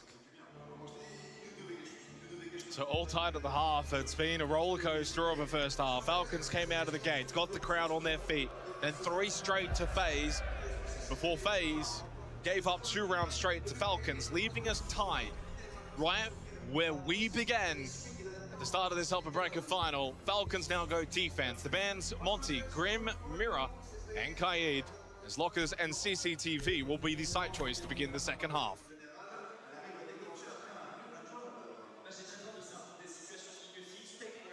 So to be a mirror of that first half in terms of the bands, they are all but identical as it stands from here. neither team wanting to throw anything too wild into the mix for the next 6 rounds. As you mentioned, it's basement for the opening site. Again, anticipated on Bank. The question will be, though, for Falcons is how aggressive do they wish to play offsite? You do have the potential to do that with the Mozzie in play. You have some trap utility as well that you could disperse quite far from the objective as well. This doesn't necessarily for Falcons need to be, and we've seen this at the events about, it doesn't have to be an instant drop over towards Red Hatch. They could look to take at least a couple of fights and be quite aggressive in targeting the drone economy here of FaZe. You say that, but I just can't help but get the feeling it'll be pretty default. A little bit of pressure, staff open area. Not quite the overextension where you're very much wanting to stay and risk a fight, an opening death. Take a freebie if you can get it, sure, if it's presented, but don't need to go searching. You have enough denial. Double nitro, 3 gas babes, goo mines, F-not mines, there's enough there in terms of utility for later in the round. As the goo mine stepped on by Vidiking, does see him take 2 ticks of damage. Opens up electrical. It's Leaky Fact towards Archives and Solotov towards Tellers. If you're playing that sort of position though, guys, that says to me you want to bring aggression in the round for the defense. Yeah, the positions that Falcons are playing right now, not the easiest in the world to peel from, especially. Leaky Fact's top square. Like, this is so aggressive. Yeah. This is a long way away from sight. Will it work though for Falcons? Early fight from Solotov, both players survive. There is no one outside terrace pushing into square, so despite Leaky Fact's position, no one coming his way. Souls towards first floor elevator, has the kit. But if it does opt for the drop, you can see the blue outline. That's users sitting below. Free kill for users. That's kit down. Bottom elevator. Second as well from users. They went for a drop, double drop pinch from Vault and Elevator. Users, though, so well placed. Amazing reaction. Solotov wins his battle against Andy. This is going to be a case of Trey again later phase as Falcons are making a mockery of this attack. So well played. Flawless from Falcons. They retake the lead for the first time since the opening round. Well, we saw the game plan there from FaZe. They wanted to avoid the roam at all costs. Was there maybe, though, a lack of intel actually down towards the objective? It didn't seem like they were fully aware exactly what they were pushing into. Their timing wasn't awful. Users, though, was able to deny and hit a really key double in that round. Here is a highlight of that. Bang, the first. He'll call the diffuser, likely spotted it. There's the follow-up from KDS. Just maybe a little bit out of sync, but really difficult to fault him. Oh my. Sharp shots across the board as Falcons ramp up here on Bank. I guess the crowd ramped up as well, doesn't it? 3 rounds straight for Falcons. And while they certainly didn't look out of it, guys, they were 3-1 down to FaZe, and FaZe looked incredible. Handy was just doing what he wanted. There was no one that could stop him. But he's 8-5 now. He has been stopped. He has been slowed down. He's not quite rampaging around the map as he was to begin in that opening half. Suddenly looking a little bit more human. Needing others on FaZe to stand up as Falcons have refound their mojo. And it's an even spread. 6 for Shaiko, Licky Black, and Users. 5 for Solotov. Burrito's got 4 of his own. It's Falcons as a team right now. That is seeing them get through this opening map. Their map pick of Bank. And that was really the storyline for FaZe heading into this matchup. Their highest rated player at the event overall, 15th. We expected to see really strong team play from FaZe, and we've seen glimpses of it, but Falcons have brought it to a next level so far. As we head to top floor, and it's the sense to be selected by FaZe. So the anticipation in this round is for the sense with those ROUs to facilitate a plant CEO. Now that's the typical game plan, but we're in an upper bracket final in SI. Wouldn't be shocked if we see some variant to that. I mean, you're already seeing variants in small doses, just even in the way that Falcons played that last round with Lorca CCTV. Licky Fat pushing top square. You don't see that all that often. It's an ultra-aggressive play. Playing even Tellers and Archives instead of Staff and Open. So on a very micro scale, you see, oh my goodness, 3s off screen. Making the round's basically done. We saw one kill. FaZe just completely destroyed Falcons in that round. Where did that come from? A solid 3-2-1 go hit into the map has seen this all tied up 4-4 in the blink of an eye. Very unusual that you will see a trigger point in a round so early, like we did there from FaZe. They established good information and they were able to action it so quickly, not giving Falcons any opportunity to respond. Didn't allow them to play around some of the wing cons that they did have available. Strong repel from Jane. I mean, it was just ultra aggression from FaZe. Ascend up Banana, repel down Skylight. Didn't give up an opportunity, like I mentioned, for Falcons to be able to respond, lay a utility, find trades. Handy again though, isn't it? Yeah. He gets the opening pick, he got a second follow-up as well, but it's also the fact that they're playing off him. We're going to push up, Nana. We're going to try and take space. We're going to create these fights. You're in a great position. Upside down repel. They might not be wary for that. And also, from the defender's angle, it's like, who do you take the fight against? The guy pushing up Banana Stairs or the guy who's down on the Skylight? You can't really get both. It's a difficult trade. So you kind of then sometimes even get caught in the middle. Very quick aggression from FaZe. And for what it's worth, Gus, we've now played 8 rounds. Only one, the opening kill, was not converted. That was back in round 5. Otherwise, it's a very strong conversion rate heading into the second half of this opening map. These opening kills are mattering. Yeah. Open area for round 9. Handy, given the license on the Nook.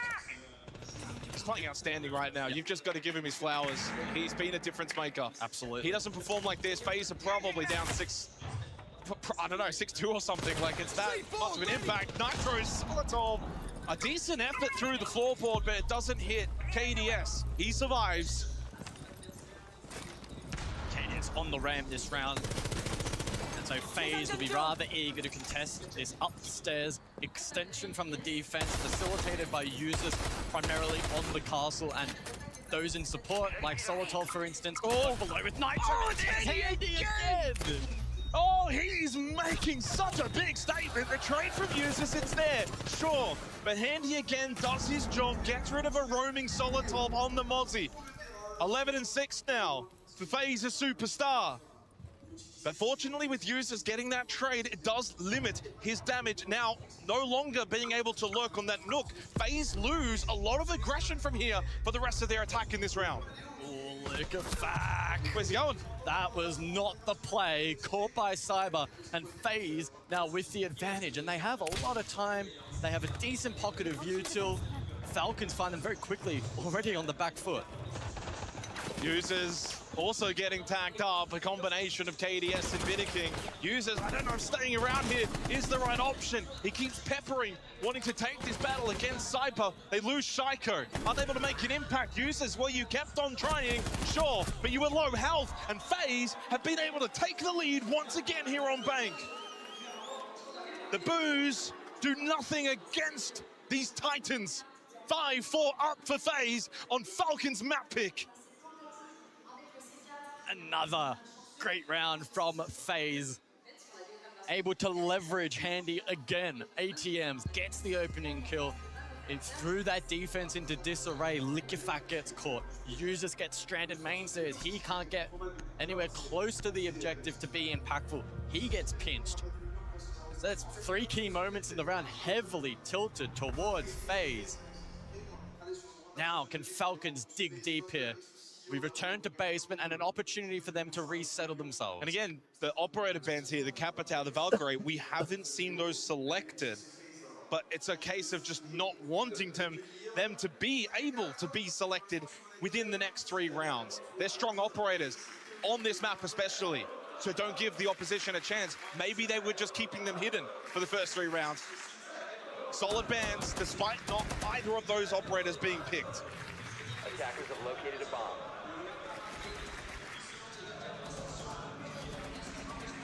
So you look at the lineup here then from Falcons, and in contrast to last time, where they played very roam heavy, offside, trap util, etc., etc. This is bunker. They've gone complete opposite.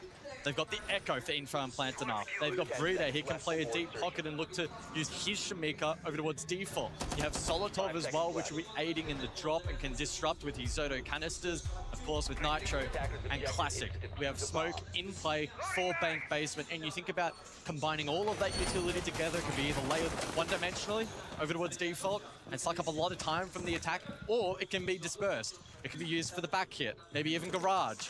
So there's options available here for Falcons, and FaZe will really want to be quite quick in the early portion of this round. Handy's going to go Garage. Handy has to go Garage here on a Nook Lurk. Yeah.